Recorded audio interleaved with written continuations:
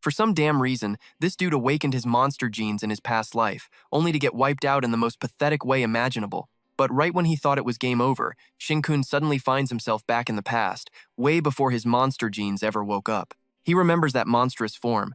The fact that he's got monster genes is a done deal. He can't change that. But in this life, he's gonna train his ass off to keep that crap under control.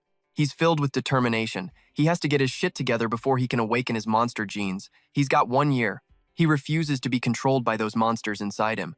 Standing in front of a clothing store, Shinkun's eyes land on a hooded cloak, and a memory clicks. According to the stats, about 5% of the population has monster genes, but society hasn't totally gone to hell over it. He puts on the cloak and blends into the crowd. See, only people with the monster gene actually turn into monsters. Everyone's got the same idea. Just control the ones who transform, or kill them off right after they mutate. And society will stay nice and orderly. But let's be real. If morals weren't a thing, most normal people would want to kill every last person carrying those genes. Zinkun stops in his tracks. He smells it, the scent of tons of food. He hears chaos and a massive explosion. Welp, right on schedule. The mutation incident at the mall's movie theater. People start pouring out of the explosion, screaming their heads off. Help! Ah! The guy running last has a pack of monsters hot on his heels. He's screaming in terror. No, don't eat me. He spots Shinkun just standing there, completely still, and thinks, is this kid an idiot or something? Why the hell is he just standing there? The guy sprints past him. Well, if you're gonna be a statue. With a vicious shove, he throws Shinkun toward the monsters. Then you can die in my place, he sneers. The monster, which was beelining for its meal, just ignores him and runs right by. Shinkun smirks to himself. Whoops, they just ran past. Guess they think I'm one of them. My bad. So, does that mean I can eat whatever I want? He thinks. Meanwhile, the asshole who pushed him is still feeling pretty pleased with himself, looking back as he runs. When he sees Shinkun is completely fine, he's stunned.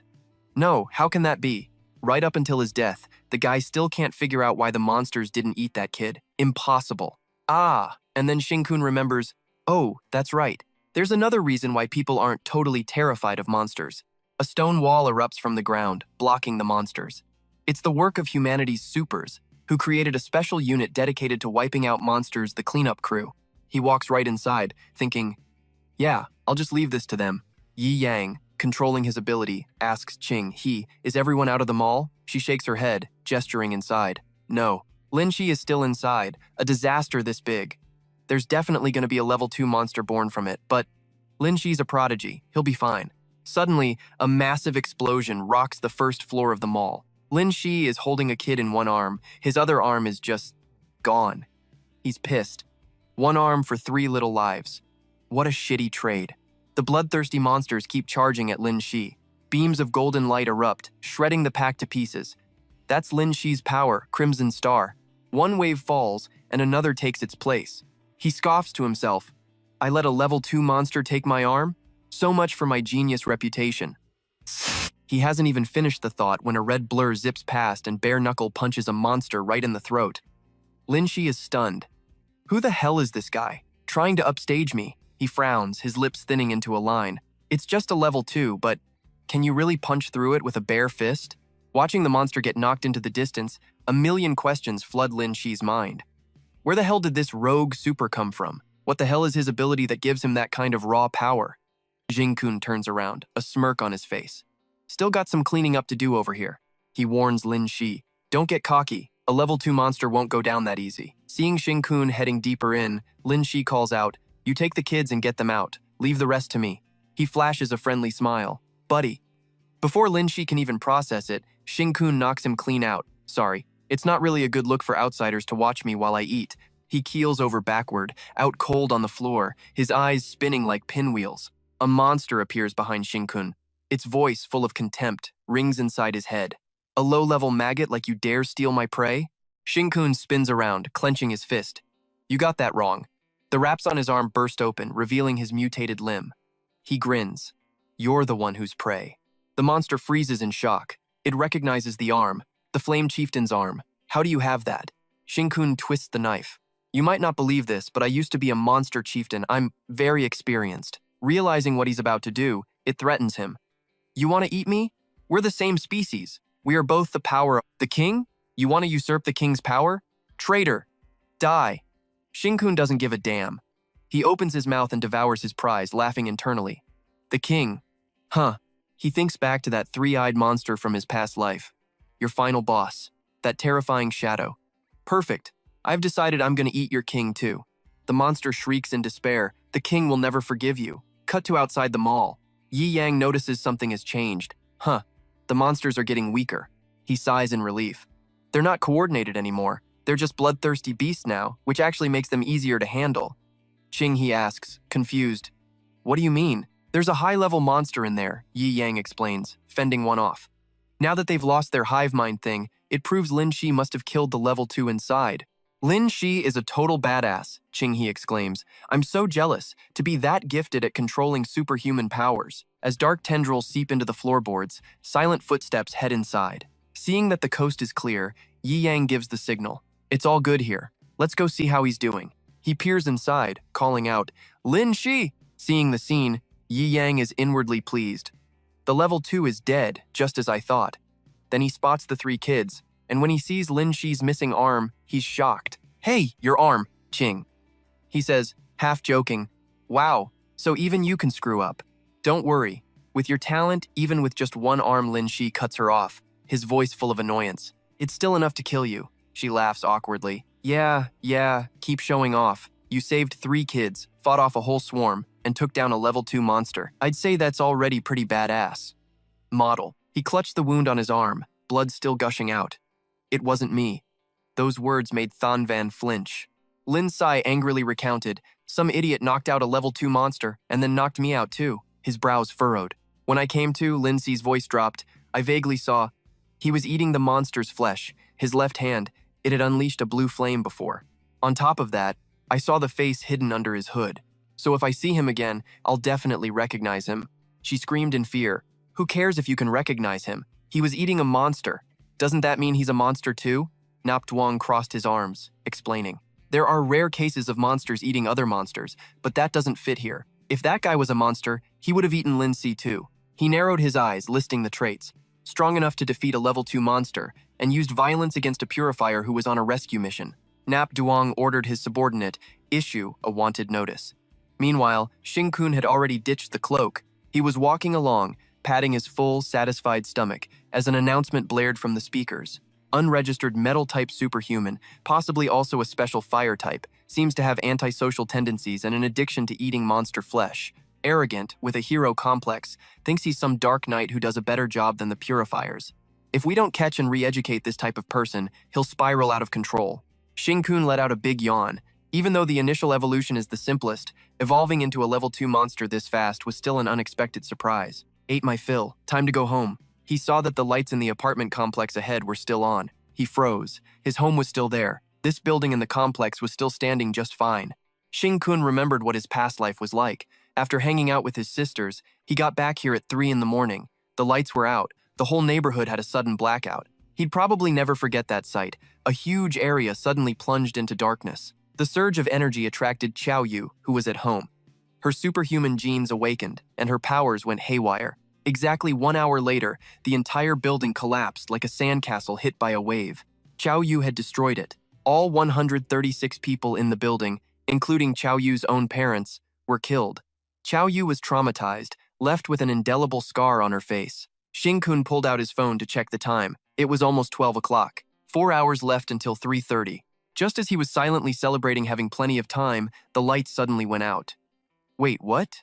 The blackout isn't supposed to happen for another 4 hours. Why is it happening now? Meanwhile, in her room, Xiao Yu's hands were trembling. She carefully avoided touching her phone. A jolt of electricity shot from Xiao Yu's hand into the phone, causing it to spew black smoke. Looking at the crackling purple electricity, she told herself, "Can't move. The second I move, the electricity in my body will leak out." The objects around her were also scorched. Xiao Yu was devastated. "Mom, Dad, my body feels trapped. It's so hard to move and I can't even speak." She hugged herself tightly. Is this that legendary loss of control over one's powers? The electricity just keeps flowing into my body. Xiao Yu prayed over and over, "Please, no, stop coming in." She clenched her jaw to keep from making a sound. If I lose control, Mom and Dad might get caught up in this. Xiao Yu's whole body began to shake violently. I can't hold it back anymore. Somebody, help me! She whispered his name, Xing Kun. Xing Kun. Just then, A rustling sound came from outside the window, making Qiao Yu look up. Xing-kun entered through the window. He reassured her, "Qiao Yu, don't be scared. I'm here now." She was shocked. "Why are you on the window?" Xing-kun's tone was serious. "No time to explain. Just trust me." He jumped down, grabbing her hand, and instructed her. "No matter how scared you get, don't scream. We can't wake up your parents." Qiao Yu flinched, pulling her hand back slightly. "Don't. I'm covered in electricity." Just then, she noticed something strange about Xing-kun's hand. Xing-kun's hand. It was black. The electricity from her body was traveling up his arm, but he was completely fine. The electricity swirling around Qiao Yu began to slowly calm down. He said, "I can't stay in contact with you like this for long either, so forgive me for this." Hearing that, she was confused. Xing-kun tossed Qiao Yu into the air like a shuttlecock. "To the roof we go." She heard the wind rushing past her ears. Remembering what he told her, she didn't dare to scream out loud. She could only gape in shock. Qiao Yu quickly covered her mouth, screaming internally, "I'm gonna fall." From below, a streak of light shot up and caught her. Xing-kun held her in his arms and said gently, "Hold on tight." They stared into each other's eyes as he thought to himself, "This is the evolution from devouring a level 2 monster." Xing-kun used his skill, Tendril Tail, causing his arm to lengthen and pierce through the wall of the rooftop. He used it as an anchor to leap up while holding her. The moment their feet touched the rooftop, Xing-kun said, "You're gonna suffocate me. Hurry up and release your electricity." He pointed upward, towards the sky. Qiao Yu took her hand away from her mouth and nodded. Okay. She opened her mouth, widened her eyes, and looked up at the sky, releasing a powerful bolt of electricity from her mouth and eyes. Xing-kun breathed a sigh of relief. "Good thing I made it in time." He smiled warmly at her. "None of that bad stuff is going to happen again." A moment later, Qiao Yu spoke up. "I'm okay now." Xing-kun was pleased. "That's great." She looked at his hand. Xing-kun willed his arm to return to normal. He said nonchalantly, "I've mutated into a monster. Luckily, I can keep it contained in my left arm." Qiao Yu bit her lip, looking like she was about to cry. She lunged forward and covered Xing-kun's mouth. "Hey, you idiot, don't say that. You can't tell anyone." Qiao Yu was worried. So many people in this world hate monsters. If anyone finds out you'll be in danger, you just have to make up some excuse. Seeing him laugh out loud only made her angrier. "What's so funny?" Xing-kun said resolutely. "That's exactly why. As long as you're the one asking, I'll tell you." He grinned, his eyes crinkling. "In this whole world, you're the only one I can trust unconditionally." After being stunned for a moment, Qiao Yu still asked, "You've totally said that to your 7 soulmate sisters before, haven't you?" Xing-kun replied, "Of course not." She didn't believe him. "Yeah, right. Who'd believe you?" He saw a strange glowing object in the sky and said, "The starry sky sure is beautiful. Look at that bright spot." Qiao Yu pouted. "Even if that was a shooting star, I wouldn't close my eyes to make a wish, so don't even think about pulling any crap." Xing-kun was exasperated. "What kind of crazy stuff are you even thinking about?" "Probably people from the Gene Research Institute." That bright spot got closer and closer. He predicted that her superhuman power surge had caused such a big scene that they would definitely come knocking. Sun Ming, Xiao Lu, and Shu Hai rushed over. He said, "Found them. 2 people on the upper floor. The one who lost control of their powers is most likely one of them." Sun Ming put on a friendly face and asked, "Don't be scared, kids. We're from the Gene Research Institute. Who was the one who let out that electricity just now?" Xiao Yu answered, "That was me." The old man reassured her, "Don't be afraid. You did a great job. You didn't hurt anyone else." "Xiao Lu, test them all with the superhuman sensitivity reagent." Xiao Lu took out a syringe and replied, "Yes, sir." Sun Ming looked over at Xing-kun, puzzled. That girl unleashed such a powerful electric current, but the guy next to her is completely unharmed. That guy must have superpowers too. "Don't be scared. I just need a little blood." She nodded in agreement. "Okay." As the blood was drawn into the syringe, a small vortex appeared. The old man gasped. "Holy crap, what kind of god-tier reaction is this?" The vortex just kept getting bigger and bigger. A blinding, dark yellow light flashed. Sun Ming's jaw dropped. "Damn, this old man is about to go blind. This girl's super gene holds a power that could freaking shatter records." Meanwhile, after getting his blood drawn, Xing-kun smirked to himself. "Sorry, lady, but I think you just wasted a vial of reagent." And just as he thought, Xiao Lu shook the syringe but saw no reaction. She mumbled, "This guy." After a moment, she yelled, "This guy's blood also has a faint superhuman gene reaction. But I've never seen one this pathetically weak before." Sun Ming, still clutching his eyes, whined, "Ow, my eyes," while ordering, "Take him to the Research Institute for further testing." Xiao Lu nodded. "Yes, sir." Xing-kun was stunned when he heard their conversation. Wait a sec. A superhuman gene response? Are you sure the test isn't wrong? I've only got monster genes in me. There's no way I have superhuman ones. No, wait. Maybe I actually do. That purifier guy whose hand got cut off before a monster ate his hand back then. The scene shifts to the Nanyu Gene Research Institute, Superhuman Gene Testing Lab 13. Xing-kun lifted his shirt, revealing his toned abs. Xiaolu clicked her tongue in appreciation as she took his measurements. Xing-kun, my little bro, you're one of a kind. The lowest superhuman gene content in history, 1%. She blushed a little and leaned in close. How can you have so few super genes but still have a body this ripped? He was actually pretty satisfied with his current body. After mutating and then changing back, his body had been enhanced. Xing-kun averted his eyes and asked, "So, can I put my shirt back down now?" He thought back to his clash with Lin Chi.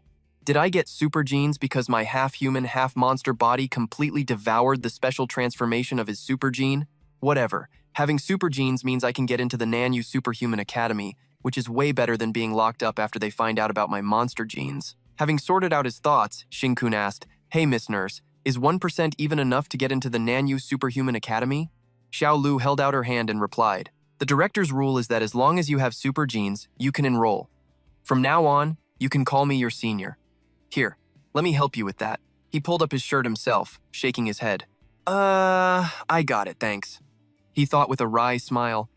Man, these older sister types are always so thoughtful and eager to help. She gathered the papers and said, "Get some rest. I'll go apply for your enrollment." Xing-kun smiled gratefully. "Thanks, senior." Just as Xiaolu opened the door, she heard a group of people walking by, buzzing with excitement. "I heard someone just broke the world record." "Yeah, superhuman gene content of 95%. That's 2% higher than the world record." They all ran off to see the spectacle. "The elemental resistance test is happening right now." Xing-kun frowned. He had been so caught up in the despair of his 99% monster gene content from his past life that he'd completely missed the commotion Chao Yu caused during her gene test. "Guess I'll go check it out." Right now, a crowd from the institute was gathered in front of the superhuman testing room. Chao Yu was standing in the middle of the test chamber as a high-voltage current shot down from above. Someone gasped, "It's already at 500 volts. She's completely fine. She's already immune to industrial-grade electricity. Damn, what do you expect from a genius with 95% super genes?" Xing-kun listened to the buzzing crowd and thought, if she can dish out 500 volts, then 90% of level 1 superhumans wouldn't even be able to get close to her. Man, I'm so jealous of these geniuses. Her storage limit pretty much determines her attack limit. What do you think her max capacity is? Well, that genius, with 89% super genes a few years ago, maxed out at 800 volts. This girl can probably hit around 1,000. The technician gave a hand signal. "Continue." Chao Yu nodded. "Okay, 600 volts, 700 volts, 800 volts, then 900 volts. She poked her own cheek, still totally fine. When it hit 1,000 volts, the crowd erupted. "This is insane." Then it hit 1,200 volts. They whispered in awe. "Holy hell, is she even human?" The technician asked nervously. "Feeling any discomfort at 2,000 volts?" Chao Yu shook her head. "My body feels fine." The crowd was completely stunned. "Holy crap, that's just insane. And she only just awakened her powers." They say that once you pass 90% super genes, every single percentage point is a massive leap in quality. This must be what they meant. 2,800 volts. When it reached 3,000 volts, she suddenly suggested, "Hey, maybe we should stop." He asked, "Can't take it anymore?" Chao Yu pointed at the electric current in front of her. "No, that's not it. It's just, I never got to fully discharge the electricity from before, and now I've absorbed a whole lot more. If I keep absorbing it, I'm going to lose control again," she explained anxiously. "I'll end up wrecking this whole place." The technician hit the off switch on the control panel. "All right, let's stop then. We'll just write down the test data as at least 3,000 volts, no upper limit. It's just a reference number anyway." Xing-kun tried to step into the room. "Let me go in, I'm her friend." The technician blocked him with his arm. "No, you can't go in there right now. She's carrying way too much electricity. We have to let her discharge some of it first so she doesn't accidentally zap you." He had just turned to leave when two people walked up. Vice Principal Fan said, "Open the door, we want to go in." The testing staff member hesitated. "Hello, Vice Principal Fan. The protective suit is next to the observation room if you're planning on going in." Vice Principal Fan cut him off, saying confidently, "I don't need it. A little electricity like this can't hurt me. Besides, it's a perfect chance to siphon off some of this power for my nephew's future classmate." The door closed, and a relieved voice came from inside. "It's so great to have Vice Principal Fan and his nephew, Fan Shizai, here to help." He flashed a friendly smile. "Hello, classmate Xiao Yu." Fan Shizai raised his hand, and a fireball instantly appeared on his palm. Perfect timing. My fire will block the lightning for me. He smirked. That way, you won't accidentally hurt anyone. Shizai held out his hand to shake. I heard your adorable name from the researcher. First time meeting you, classmate Chao Yu. My name is Fan Shizai, and I'll be your future classmate at the Namweert Superhuman Academy. Outside, Shinkun pressed his face against the glass, looking completely pissed off. The nerve of that little punk, acting like nobody can see right through him. Chao Yu gracefully declined. Hello, my hands are still charged up, so I can't really shake your hand. He chuckled softly. Oh, it's fine. We've got plenty of time. Shizai got straight to the point, so I don't waste your time resting. I'll just say it. He went on a long spiel. After school starts, we'll be split into teams. The team's performance decides how many training resources we get. As the third son of the Fan family, I possess 90% high-tier superhuman genes. I'm hoping to build the strongest squad to get the best resources with the best teammates. Shizai beamed, like he'd already won. Classmate Chao Yu, I hope you'll join my team. She nodded and said, That sounds pretty awesome. Thanks for the offer. Chao Yu then rejected him flat out. But I've already got a teammate, he asked doubtfully. The guy who came here with you? She looked at the person outside and smiled brightly. Yup. Shinkun walked in with the staff member, complaining as he came. So, can I come in now or what? Shizai looked at him with contempt. His test reaction was way too weak. His data is definitely not going to be high either. The strong are strong, and the weak are weak. You've got to be careful when you make a team, or you'll get dragged down. I hope you'll think about it. Ignoring him completely, Chao Yu ran over to him and said with a smile, Shinkun, from now on, we're not just classmates, we're teammates. He smiled and nodded. Of course we are. Seeing the two of them laughing and talking, Vice Principal Fan called out, Shizai, the academy needs us to handle something. Let's go. He immediately replied, Yes, uncle. Before he left, Shizai tried one last time, Classmate Chao Yu, I'm heading out. I hope you'll reconsider my offer. On the way back to the office, he complained, Uncle, a super genius with 90% superhuman genes. I have to lock her down for the family. Vice Principal Fan shook his head. That girl has a mind of her own. It's useless for you to wait around. Just then, the phone rang. The person on the other end reported, Vice Principal Fan, I found it. Shinkun's file was just delivered. His superhuman gene count is only 1%, the lowest in history. He adjusted his glasses and muttered, 1% superhuman genes. He's no different from a normal person. A guy like that getting into Namweert Superhuman Academy is just a total waste of resources. The person on the phone hesitated, but the dean was clear. As long as someone has superhuman genes, they can enroll. He was furious. So my word means nothing? The person on the phone panicked. No, I mean, yes, sir. Shizai, don't waste your breath on a roadblock. Just make sure he never shows his face around us. Shizai smirked with satisfaction. You're still the slickest, uncle. Over on their side, after Shinkun explained the whole situation, Chao Yu asked, So, you have to eat until you're full, otherwise you'll pass out? Is it a side effect of your monster left arm? He nodded. Yeah. This side effect gives me the urge to eat people. Her eyes lit up like stars. Oh, that's no big deal. There are plenty of bad people in the world. He crossed his arms in an X. You can't just go around eating people. Thinking like that is seriously dangerous. The doorknob suddenly turned with a soft click. Xiao Lu walked in and announced, Chao Yu, your parents are here. They're outside filling out the registration forms. Hearing that, she lit up. Mom and Dad! Awesome. She whispered to him. Don't worry. I'm a pro at catching bad guys. No one will ever find out. Shinkun, with sweat all over his face, replied, Is that really the issue here? She stood up, all cheerful. I'm gonna go share the good news with my parents. Before she left, Chao Yu turned back and gave him a gentle smile. Shinkun, I'm so glad we get to be in the same school. She didn't forget to thank Xiao Lu. Thanks, sis, she replied, flustered. It's nothing. Seeing Xiao Lu hesitate, he asked her straight up. Senior, you look really worried. Is something wrong?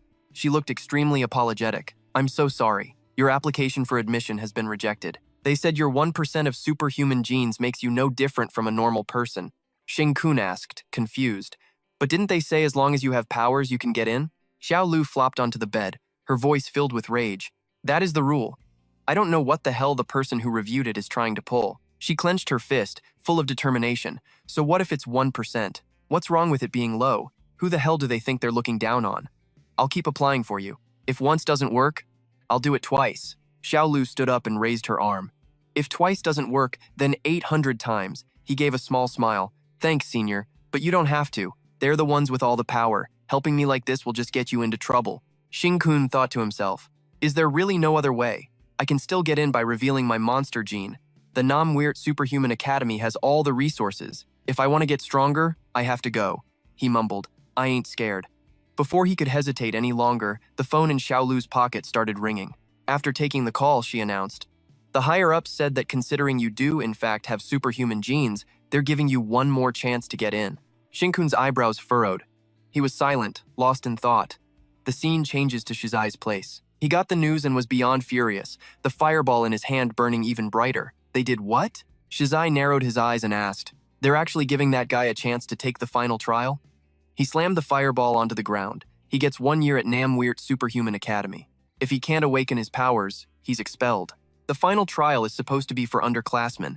Why the hell is some reject who couldn't even get in trying to join? On the lawn, a few scorched moths lay dead. Teze sneered, get over here. He crushed them under his boot. Just worthless moths.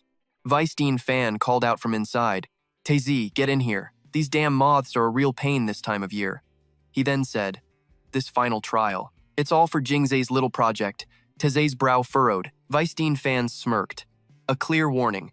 Don't you dare cross the line. The more he thought about it, the more pissed off he got. He's been pissed for a while that we've been bending his rules. If that punk actually passes, it'll be a total slap in the face to you. And even if he fails, the dean still gets to look like the one in charge. Teze gripped his glass. We can't let that guy pass the trial. If he does, our Fan family's reputation and yours is toast. Vice Dean Fan's face was half swallowed by shadows, his voice turning ice cold. He's not going to make it. He said it with total conviction. Someone with 1% super genes can't just fly into our world. Vice Dean Fan stared at a moth clinging to the glass door and added, and you're not going to give him the chance to fly either. Cut to the Nanhua Gene Research Institute. A voice echoes from a room. All Jingze is doing is proving he's wasting resources. The guy is totally unfit to be the dean. For the next 5 days, our job is just to run safety checks on the equipment. Just then, 2 guys are walking down the hall. Li Gong is totally out of it, dropping his phone and not even bothering to grab it. The other dude picks it up for him and says, it's cool, man. Just a clumsy moment. Let's get a move on, we've got a ton of work. Li Gong's lips pressed into a thin line, his heart hammering in his chest with excitement. Millions. And that's just the down payment. A flash of pure greed lit up his eyes. Totally worth it, even if he lost this gig. Li Gong reported to Chen Ying, boss, it's all set. I did some snooping around, our target has 0 connections. The guy smirked. Perfect. Chen Ying pulled up Xing-kun's info on the system. Participant number 18. Name, Xing-kun. Gender, male. Height, 187 centimeters. Superhuman gene level, 1%. Status, unawakened. Unawakened? He scoffed. 1% super genes? What, is this kid straight out of the war zone or something? So this is the brat who pissed off the Fan family. A 10 million down payment with a grand total of 20 million just to make sure he fails. The two of them burst out laughing. Yeah, it's a huge sum, but if we pull this off, I'll be set for life. We have to nail this assignment. 5 days later, Chen Ying spotted Xing-kun on a security camera and grinned to himself. He's here. He thought to himself, let's get a good look at this poor sucker. But when he saw the kid's state, looking like he'd been completely wrung dry, he frowned in shock. This kid, Xing-kun, looked like absolute trash. He was covered in filth, with deep-set, hollow eyes and sunken cheeks. Chen Ying chuckled internally. And he's here for the trial? Dude looks like he hasn't eaten in days. In his condition, going up against monsters is a straight-up death sentence. I don't even need to lift a finger. There's no way he can pass this test on his own. On the other side of the screen, Xing-kun was so hungry he was seeing things, a voice in his head repeating over and over, so hungry. The sound of everyone's chatter and laughter just faded into the background. He had only one thought. My energy reserves are almost completely drained. I'm so hungry my stomach feels like it's glued to my spine. I really want to devour all these other participants. Their bodies haven't even awakened their super genes yet. Li Gong stood before the crowd, announcing the rules. 3 hours. 3 life or death trials. 3 continuation cards, which are your ticket back into the academy. Then he pretended to slip up, making the 17 of you risk your lives. But Li Gong deliberately stressed that there were 18 people. The dean of the Gene Research Institute approved 1 extra participant a few days ago. The whole crowd started muttering, an extra participant? Who the hell is it? Just like he planned, his words made every single person turn and stare at Xing-kun. Don't bother looking. He's not one of your classmates, and where he comes from is totally irrelevant. Li Gong fanned the flames. But hey, it's all the same, right? You're not fighting for a spot, you're fighting for one of 3 continuation cards. So, and you all ready to fight some monsters for him? The crowd erupted. The hell, it's the same. 1 extra person, but still only 3 cards. So much for fair play. Which rich brat pulled some strings to get in? I bet he's got some special treatment. This whole thing is gonna be rigged. Screw it. Let's just use him as bait later. He can be our meat shield. He froze. So, I'm the target, huh? Heh. This could be interesting. Shin-kun started drooling, the gluttonous pig inside him squealing with delight.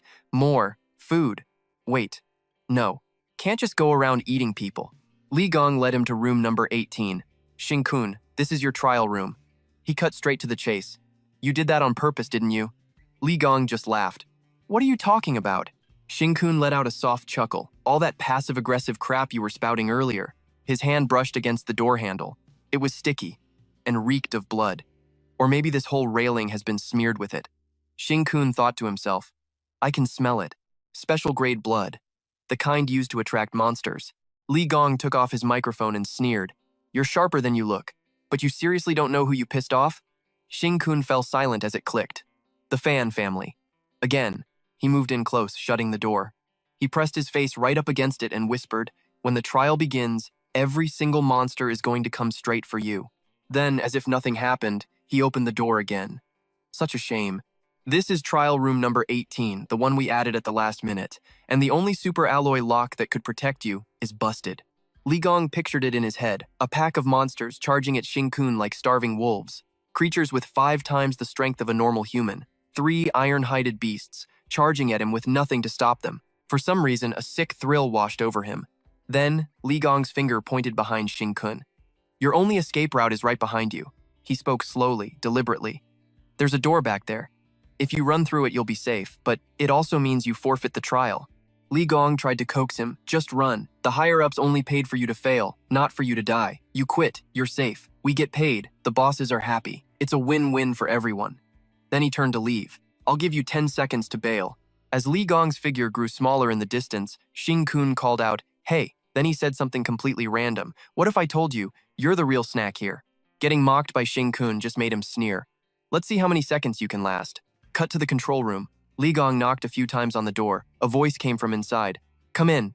He closed the door and reported, Boss, confirmed. No issues. His only chance of survival is to give up. I think he's so scared he's already spouting a bunch of crap. Tran-on stroked his chin, calculating.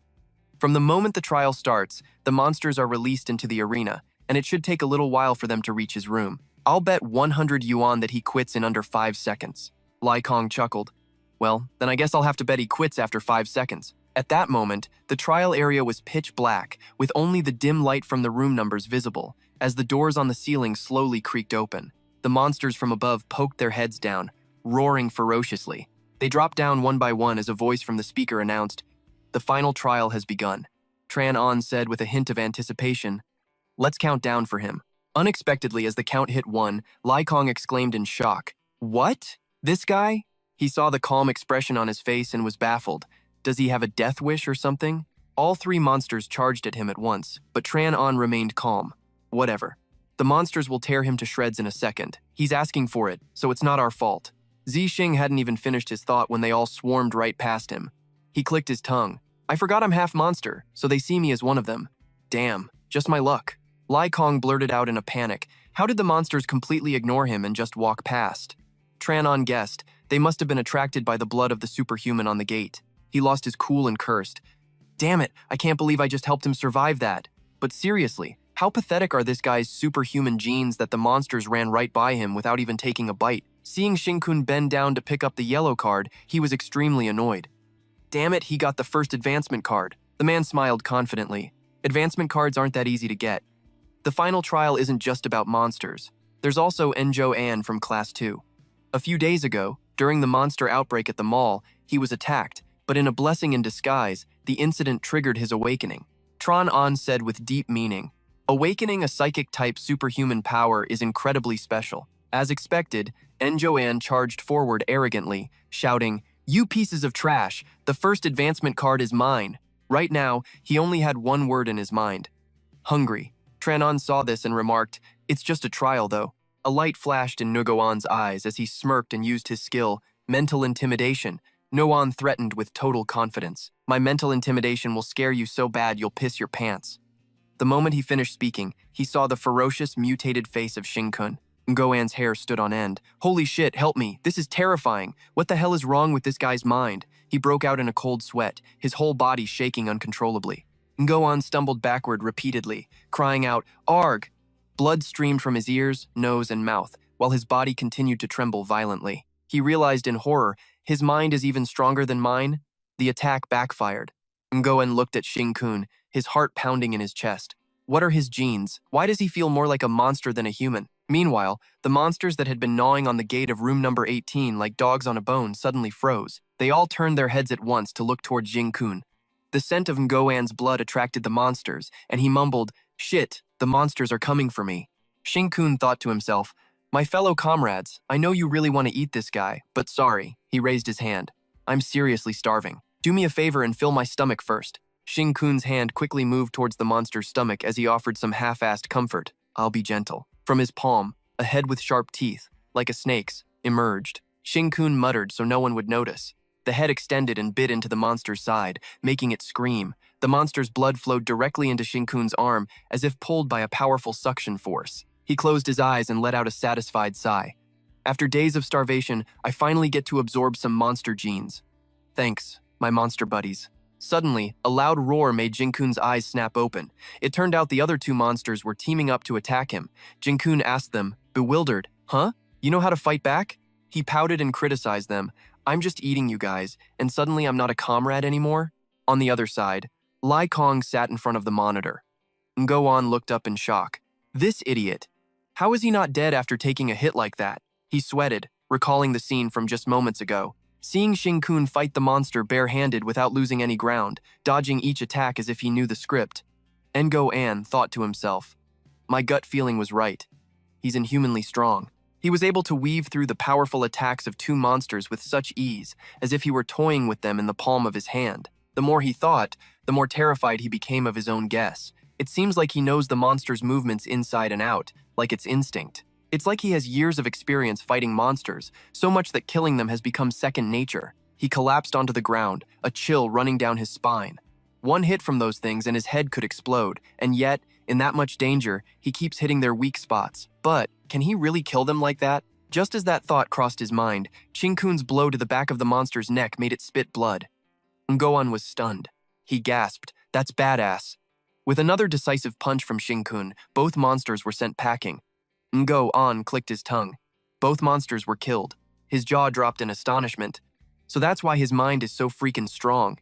He must have killed tons of monsters before. Lai Kong was just as horrified. He can kill monsters like that? How is that even possible? Tran An was still calm. It's still early. Just then, a group of people surrounded Shinkun. Chu Sheng got straight to the point. Everyone who participates in the final trial is risking their life for a better future. But you use the back door, easily taking away everyone's opportunity. Hand over the... Ngoan spoke up to stop him. Chu Sheng, don't mess with him. That guy is dangerous. He sneered. Ngoan, you freaking wimp. You collapsed before anyone even touched you. And to think we all saw you as our biggest rival before, he stammered in protest. No, he's for real. Chu Sheng ignored Ngoan's warning and snorted coldly. Whatever. I'm not wasting my breath on a loser like you. All right, guys, let's box him in. We gotta snatch that continuation card first. The dopey-looking guy speaks up. Yo, Zhao, we already had a deal, man. We all grab the card, and then it's a fair fight at the end. Zhang Sheng nods. Like we said, the last one standing has to hook up the losers. Dopey laughs his ass off. Good thing we had Zhao leading the charge, or we'd never have gotten this crew together. Zhang Sheng turns to someone else. Baldy, you and your guys handle that monster. He warns them. Just don't let it get in our way. I'll deal with this backdoor punk. Baldy puts his hands on his hips and shoots back. Got it. No sweat. One of his goons suggests, let's just book it. We only need to lead it away. Baldy smirks, raising an eyebrow. Nah, that's weak. That backdoor dude managed to kill 2 monsters. That just proves something's off with these monsters. Someone definitely messed with them. He gets ready to charge in, muttering, it's probably just some weak-ass starving thing anyway. Baldy casually throws up a hand to block the monster's attack. I want a piece of this action too. He barely gets the words out when he hears a loud crack. Welp, so much for his arm. The monster grabs him by his shiny bald head and just yeets him across the room. Zhang Sheng scoffs. Dumbass. Guy's got rocks for brains. He turns back to look at Zixing. Looks like those two monsters you offed were defective or something. The words are barely out of his mouth when he sees the guy rushing at him, fist ready. Zixing freezes, realizing his mistake. But it's too late. Crap, wrong hand. His right hand is for fighting people. His left hand, that'll straight up murder the guy. The purple arm swings forward with insane power. He thinks to himself, my left arm is totally mutated now. After killing that level 2 monster last time, his left arm leveled up to 2. Zixing remembers when that squid thing jumped onto the roof. His arm could shoot out tentacles that were like 8 meters long. He gauges his own power, at least 10 times stronger than a regular person. Zixing sees the calm look on Zhang Sheng's face and starts to sweat. Even when he's not in monster mode, he's still got the power of a level 1 beast. He tries to hold back as much as he can. One punch could literally smash his brains out. Killing a guy during the trial would be a bad look. Gotta pull my punch. More. Even more. That should be good enough, right? But even holding back, he still completely wrecks Zhang Sheng. Zixing looks at the dude's KO'd body, feeling a little bad. Crap, I totally underestimated my own strength. Zhang Sheng's sister screams. His buddy's jaw hits the floor as he yells his name. Zhang Sheng! He shakes him. Zhang Sheng, right? I'm begging you, dude. Don't die on me. After seeing he's still breathing, Zixing just drops Zhang Sheng on the ground and asks coldly, so, any of you still want this continuation card? Behind him, the other goons come running up, frantically carrying Baldy. Zhao, man, help us. Baldy tried to take on the monster and got totally trashed. Zhang Sheng's a mess himself. What makes you think he can fight? He gasps out. I can't hold the monster off anymore. Zhang Sheng grabs Zixing's pants, begging, please, help them. When this is done, I'll pay you 50,000 for the trouble. He was so scared I'd refuse, he quickly threw that in. Only then did Zixing nod in agreement. All right, fine. On the other side, Li Gong is pissed. Damn it, he yells. He scoffs. What a bunch of useless losers. So many of them, and they're all pathetic cowards. Chen Ying, not wanting to waste any more time, barks out an order. Control, we need to turn up the heat on these candidates. Release monsters number 21 through 23. The guy on the other end is horrified. 21 through 23, right now? But he doesn't give him a chance to argue, just coldly says one word. Release. The guy on the other end is clearly not okay with it, but still has to force out a yes, sir. Li Gong thinks to himself, peak level 1 monsters. Numbers 21 through 23 from the experiment. These level 1s are way stronger. That Zixing kid has no chance against them. He's so dead. From what he's seen, Chen Ying comes to a different conclusion. He's not gonna die.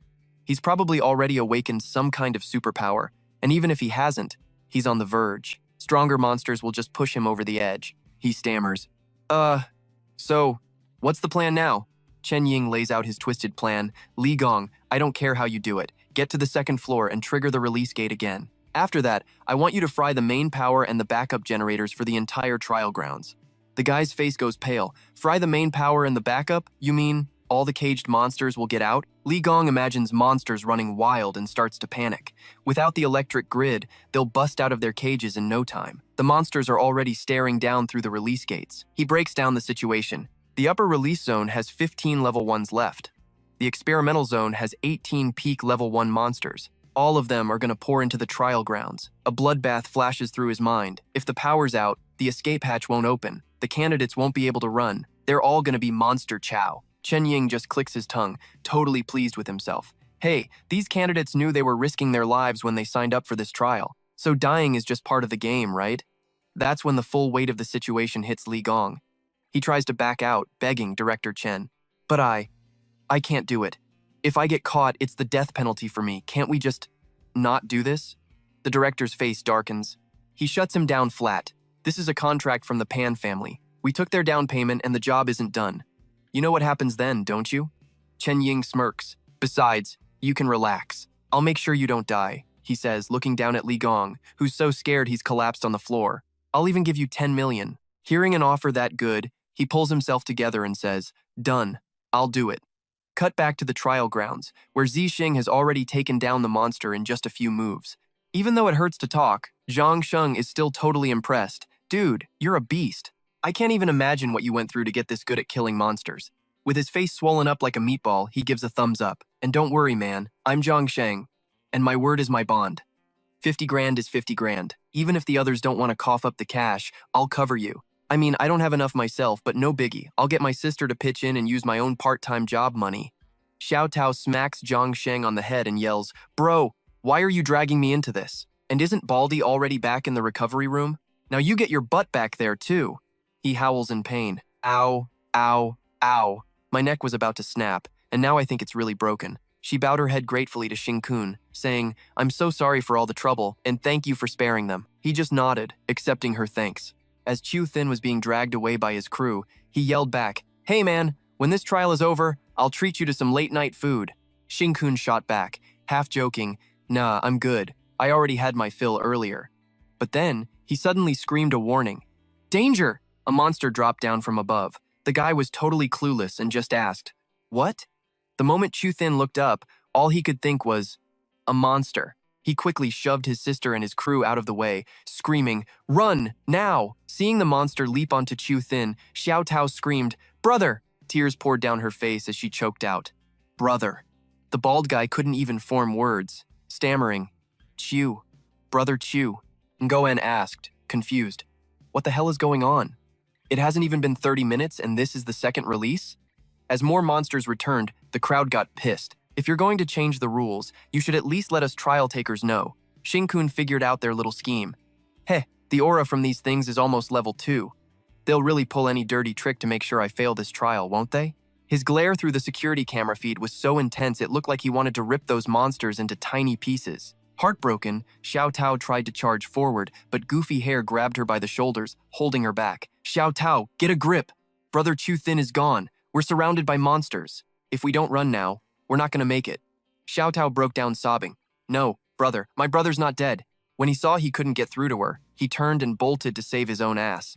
"Damn it, I'm sorry." Even Ngo-on bailed. Now it was just Xiao Tao. She threw herself at the monster, screaming, "Brother!" Xiao Tao desperately tried to push the creature with her own body, shouting, "Let my brother go!" The monster was totally unfazed. With just a slight nudge, she was knocked back, landing hard on her butt. The monsters around them started closing in, snarling. Xiao Tao squeezed her eyes shut, her lips pressed into a thin line. "I'm sorry, brother. We always had each other's backs." Knowing it was hopeless, she said her final farewell. "This time, we'll die together." Suddenly, a powerful force grabbed her arm, yanking her away so fast she couldn't react. Turns out, it was Xing-kun who pulled her out of the monster pack. "Are you stupid or something?" he asked. Even at a time like this, Xing-kun still had the energy to crack a joke. "If you're gonna die, you should at least die with a hot guy. Why would you want to die next to a guy with a face like your brother's?" Xiao Tao shot back. "But he's my brother," he told her. "I'm not gonna let him get eaten. Go wait over there." Then Xing-kun tossed her towards Ngo-on, yelling, "Yo, you over there, catch her!" The guy, in the middle of running for his life, turned his head. He thought, "Is someone calling me? Crap, they actually are." Xiao Tao landed right on Ngo-on, who broke her fall. Xing-kun sized up the situation. "If that monster eats Qiu Thin, it'll evolve to a level 2. To take it down, I'm gonna have to use my mutated left hand." He looked down and sighed. "This is gonna be a massive pain in the ass." Xing-kun walked right into the middle of the monsters and said to the one mauling Qiu Thin, "Let that guy go." Xiao Tao stared, completely stunned by the scene. She was in absolute shock.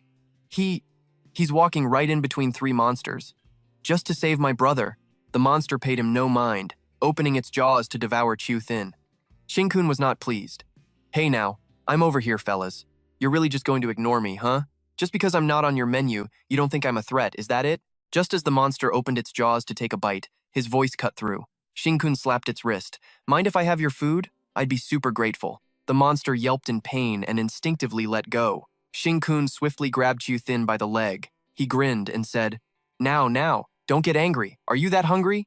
"Don't worry." He tossed the guy aside and declared, "I'll eat every last one of you in a minute, then you won't be hungry anymore." Meanwhile, Qiu Thin was groggily coming to, his head still foggy. Seeing Xing-kun's figure surrounded by monsters, Qiu Thin wondered in disbelief. "Did he just pull me out of that pack?" He rolled on the ground a few times, crying out, "Ow, ow, ow. I think every bone in my body is broken." Xiao Tao ran over, overjoyed. "Brother!" Qiu Thin whispered her name between breaths. "Xiao Tao." She helped him sit up, saying, "Brother, he saved me, and he saved you too. We owe him big time." But before she could finish, she whacked Qiu Thin on the head, making him spit up a mouthful of blood. "Ugh. Xiao Tao, are you trying to beat your brother to death?" Then Qiu Thin got serious. "No more games. We need to leave this trial field right now. Seeing the crowd scramble for a newly dropped trial card, Xiao Tao hesitated. But brother, the continuation card just landed over there. I'll get you back to the trial room safely, and then I'll go back for it. He was dead set against it. No, don't go back in. Something's messed up with this trial, trust me. Having no choice, she started leading Chu Thin towards room number 6, muttering under her breath, "Fine, whatever."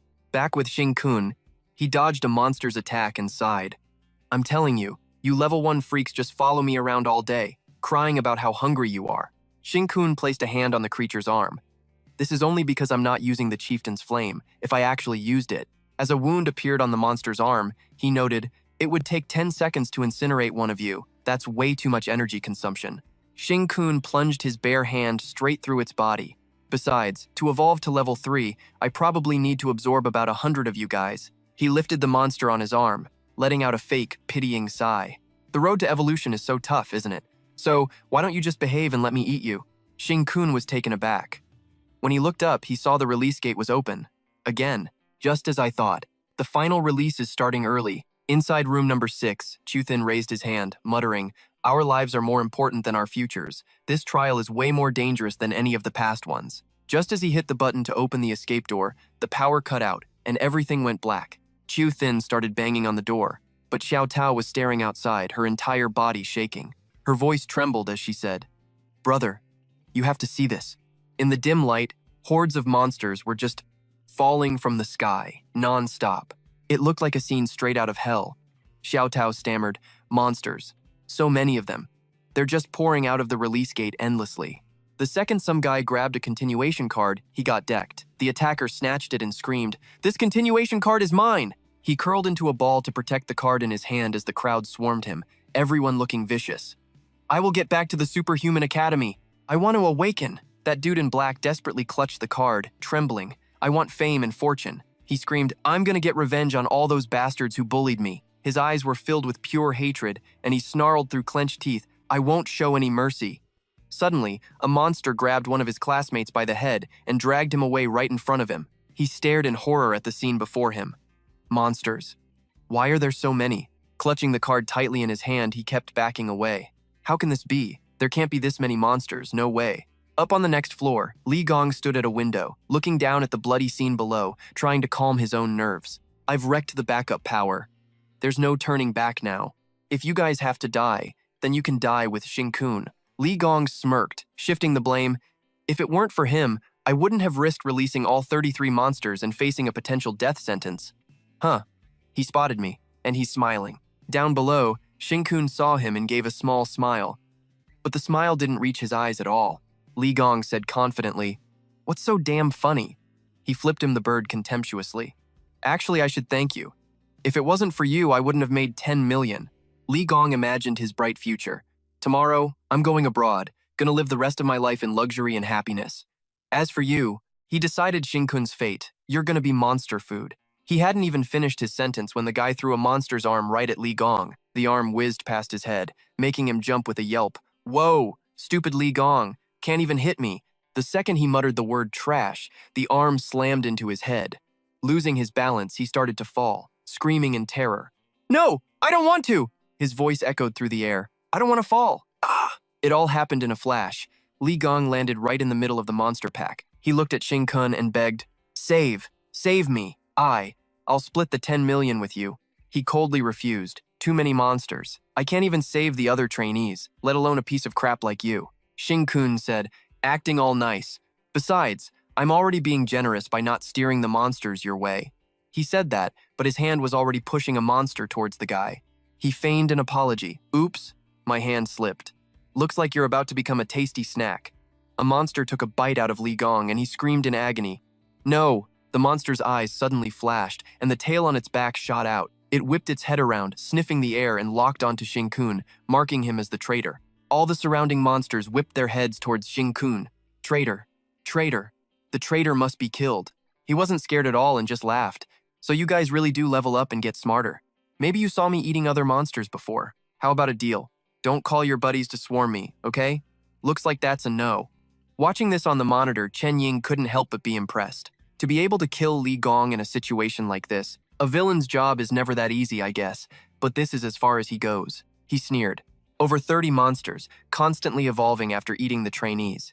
Even 3 old superhumans couldn't make it out of this training ground alive. Chen Ying quickly left. He held out his hand, and his power shot out, seeping into the metal support beams. All I have to do is shut the final main door to the 2nd floor. Chen Ying clenched his fist, and the metal supports shattered along with it. Seeing the partition door slam shut, he was satisfied. All set. Cut to the entrance of the 2nd floor, the control station. 2 staff members were unconscious.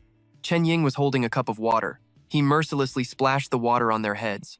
Startled, the 2 of them slowly opened their eyes, gradually coming to. Chen Ying slammed the cup on the keyboard and yelled, "Explain yourselves! What the hell happened? Why is there a power outage in the training ground? Why are all the monitors down? And why won't any of the doors open?" They clutched their splitting headaches, still groggy, and replied, It wasn't our fault. It was Li Gong. He knocked us out. Yeah, he must be the one who sabotaged the main and backup power for the training ground." Hearing that, he pretended to be furious. "Bullshit, don't try to pass the buck. This is your screw-up. Get the power back on, now. Otherwise, with the emergency measures built around the training ground, the rescue team won't be able to get in." The male staff member made an estimate and replied, "Half an hour, at the very least." Chen Ying rushed them. "Half an hour? Fine. Just restore it, fast. God knows what Li Gong is doing in there." Than Knox spoke up hesitantly. "No, we can't do that. What if Li Gong released all the monsters in there? Shouldn't we notify the cleanser HQ or something?" He got right in her face and threatened her. Forcing it open could cause at least 100 million in damages. "You do the math," Thongok asked, flustered. "On what grounds do we call the cleansers?" Chen Ying said coldly, "On suspicion that some crazy little maintenance worker sabotaged the equipment inside, and then tell the cleansers to break down the main door by force?" Chen Ying ordered, "Enough talk. Get the power back on for me." They had no choice but to nod in agreement. "Yes!" He turned his back to them, smirking to himself.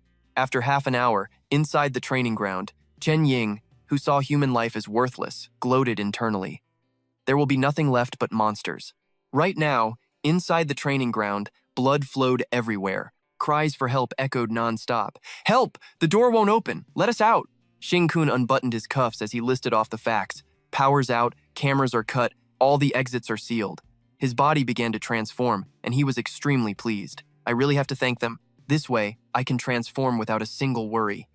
Xing-kun threw his shirt sleeve aside and yelled, "Come on, my brethren, let me give you a proper send-off." He swung his arm in a circle, using his Flames of the Overlord skill, which instantly killed several monsters around him.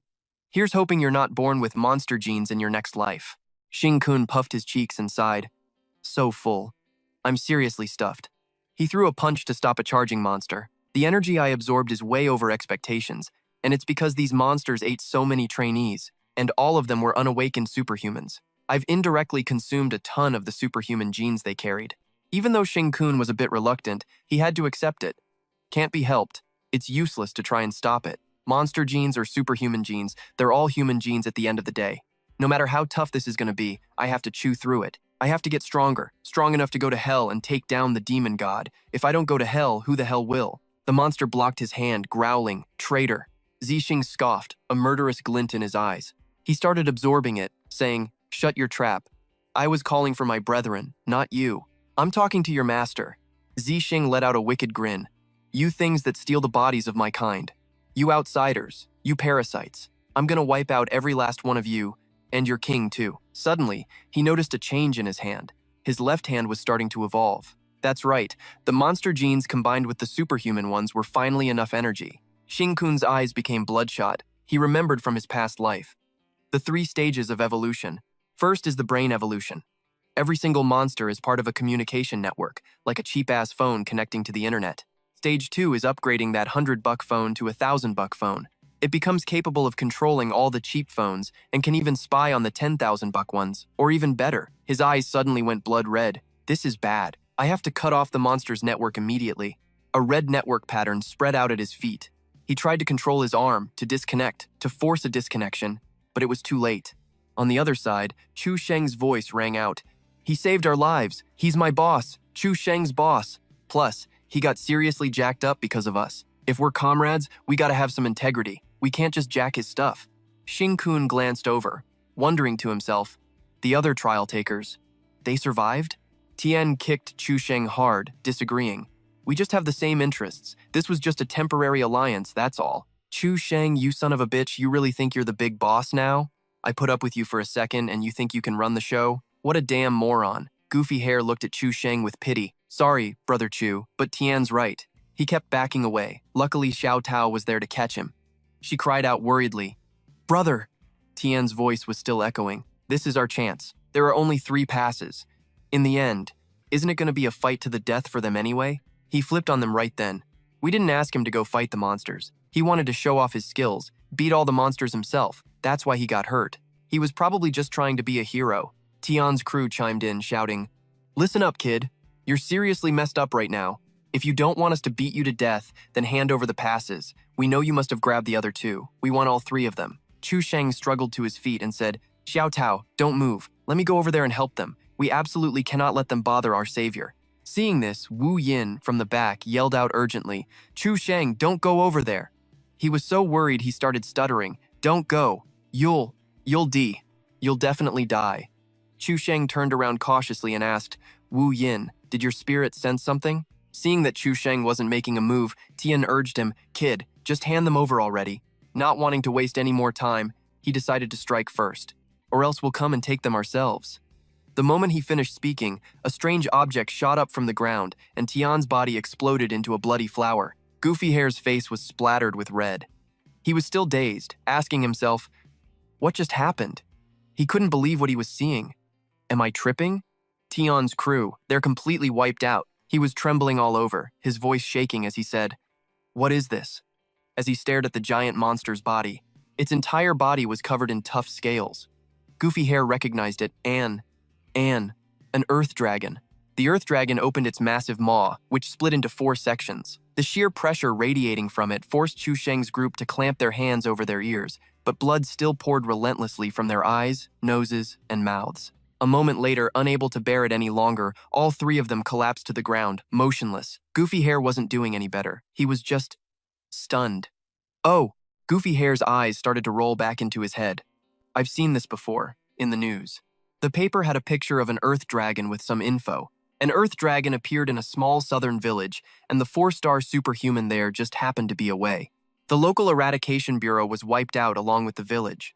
When superhuman reinforcements finally arrived, all they could do was drive the earth dragon away. Goofy Hair collapsed to his knees. It's over. Who gives a damn about the passes now? The earth dragon smashed down once, and he was toast. Everyone in this trial zone is gonna die. Seeing this, Xing-kun couldn't help but curse.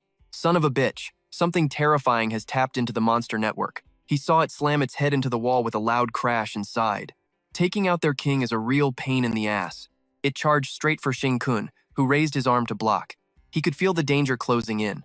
The difference in their raw power was just too huge. He couldn't block it head on. He had to figure out a way to gain some kind of advantage. The wounds covering his hand healed in an instant. Only now could Xing-kun get a good look at the earth dragon up close. And that's when he realized this earth dragon was just a tail. Rewind to 2 minutes earlier, in the parent waiting area. Xing-kun's mother was praying earnestly, Please, Bodhisattva, watch over my Xing-kun. Let him pass this final trial safely.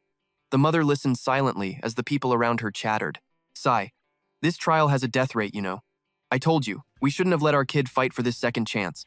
He could have just been a normal, protected citizen. A protected citizen? You mean just wait around to die? You think this is still the world from 20 years ago, before the monsters showed up? These days, if you don't have superhuman powers, you're in danger all the time. Forget about a stable income or government benefits. Becoming a superhuman is the only way to properly protect yourself and your family. The trial is this hard for a reason. You think everyone else is an idiot? Sigh. Please, let me be okay, she thought nervously. The training grounds are just up ahead. The power inside suddenly cut out for more than 10 minutes and it's still dark. This can't be part of the training, can it? As her anxiety spiked, she went up to the guard at the door and said, Hi, I'm a student who just got accepted into the Superhuman Academy, and I've got a feeling something's weird with the electricity inside the training grounds. The parents, who were already on edge, are now even more freaked out hearing the word weird. Hearing this, the 2 staff members clamped their mouths shut, shocked, thinking, how does she know? To avoid giving anything away, one of them snapped, What kind of nonsense are you talking about? Everything's normal in there. Get back to your seat now. If you don't, we'll kick you out. Xiao Yu calmly explained. My superhuman ability is lightning. I can actually sense it. Before she could finish, the other guy pointed at Xiao Yu and asked, Hey, whose family are you with? Only relatives are allowed to wait here. Seeing how young she was, the staff member got even bolder, grilling her about who let her in. Suddenly, everyone clutched their chests and cried out, "Arg, my chest hurts so bad." Chow Yu also grabbed her chest, wondering, why is everyone's chest hurting at the same time? What the hell is going on in here? This is way too creepy. Something's wrong. She bit her lip to endure the pain, forcing herself to stay clear-headed and list out the suspicious points, then came to a conclusion. A power outage, plus sudden chest pain. Something has definitely gone wrong in the training grounds. Seeing her open the door and step inside, the staff member couldn't stand up to stop her and could only stammer, "Hey, stop. Stop right there. You can't go in." Xiao Yu quickly scanned the area and then locked onto her destination over here. At that moment, the security chief was directing his men. "Get it back online, now.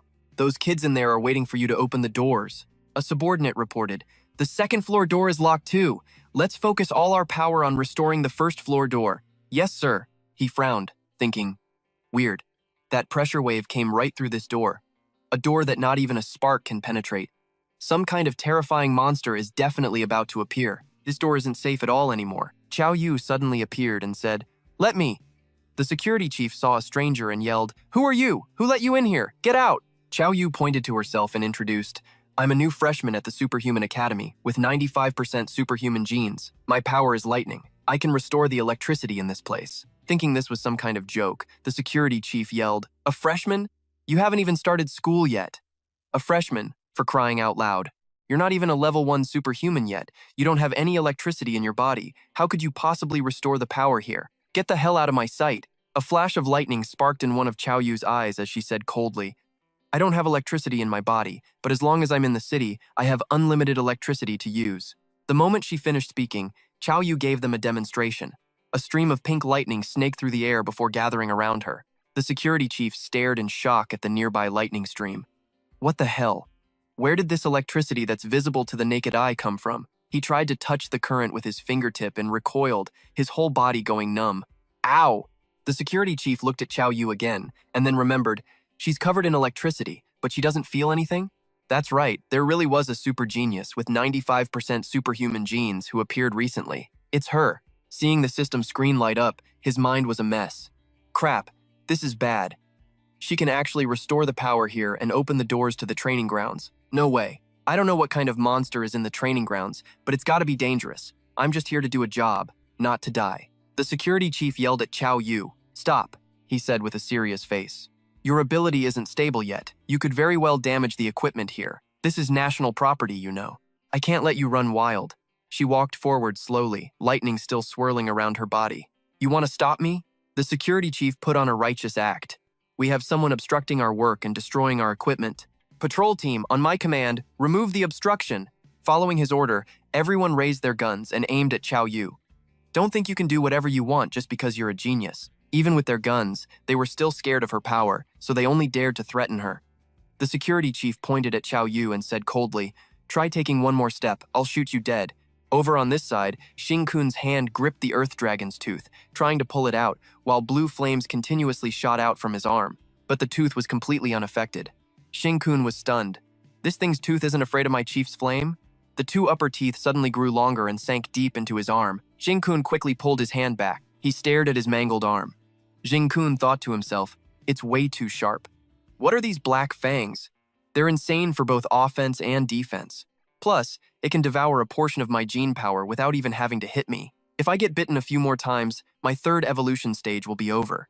The Earth Dragon slammed its tail towards Xing Kun, and he quickly dodged backwards. He told himself, "I have to find a way to avoid its black fangs. Now's my chance." Xing Kun raised his hand. A sharp object emerged from his palm, and he yelled, "Binding tail!" The sharp object extended and wrapped tightly around the Earth Dragon's body. Xing Kun thought, "My binding tail can't even pierce its skin, but at least I can pin it down." He then pulled himself closer to it. Xing Kun unleashed the blue flames again, using the chief's flame to burn its outer skin, to see if he could cook the meat inside. Suddenly, he froze. Cold sweat poured down his face as Xing Kun let out a soft groan. What he didn't expect was that the black fangs on the Earth Dragon's body would sprout out as a defense mechanism when attacked. He wondered in shock. The black fangs can grow on its body too? Out of options, Xing Kun stabbed it hard, and blood gushed out like a fountain. He pushed himself as hard as he could. "Let's risk it. Maximum output." Shin-kun once again unleashed the chief's flame at the bleeding wound and screamed, "Burn!" The earth dragon writhed in agony, desperately trying to throw him off its body. The security chief's mind was racing. The most superhuman genes in history, the center of everyone's attention. But right now, she's just a little girl who just started college. This scene is gonna make her piss her pants. But then again, if I actually hurt her, the academy will make my life a living hell. His heart suddenly started pounding violently. The security chief was bewildered. It's that rapid heartbeat feeling again. The men holding the guns flinched, their fingers pulling the triggers out of reflex. They cursed internally. Shit! The bullet flew from the barrel in a split second, followed by a series of continuous gunshots. Seeing the bullets all heading towards Chow Yu, the security chief got pissed. The other guards got so scared they just started shooting. A bunch of useless morons with no self-control. Crap, I'm gonna get blamed for this. But when he saw all the bullets just zip past her, something felt way off. All these guys, and not a single shot landed? That's way too lucky. But for real, can anyone be that lucky? Chow Yu muttered, "Knew it.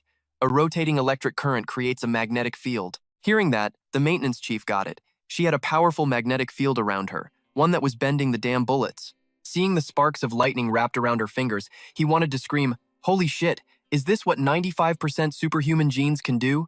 Is she even human? How can she just play with lightning like that? It's not supposed to be your freaking limb." He jumped when the controller was ripped from his hand, but the craziest part was, how is she still standing? Can she actually withstand the insane pressure from the training ground? Chow Yu used her powers to pull the guns and the controller to her, and that's when the maintenance chief finally remembered. "Oh yeah, I remember now. They taught it at the academy. The more superhuman genes you have, the more you can take a monster's pressure." She glanced at the equipment behind her and spoke. "The device is powered up." Chow Yu shot the men a cold look and ordered, "Open the door." Cut to the second floor, Chen Ying. He was holding his head, yelling, "What the hell is going on in there? Get it back online, now!" After checking, Thon Nok reported, "Chief, looks like the power's back." Chen Ying was completely caught off guard, asking again and again to make sure. "It's back? It's really back?" He frowned, worried. "What's going on? We haven't even started repairs on the second floor. It's like the first floor repair team is suddenly on steroids. They didn't just fix the first floor's lines, but they connected to the second floor's too? I've never seen them work this damn fast before." But on the outside, he forced a smile. "I'll open all the gates now. Save the people first." In his head, Chen Ying was cursing. "What the hell, are you in a rush to die or something?" Thon Nook pressed one of the two red buttons on the console. He stared at the thick, heavy, specially designed door in front of him. Down on the first floor, Chow Yu and the maintenance chief's crew all watched as the gate slowly opened. She let out a sigh of relief. It's open. On the second floor, Chen Ying rushed to the gate. Down on the first floor, Chow Yu took off running like her life depended on it. The moment they saw the monster, Chow Yu, who'd never seen anything like it, stammered in terror, "What is that?" The others were the same, stuttering, "What the hell is it?" But the maintenance chief recognized it, and his legs turned to jelly. His voice was stuck on repeat, saying just one word, "Earth, Earth, Earth, Earth." He was so scared he started cursing, It's. For fuck's sake, don't you read the news? That's an earth dragon." At that moment, Chow Yu was scanning the area, searching for any sign of Xiao Tin, whispering his name. A flash of blue light near the earth dragon caught her eye. Turns out it was Xiao Tin using his leader's flame. Lightning sparked in Chow Yu's eyes, thrilled that she'd found him. Because she'd drawn so much electricity, the entire Southern Gene Research Institute was plunged into a blackout, leaving the place pitch black. Chen Ying knelt at the opening, peering down below, muttering in frustration. Now what happened? He stared at the glowing electrical currents, stunned. Why is the ground sparking? Outside the residential area, one section was completely black from the power outage, a stark contrast to the brightly lit sectors around it. Cut to the organization. A woman was reporting the situation. Originating from the training base, the entire current running along the power lines to the high-voltage tower has overloaded. It's probably that new student, Chow Yu, losing control at the training base again. But still, with the base's defensive layers, it shouldn't have caused such a large-scale collapse. The commander's voice came over the radio. The purifiers, rescue vehicles, and the Academy's 4-star superhuman. Are they on their way? The agent immediately replied. As soon as the Purifier City Recon Station detected the earthquake and the abnormal pressure, they dispatched a team. Over on the other side, Z-Tin saw the pebbles floating in the air, and the electrical currents sparking all around and instantly knew that's Chow Yu's lightning. For some reason, he felt a wave of relief. She's been a huge help. Z-Tin ignored the pain of the black spikes piercing his hand, digging his fingers deep into the earth dragon's flesh, thinking to himself, "Before I bail, I can definitely take a piece of it with me." He kicked hard off its body, launching himself backward as he shot a blast of Leader's flame at the earth dragon. Seeing the gash appear on its body, Z-Tin was satisfied. His arm healed in an instant, and he dashed over to the person on the ground, calling her name, "Chao Yu." Up above, Chen Ying chuckled. So the mission they sent him on wasn't so simple after all. This kid must have some secrets. But it all ends here.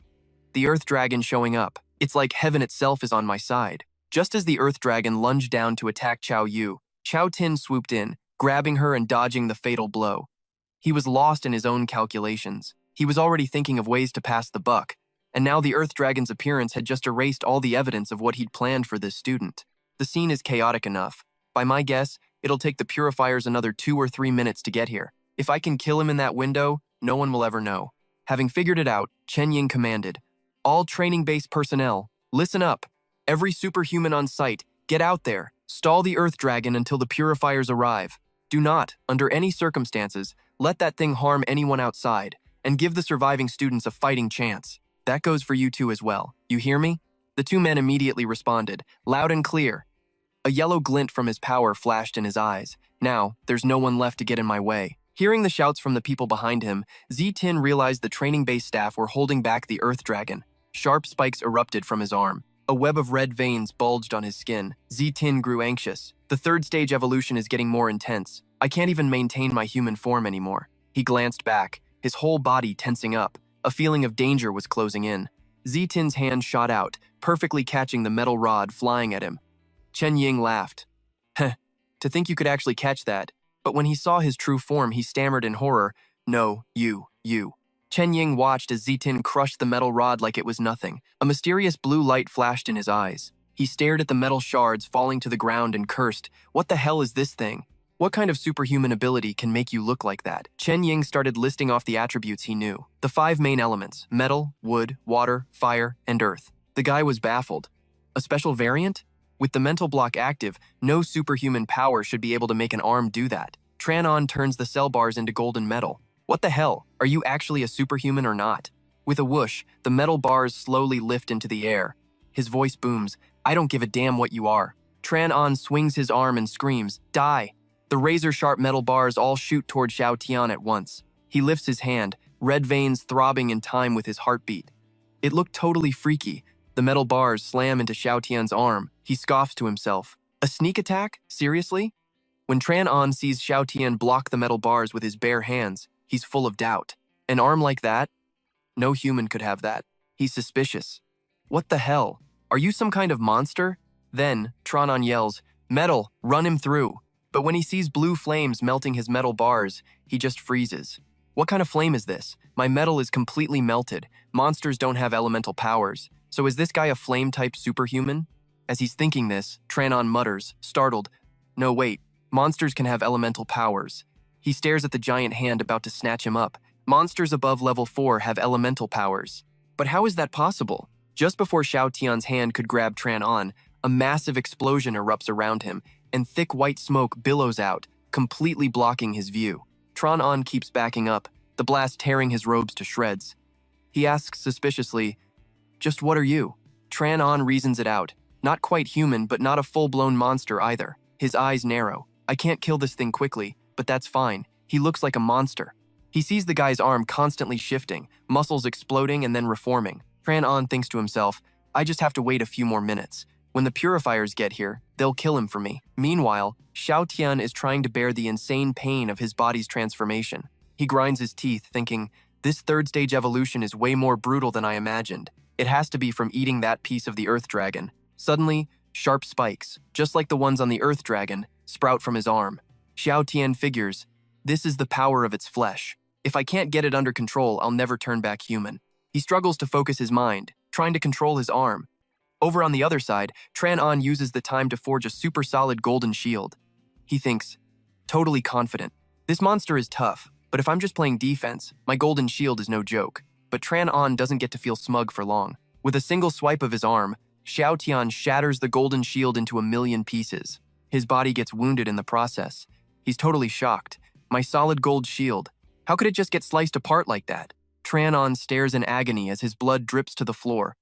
It looks like those black spikes just barely grazed me. And I'm this messed up? He collapses to his knees. What the hell is this monster? Damn it, this is impossible. Crap. I can't hold on. My shield is completely useless against his black spikes. I can't even last for another minute or two. Cold sweat pours down his face. He can feel death closing in, terrified that he's going to die right here. He tries to pull himself together and puts on this righteous act to reason with him. Listen to me. I'm being serious. I'm advising you to just stay put. In your current state, if you go outside, you'll be killed on sight. Seeing Xiao Tian distracted, he takes his chance to ramble on before making a run for it. The purifiers are almost here. There's no way they'll let you get away. Even if you get lucky and somehow avoid the purifiers, it's pointless. You're a monster, an enemy of all humankind. No one is going to help you. A smug smile spreads across Tran-On's face. Everyone who sees you will want you dead. You're a monster, and everyone wants to kill monsters. He doesn't even finish his sentence before he freezes, because Chao Yu is now standing right in front of him.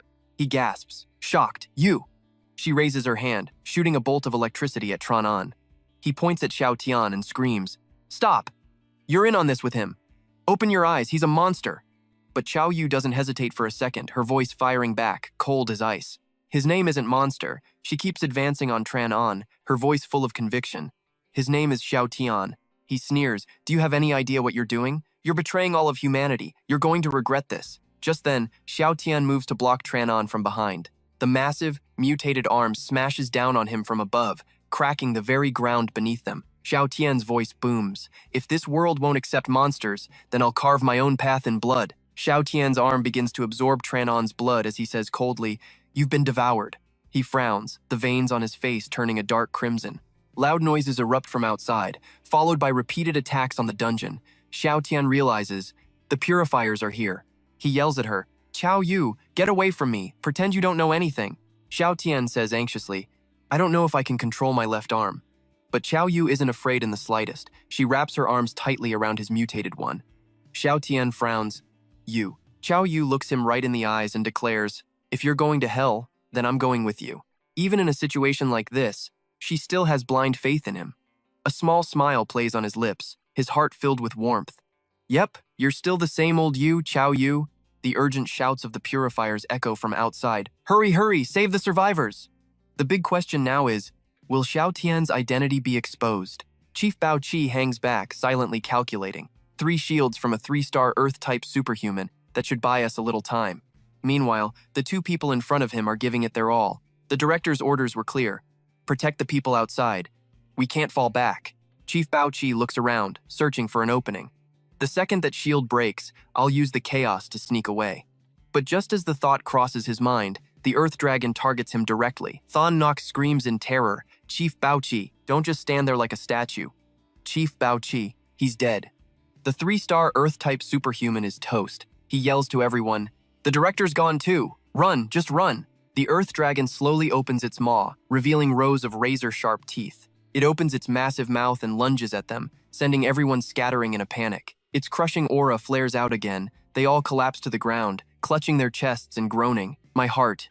It hurts again. I can't take it. I can't get up. We're so screwed. Seeing the razor-sharp teeth just inches from his face, Then Nok says in despair, "We can't even run." Suddenly, a loud noise nearby ripped through the air, grabbing his attention. The newcomer was a gorgeous girl holding a pink pipe.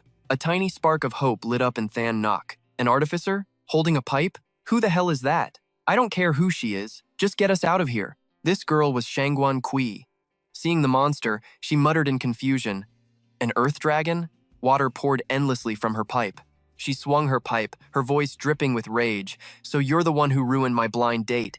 Than Nuk and his crew flinched, screaming on the inside. Is she gonna slice right through us too? Somebody save us! When the blade of water passed right through him without leaving a scratch, Than Gok was shocked. Whoa. The water blade totally avoided us. Power like that. Can it really cut the earth dragon? We threw everything we had at it and couldn't even leave a dent. The earth dragon roared in fury and pain. Seeing it, he realized, that element, it's like a dancing spirit, but at the same time, it's like a raging demon. This is the wall that holds back countless 3-star superhumans from ranking up. The legendary trait of a 4-star superhuman, the life element. Seeing its wounds start to close up, they screamed at each other to escape. "We can move! Go, go, go! It's healing!" Than Nok stared, dumbfounded, at the girl before him. She's Then it hit him. He remembered the strongest guardian of the Superhuman Gene Academy, the 4-star superhuman with 91% superhuman genes, Shangguan Kui. She turned to the others and said, "Leave this to me. You all get out of here and evacuate everyone else. And while you're at it, brief the next artificer who shows up on the layout and what's going on in here."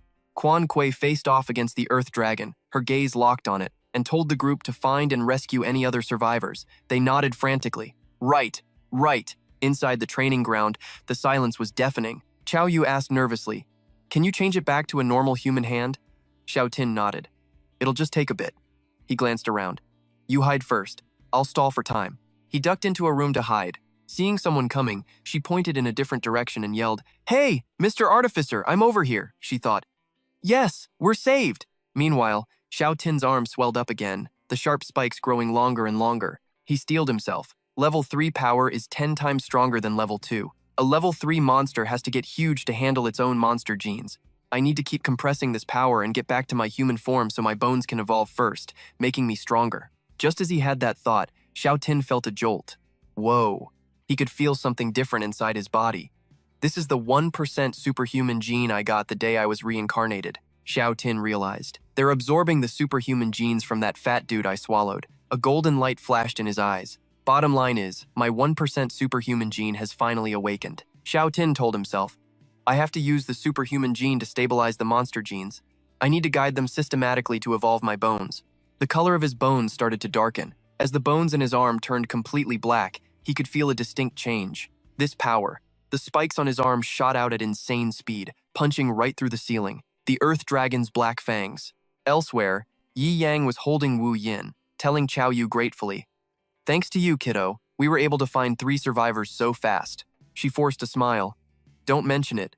Inside, she was screaming, "Why the hell did we find them so fast?" Suddenly, a loud crash came from the room Xiao Tin was hiding in. He jumped. Yi Yang and Qing, he instantly snapped their heads in that direction. The man wondered, "What was that? Another monster?" Qiao Yu thought anxiously, "Oh no, they're going to find Xiao Tin." When she saw the two of them heading for the noise, she screamed, "Don't!" Qing, he raised a hand to silence her. "Shh, you'll draw the monster to us."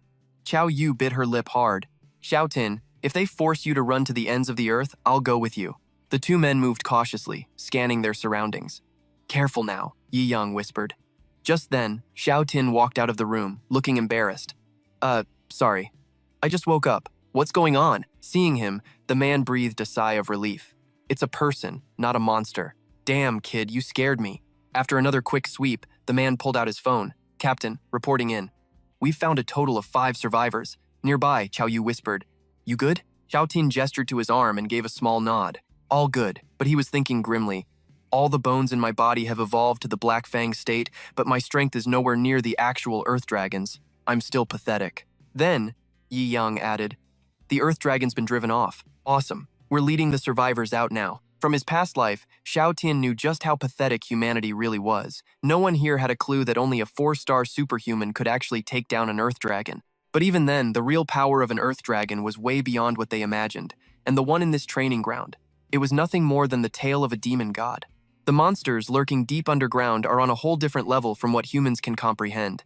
"I have to get stronger, and fast," he told himself. "You can't save anyone if you can't even save yourself. I need resources. I need gene power. I'm going to make me and Qiao Yu so strong that no one can touch us. But until then, I have to lay low and pretend to be just another superhuman." Xiao Tin remembered his past life. This place had been a wasteland, nothing but rubble. Back then, he had been a monster, hunting survivors through every nook and cranny. A man with determined eyes behind a pair of glasses stared right at Xiao Tin. A demon god erupted from the earth and crushed the man like an ant. Xiao Tin snapped back to the present, muttering, "We're running out of time." Qiao Yu shot a gloomy look at a busty girl in front of them and asked, "How much longer are you going to be at it? You've been checking people out since the second we walked through the school gate." Xiao Tin looked over. "A 36D? Seriously?" He quickly added, "I'm a changed man. That's not what I meant by running out of time." She pouted, clearly not buying it. "Oh, Sawura." He looked at the line of enrolling students before him, his voice turning serious. "In 1 year, the world is going to change drastically. So before that, you have to evolve into a 5-star superhuman as soon as possible." Qiao Yu looked up at Xiao Tin and asked, "We only have 1 year, and the strongest person in the world is only a peak 4-star. No human even knows what kind of power a 5-star has." She spun around and grabbed his hand. "We have to work our asses off. Harder than we did for the damn college entrance exams, Xing-kun promised with a smirk. Trust me, I got your back. For some reason, Qiao Yu blushed. I trust you. Then she pouted, all pissed off. But he just looked away. He changed the subject, laying out the plan. First, you gotta hit 3-star superhuman within a month. Qiao Yu looked worried. My superhuman gene is at 95%. I heard the higher your superhuman gene is, the more resources you need later. We don't have any connections. How are we supposed to get all that stuff? She muttered.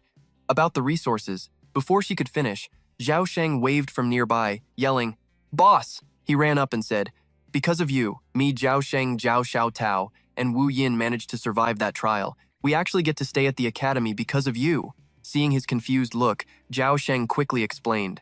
The school bent the rules. They're letting all the survivors pass the trial. He bowed deep, even shoving the heads of the 2 guys next to him down to make them do it too. We'll never forget this debt for the rest of our lives. From now on, you're our boss. We'll do whatever you say, even if it kills us. No regrets. Xiao Tao mumbled shyly. Bro, this is so cringe. Qiao Yu's voice went up an octave. Whoa, you've got guys swearing their undying loyalty to you now? You've really leveled up. Xing-kun just sighed. I guess I've changed. Zhao Sheng looked over at Qiao Yu and asked, Boss, who's this? I wanted to ask back when you saved us during the final trial, but I never got the chance. He introduced her. This is Qiao Yu. She gave a little wave to play along. Hello.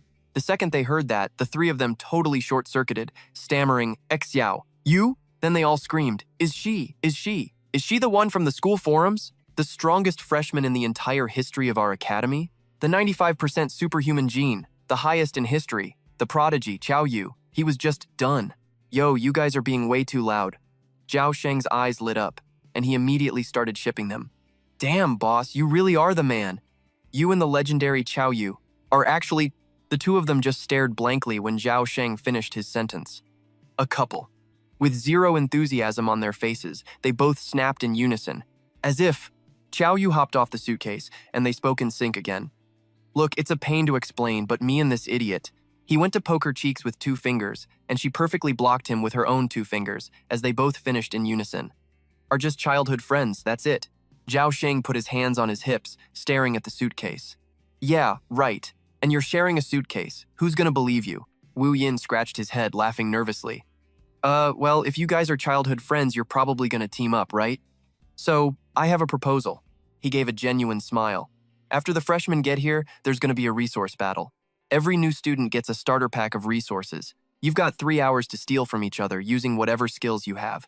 So, can we team up for a bit? My spirit sense can help you dodge the heavy hitters among the freshmen. Even though Wu Yin was embarrassed, he got it all out. That way, maybe we won't get all our stuff jacked. You mean, jacking resources from just 1 or 2 other students? Zhao Sheng yelled, Wu Yin, shut your mouth. He scowled. Are you trying to get the boss killed? Wu Yin stammered. I was just saying. Zhao Sheng got right in Wu Yin's face, his voice pissed off. Students like us who barely scraped by, and the ones with low superhuman gene percentages in every class. We're always the first targets, especially this year. Did you already forget what the upperclassman told us?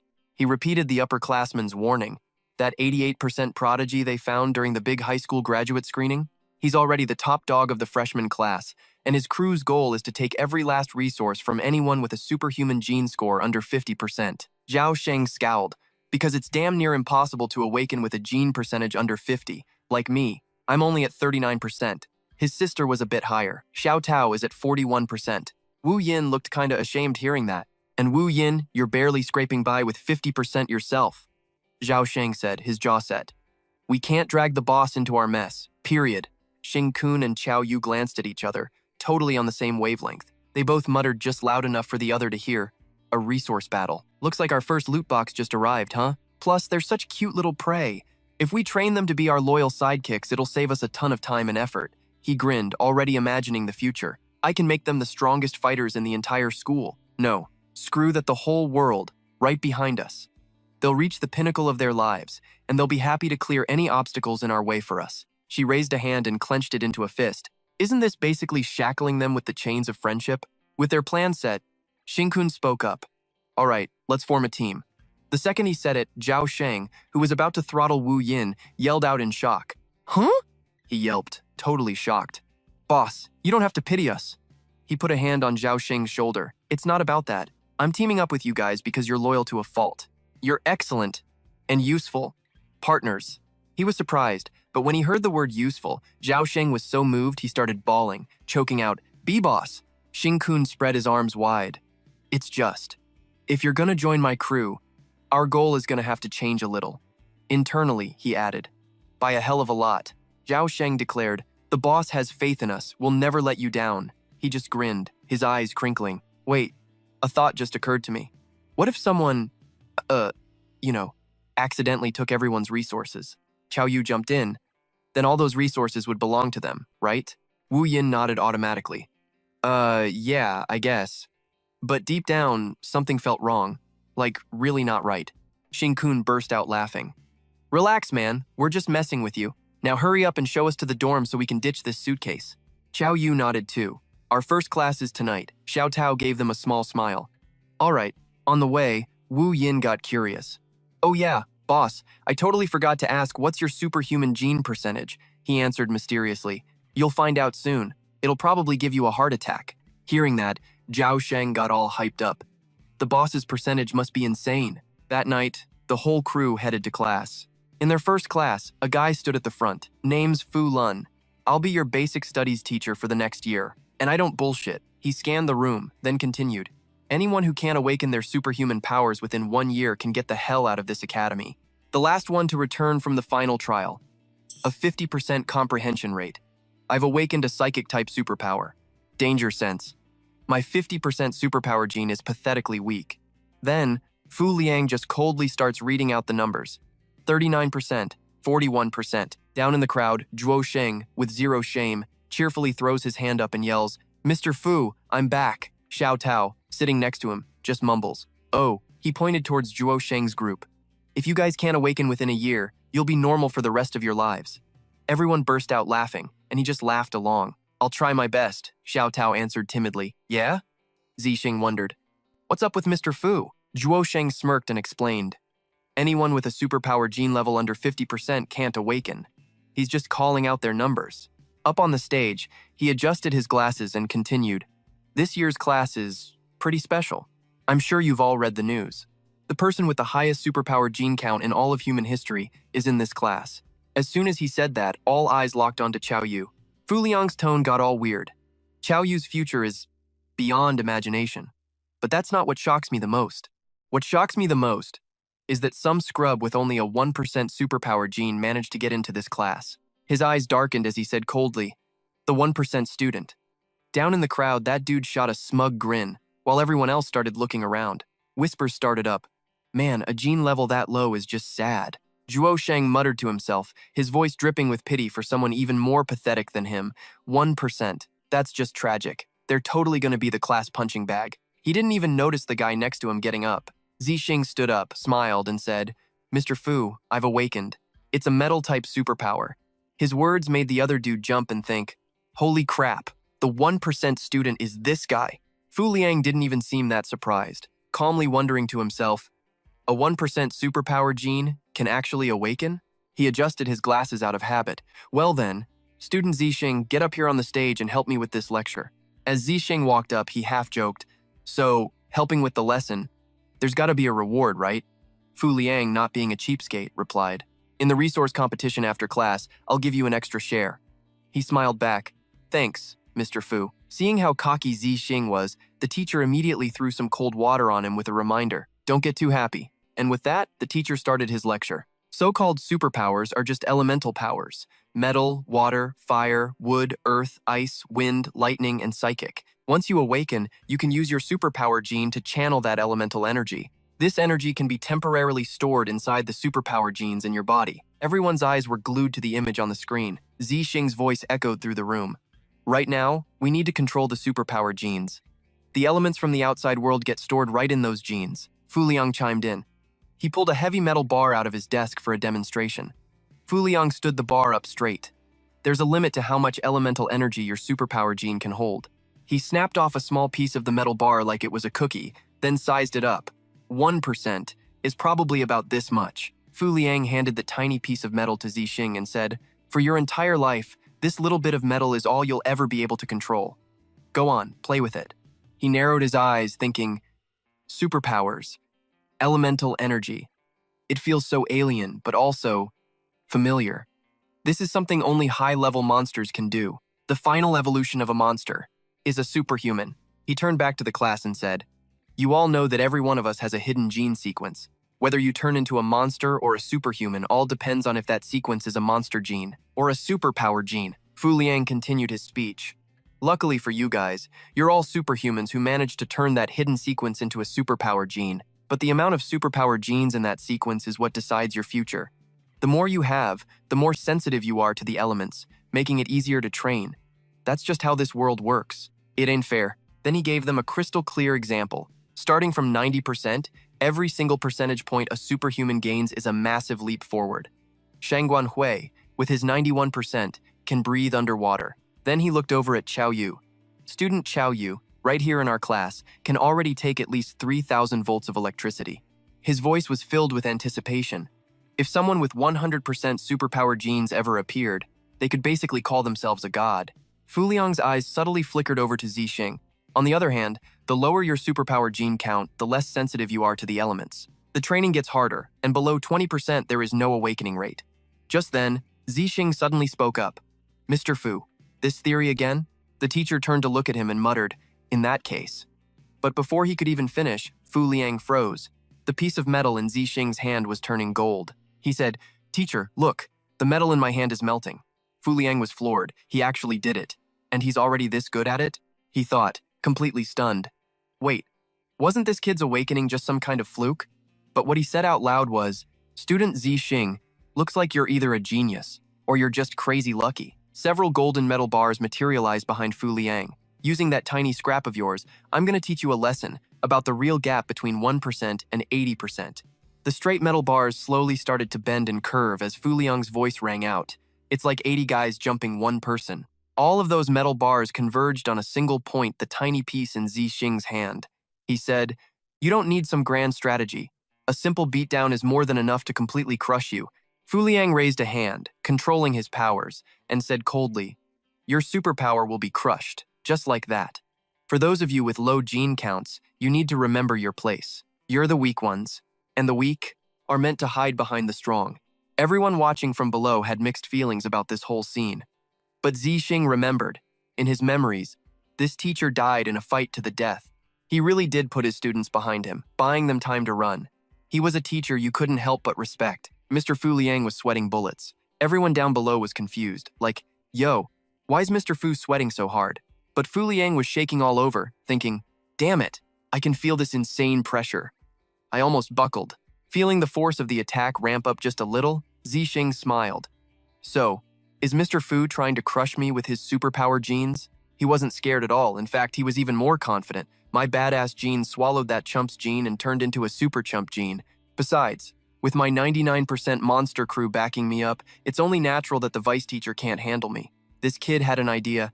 This won't do. I should probably keep a low profile. What if no other kids come to bully me? He pretended to let go of the metal bar in his hand, falling backward and screaming, Ah, sir, I can't hold on anymore. Inside, he scoffed at himself. My acting is way too over the top. The teacher could also see that the kid was throwing the fight on purpose. How is it that I can't overpower him? The students below all gasped. Whoa, the teacher is so awesome. Of course he is. What do you expect from a 1% superhuman gene? Weak as hell. Fa Lung retracted the metal bars, thinking with some annoyance, that was too close. I almost lost all my credibility. A small smile crept onto his lips. This kid has a secret, which is pretty cool. Fa Lung cleared his throat and said, Ahem. Thank you for the demonstration, student Xiao Tin. That concludes our basic skills class. He looked down at everyone below. The winner takes all. The strong survive. This is the truth of our school. Everyone get ready. Let's begin the battle for the freshman resources. Wu Xiong, sitting in the front row, said arrogantly, I've been ready for a long time. He smirked. I just don't know if our dear friend Xiao Tin is ready. On my way to school today, I happened to overhear his big talk. I just don't know where a 1% superhuman gene like him gets that kind of nerve. Wu Xiong crossed his arms and mocked. He wants to take down all of us and take all the resources. Wu Xiong vaulted over the desk and said, You want to take everyone's resources? That's pretty arrogant and, frankly, surprising. For someone with only a 1% superhuman gene to actually awaken, you must have worked your ass off. He arrogantly introduced himself. I'm Wu Xiang, 85% superhuman gene, a water system superhuman. Then he made sure to add a jab. I'm actually impressed. To be able to keep existing with such a crappy gene, Wu Xiang said, feigning kindness. And you even managed to awaken. As a special exception, I'll invite you to join us. The moment he spoke, the people behind him laughed along. All the students with over 60% superhuman genes are gathered here in the League of the Strong. Wu Xiang had his own reasons for making such an offer. As long as he joined, his girlfriend, Chao Yu, who has the highest superhuman gene percentage in history, would definitely join too. He spoke up. We can carry out that insane plan of yours together and relieve all the weaklings of their resources. Wu Xiang made a promise. Letting the resources fall into our hands will ensure they are used to their maximum potential. But contrary to his expectations, Xiao Tin burst out laughing. He stated the truth bluntly. In the end, you're just a bully who dares to pick on the weak. Wu Xiang's face darkened. Who the hell do you think you are? He turned and stormed off. You're just a piece of trash with a 1% superhuman gene. You had no right to even be in the Superhuman Academy in the first place. The only reason you passed the final trial was because Chao Yu was protecting you. I've known all about this for a while. You don't know what's good for you. The only reason I invited you was so you'd bring Chao Yu along. So confident and shameless, he's even smiling. What a lost cause. He turned around, and Wu Xiang sneered, declaring, My League of the Strong will absolutely snatch up all the resources from you weaklings. He provocatively gave a thumbs up. Good luck with that. I'll be praying for you. All his anger was like punching a cotton ball. Seeing Xiao Tin as cool as a cucumber, he stormed back to his seat, fuming. Fa Lung asked suspiciously, Did you provoke him on purpose? He shook his head and replied, I was just sincerely encouraging him. Like hell, anyone believes that? Fa Lung adjusted his glasses and cleared his throat. He handed out slips to everyone. All students, come to the front to receive your resource vouchers, then gather in the forest outside the school. Then he turned to him and said, Xiao Tin, here are your 2 slips. The scene changes to the forest outside the school. In the darkness, Fa Lung's voice rang out, clearly explaining the rules. You cannot leave the forest. You have 1 hour to act as you please. Students, you must rely on your own abilities. Then came a resounding begin. Chu Thiern said excitedly, Let's go. Let's meet up with Big Bro. Ngo-on hesitated. I'm not going. Hearing this, he asked in surprise, Wu-on, what do you mean? He stammered out an explanation. I have to think about myself, too. Wu-on argued. They said that even though I only have a 49% superhuman gene because I've awakened, they'll make an exception and let me into the League of the Strong. Chu Thiern retorted angrily. Big Bro can take us further than they can. Wu-an stepped backward. I'm sorry. Xiao Tin is strong, but he only has 1%. Besides, he's up against the entire League of the Strong. Ugh, I really didn't expect him to piss them off right from the start. Hearing that, he cursed furiously. Wu-an, you traitor! Xiao Tao immediately tried to calm him down. Bro, everyone has their own ambitions. There's no need to make things hard for him. Meanwhile, in another part of the forest, a group had surrounded Xiao Tin and Chao Yu, but the 2 of them didn't seem to care, still talking and laughing with each other. The group sneered. Being targeted by over 10 strong superhumans, no wonder he's scared. Do Huang said sarcastically. 1%. You can only laugh for now. You're not going anywhere. We'll be watching you closely. At that moment, Xiao Tin nodded with a bright smile. Right. Bullying the weak doesn't take much time. The guy said, What do you mean, kid? Bullying? It's called the rational use of resources. You don't know, Jack. Elsewhere, a girl was running, panting heavily. After a moment, she stopped to catch her breath and said, I've run far enough. I should be safe for now. Wu Xiang suddenly appeared behind her and said, The human body is 70% water. No one can escape my senses. Hand over your resource voucher. He used his ability, surrounding her head with water. This way you won't have to suffer. She struggled with all her might. No way. These are my resources. On what grounds? Wu Xiang said contemptuously. Just blame your genes for not being good enough to get into the League of the Strong. She struggled to breathe in the water and had no choice but to give in. I'll give it to you. After getting the resource voucher, he left, satisfied, saying, Next. After that, Wu Xiang continued to use his ability to attack others and take their resource vouchers. The members of the League of the Strong continuously surrounded those with lower superhuman gene percentages. Wu An also had to follow them to attack a male student. They beat him while ordering, Hand over your resource voucher. As Wu Heng was on the move, Shi Zai blocked his path and asked, Got all the resources, huh? Wu Heng, a bit surprised, shot back, fanned Shi Zai. I wasn't even looking for you, and here you are, serving yourself up on a platter. Fine by me. Wu Heng smirked. Let's see what a coward like you is made of. the young master of the Fan family who got in through the back door. You really think you're worthy of joining our alliance of the strong? Shizai wasn't mad at all, he just laughed. What a coincidence. I was thinking the same thing. He unleashed his fire powers to see if you're qualified to be my underling. Wu Hung burst out laughing. Underling? You're way too used to being a rich boy. Wu Hung shot back with his own water powers. You think you can act like the great young master of the Fan family wherever you go? The two powers, fire and water, clashed with a huge bang. Wu Hung frowned. Isn't water supposed to counter fire? Even if he's strong, my water blast shouldn't have just evaporated like that. Meanwhile, the crowd that got their resource vouchers stolen yelled out, "You scumbags! Give us back our resources! If you've got the guts, wait till we're stronger and then we'll see who's boss, you despicable jerk." Another person spoke up hesitantly. Hold on, for better or worse, they've already collected everything. The members of the Alliance of the Strong just scoffed. Are you stupid or something? Who's gonna wait for you to grow up? It's a dog-eat-dog world. If you don't like it, then get stronger right now. The other guy was shaking with anger. You bastards. It wasn't easy for us to get here, Du Huang said excitedly. Now we just wait for our boss, Wu Hung, to get back, and we can collect the last few vouchers. He laughed smugly. 1%. Scared yet? If it weren't for Chao Yu here, you'd already be toast. Before he could even finish his sentence, electricity sparked right in front of him. He flinched. Electricity! Seeing Chao Yu sitting peacefully with her eyes closed, Du Huang guessed, Chao Yu, with her 95% superhuman genes, she must be up to something. It's gotta be her. He decided to charge at her. I have to stop her. He threw a punch, but before it could even land, a hand caught it. Xing Kun casually turned and asked, We've been spotted. Still lacking some control, huh? How much longer do you need? Chao Yu gave a short reply. 1 minute. Du Huang was using all his strength but couldn't budge him an inch. Cold sweat poured down his face as panic set in. Is his hand made of steel or something? I can't move it even 1%. Something's not right. And also, what did they mean by 1 minute? Cut to the school grounds, where the entire campus suddenly lost power. Fu Liang muttered, Looks like starting this semester, the school's electricity bill is going to be seriously over budget. He rubbed his fingers together, as if to say, Let the finance department deal with that headache. Cut to the forest near the academy. Xing Kun turned to the person beside him and said, Well, the cat's out of the bag. Might as well go all out with the targeting. Get ready to fry them. The hand squeezed Du Huang's wrist even tighter, making him yelp in pain. Quick, everyone, stop Chao Yu. Du Huang yelled to his buddies, She's trying to fry us all. One of them rushed forward, only to be told, Then you'll have to get through me first. What are you kneeling for? He easily grabbed the guy's hand, making him share Du Huang's fate. After waiting a while, Xing Kun turned and asked again, Yi, why haven't you released it yet?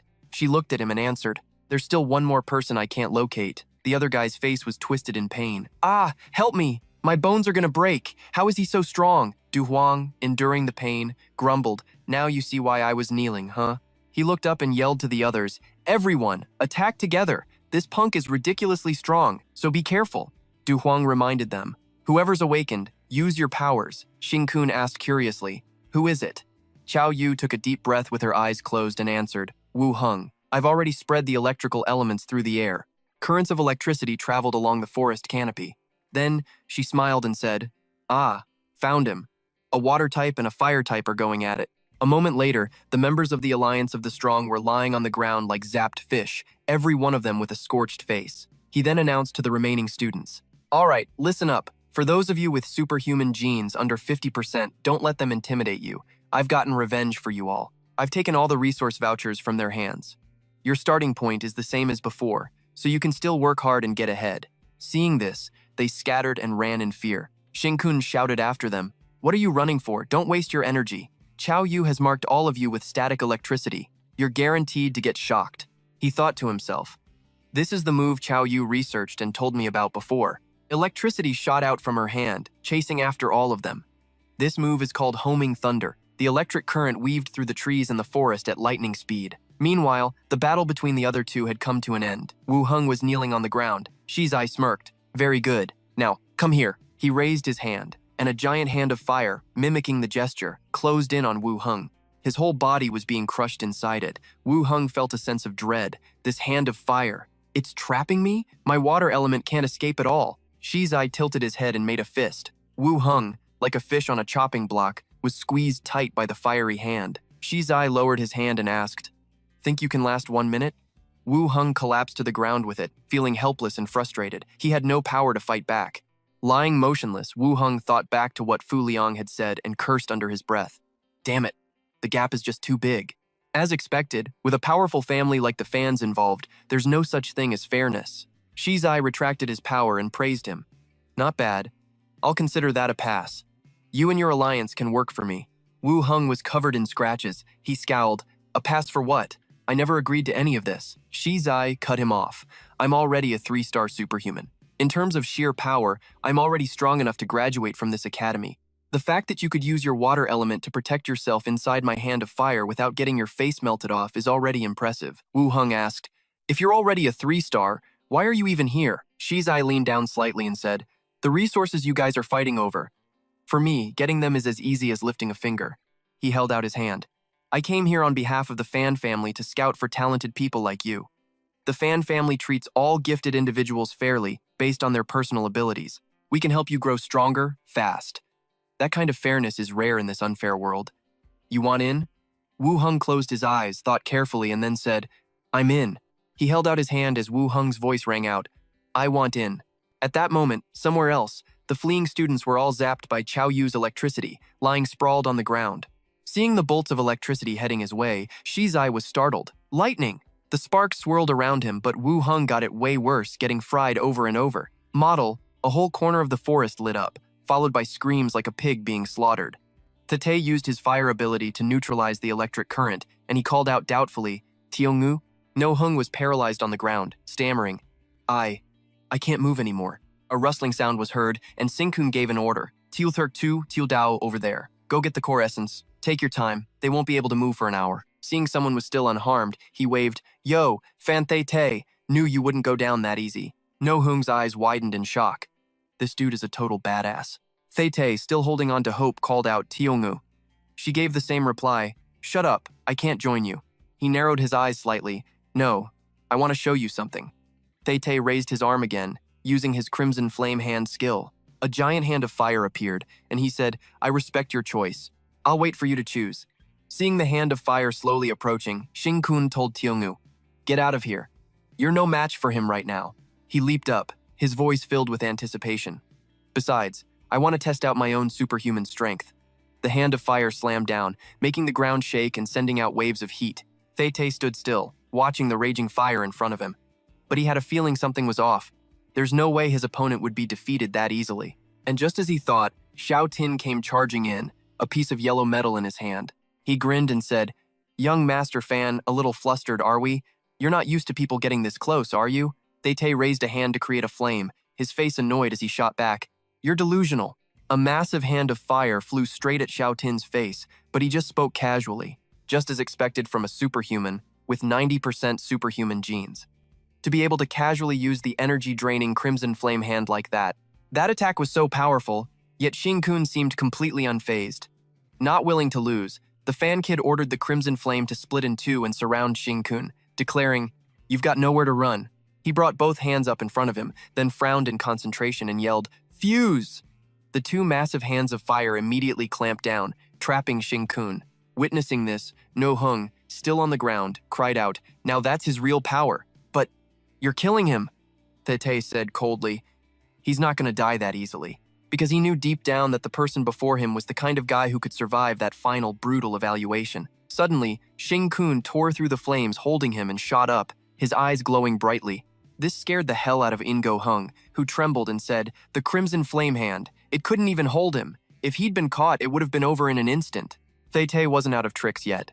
He casually wiggled his fingers and said smugly, Have a taste of my Crimson Flame 1,000 hands. Suddenly swarmed by countless small hands, Xing-kun seemed a bit flustered.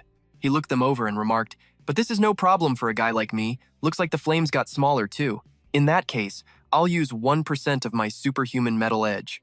He shot forward, unleashing a dazzling storm of blades that sliced through all of those crimson flames.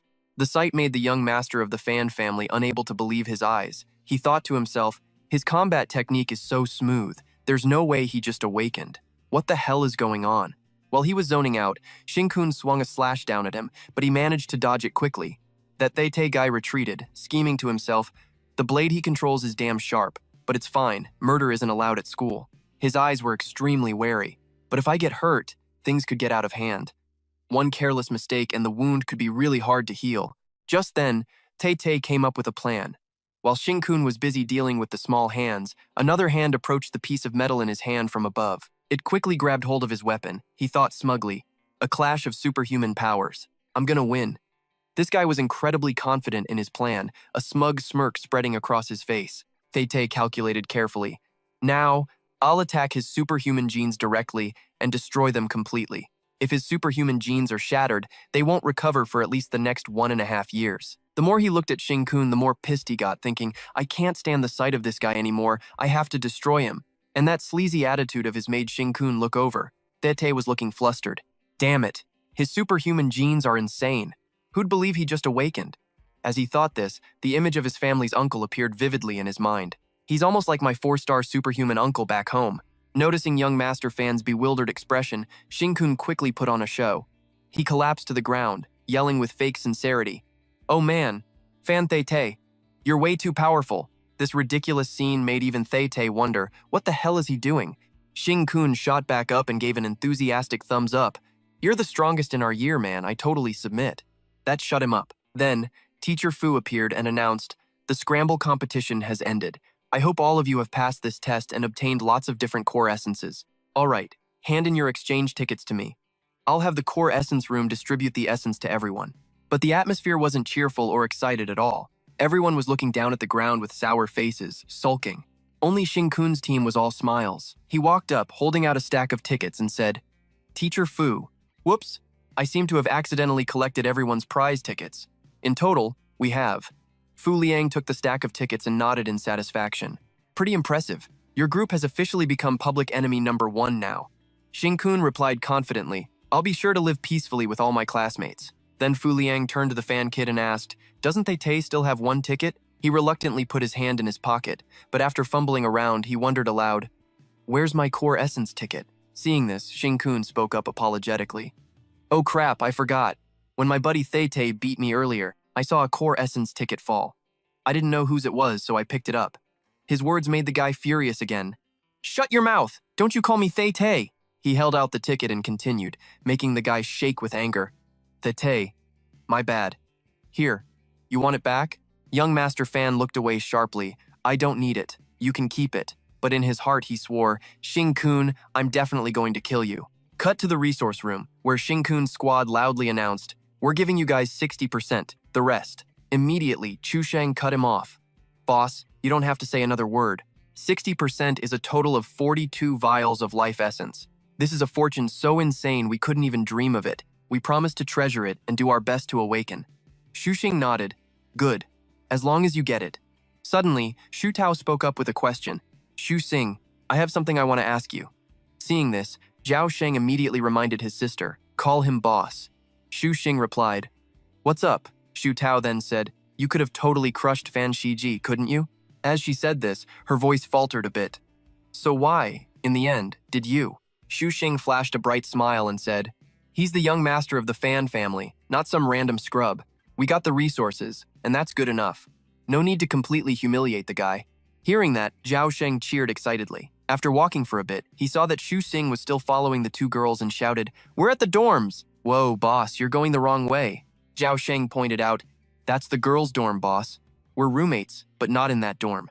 Xu Xing pointed to another dorm building next to it, saying, I'm heading this way. The school provides a special single dorm room for anyone with extremely high-level super genes to keep them from accidentally hurting other students. He still didn't get it and continued, I know that, but Chao Yu's dorm. However, it seemed like Xu Tao had already figured out the truth. She blushed and immediately smacked her brother on the head. You absolute blockhead. Enlightened by his little sister, Zhao Sheng had a sudden realization. Oh right, it's our sister-in-law's dorm, isn't it? He then immediately bowed to say goodbye. Have a good night, boss and sister-in-law.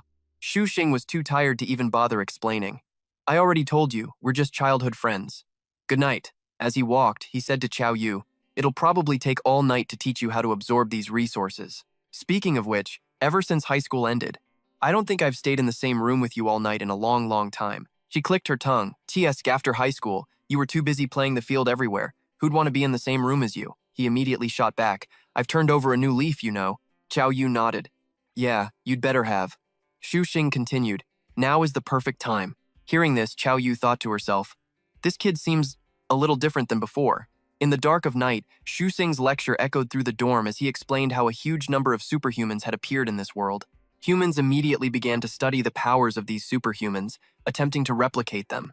He sat in front of Chao Yu, talking nonstop, because humans still can't artificially create superhuman powers, but they can use the energy from living creatures, like animals, to create a life essence fluid to replace the elemental power that superhumans expend.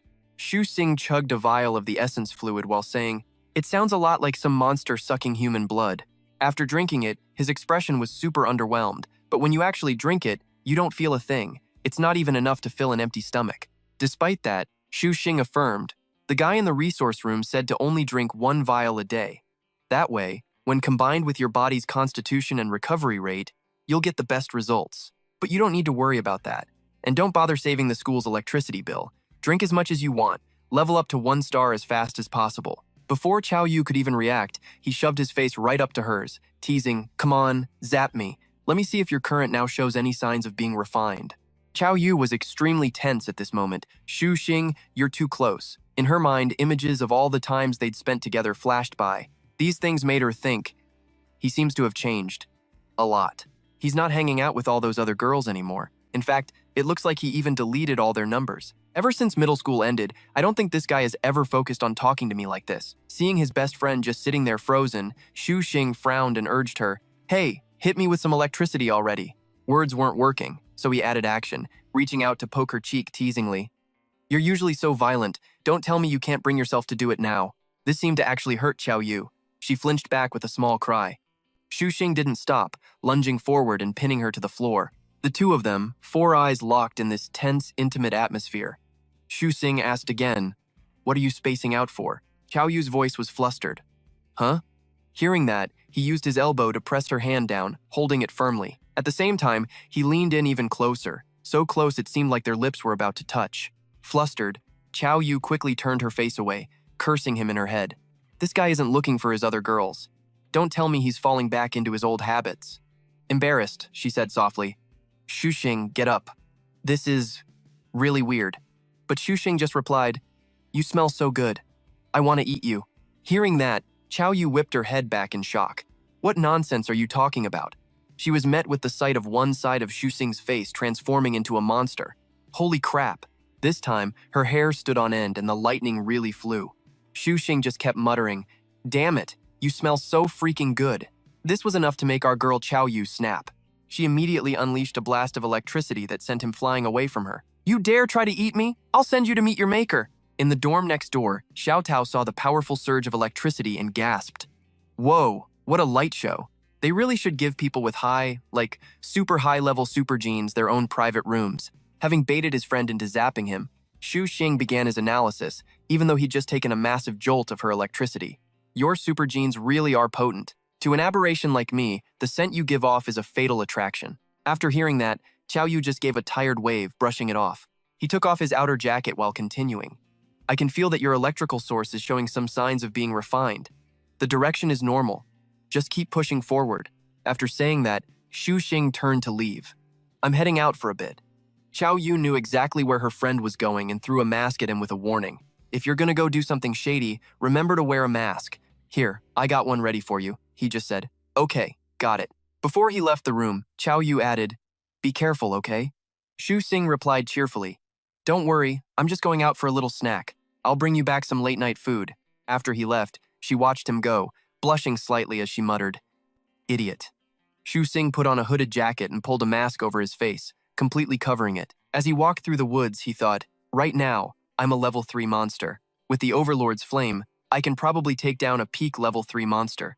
He glanced at his glowing monster arm, figuring he just had to be careful about hiding his mutated left arm. He was confident that if he kept it covered, people would just think he was some fire-type superhuman. Suddenly, Zijing sensed a strange but familiar energy. This feeling. He instantly changed his arm back to normal. Gotta hide the Overlord's flame. And fast. Then he zoned in, feeling for something deep below. Suddenly, his heart started hammering, as if reacting to some kind of fear. Zixing recognized it immediately. It was the Thunder Dragon, the same one he'd encountered at that last base. "Even though I'm at the Superhuman Academy now, the school isn't that far from the base. I can't believe this Thunder Dragon is still roaming around here looking for me." He figured it must have sensed him. Using the Lord's flame too much was a surefire way to lead enemies right to his doorstep. Zixing sighed and started walking, grumbling. Looks like tonight's midnight snack is going to be a real pain to deal with, Zixing muttered as he walked. It's not just the Thunder Dragon down there. There were likely other monsters that humanity had never even heard of. People had no idea that the monsters that were once human were never truly killed. After they die, the smoke that rises from their bodies is the power of the monster gene. This power continuously flows into the monsters living underground until a year later, when they've stored up enough of it. They will launch an all-out attack, and that's when the apocalypse will truly begin. The thing is, in my past life, I happened to stumble upon a clue. The scene shifts to someone's blurry point of view, accompanied by a pained groan. It hurts so much. Where am I? I remember I was just out with friends, blowing off some steam. The man had been talking to his child when he was suddenly ambushed. Daddy will be home soon. Oh, wait a minute. He was drugged, knocked out, and thrown into a strange car nearby. Inside the car were a few other people who had been kidnapped just like him. A little while later, the guy woke up and started screaming, "Who are you people? What do you want?" One of the masked men complained, "We used too little of the drug, that's why it woke up early." The man kept yelling, "Let me go! I want to go home! This is kidnapping. It's illegal." But it seemed like the two kidnappers couldn't care less. The other guy argued, "No way. I measured the dosage perfectly. This one's just a little special." Hearing that, the guy called Thunderman nodded. "Well, looks like we've hit the jackpot." His tone turned sinister. "He has a lot of monster genes in his body. That's why he woke up first. Guess how much more he's worth than the regular merchandise?" Lai Ying replied, much to the kidnapped man's shock. "If he woke up 3 hours earlier than I predicted, his monster gene content must be over 80%. Thunderman was ecstatic. A grade 1 product. He should trade for 7 times more life origin fluid than a normal grade 4. We're gonna be rich. But then he got worried and warned his partner. But if he turns into a monster, it's going to be a huge problem. Hurry up and make him quiet down. Just as he spoke, a fist came crashing down on their car's windshield. It was Zixing. It looked like he'd figured out the shady business this crew was up to. He had moved to stop them with a ridiculously powerful punch to the front of the car. Zixing's punch left a deep crater before he leaped away. Since the car was moving at a pretty high speed, the sudden stop made its rear end lurch up, nearly flipping the whole thing over. The two masked men were sweating bullets. One of them looked around and asked, "Who was that guy? Where did he go?" The driver didn't care. He cursed in frustration when the engine wouldn't start. Then he turned to his partner, Li Ying, "Go check on the other merchandise. We absolutely cannot let them transform ahead of schedule. I'll go out, find that bastard, and deal with him." Right at that moment, Zixing appeared beside the driver's side window. Li Ying stammered, Hey, that guy. He's right behind you." Before he could finish his sentence, Zixing shattered the window and grabbed that scumbag Thunderman by the throat. He forcefully dragged him out of the car like he was yanking a dog by the neck. Then Zixing threw him, sending him flying and slamming hard into a tree. Thunderman sat on the ground, dazed, thinking, "Are we busted?" Then he asked, "Who are you?" Zixing shot back slyly, "Take a guess." Thunderman thought to himself, it doesn't matter what he overheard. No matter what, I have to kill this punk. He immediately unleashed an incredibly powerful lightning attack straight at Zixing and yelled, "I'll send you straight to hell." While it was chaos outside, it wasn't exactly peaceful inside the car either. The man yelled, trying to wake the others up. "Wake up! We've been kidnapped!" Li Ying was pissed. All these monster gene carriers are about to wake up. This is so damn annoying. When he saw him holding a vial, the man started to beg. "Are you going to sell us? Do you want us to die?" "No, please, let me go. I'm safe. Thanks to the Salvation Society, my mental state is extremely stable now," he cried as he explained. "I really won't turn into a monster. Just because I carry the monster gene, my wife abandoned me and our son. My son is still waiting for me to come home." Li Ying didn't care. He shoved the vial right under the man's nose and said flatly, "Don't worry. Your son is a monster gene carrier too. His name's on the list. The next pickup is for him. Now, be a good boy and go back to sleep for me." After inhaling the toxic substance, the man swayed back and forth, his mind growing hazy. Li Ying couldn't be bothered anymore. He said, "This time, I won't."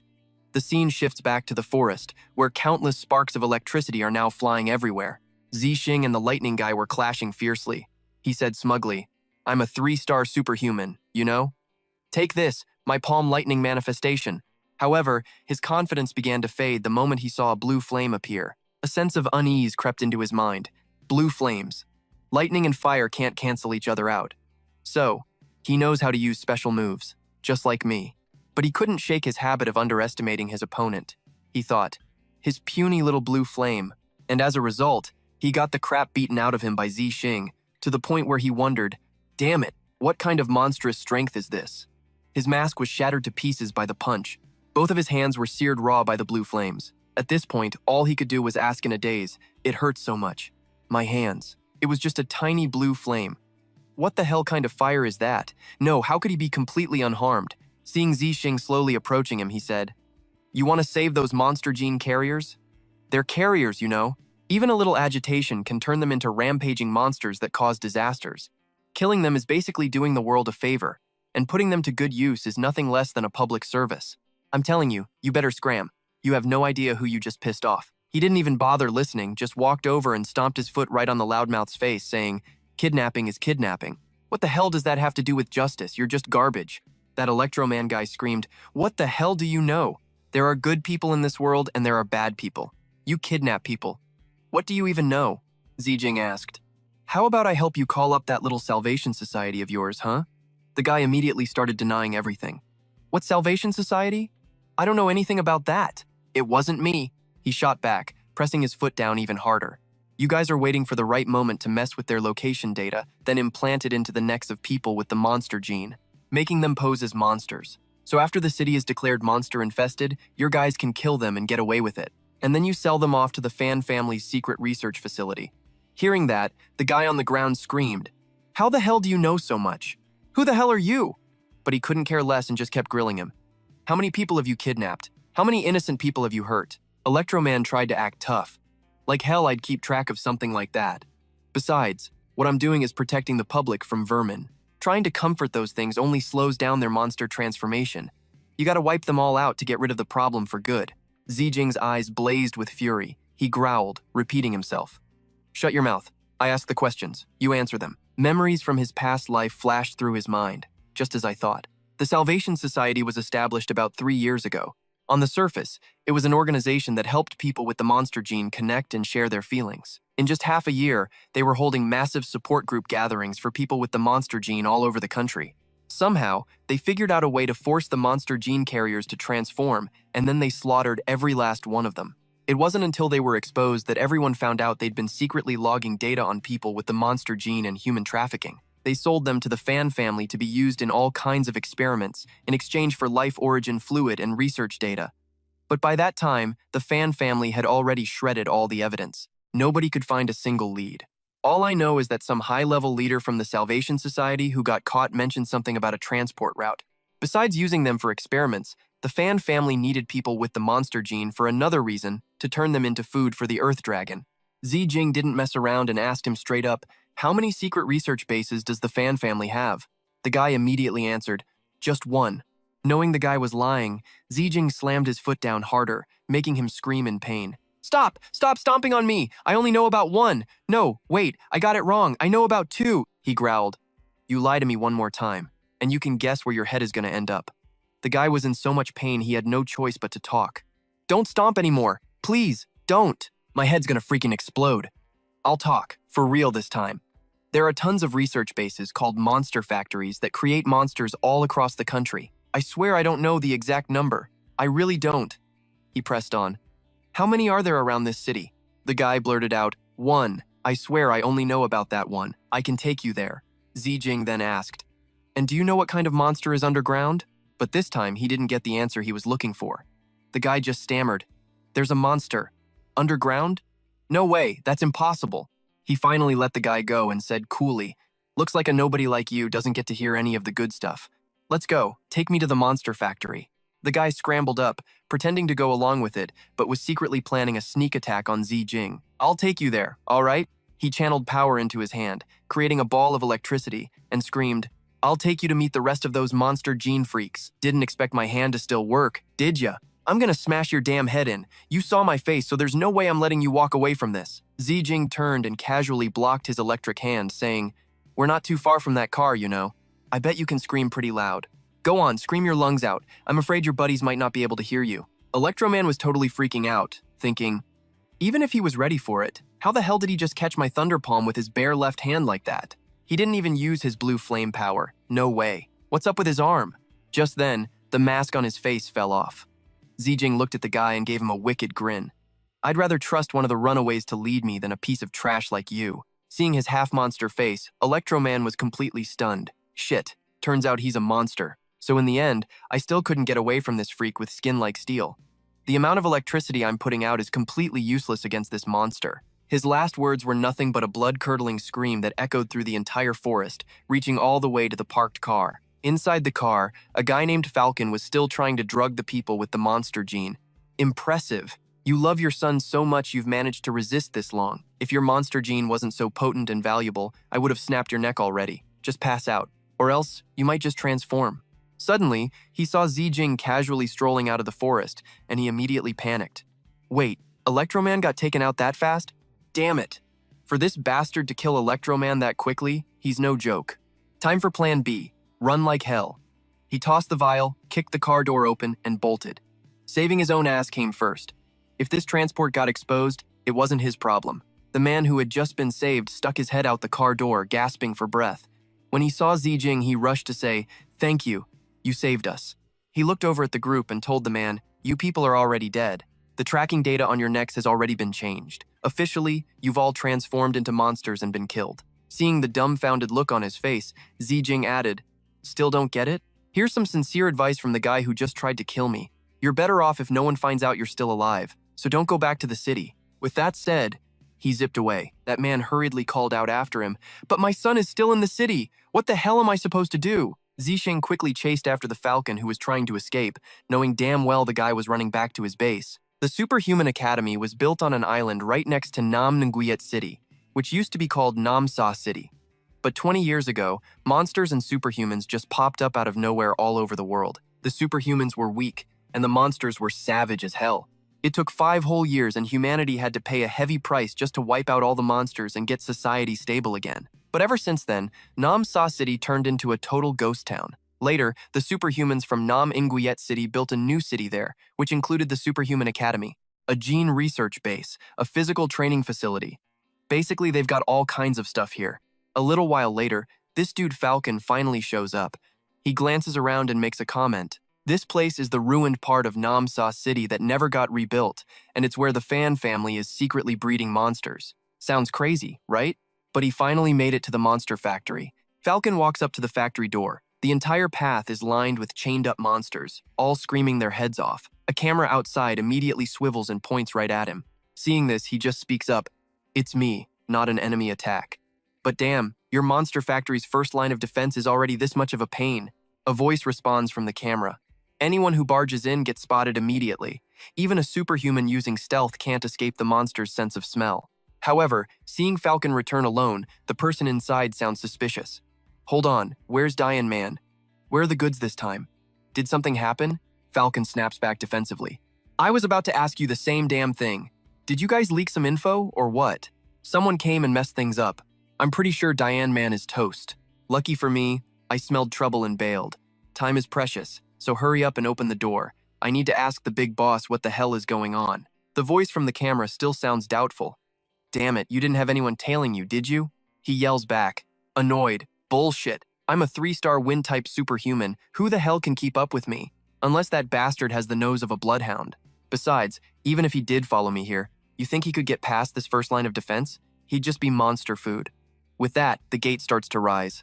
But in those few short seconds, the camera picked up something blurry. One of the security guys inside panics. "Just now, I think I saw a black shadow zip past the first defense line." The other guy yawns and replies, "No way, man. The monsters didn't even make a sound. Go check the other cameras." But another guy just nonchalantly yawns and talks. If there really was an intruder, they'd probably use the air vents. He walks confidently through the main gate, right past the monsters, not even trying to be stealthy. He thinks to himself, just as I thought. Even with this monster network, these level 1 freaks won't recognize me. As long as I have monster genes in me, they'll just think I'm one of them. Just like that, he confidently walks up to a wall, sizing it up. There are a ton of blind spots here the cameras can't see. He flashes a confident grin. Now I just gotta punch a hole in the wall and I'm in. The scene cuts to the dissection room inside. An annoyed voice asks, "Still no new shipment?" Suddenly, the person lying on the operating table starts screaming like a maniac. Seeing this, the big boss snaps, "What's this?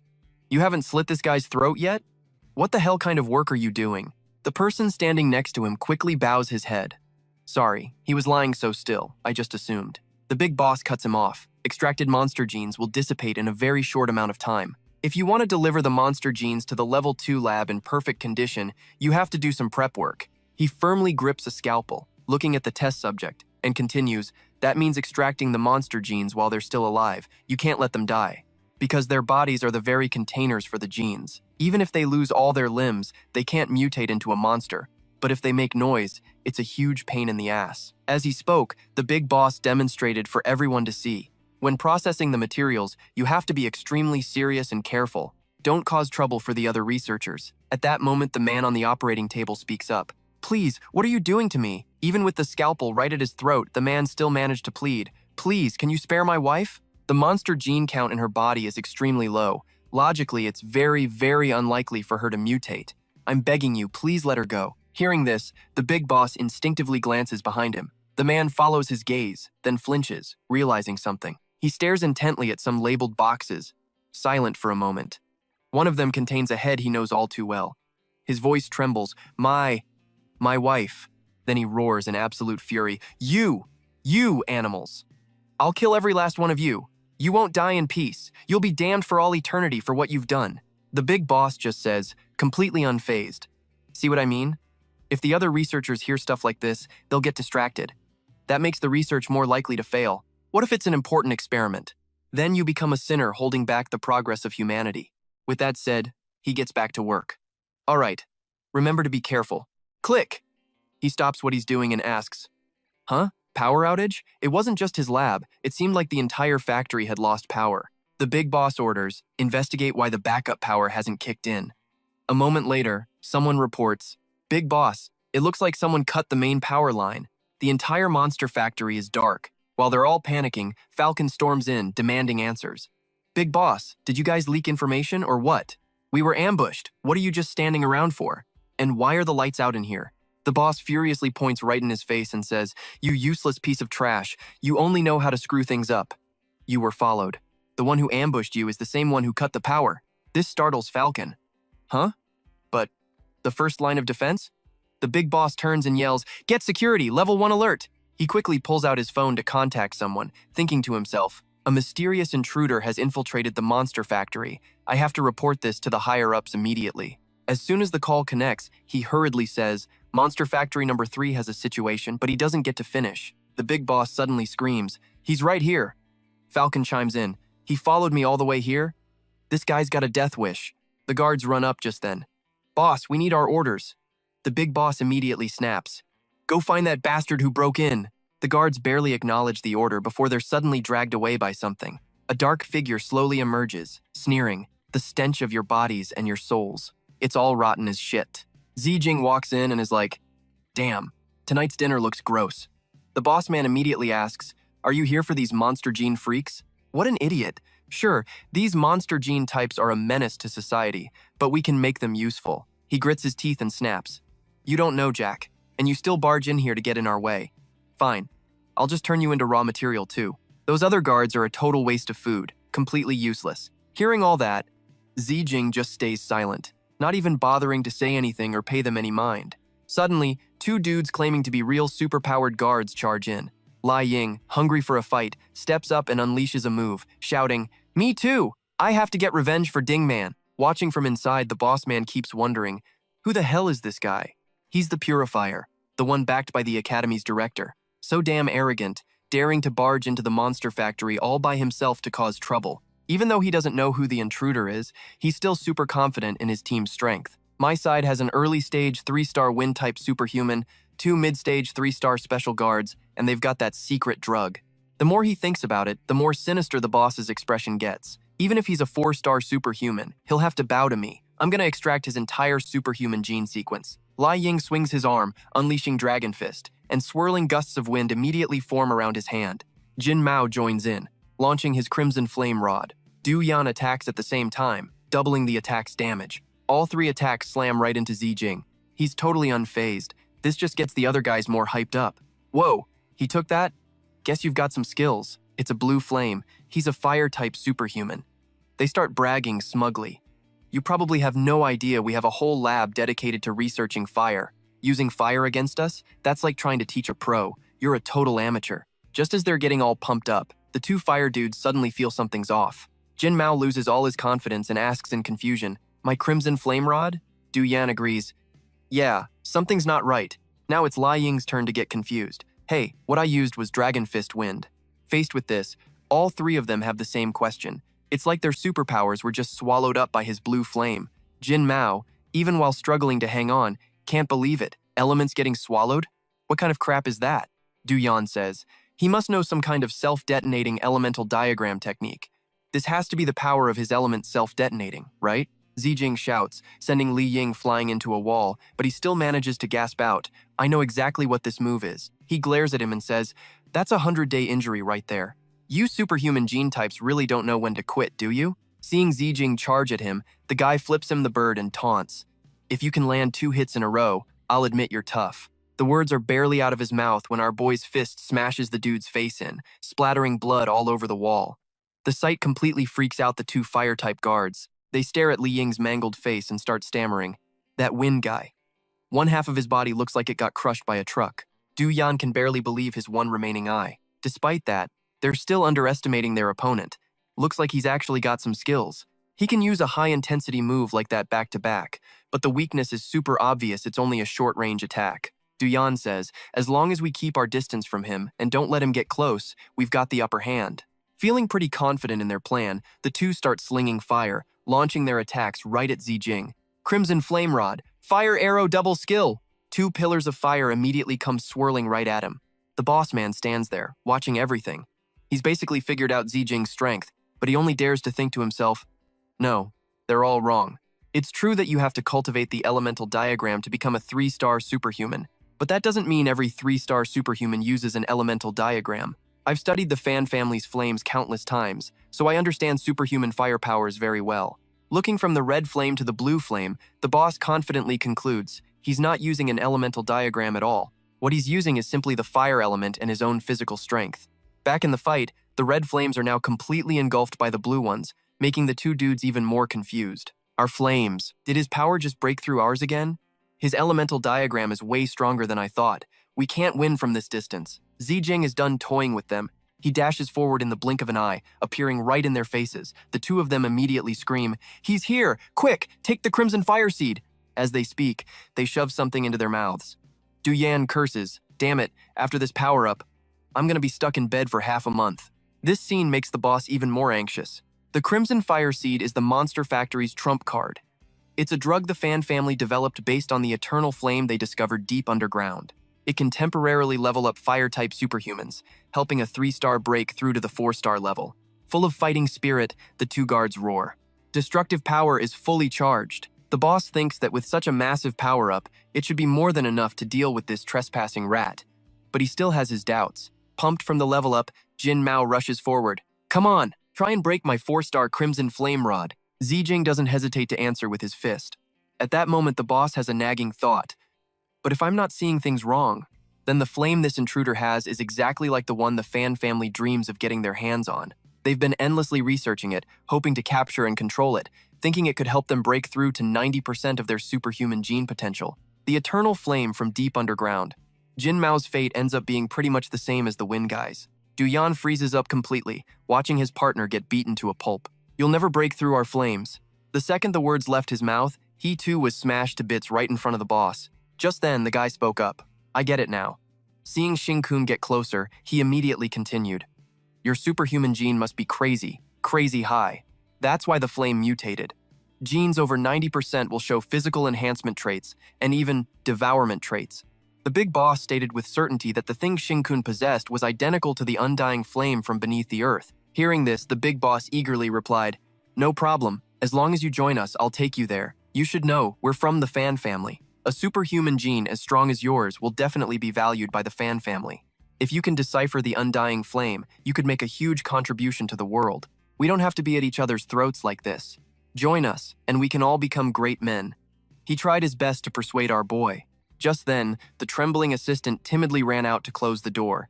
Zixing didn't give a damn about that nonsense and said bluntly, "But I want every single one of you dead." But the big boss kept trying to sweet-talk him. "Those guards dying is no big deal. We have the researchers here. It's not a problem at all. Don't you worry. The Fan family couldn't care less about some small fry employees. Zixing repeated himself. I said everyone dies. That means everyone dies, including the researchers. Not a single one will be spared. He revealed, I've already released all the monsters here, but I also sealed the emergency exits, so these monsters can only come in here to feed. Then, Zixing got right up in the big boss's face and asked coldly, you force humans into becoming monsters, and the monsters eat you. Seems pretty fair, don't you think? The boss stammered in reply. No, that's not. Damn it, you're a human too. You're a superhuman. Then he screamed out in terror. Those bastards with monster genes were the scum of society to begin with. Using them for research to improve the potential of superhumans was the last useful thing they could contribute. Are you insane? What do you get out of helping them? Zixing gently placed his monstrous hand on the chest of the poor man lying on the operating table and said, Avenge your people. It's the most natural thing in the world. Then, that hand slowly moved up to the man's face as he continued, Brother, rest in peace. I will destroy the Fan family. This promise allowed the man to close his eyes in peace. But these words made the big boss scream in utter confusion. Are you nuts? We superhumans are your people? Zixing grabbed him tightly by the neck and lifted him high into the air. He asked in a cold voice, Now, tell me the location of the undying flame, or else you'll regret not being allowed to die, you hear me? While the monsters were rampaging, the big boss managed to choke out, Okay, I'll talk. Let me think, he stammered, slowly forcing out each word. The underground flame is at. But Shinkun immediately cut him off. The abandoned factory in the southwest. The boss asked in shock, How did you know? He said bluntly, I also know you're lying to stall for time, but there's some truth mixed in, for example. It's supposed to be hot, but it's actually cold. Judging by your expression, I'm guessing I'm right. I know more about Qingju City than you think. The Fan family must know what's happened here, right? His words left the big boss speechless. Zixing continued his questioning. You're stalling for time because you're waiting for backup. Actually, I'm waiting for your backup too. What a coincidence, huh? Without letting the big boss answer, Zixing continued. Coming here for a rescue isn't exactly something to brag about, so you can't make a big scene, which means the backup is definitely a 4-star superhuman, right? Hearing this, the man asked in a panic, What the hell are you planning to do? Seeing his panicked and terrified face, Zixing asked mockingly, Why don't you take a guess? The big boss, now choked to the point of tears, struggled to ask each question. What kind of elemental astrolabe do you cultivate? Why don't the monsters eat you? His terrified expression made Zixing laugh. Look at you, acting like you've seen a ghost. Haven't you already figured it out? It's exactly what you're thinking. I don't know anything about some elemental astrolabe. Wasting no more time, he crushed the guy's throat and quickly absorbed everything. After dealing with that piece of trash boss, Shinkun sniffed the air and thought to himself, I can smell a powerful superhuman gene. It's spreading from top to bottom. He began to assess the situation. The monster factory is currently crawling with monsters. The enemy won't just recklessly charge in here. Besides, there's only one exit. As soon as I step out, I'll definitely run into him, and all he has to do is lie in wait for me out there. At this thought, he broke into a very smug smile and then happily skipped and bounced all over the place, and I can loot the place freely. After rummaging around for a bit, he stood in front of a cabinet full of blue tubes. Ida, jackpot! A whole fridge full of life origin liquid. Where the hell did the Fan family get all this? The purity is even higher than what the school gives us. The Fan family really is filthy rich. I knew I picked the right target. The more Jing-kun looked at the pile of life origin liquid, the more excited he got. Awesome. My own reserves are probably only enough for Chow Yu for 3 days. Now that I've found an extra supply, it'd be a crime not to take it. Glancing to the side, he saw 3 yellow pills in a box. There are also 3 pills here, exactly like the ones those 2 guards took. Fire seed power. I'll take it all. After looting a ton of spoils, Shing-kun went over to the mob of monsters and announced, All right, now it's your turn. Eat up. Fill your bellies for lunch. At that moment, a thought crossed his mind. He remembered his past life, the thrill of monsters sieging a city. With that thought, Shing-kun took off his mask and said cheerfully, Hello, my 500 brothers. I've come to see you all off. Right into my stomach. And just like that, the entire horde of monsters was devoured. Model. After getting everything sorted, Shing-kun lugged the huge container outside. He'd eaten his fill, so now it was time to bring home the leftovers. Just then, his dog-like nose kicked into gear. He sniffed the air and thought to himself, He's here. Shing-kun froze when he heard a voice in front of him. I've been waiting for you for a long time. Nice work, letting these monsters eat every single researcher in the factory. A weirdo with purple hair suddenly appeared in front of him. He had a totally smug attitude. Gotta say, I'm impressed. You got to witness such a massive feast firsthand. He sneered. The power of this guy, Temp 4, was immense. It was so strong that the ground beneath Shinkun's feet began to crack and shatter. He shouted, "I'm still not satisfied, so you're gonna have to be my entertainment." Standing in the middle of the energy surge, Shinkun stared at the guy with a dead serious look and said, "Never thought a 4-star superhuman would show up here." Shinkun knew all about this freak. He was supposed to be a guy the news reported as dead, an Earth-type superhuman. After reaching 4 stars, he had awakened a gravity superpower, using it to torture and murder women. He had 13 victims in total. He'd been sentenced to death a long time ago by the Cub SZ extermination squad in District 3, and they still picked up trash like you to use. Seeing that his opponent knew so much about him, the guy got even more arrogant. As he spoke, he waved his hand, making the rocks at his feet suddenly fly into the air. "So, do you get what kind of situation you're in now? Running into me is the start of your worst nightmare." Then, the rocks gathered into a huge mass right above Jingkun's head. He continued, "Since you know who I am, you must also know that for the next few hours, you'll be crushed by my gravity until every tendon in your arms and legs snaps." This Temp 4 guy was like a total psycho, showing nothing but contempt for his opponent. "You're gonna scream just like those women did. Tears and snot running down your face. You'll crawl over and beg me. Beg me to let you die just a little bit faster." He unleashed his ultimate move to crush Shinkun, sending the giant boulder smashing down right where he stood. From beneath the rock and rubble, the light of a blue flame suddenly flared up while Temp 4 was still running his mouth. "Make sure you scream nice and loud for me, okay?" But in just a few short seconds, the blue flame had erupted. He looked at the fire and said, "A blue flame, able to block my Earth prison under a level 1 gravity field. No wonder you dared to come to this monster factory all by yourself. You're basically a 3-star superhuman, huh? Not bad. Now this is getting interesting." With that, Temp 4 began to use his superhuman abilities to push back. Life element, heavy Earth star chart, level 2 gravity, roar! Pinned beneath the rocks, Shinkun thought to himself, "Damn, even with the Overlord's flame, I still can't break through his power. A 4-star is way stronger than a 3-star. I wonder how many more levels of gravity he has. Might as well try to bait him and see." With that thought, he looked through a crack and started taunting the guy, "You freak, why don't you save some of that energy? You'll need it to run away later. It'd be a real shame if you died too quickly." Hearing this, Temp 4 got even more worked up and said, "Yes, that's it. The more you run your mouth, the more I love it." He said that, but just as he was enjoying himself, something made him freeze for a few seconds. At that moment, deep underground, a powerful blue light began to radiate. It was Shinkun, who had activated his skill. He unleashed his full level 3 monster aura, pushing his left arm's mutation to its absolute limit. His left arm began to glow before he suddenly shot up from the ground. Temp 4, meanwhile, stood there stunned, wondering, "That aura is insane. What the hell is happening behind me?" But this guy was no slouch. He knew Shinkun would attack from behind, so he used his level 3 gravity shield skill to defend. Instantly, a solid stone shield rose up, blocking Shinkun's charging attack. He used a skill, commanding a tentacle to appear. Right away, from the palm of Shinkun's monster hand, a small mouth filled with countless sharp teeth emerged. It then detached itself and shot straight forward, clamping right onto Temp 4's back. At this point, he was still feeling pretty cocky. "What, are you trying to scratch an itch for me? 'Cause I can't feel a thing. Trying to create an illusion to find a chance to run?" He kept attacking, a sinister smile on his face as he said, "Under the pressure of my gravity, don't even think about escaping." Just then, Shinkun also retracted his monster arm and backed up a few meters to watch. Seeing this, Temp 4 laughed mockingly. "Why'd you suddenly pull back your aura? Giving up already? I'm not even worked up yet. How boring." Shinkun nodded his head repeatedly while thinking to himself, "As if.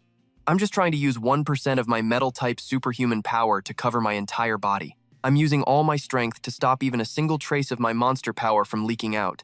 Suddenly, the earth began to shake violently, and Temp 4 wondered in confusion. "An earthquake?" The floor began to crack open. He watched and said, "Looks like something's trying to claw its way up from underground." As for Shinkun, he was praying to every god he could think of. "Earth Dragon, you can't see me. Just see him. That's all you need to do. My tentacle is biting him, so now he's covered in my scent." Temp 4's face filled with worry as he said, "Something's about to come out of the ground." He immediately used his skill's power, Heart of Gravity Field, Earthen Fortress, to try and control the force. Temp 4 was thrown to the side. He yelled in anger, "I can't stop it! I'm about to collapse. I haven't even dealt with that little brat yet, and now what the hell is this thing?" Landing on a nearby rail, Temp 4 wondered with annoyance. How did it show up here? Just then, he recognized the monster before him. The Earth Dragon. No wonder it could break through my defense. Not only that, he became even more panicked when he realized another important detail. Weird. It looks like it's targeting me. Don't tell me it came here specifically for me. No sooner had he finished his thought than the Earth Dragon's massive tail swung towards him. After that, it opened its massive, crater-like mouth and chased after Temp 4. As he ran, he was furious and confused. Damn it, how is this even possible? This isn't right. That brat told me to save my energy so I could run. Could it be him? But how the hell did he do it? Meanwhile, Xiao Tin was like, perfect, just letting those two powerhouses tear each other apart while he made a run for it. Carrying a crate of loot away, he breathed a sigh of relief and said, looks like I'm safe for tonight. After getting some distance, Xiao Tin looked back at the place and muttered, the rest is up to you, old geezers. But he also didn't forget to make a vow, you cleansers. Step by step, I will expose this cancerous tumor of the apocalypse a year from now and lay it bare for you all to destroy. Just then, a team of superhumans led by Guan Kui showed up at the building. One of them spoke up, targets approaching, 500 meters out. Hey, Shangguan Kui, did you call in another squad? Come on, give us the scoop. Guan Kui shot back confidently. Just your squad is enough to catch the Earth Dragon. Let's go. Get ready to set the trap. Tonight, you guys will earn your glory. He flinched dramatically, then mumbled to himself. Holy crap, lady. That's an Earth Dragon. Even 4-star superhumans avoid that thing. You planning to 1v1 it or something? But then, he quickly ordered the whole team to get ready, and they all snapped into position. Yes, Captain. Captain Song's eyes were filled with pure determination. This is it. We're 300 meters from the target. He started calculating and counting down the distance, 206 meters, 150 meters, 88 meters, 12 meters. The distance was closing fast. The second the Earth Dragon was in the right spot, the team began setting up their formation. 4 of the girls unleashed their strongest skills, Stone Bloom Petrifying Trap. Guan Kui then declared with total certainty, last time, there were too many people getting in the way, so it escaped. Pissed me the hell off. The higher-ups ordered me to protect Qingzhou City, and if this Earth Dragon isn't dead, I can't even go find my boyfriend in peace, so this time I'm sending it straight to hell. Suddenly, Song Dan yelled out, wait, there's someone in front of the Earth Dragon. Guan Kui gave a quick order. He immediately used sound waves to scan the area and reported back. Isn't that the criminal who tortured and murdered 13 women and was sentenced to death? What the hell is he doing here? Hearing that, Shangguan Kui completely lost it. A death row inmate who tortured and murdered 13 women? Then I'll just kill them both, she charged, aiming her attack at the Earth Dragon. Blow after blow, she hacked relentlessly at the giant monster. Seeing this, Zanzi thought some saviors had arrived and wondered, are they here to save me? But he quickly realized things weren't what he thought. His face went pale and he stammered, no, it's another group that wants to kill me too. Zanzi quickly used a skill to protect himself. Heavy shield, 4th layer, 5th layer, absolute defense. The massive Earth Dragon was getting shredded by Shangguan Kui, and it roared in agony. The force of the impact was so strong it sent Zanzi flying. The Earth Dragon just kept screaming in pain. Like a warrior, Shangguan Kui leaped up, grabbed a pipe, and slammed it into the monster with a look of pure rage, decisively striking again. Eat another one of my blades. Basically, the Earth Dragon was completely pinned down by Guan Kui. Seeing this, Zanzi was overjoyed. So lucky. I ran into a bunch of people who want to kill both me and this thing. I'll take this chance to slip away. Otherwise, who knows when I'd ever escape that damn Earth Dragon's pursuit. But as he was trying to escape, a thought jolted him. What the hell is going on tonight? If I don't complete the mission, I'm gonna have a hard time explaining myself to that old dog Fan Zhenyi. While he was debating whether to stay or go, a massive jaw suddenly erupted from the ground beneath him and snapped him up. Before he could even process what was happening, Zanzi was swallowed whole by the Earth Dragon. What the hell is this? Another Earth Dragon? Over on her side, Guan Kui looked over, annoyed, and said, there's still another one. At the same time, the Earth Dragon at her feet also burst out, screaming its head off. This got Guan Kui thinking, what the hell are these things? What do they even eat? Are they the heterozygous evolved creatures the experts were talking about? Even though she'd torn it to shreds, its fighting power was still insane. Guan Kui wondered, why are 2 of them showing up here now? How many Earth Dragons are there in total? And another thing, just how long is it? It seems like no one's ever seen its tail. She turned to her team and said, you guys guard it from above, don't let it get away. I'm going to slice it all the way to the end. With that, she leaped straight into the mouth of the Earth Dragon in front of her. The sight made Songdan jump and scream, Shangguan Kui, don't just jump into the Earth Dragon's mouth like that. Its teeth are super strong. Guan Kui's eyes were blazing as she shot back. Then let's see if it can even bite me. Guan Kui used her dragon transformation skill and charged straight down the monster's throat. The whole team freaked out when they saw it. No one could believe their eyes. A few of them started murmuring, "Is this really a 4-star superhuman? It looks like Shangguan Kui's water dragon has come back to life too. Is she about to hit the 5-star mark? Our country is about to have a 5-star superhuman. Shangguan Kui is a total badass." The Earth Dragon was butchered by Guan Kui's Dragon Slash. Everyone on the team cheered. "We did it! Shangguan Kui is the absolute best." She thought excitedly, "I've completely severed its life source. There's no way it can regenerate like last time. Let's see just how long you really are." Then she started counting the length she measured. 10 meters, 20 meters, then 50 meters, and then 100 meters. But there was still no sign of it stopping. This made Guan Kui super curious. How is that possible? Can monster genes really make a normal animal mutate to be hundreds of meters long? Even though she really wanted to keep going, she knew she couldn't, so she had to stop. "My power can't probe any further. Going down there myself is way too dangerous. I'll just have to give up." Her teammates saw this and showered her with praise. "I can't believe we actually did it. We're the first people in the country to kill an Earth Dragon. Shangguan Kui, did you hit 5 stars, or are you still a 4-star? But even then, she was still bewildered, asking herself, "The Earth Dragon. Is it really just a monster? Did I really kill it?" The scene shifts to the Fan family's Undying Flame research base. Old man Fan Zhenyi was staring at a giant cabbage while asking about things outside. "Report on the situation at the monster factory." His assistant immediately replied, "The monster factory in the abandoned zone has been completely destroyed. No research personnel survived. The members of the Liberation Society in charge of transport are also all dead. The assassin is missing. According to intelligence, he was eaten by an Earth Dragon. The monster factory has been exposed, but the emergency response was carried out very successfully. We followed your instructions and reported to Cleanser headquarters that it was just a normal monster research facility. Most of the high-level leaders in the Cleanser Society are speaking up for us. Right now, they're still hashing out how to punish us for building that monster research lab without telling them. If you ask me, the worst we'll get is a slap on the wrist." Old man Fan Zhenyi asked, "Who's the one behind it this time?" The assistant showed the old man a text message and said, "This was sent by the manager of the monster factory right when the incident happened." After hearing that, the old man pondered for a bit. The blue nether flame has the ability to devour everything. It must be someone with a high-level, fire-type super gene, something close to the Undying Flame. As the old man was talking, the young master below cut in. "That's the key to unlocking the Eternal Flower, the key to obtaining the Undying Flame." He spoke while using the fire in his hand to affect the cabbage-like plant in front of him. "The heavens are seriously smiling on us. 3 generations of our Fan family have all inherited fire-based superpowers, all to research the strongest fire-type celestial chart, all to seize the Eternal Flower." That young master even emphasized, "Isn't the first phase of the artificial superhuman experiment already done? We just need to extract this blue flame super gene." As the eldest son carrying the highest grade super gene of the Fan family, I'm damn sure I can use this key. "I'll unlock the Eternal Flame and make our Fan family the #1 flame clan," the assistant said frantically. "We have to find that flame now, but the world is so huge." But the old man seemed totally chill and replied, "We're just looking for one superhuman. Piece of cake." Then he gave an order. "Report to the Purifier headquarters. Tell them our monster laboratory was destroyed by the blue flame they're hunting and that it stole our valuable research. It's highly likely he's also the bastard who lured the Earth Dragon here." The assistant immediately obeyed and left.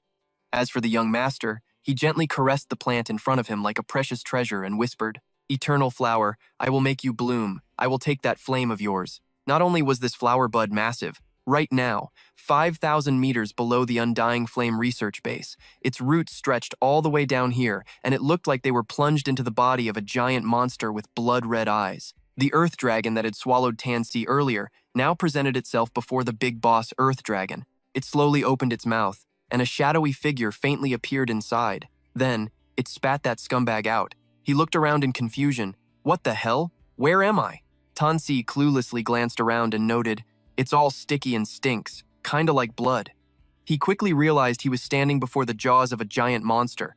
The guy screamed in terror. "What the hell is this thing? No, how can a monster this huge exist in the world? What level is it?" The Earth Dragon Lord stared at the prey before it and growled angrily.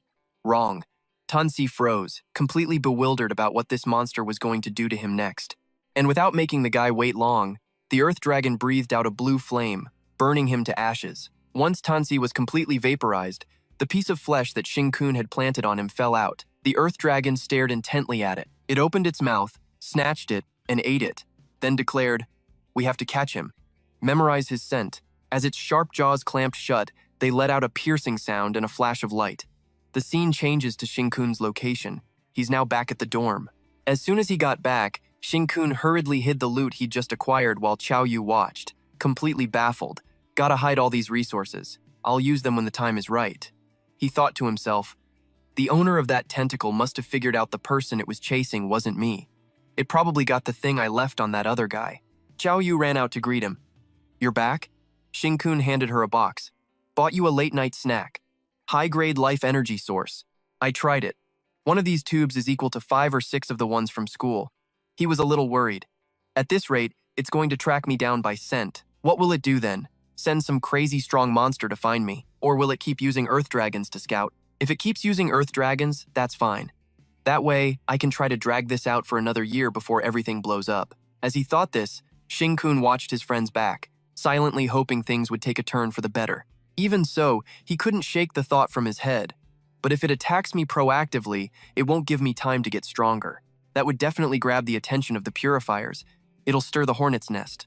If the apocalypse is a fatal tumor, then the more obvious the symptoms, the better.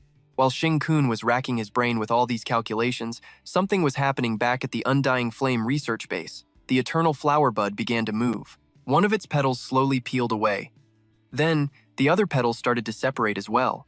A researcher on the team saw this phenomenon and immediately shouted, "Everyone, look over there! The eternal flower is blooming!" Hearing the shout, his colleague also ran over curiously. "For real?" the first guy said excitedly. "Director Fan just left. Tell them to get back here. We've had a huge breakthrough." As he was speaking, he was slashed by a strange force in the blink of an eye. The other two suffered the same fate, sliced in half by that mysterious thing. A scar-faced dude holding a knife rushed forward, aiming to stab someone standing nearby right in the neck. The moment the knife's tip touched him, the skin on the guy's neck instantly hardened, so much so that the knife couldn't pierce it. The girl in the pink dress standing next to him spoke up. "See? Told you I wasn't wrong. You can already manifest your own life element. You've already activated your indestructible body. The captain's unbeatable now." The captain smirked. "Stop messing around." He clapped his hands to gather everyone and said, "Finally, we've got intruders. No wonder the Fan family went all over gathering up dead men like us. We're the kind of people that even the purifiers are afraid to meet," he said excitedly. "Here, we have 3 4-star superhumans and 7 peak 3-star superhumans," A. Hong corrected. "Captain, you're mistaken. We currently have 6 4-star superhumans. The training speed here is insane. Give us a little more time and soon we'll all be 4-star superhumans." The group behind them laughed coldly and said to each other, "Let's go. Time to carry out the mission the Fan family gave us." The captain confidently led his crew forward. "I don't care who the intruders are. Even if they're the purifiers, kill them on sight. Make sure they check in, but don't check out." He began to assign directions for the whole team, Team A, with me. "We'll head inside and block their attacks." A. Hong said emotionally. "Man, I really miss the old days of plundering." Next up is Team B's mission. Directly take down the enemy's armed forces. Scarface chimed in, "Damn right. Life's so boring now my balls are about to rust." Meanwhile, Team C's mission was to control the staff and make sure none of them bolted. The squad in the back grunted in acknowledgement. The captain gave a special order to this dude named Arthur. "You, go invisible and scout things out for me." He got his orders and immediately vanished, taking point. As the whole team closed in on the base entrance, the captain warned them one last time. "We're here, don't get cocky. Anyone who can just break into a top-secret, heavily guarded research base like this is no joke." Then he smashed the main door down and went in. Every single one of them had a super smug grin on their face. "We'll burn your guts out and go on a total rampage." But just 3 seconds after they all stormed in, they were completely torched by the terrifying power of that blue flame. And Arthur, still invisible and standing off to the side, saw the whole damn thing happen. He was so freaked out he didn't dare to breathe, even clamping a hand over his mouth to stop himself from screaming. After witnessing everything, a shell-shocked Arthur recalled, "In the blink of an eye, everyone but me was wiped out." He collapsed to the ground in front of the Fan family members, trembling as he spoke. "I only survived because I was hiding my presence the whole time, and that's how I saw everything go down." Arthur was dead sure this wasn't some intruder, but a monster that morphed from an eternal flower petal. How messed up is that? It wasn't a person mutating into a monster, but that flower bud that hadn't even bloomed. He knelt there and kept talking. There were 4 of them. They can go invisible, and they can use the Undying Flame too. They killed Captain Kim then in a flash. Holy crap, these things are way stronger than an Earth Dragon. In the end, they left the research base, and I have no idea where the hell they went. Arthur screamed frantically. Lord Fan, we screwed up big time. These monsters are going to kill tons of people. We have to notify the cleaners now. With a look of pure terror, Arthur continued. We can't cover this up. Nobody can. Old man Tran Y didn't waste words. He just hit Arthur with a flame to shut him up for good. I already said it, didn't I? Anyone who dares to blab to the outside world about what happened here dies.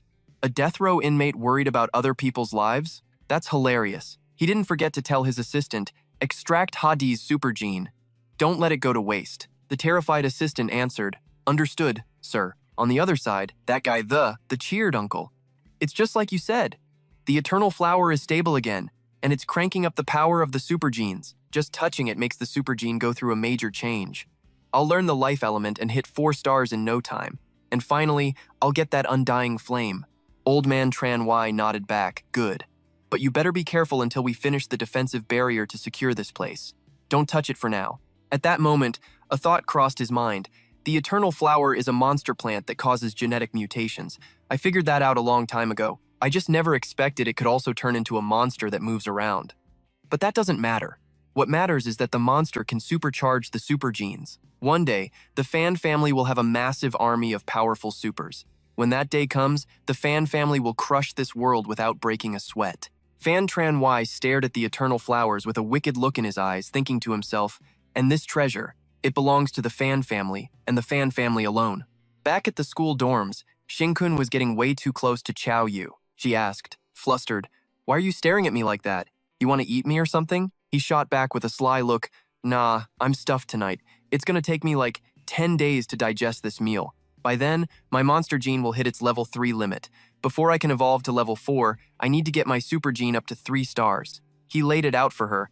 I have to use the super gene to keep the monster gene in check. It's the only way I can stay in my human form like this. But my super gene is way too weak, and from what I've heard, hitting 3 stars takes some special methods. An awkward silence fell between them. Xingkun reached his hand out towards Qiao Yu. He gently placed his hand on her cheek. Then, he softly caressed her beautiful face for a moment. His monster arm suddenly materialized, and without a word, Xingkun held his monster hand right in front of Qiao Yu's face. Then, a set of sharp teeth shot out from the palm, aimed right at Qiao Yu's neck. At the same time, he said, all right, let's see if this works, she replied, a little nervous. Hey, be gentle, okay? The monster teeth sank into Qiao Yu's neck. Xingkun said, it's okay, it'll just sting for a sec. The moment it bit her, all the super genes in Qiao Yu's body swarmed to the spot. In just a few short seconds, she felt more stable. My super gene level. It dropped by a ton. Xingkun replied, totally stoked. He looked at her and continued. From my experience refining electricity before, there's a device that will suck out all your super gene energy and refine it. So go ahead and absorb as much electricity as you want. The student handbook says the school covers all the costs when you have a breakthrough. Qiao Yu started absorbing the electricity. All you could hear was his voice urging her on, suck up more! The school's paying for tonight's electric bill, so go nuts. Elsewhere at the school, a secretary burst in, panicking. Principal Jing Che. There's something wrong with the school's power grid. Sparks are flying everywhere. But contrary to her panic, the principal just smiled and nodded. Yeah, my power's out too. The sound of a clock ticked away in the silence. Tick, tock, tick, tock. A full minute went by like that. Secretary Yang was confused. She asked, Sir, aren't you going to give some orders?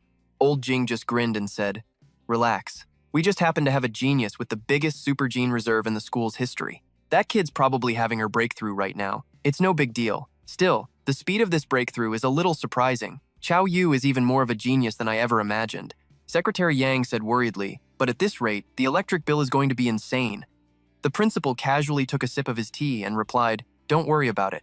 Even if the bill hits the millions, it doesn't matter. New talent is priceless. Besides, if the costs get too high, the cleaner headquarters can foot the bill, right? Suddenly, a phone call came in. He turned to look at it and remarked, good thing this is a dedicated phone line, otherwise we wouldn't be able to take emergency calls. Seeing the emblem on the caller ID, Jing Che knew it was a call from Cleaner HQ. He quickly answered, Jing Che speaking. As soon as the person on the other end spoke, Principal Jing shot up out of his chair. What? The entire city is out of power? All the power is being routed to the academy. It's fine, it's just our Qiao Yu having a breakthrough. Oh yeah, about the bill for this. What? I have to file a request form? The Nam Guyet Superhuman Academy is in Cleaner Town, and Cleaner Town is located in the special cleaner district of Nam Guyet City. Its residents live along both banks of the main river, and the town covers an area of 36.7 kilometers. The special cleaner district, while just an island, is super close to downtown Namnaguyet City. The city itself is 795.4 square kilometers. This is the third largest city in Huaxia, and it's totally packed.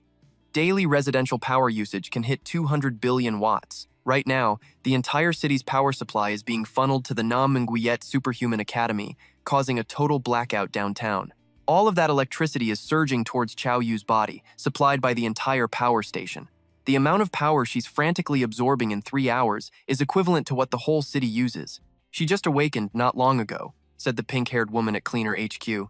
I can't believe her body can already hold that much insane elemental energy.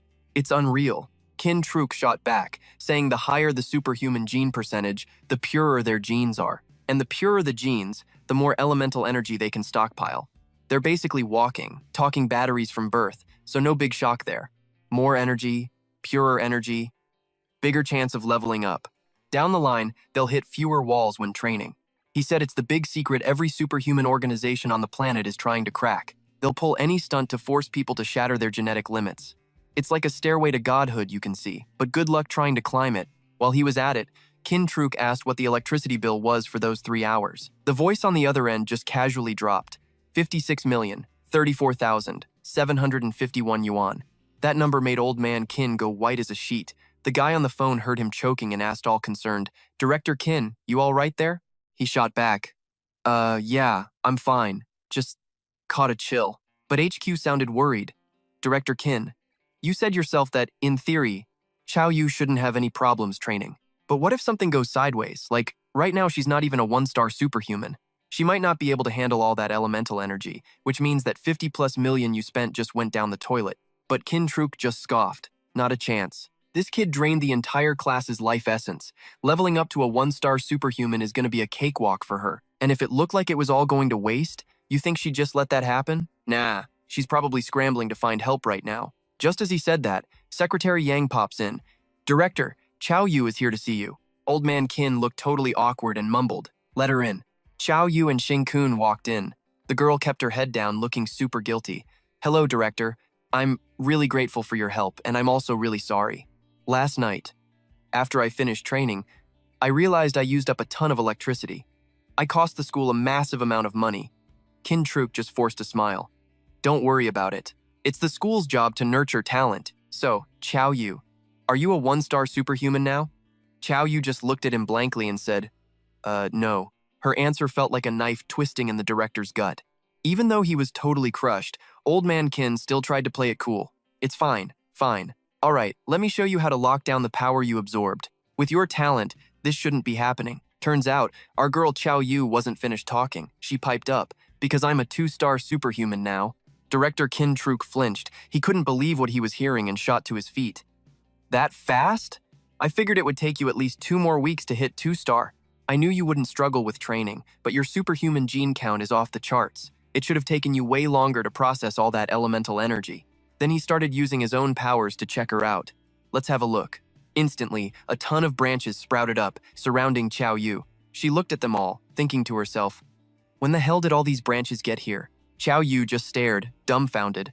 They didn't make a sound, so she couldn't feel a thing. It was like they weren't a threat at all. But she had a gut feeling these branches were seriously dangerous. She reached out to touch one, her eyes full of curiosity and confusion. Director Kin's voice cut through the silence. I get it now. Your superhuman genes are in overdrive, so you're processing the elemental energy way faster. He then pulled back the branches, sat down, and went on.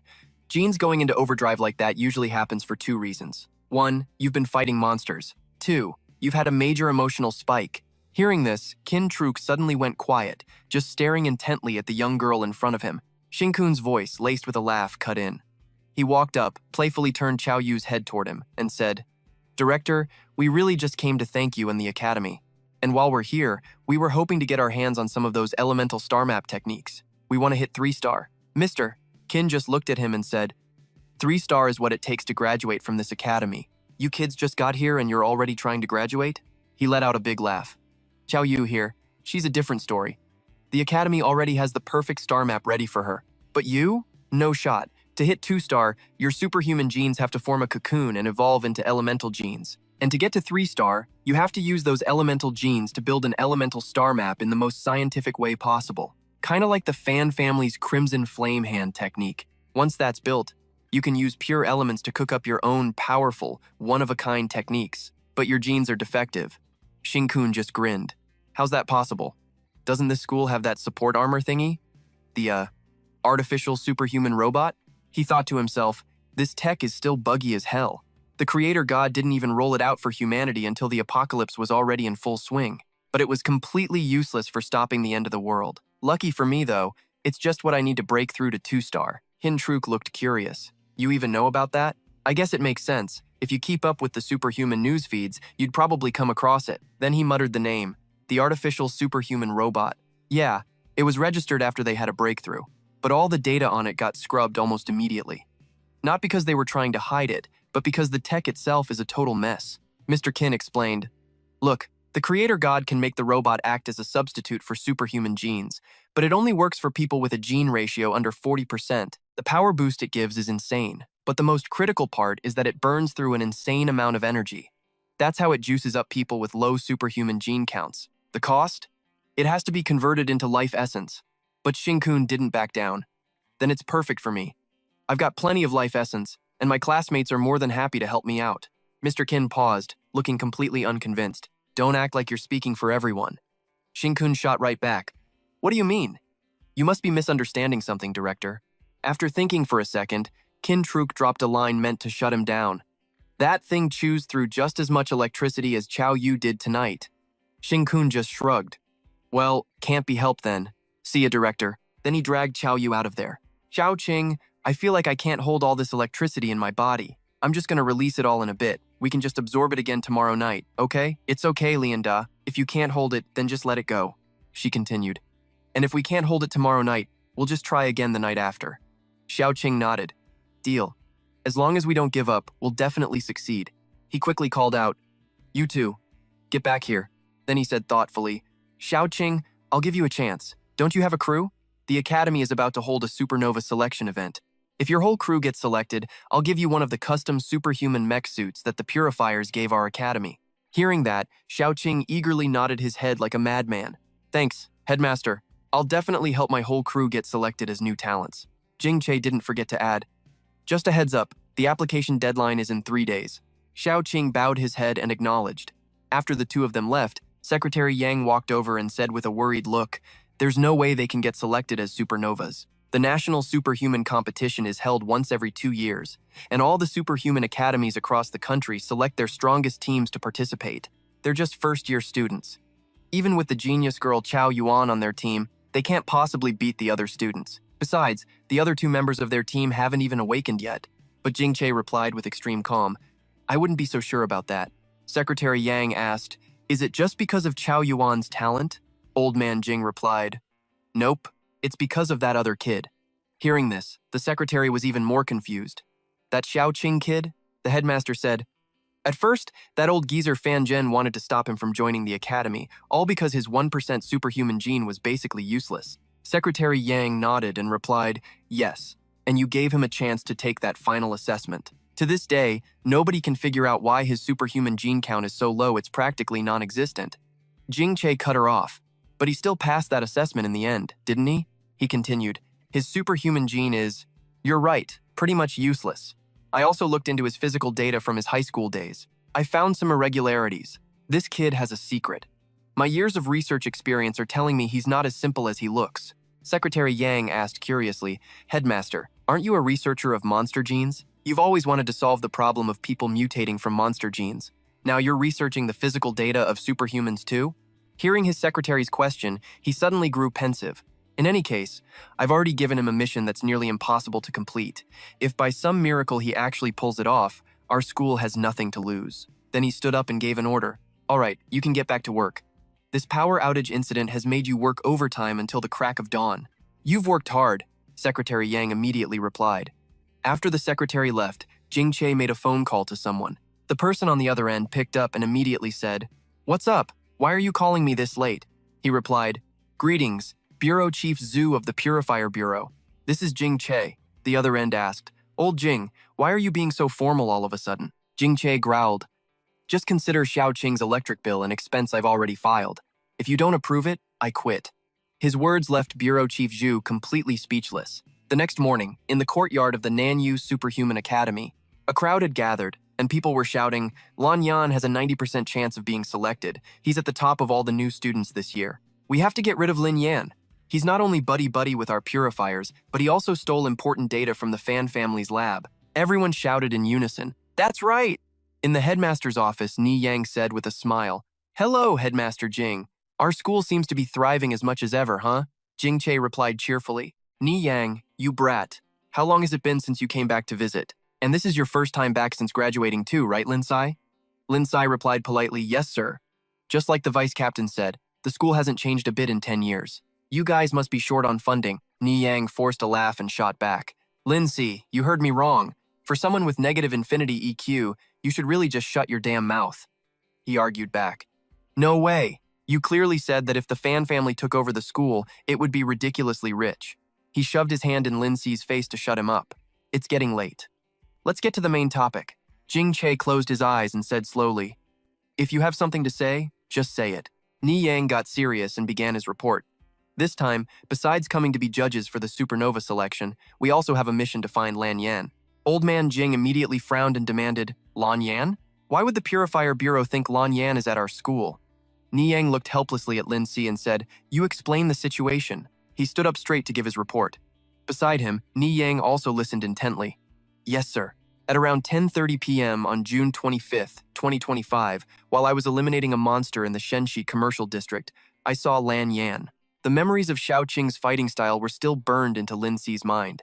At the time, everything happened so fast that a monster managed to eat one of my arms. But then he showed up and helped me, but for some reason, he deliberately knocked me out. He tried his best to recall Xiao Qing's face and said, "When I woke up, the monster was already dead, and I vaguely saw him absorbing the black smoke that the monster turned into after it died.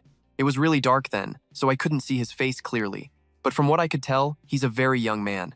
That's why the captain speculates that he's a recently awakened teenager with immense superhuman power, but his mind is still immature, which is why he's addicted to such thrilling activities." Ni Yang, sitting to the side, laced his fingers together and closed his eyes, then tiredly continued, "Yeah, but if that were all, we wouldn't have gone this far," he recounted gravely.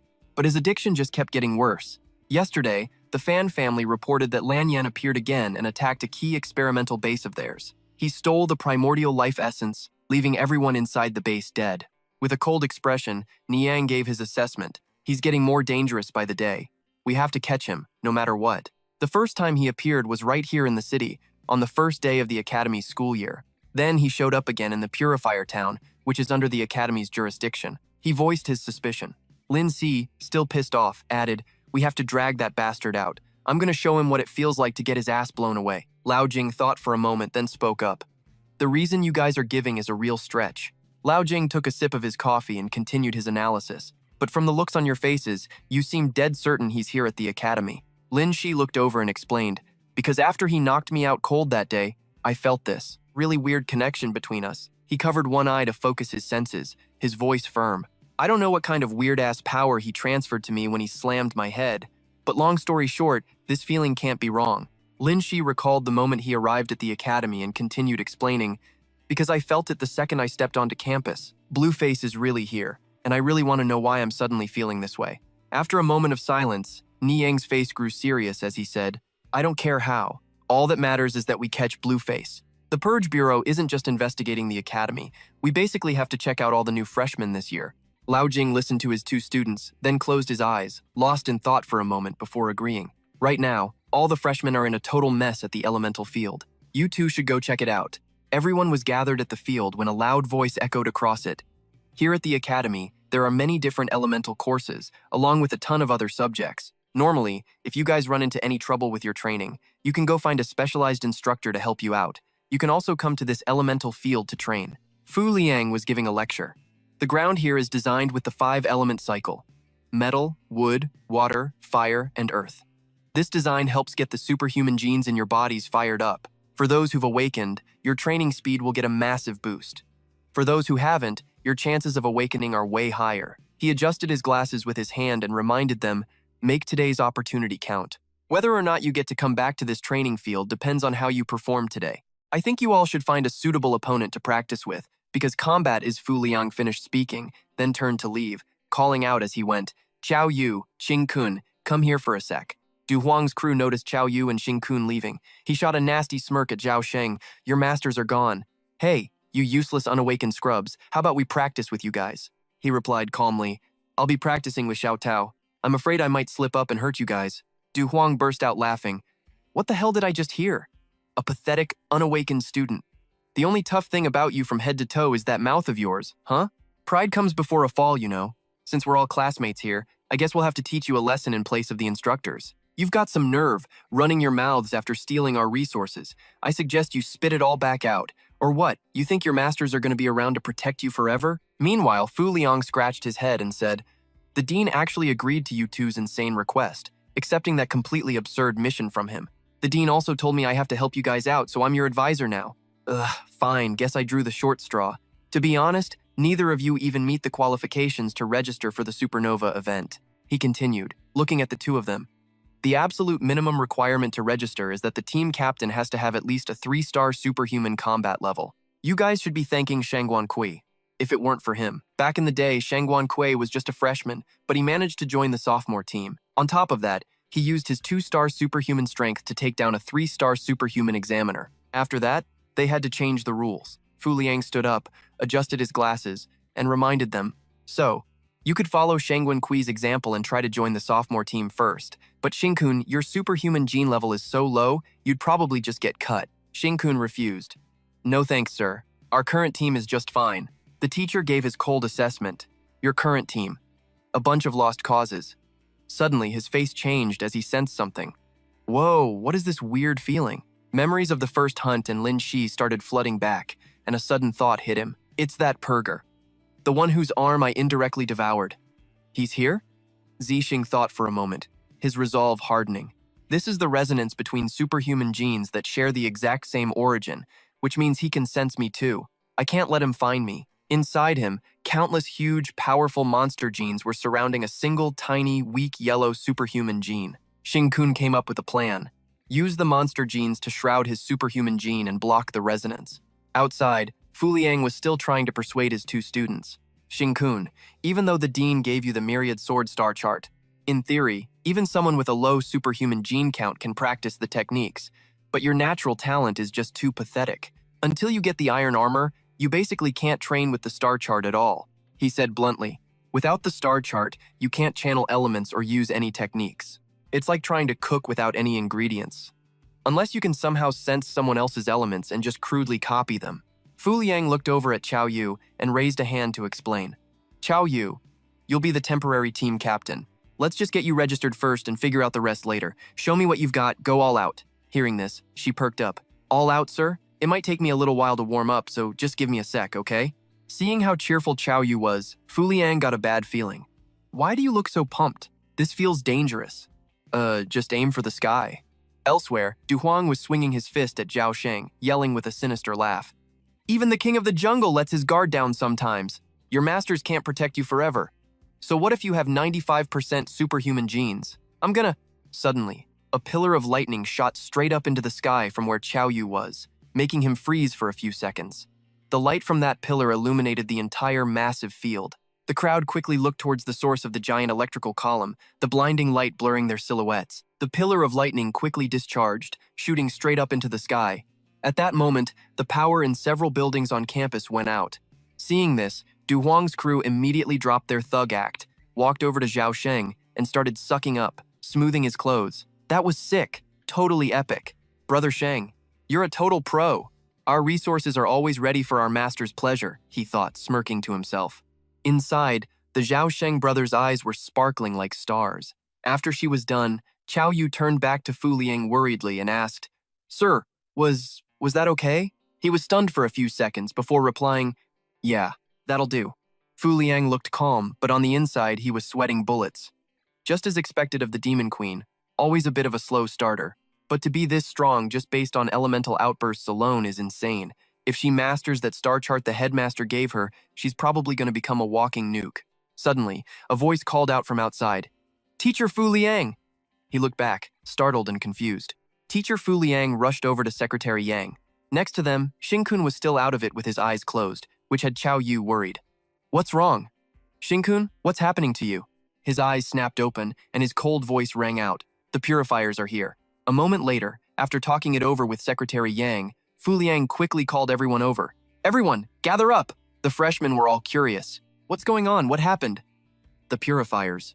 Just then, Ni Yang, who was standing beside him, asked, Lin Sai, it's all on you this time. Found the guy yet? Lin Si's eyes narrowed as he cautiously replied, He's close, but I suddenly lost my read on him just now. Then, Lin Si activated his ability, his eyes glowing with yellow streaks of light as he searched. Lin Si's voice was confident as he said, No problem, I can find him. He shouted, Iron, come! Immediately, tons of iron bars flew up from the ground. The scene flashes back, rewinding time to 2 months ago at some building. Lin Si walked up and asked, What's the situation? Ching, he stood there, sizing up his uniform cloak. Is he a captain from another district here to help? She wondered. She quickly reported, Sir, the vice captain successfully lured the monster into that old building. It won't hurt any civilians, will it? After hearing that, Lin Si's face went cold. Tell the vice captain to pull back immediately. Ching, he was just baffled. But... He waved his hand, urging her on. Hurry up, all she could do was agree. Right.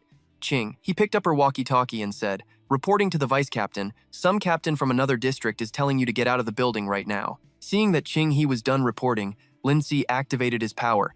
He slammed his hand on the ground, causing it to crack. Metallic elements quickly flew into the air at Lin Si's summons. Iron, come. Ching He, standing on the side, watched this scene with her jaw on the floor. Holy crap, where did all that iron come from? He's pulling it all to him. Lin Si quickly used the iron to attack the building. His attack was so powerful the entire building started to shake. She was horrified. He's even pulling the scrap iron from inside the building. How is that possible? It doesn't even look like he's using that much elemental power. Watching the building in front of her teeter, she could only think to herself, damn, talk about working smart, not hard. At that moment, the walls of the building began to collapse. Ching He was seriously impressed. From the outside, you could see huge chunks of rock falling down. Ching He exclaimed, That building, it's coming down. Suddenly, the figure of Ni Yang appeared from inside, frantically pulling up his pants as he sprinted out of the building. He screamed in a rage, What asshole brought the building down? Ni Yang's face was twisted with fury as he roared, I was in there holding off the monster so the newbie could get some combat practice. I don't give a damn which district you're captain of. I'm gonna kill you. After getting out, Ni Yang glared at Lin Si, grinding his teeth. But Lin Si just kept his deadpan expression and introduced himself. I'm Lin Si, a graduate of the 2025 class from Manhwa Superhuman Academy. The other two just froze for a few seconds after hearing that. Ni Yang's eyes practically bulged out of his head. He was about to explode with rage as he yelled, Lin Sai, you're the new guy assigned to our squad? Then why the hell are you wearing a captain's uniform? He calmly explained, It's not. This cloak of mine doesn't have a logo. It's just a normal one that I wear because it looks more badass. Ching He, standing beside him, was completely speechless. She could only close her eyes and mutter, You gotta make a big impression on your first day, I guess. The scene shifts back to the academy in the present. Ni Yang, standing behind, winced as he saw Lin Si using his powers. I'm telling you, you'd better not be screwing around. If you destroy this 5 elements field, you and I are going to be working for years to pay for it. Lin Si replied, still deadpan. You worry too much, Vice Captain. There's a ton of metal buried under this 5 elements field, more than enough for me to use. His eyes flashed with determination as he gave the command. Golden pieces of metal quickly flew up from the ground, merging together to form a long, sharp-tipped spear. The freshmen saw this and cried out in shock. Up there, they're all metal swords. What's this purifier trying to do? Treat us like monsters and kill us? But Shinkun and Qiao Yu, standing in the middle of it all, seemed pretty calm. He felt a bit annoyed. That guy can sense the metal element inside my body. He's using his own metal element to link up with all the students here. Those metal weapons immediately flew down towards Shinkun's position. Inside him, his small golden gene bulked up, getting huge and ready to throw down with the monster genes surrounding it. Zixing felt the changes in his body. His superhuman gene was stupidly acting up. He closed his eyes and calculated, the monster gene can suppress it, but Zixing frowned at the huge metal weapon hovering in the air, feeling helpless. Does this mean as long as this shorty is here, I can't use my superhuman gene? I can't dodge this forever. Then, suddenly, an idea popped into his head. Who's to say that just because he can sense me, that means I'm Lan Yan? Zixing whispered to Qiao Yu next to him. In a bit, don't lose your cool. Just stay away from me for a moment. Trust me, it'll be fine. At the same time, he directed his monster gene to move to a different spot. With the superhuman gene no longer suppressed, Lin Si's senses immediately picked up on it. His eyes sharpened as he declared, "Lan Yan, I found you." The metal spears in front of him suddenly changed direction. When Shinkun saw all the metal weapons pointing at him, he immediately switched into his phenomenal actor mode. "What's going on?" he thought to himself. "Time to put these acting skills to the test. I'm just a normal freshman who doesn't know a thing." Lin Si wasn't falling for it and continued to control the metal weapons for a relentless attack. "Lan Yan, for ambushing a purifier in the mall plaza and destroying the Fan family's laboratory, I'm here on behalf of the purifiers to arrest you." Zhuo Sheng and Xiao Tao both yelled out in worry, "Boss!" Du Huang was surprised. "Xing Kun? I've seen that arrest warrant. How could Xing Kun be Xing Kun?" Wu Xiong, standing at the front, also felt a bit of agreement, even though he hated the guy. "But isn't the wanted Xing Kun supposed to be a fire-type super?" Hearing this, he quickly responded, shouting over and over, "Oh, right, I'm a metal type." Suddenly, the metal rod flying straight for Xing Kun's face slowed down, then stopped right in its tracks. He casually dodged the continuous attacks from the metal rods, silently amazed. "I can feel it." Suddenly, the metal rod in Xing Kun's vision started to blur, revealing the very lines that formed it, shocking him. Aren't they just a bunch of connected lines? If I can see them this clearly. He remembered what Fu Liang had said. "I'm going to make an example of someone to warn the others. Unless you can feel another person's element, you're just mimicking the motions." Xing Kun lifted one foot, calculating in his head. He must have decided to use his super gene to control the metal fragments under the ground. Like this, right? Just using a little bit of the metal element. Xing Kun's face turned cold, concentrating the metal fragments in his hand to create a weapon identical to Lin Si's. What did that guy just shout? "Iron, come!" What a freaking lame thing to yell. Man, kids who use hacks are on another level. He only needed one look to create a perfect copy of the Void Heavenly Star Sword, an exact replica of Lin Si's. But this copy was one Xing Kun wasn't used to controlling, so it kept wobbling all over the place. He yelled, "Stay still!" Fu Liang, watching from the side, was so surprised he had to push up his glasses.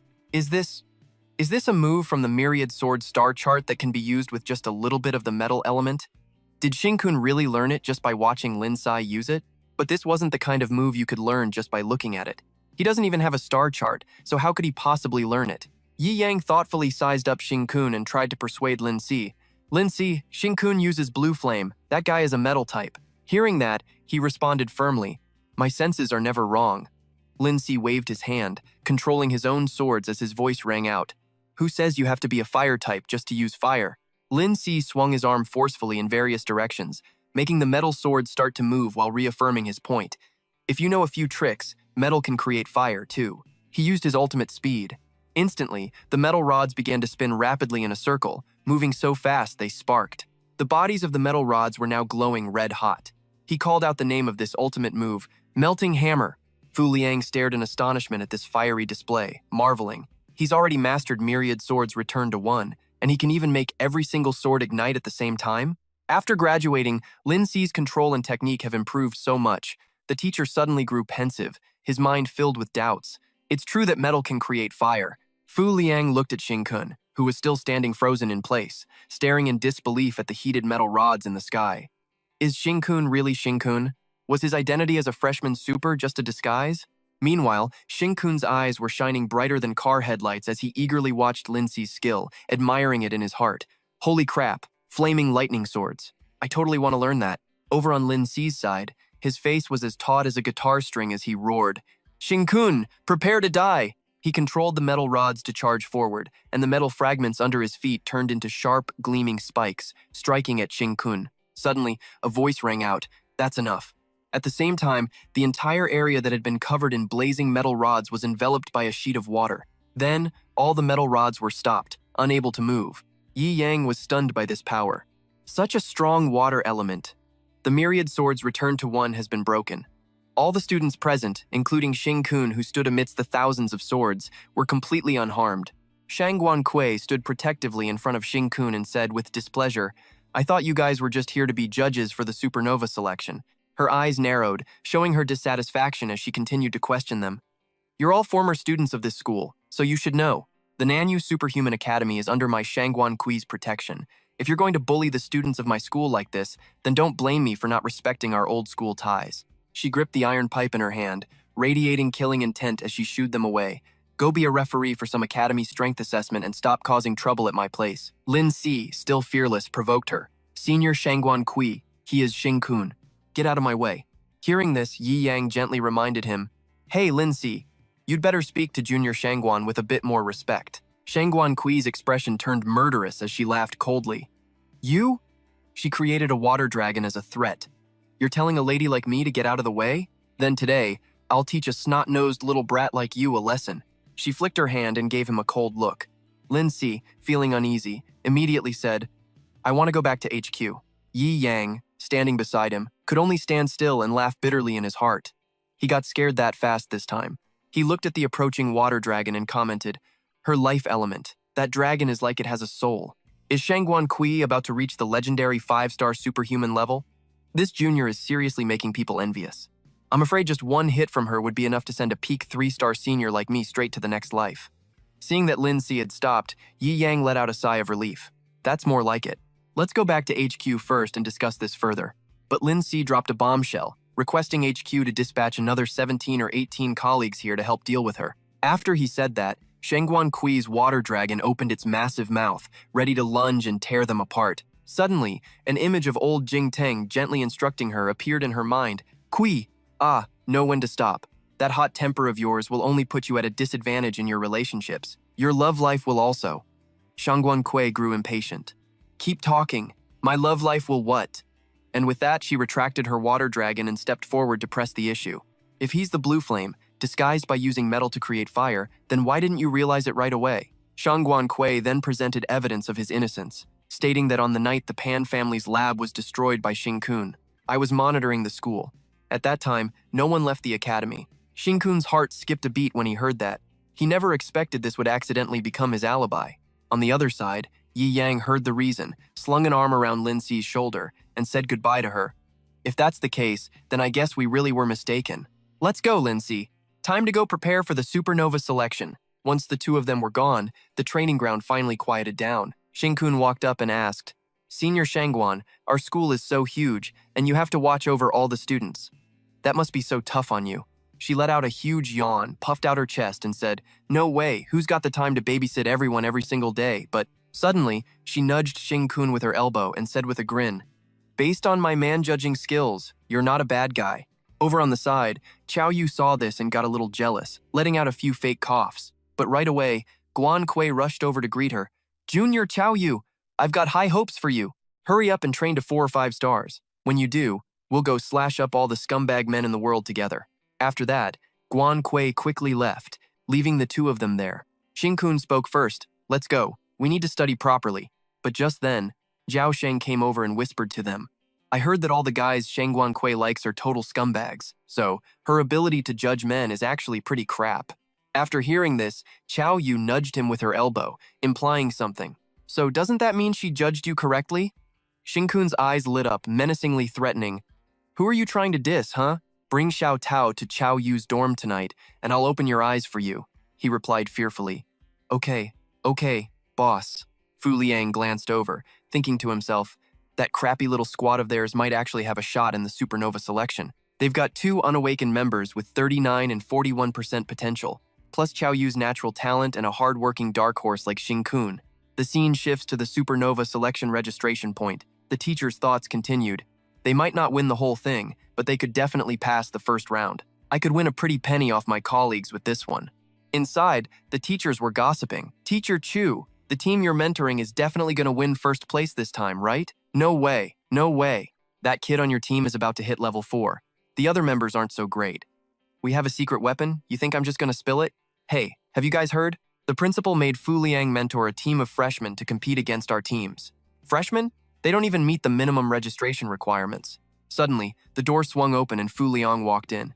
He gave a gentle but cunning smile and said, Hey everyone, I'm here to register my little brats. Fu Liang pushed up his glasses and said with a smirk, The weather's great today. Anyone up for a bet? The scene changes to the boys' dorm, where an angry voice rings out, Zhao Sheng, you lucky son of a bitch! Du Huang stood in front of Zhao Sheng and yelled, Young Master Pan wants to recruit you and your sister for the Pan family's 4th team. Do you have any idea how much he's offering you? That guy continued with a smug look. 1,000 vials of life force fluid per year. That's more than double the total amount that Punk Xing-kun stole from us. You and your sister could use almost 2 vials a day. I'm so freaking jealous. This is insane news for you. Du Huang continued contemptuously. So good that someone like you could never even dream of it, right? You've really hit the jackpot. When Zhao Sheng didn't say anything, he thought he'd agreed and pushed harder. Young Master Pan has a way to help you guys awaken. Zhao Sheng looked up and asked coldly, "Awaken?" His voice rang out, "That's right, this is the luck of a lifetime for your family. I know your sister Xiao Tao has been held back once, and you've been held back twice. 2 whole years have gone by and you still can't awaken. A shell this tight. Even I feel bad for you.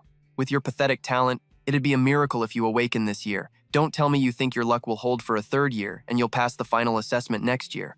Right now, all you have to do is side with young Master Pan, and you and your sister will get the chance to awaken." Du Huang placed a hand on his shoulder with a disdainful, charitable air. "Excited? The fate of your Zhao family is about to change." Zhao Sheng's expression remained calm, but his voice turned icy as he demanded, "Get your filthy hand off me." Du Huang ignored him and continued with a smirk. Hey, don't tell me you're getting all high and mighty just because you found some protection, you little punk." Suddenly, Zhao Sheng's voice cut in. "Listen up." He knocked Du Huang's hand off his shoulder and declared firmly, "In life, I belong to my boss. In death, I'll be his ghost." Enraged, Du Huang grabbed him by the collar and yelled, "Zhao Sheng, you stupid son of a bitch. You just have to learn things the hard way, don't you?" He gritted his teeth, unable to persuade him, then said in a cold voice, "Xing-kun is going up against the Pan family. You don't need me to tell you how that ends. In the end, he'll lose everything and have no choice but to kneel at their feet." Du Huang's expression darkened as he continued to threaten him, "And the most pitiful one will be you. Your stupidity made you lose your only chance to awaken, and on top of that, you'll get dragged down with him and face their revenge." But in response, he kicked Du Huang hard in the stomach, yelling at the same time, "My boss is so strong, a shallow punk like you could never even imagine it. Hell, even I can't imagine it. If you've got the guts, then hit me. If I make a single sound, I lose." Du Huang was kicked onto the bed. He furiously shouted, "Zhao Sheng, if you keep being this stubborn, there's no telling what might happen to you in your sleep. Are you ready to never have a peaceful night again?" Unafraid, Zhao Sheng provoked him further. "Then you better hope I don't wake up, because the moment I do, I'll fight you guys to the very end." Du Huang got so mad he activated his powers. A flash of golden lightning sparked in his eyes as he roared, "You really are a mad dog." He slapped Zhao Sheng hard across the face and lectured him. "From now on, I'll have to think of ways to mess with you every night. Just thinking about it is annoying. A piece of trash with your talent dares to act tough in front of me? And you're even trying to act like a loyal mutt protecting its master." Instead of feeling pain, he just laughed triumphantly and said, "Without my boss, I would have been dead a long time ago. I'll spend the rest of my life repaying him." Zhao Sheng coolly walked outside and said, "I've got urgent business tonight. If you can't kill me, then I'm out of here. When it comes to a real fight, you couldn't even beat me. We'll settle this score later." Hearing that, the guy just scoffed, assuming he was scared. What a coward, making up excuses to run away. "Get lost, before I beat you to death right now." His screams echoed through the entire dorm. "You're going to die, and your sister is going to die because of you. You ignorant piece of trash." The scene shifts. Niu Xiong glances at a corpse and says, "Young Master Pan, that useless punk is nothing but Xing-kun's loyal little dog. Trying to poach anyone from Xing-kun's crew won't be easy." He just gave a slight smirk and said, "It's fine. I have 1,000 ways to deal with them. I was planning to go easy at first, but they're forcing me to be cruel." The scene shifts to another dorm where, at that moment, Zhao Sheng and Xiao Tao are standing outside, knocking and yelling, "Boss, we're here!" Suddenly, a hand shot out from inside, catching his attention, followed by a gust of wind that flashed by like lightning. Xing-kun had already yanked the 2 dazed siblings into the room. A demonic look appeared on his face, his wicked voice echoing through the small room. "Xiao Sheng, Xiao Tao, are you ready for some hell training?" He dazedly agreed. Yeah." Xing-kun crossed his arms and explained seriously. "Next up is the hell training." He then continued giving instructions. Zhao Sheng. But then he suddenly asked in surprise, "What the hell are you taking your sock off for?" The question made Xiao Tao, who was next to him, look at her brother in horror. He held up the sock he'd just taken off and explained, "I swear I won't peek, but I'm just scared I might open my eyes by accident." Then Zhao Sheng took the stinky sock and shoved it right in his sister's face, saying, "Xiao Tao, give me your head so I can put this sock over it." She screamed in protest. "Are you trying to murder your own sister?" Xing-kun clasped his hands, pretending not to see anything, as his calm voice cut in. "All right, stop. Don't worry about closing your eyes. The second thing is way more important. I need you guys to trust me completely." Then Xing-kun narrowed his eyes and said seriously, "Entrust your lives to me." The brainless Zhao Sheng immediately agreed without a second thought. "No problem, right?" Xiao Tao. In contrast, Xiao Tao seemed much calmer. She asked him, Xing-kun, you're Xing-kun, aren't you? Hearing that, Zhao Sheng frowned from the side. Call him boss, Xiao Tao. What kind of nonsense are you spouting? But Xing-kun admitted it bluntly. Yeah, that's me. After hearing that, his eyes lit up with admiration. Boss, you're so damn strong. Then Zhao Sheng turned to ask, Xiao Tao, how did you know? She frowned and explained. The holy emissary wouldn't have just come frantically running over here looking for Xing-kun for no reason. So, when Senior Lin Shi called, Xiao Tao stated with certainty, Xing-kun, based on my observations of you all this time, your over-the-top reaction back then was just an act. I've never seen you genuinely panic, not once. She then continued, recalling Qiao Yu's expression, and Qiao Yu's acting was even more refined, but I felt, based on the relationship between you two, there's no way Qiao Yu would just take that lying down. I've never seen her act like a total bystander like that. Zhao Sheng yelled in shock, Xiao Tao, are you really my sister? How are you so smart? Xiao Tao shot back a sarcastic remark at her idiot brother. A family with 2 stupid kids would be cursed for 18 generations. Xing-kun's voice cut in. Xiao Tao, you can call me Xing-kun, but don't you dare say my acting sucks. I am Xing-kun, the bastard who destroyed the Pan family's lab. Do you still trust me? She calmly gave her opinion. Just like my brother said, if it wasn't for you, we would have died a long time ago. Although, thinking back on it now, I'm realizing that the final assessment, getting that kind of special treatment was probably because the Pan family was targeting you, right? Hearing his sister, Zhao Sheng nodded along from the side. That makes sense. With determined eyes, Xiao Tao looked at him and continued. But that just proves how criminal the Pan family is. Their lab is definitely researching some seriously messed up stuff. Besides, it's not like I have any other choice. She added, my blockhead brother chose to follow you, so he's definitely never going to change his mind. Hearing that, he ruffled her hair and teased, Xiao Tao, you should repay him with your body, you know. Xiao Tao snapped. Shut up, she then declared loudly. Even though your opponent is the powerful Pan family, Zhao Sheng and I will absolutely give everything we've got to help you. Xiao Tao shouted with determination, let's start the training. Whatever you tell us to do, we'll do it. Zhao Sheng agreed. Xiao Tao is right. Xing-kun and Qiao Yu brought out 2 huge jugs of life fluid and said, then let's begin. Drink this. 1 bottle each. They agreed instantly. Okay. Zhao Sheng grabbed one, chugged it down, and said, I'm done. Next to him, Xiao Tao struggled to finish hers. Then she said, exhausted, I finished too. I'm so bloated. Xing-kun smiled in reply. It'll absorb quickly. Xiao Tao asked, is this pure life fluid? He answered honestly, yep. I swiped it from the Pan family's lab. It's the good stuff. You two probably just drank half of all the pure life fluid our classmates voluntarily donated to us before. Zhao Sheng was moved to tears. B-boss, this is too much. What did we do to deserve this? Xiao Tao, on the other hand, looked more worried, thinking to herself, so this is why Xing-kun told us to entrust our lives to him. Xiao Tao thought, we haven't awakened, yet we're drinking a massive amount of pure life fluid in such a short time. This will make our bodies accumulate an insane amount of life force. It could be fatal. A look of anxiety showed in her eyes. Xing-kun must have learned this method from the Pan family's lab. Plus, he probably needs to use some kind of equipment too. He's not letting us see for a reason. Is it because this experimental equipment is too bizarre and untrustworthy? Xing-kun had already moved behind them and, with a wave of his hand, told them, close your eyes now. Xiao Tao thought so too. Right, I have to close my eyes. But she was surprised when she felt a chop to the back of her neck. Before she truly blacked out, her thoughts jumbled. He knocked us out. Of course. This way, I don't have to worry about them waking up. It's way more effective than dealing with my moron brother's stupidity. Tu Tin gave an apologetic little laugh.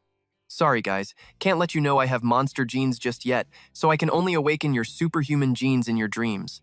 Then his arm quickly mutated, growing larger as he muttered, hope you have a beautiful dream. Straight from hell. His targets were the 2 Zhao cousins lying on the ground. Tu Tin controlled the small mouths, stabbing them into the back of their necks, secretly thrilled.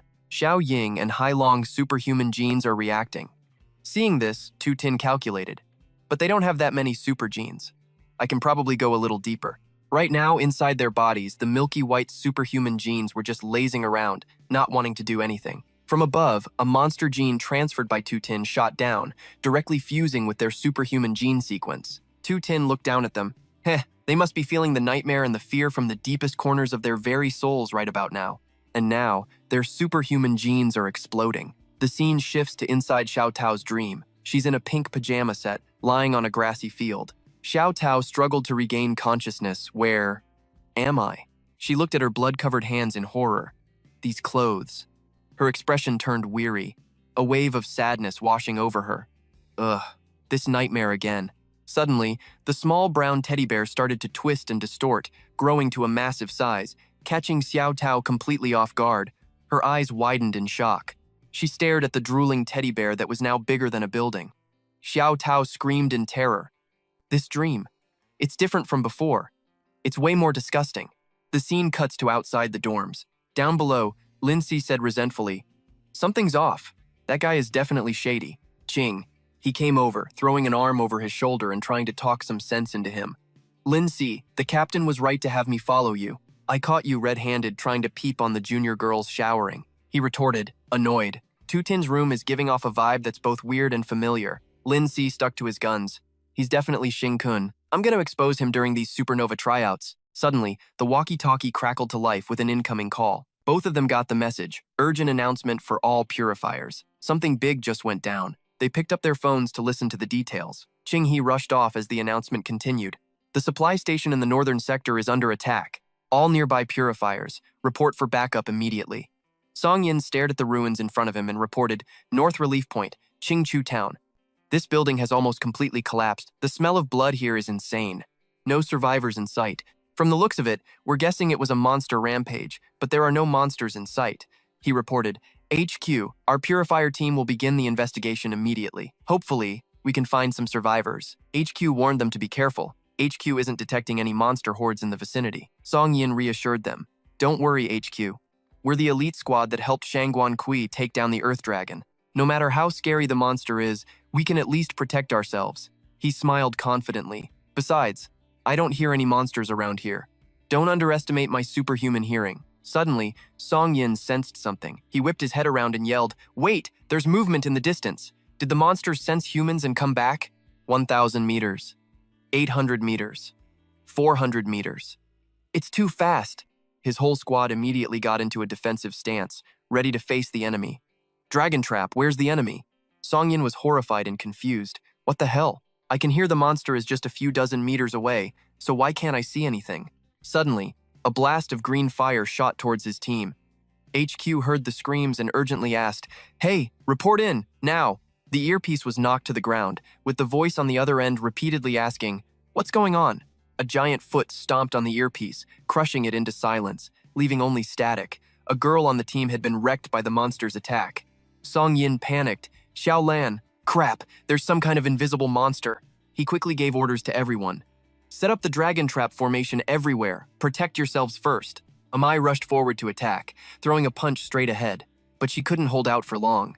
The monster ripped her entire arm muscle to shreds, and fresh blood spurted out non-stop. Amai stared in horror as her arm was torn apart, unable to dodge. Her voice trembled. I can't fight it. And with that, Amai decided to go all out. She quickly unleashed her crystal dragon trap technique, using her own blood as the trigger.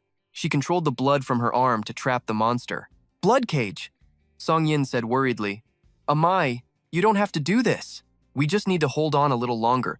HQ has already notified nearby purifiers to come rescue us. Amai faced Song Yin and smiled. Captain Song, the blood cage won't hold for long. Listen to me. This monster can turn invisible. It's at least a level 4. It's terrifying. Even though she was injured, she put on a brave smile to reassure everyone. We're not going to make it until backup arrives. And even if they get here, whoever comes will just die too. I'm done for. Amai weakly grabbed her severed arm and sadly told the other members, Sorry, everyone, but it looks like you'll have to come with me. We all practiced the same star chart. Her whole body began to crack from using the blood cage. Amai kept smiling, speaking softly to the team. Only when you all use your blood to form a cage with me can we protect the captain's life. Her body slowly turned into a red mist and dissipated into the air, her voice still echoing in the dark night. He was always the one protecting us. This time, we'll protect him. The girls on the team rushed forward to stop him. Captain, don't move. Just give up and let us tie you down. You can't fight back when all of us sisters team up on you. He screamed, Stop! I'm your captain! You have to listen to me! But the two of them used their powers to push him away, saying their last words, Captain Song, tell HQ about this monster so they can send a real master to kill it. Don't let our other colleagues walk to their deaths. All Song Yin could do was scream, No! He was thrown back, sliding across the ground, screaming helplessly in his mind, Damn it. Damn it all. Song Min watched his two teammates fade into nothing just to stop the monster and cursed himself. If I was just a little stronger, I could have protected them. Gritting his teeth, he was about to dial a number on his phone when he realized something was next to him. Damn it. Song Min's whole body tensed up and he shot to his feet. It wasn't just one invisible monster. There were two, or maybe three. Their speed wasn't what it was before. That's why they were still behind him. His face filled with more despair than ever as he cursed like crazy in his head. Damn it, where the hell did all these monsters come from? This is so bad. The fallout from this is going to be huge. Song Min pulled himself together, gripping the phone in his hand. No more time, no safe place to be found. He had to warn everyone. Right now. But when he turned it on, Song Min figured out why. He bolted away from the stream of blood, calculating in his head, shit. This superhuman elemental power is too strong. It's messing with the signal. I have to get further away. Suddenly, a track of movement appeared underground, and Song Min sensed the danger, muttering to himself, I've been spotted. Come on, connect. Connect. Damn it. He clutched his phone, anxiously praying. Just connect. The crappy phone in his hand just let out a few beeps, along with a message. No available network found. Song Min didn't hesitate for another second and made the report right away. HQ, don't send any exterminators below 4-star here, because there are at least 3 level 4 invisible monsters. The shadow of a monster appeared behind him. After saying his piece, he felt a weight lift off him and smiled, satisfied. The message is out. A blue light flared in Song Min's eyes. He was determined to risk his life against this thing. Now I can finally go all out. The worst that can happen is death. The gene image inside his body appeared. Song Min's blood boiled as he shouted, I can feel this power. Just as he was about to fight to the death, a familiar, bright blue shield suddenly appeared in front of him. Song Min yelled out in joy. He quickly said, send the message back to HQ. Just as I thought, the fastest one to arrive is always Shang Guan. Kui arrived, took in the disastrous scene, and said, sorry, I'm late. Song Min warned her, be careful, those monsters. She activated her superhuman gene, her eyes turning cold as she said, they're gone. They left in a real hurry. They probably ambushed you guys just looking for an easy meal, her voice continued. But whatever the reason, I'm sure these terrifying monsters have a much more important target. The scene cuts to Xing Kun, who was currently mutating after adapting to his new superhuman powers. Humans always think they can control the monsters, that they'll control this world once again. They've had it way too easy and peaceful these past few years. Xing Kun grabbed Zhao Sheng's hip with his mutated arm and said with a perverted smirk, if I don't shake things up a little, I'm afraid that in a year some sudden disaster will strike. Sheng, Tao Tao. Let me give you two a little stimulation. Qiao Yu watched this, a little freaked out. This whole scene was just too bizarre. She warned him, hey, you better control yourself. Don't you dare actually eat them. Xing Kun looked at her and teased, don't worry. If I really can't hold back, the first person I'll eat alive is gonna be you.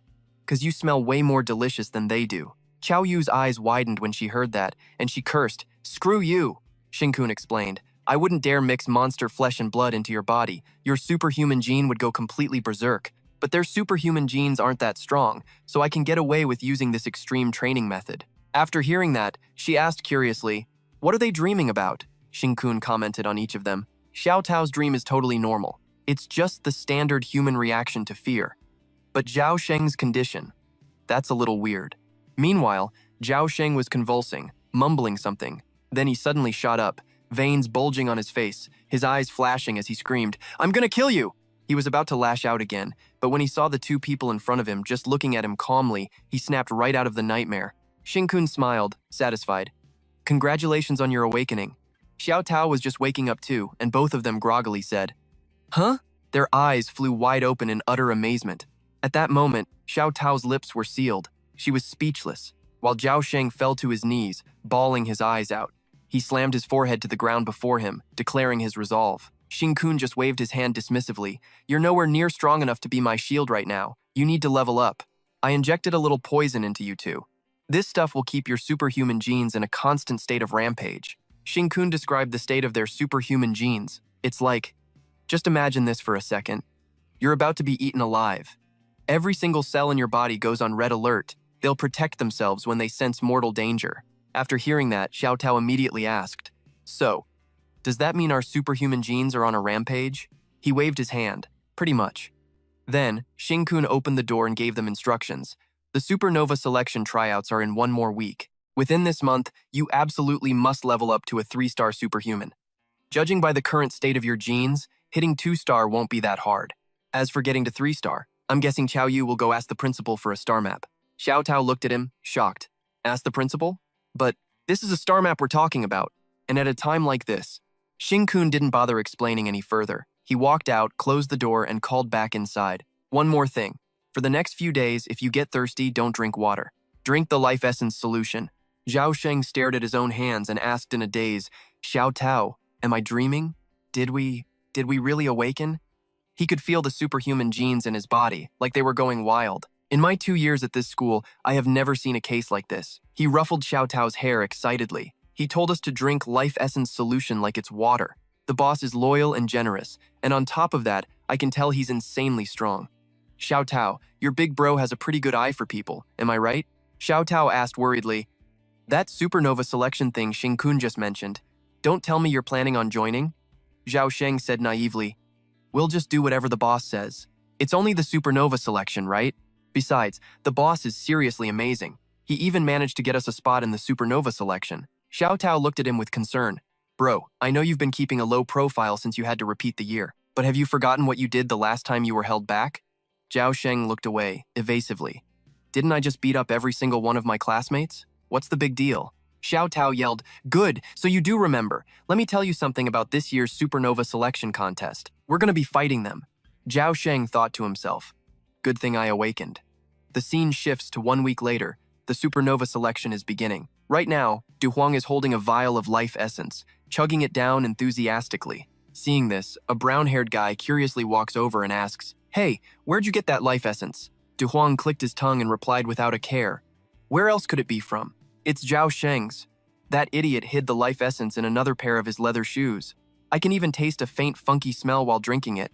The other guy asked again, You stole it from him? Aren't you afraid of causing trouble? Du Huang sneered in reply. What the hell is there to be afraid of? He's nothing more than Qiao Yu's dog. He probably had to scrimp and save like crazy just to get this bottle of life essence. We're backed by the Fan family, so we're not even in the same league as them, even though dealing with him is the mission the Fan family gave us. After finishing the drink, he casually tossed the vial behind him and scoffed, That bastard is as useless as he is hard to kill. After I beat him up last time, he hasn't even dared to return to the dorms. Who knows where the hell he's hiding now? Even if Qiao Yu is his master, she's just a little brat. You think it'd be hard for young Master Fan to crush her? Zhao Sheng hasn't even awakened. If I got serious, I'd probably send him straight to his grave. Walking past the door, Wu Yin chimed in, I think you'd better not underestimate Zhao Sheng. Du Huang looked contemptuous and sneered. Seeing Zhao Sheng get so much life essence, you're regretting betraying Qiao Yu now, aren't you? Planning to go lick their boots now? I've seen plenty of two-faced opportunists like you. It's fine, I can still rough you up a few times. Wu Yin just replied coldly. Go check the school's website, don't you guys know? Today is the supernova selection. Du Huang quickly pulled out his phone to check. Then he clicked his tongue and answered, Of course I know. It's a huge event. The school even set up a ton of cameras in the competition arena. Any student at the school can use a computer. Or you can watch the live stream on your phone with the school's Wi-Fi. You can also go to a classroom to watch it. I was just about to head over. He and the brown-haired guy suddenly shouted in excitement, It's already started? This is sick. And the host is freaking gorgeous. The guy next to him added, I know her. She was the captain of last season's Supernova team and the MVP. I can't believe the host is that hot-flying live streamer, the wind system superhuman who's been blowing up recently, 222. The host's voice rang out. I've just introduced you all to the most audacious team. Du Huang was curious. What's the most audacious team? The host floated in the air with a sweet voice.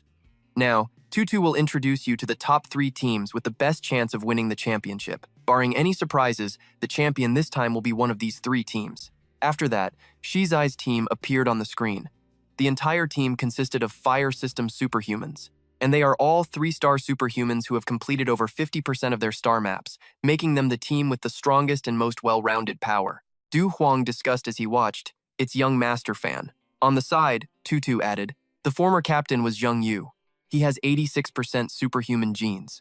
You heard that right, former captain, but according to the latest information, the captain of this team has changed. And the new captain is this year's most watched new student, Fan Shizai, the heir to the Fan family. It makes perfect sense. According to the displayed information, he was already a 3-star superhuman upon enrollment, with his star map 83% complete and his superhuman genes at 90%. Up above, an excited Tutu spoke into the livestream camera. a teenage genius with a bright future ahead of him. Let's all look forward to his performance. Not long after, she smiled brightly and continued. Next up is… Tutu moved to another area. A team was already standing below, the Deer Coat Tong team, all female warriors. She introduced them. Captain Zhang Ying is currently acknowledged by the entire school as the strongest fighter, with 85% superhuman genes. The Annihilator Sis uses her water system superpower to cultivate the 10,000 Sword Star, famous for shattering the leg of Zheng Yu, the captain of the Red Flame team in 2003, with a single strike. Will she be able to hold on to her title as the strongest in the school this time? Tutu continued to interact from above. Finally, a little something for our female viewers, Captain Xiao. He's team, with bodies that will make you go, wow. Finally, Xiao, his team, the Divine Sword team, walked out. Rumor has it they possess treasures from a 4-star superhuman, the strongest sword and the strongest shield. Livestream viewers are all saying they are the true top contenders for this year's championship. She then flew higher to announce the rules. Okay, as the host of this season's Supernova Selection Competition, I declare that the first round has officially begun. The battle arena is a dense jungle. 16 teams will compete simultaneously. If a team captain loses their ability to fight, the entire team will be disqualified from continuing. The 6 winning teams will advance to the second round. Cut to Du Huang's group. The 3 walked while continuing their discussion. Holy crap, those 3 teams are terrifying. If they're that strong, then how insane is that most audacious team they introduced at the start? Yo, Wu Yin, did you watch the stream from the beginning? What's so audacious about them? Wu Yin explained with a weary tone. The entire team is made up of freshmen. They only have 4 members, and they're trying to compete for the championship against teams of sophomores and juniors, which is why Tututu called them the most audacious team. After hearing that, Du Huang couldn't hide his surprise. The whole team is freshmen? 4 members. Don't tell me. He immediately denied the thought. It's Qiao Yu's team. He became furious. How the hell is she qualified to enter this supernova selection competition? The brown-haired guy next to him chimed in. Qiao Yu has 95% superhuman genes. It's understandable that she'd have a breakthrough and become a captain, but Zhao Sheng and Zhao Xiaotao are also on the team. Du Huang and the brown-haired guy spun around in shock, then asked in a flurry, no way. Absolutely no way. To participate, he leaned in and continued, Zhao Sheng's awakened. How did that happen so suddenly? So what if he's awakened? He had to repeat 2 years to finally awaken, but even with 39% superhuman genes, he'd still get his ass kicked by me. Who the hell hasn't awakened yet? Wu Yin said casually as he walked. It's true that Chu Thurn's superhuman gene percentage is low, and he was held back for 2 years. But because he was held back for 2 years, it means he's already been at this superhuman academy for 2 years. Even so, Du Hong stubbornly tried to argue, so what? So he knows all the subjects, Wu Yin replied, right? All the subjects related to superhumans, he's already desperately studied them all. He added, oh, right, there's something you probably don't know. Every single student from the year before him has to call him Big Bro Thurn when they see him. Elsewhere, a cocky-looking young man appeared and said, Big Bro Thurn, and you too, Teal Dao, long time no see. I never thought we'd run into each other at this year's supernova selection. He was Ma Tu Long, a second year and a team captain. Seeing him, Chu Thurn's eyes went wide in shock, while Teal Dao could only cover her face to hide. Tu Long looked over at Chu Thurn and yelled aggressively, you guys, do you remember the day you left school? He strutted, slapping his chest belligerently. You practically beat up every single one of us, so when we saw you show up here, the other guys didn't hold back either. As long as we're not on the same team as the third years, every second-year team is here. Tu Long rubbed his neck, looking annoyed. You actually get to participate in the supernova selection. Impressive. And your team's name is just awful to listen to. He cracked his knuckles and raised his voice. After thinking it over, we decided we had to find a chance to beat the crap out of you for revenge. One-on-one, taking turns. That's not too much to ask, right? Suddenly, Shinkun walked over, placed a hand on his shoulder and teased, Thurn, nice work. I didn't expect you to be even better at making enemies than I thought. He brazenly stepped forward, glancing over the group with a look of disdain. Is this it? Just this handful of guys? That's kind of pathetic, don't you think? They were furious when they heard that. Who the hell are you, you damn first year? This isn't your place to butt in. Meanwhile, in the faculty office, teacher Loi VM was mocking teacher Fo Luong. You're going to bet us that a team of first years can pass the first round? He continued with a sinister smile. There are 6 teams composed entirely of second years, a total of 30 people. Then he decisively pulled out a betting slip and announced loud and clear, I'm interested, 100 vials of life essence. Loi VM slammed the slip on the table as a power move. I bet they'll fail. Hard. Fo Luong was now sweating bullets but still trembling. On the other side, the others also chimed in with their bets. 50, 188, 200, 250, 300 vials of life essence. Loi VM sneered crudely. Fo Luong, you're not going to cheat when you lose in a bit, are you? He just lowered his head and replied, you play, you pay. Unexpectedly, a spark of curiosity lit up in his eyes. But what's the team name you came up with? Who even likes to mention the word apocalypse these days, and you call them Team Mars? Loi VM mocked. You mean they're implying the world's about to end and they're the saviors or something? Such cocky newbies, so damn arrogant. It's no wonder that girl Thotho called them the most rebellious team. Shin-kun's face darkened at that moment, the corner of his lip twitching up as he thought to himself. The spark spreads, but I can't save this world on my own. He remembered, before the apocalypse comes, I have to make the sparks around me ignite. I have to make the sparks around me ignite. So, I need to add a little more fuel to the fire. Finally, Shin-kun spoke up to challenge them. One-on-one? No way. You guys think way too highly of yourselves, he growled, beckoning at them provocatively. It's only fun if you all come at me at once. Ma Tiu Long's whole crew went ballistic when they heard that. Tiu Long's gang roared, this goddamn first year is so arrogant, let's get him. Wait, how can we all rush him at once? That's too dirty, he snarled, clenching his fists. We only came here this time to. Suddenly, Tiu Long froze for a few seconds, then looked over and exclaimed, Big bro Thurn. Chu Thurn shot forward and shouted loud and clear, come on, like the boss said, all of you, come at me together. He grinned excitedly. Let me see if you guys have improved at all this past month. Ma Tiu Long's group panicked. Big bro Thurn. Big bro Thurn.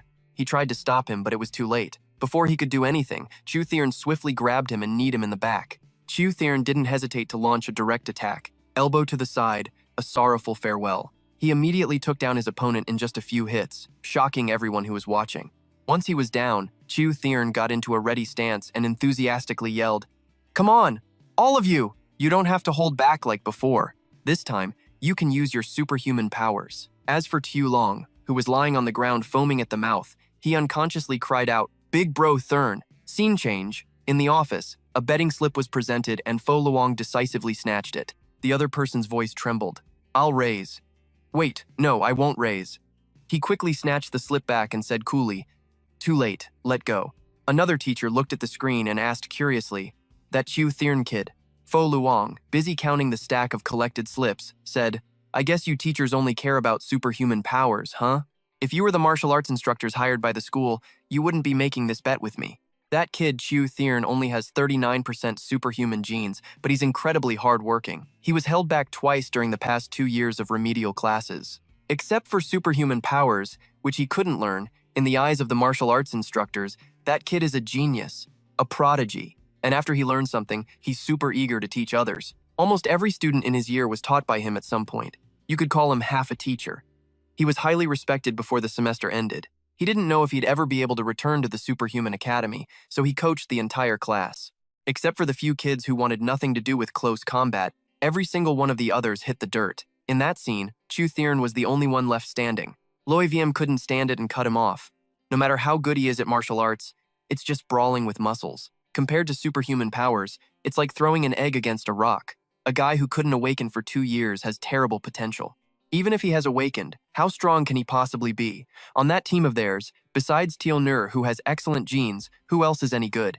But Fo Luong was strangely calm as he made a suggestion. But he has awakened.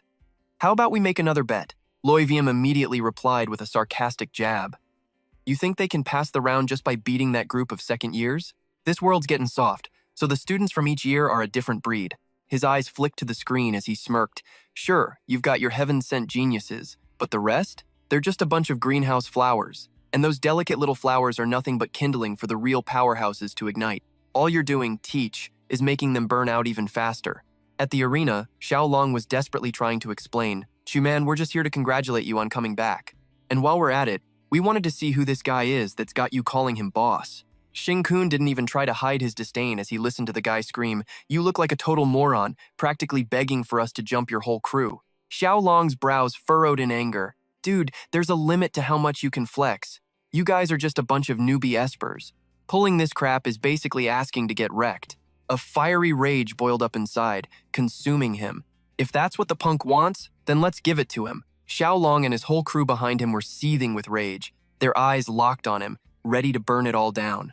Chu, sorry man, but we're about to absolutely demolish your squad. They all activated their super genes at once and yelled in unison, "Let's go, you should just take over as captain." Xiao Long gritted his teeth, threatening, "Hey, freshman, our powers could totally crush you, easy."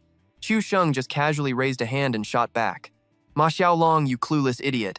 My boss is way stronger than I am." He tried to shut it down. How the hell could I take the captain spot from my boss? Then, out of nowhere, a massive blast of wind power slammed right into Xiao Long's neck. Turns out it was Chen Xia who seized the opening to attack Xiao Long. The announcer immediately declared, "As per the rules, Ma Xiao Long is temporarily unconscious. Captain Ma Xiao Long is down, and Vice Captain Ma Luxing has to leave the arena." He then looked down on Chen Xia, his eyes sharp with a smug grin. "Your whole crew went all out for nothing. The captain's just a fragile little doll. Pathetic." He shot forward like a gale force wind at the guys in front of him before they could even react, and declared, "Next." Everyone was getting absolutely wrecked by Chen Xia. Tutu, the announcer, quickly reported, "Captain Xia Xiaonian is defeated. The Fei Yang squad has been eliminated." The other teams could only stare in shock at the scene. "He's way too fast. We can't even fight back." Up in the booth, the announcer Tutu was loving it, giving a play-by-play. The sophomore squad just got steamrolled by their fired-up opponent. That's Chen Xia, a fourth year. He uses wind-type powers, just like me. He's seriously fast. The elimination announcements just kept rolling in. Captain Luo Yin is defeated. The Chu Yue Piao squad has been eliminated. Captain Song Yu Chu is defeated. The Chu Chu Kang squad has been eliminated. Chen Xia blurred right past them. Captain Han Yue is defeated. The Chu Wu Xing squad has been eliminated. After a bit, once Chen Xia was done cleaning house, he shifted his focus to Xing Kun's crew. "You're up, freshman." He charged in like a vicious tornado, ripping through the air. "My favorite thing to do is put freshman bosses like you in their place." Meanwhile, he just stood there calmly, shielding the two girls on his team. At the same time, Xiao Long, sprawled out on the ground, managed to whisper, "Chu, is this really the captain you picked?" Even Tutu couldn't hide her shock at the sight. The infamous Huo Xing squad is in trouble. Captain Xing Kun is under attack. But right at the critical moment, Xing Kun casually sidestepped him in a split second, leaving Chen Xia stunned. He took advantage of the opening, raised two fingers, and started unleashing his super gene. The next second, the ground beneath them cracked, forming sharp shards of earth. They merged into a giant arrow that shot straight for Chen Xia. He couldn't believe it. Did that kid just channel his power into the ground with a single step? Before he could finish the thought, the arrow pierced straight through him at light speed, completely unopposed. In that instant, Chen Xia felt a sharp, clear pain before everything went black, blood erupting from his chest. Meanwhile, Xing Kun just casually retracted his power, totally unfazed. What's this move called again? Star Sword something? Whatever, who cares? I'll just give it a name for now. Let's call it the Kidney Failure Star Sword. The announcer's excited voice rang out right after. "Captain Xing Kun has not been defeated. Chen Xia is unconscious. Chen Xia is the one who's been eliminated." Xing Kun then looked up and calmly called out, "Hey, you guys can come out now. I'm not the one who needed the combat practice."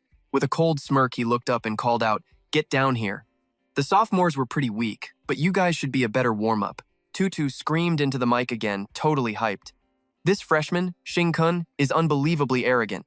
The person he's challenging is none other than the Feng Sha squad. They're the team with the best shot at winning the championship, right after the Big Three." Getting called out like that, Chu Sha couldn't take it anymore and showed himself. He sneered, his brow furrowed. "Freshmen are getting pretty damn cocky, huh?" Xiao Long suddenly came to, weakly muttering, "The Captain Chu picked is really this strong?" Without a moment's hesitation, Chu Sha charged in, unleashing his super gene and yelling, "All right, guys, let's kick this smart-mouth freshman off the stage as fast as we can." He had barely finished his sentence when Tutu chimed in. "The Feng Sha squad's battle philosophy is simple. If you can land a cheap shot, you take it. If you can jump 'em, you jump 'em." Xing Kun just stood there with the most provoking look on his face. "Bring it. Come on, let's go." Chu Sha's team cursed under their breath. "This damn freshman punk. Can't believe that kid actually beat Chen Xia."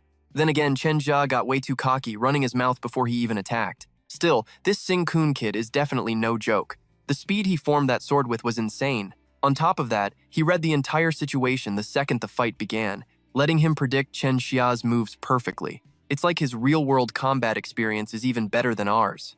But how is that even possible? Is he just some kind of natural-born genius? "Whatever," the captain said to rush him, so we rush. Just as Luo Yin was launching an attack, an arm shot out and grabbed him, stopping him cold. To his surprise, it was Qiu Sheng. He gripped Luo Yin's wrist tight and growled, Luo Yin. The boss already said it. We're the ones who need the training. He shot back with just as much sarcasm. Chu Sheng, I know you're basically a glorified teaching assistant for the underclassmen, but I'm not one of those low-level newbies. You really think you, all by yourself, can stop me? He poured his strength into his other arm, aimed right at Zhao Sheng, and attacked. Flood Dragon. But that guy wasn't about to back down and fired a counter right back. Flood Dragon.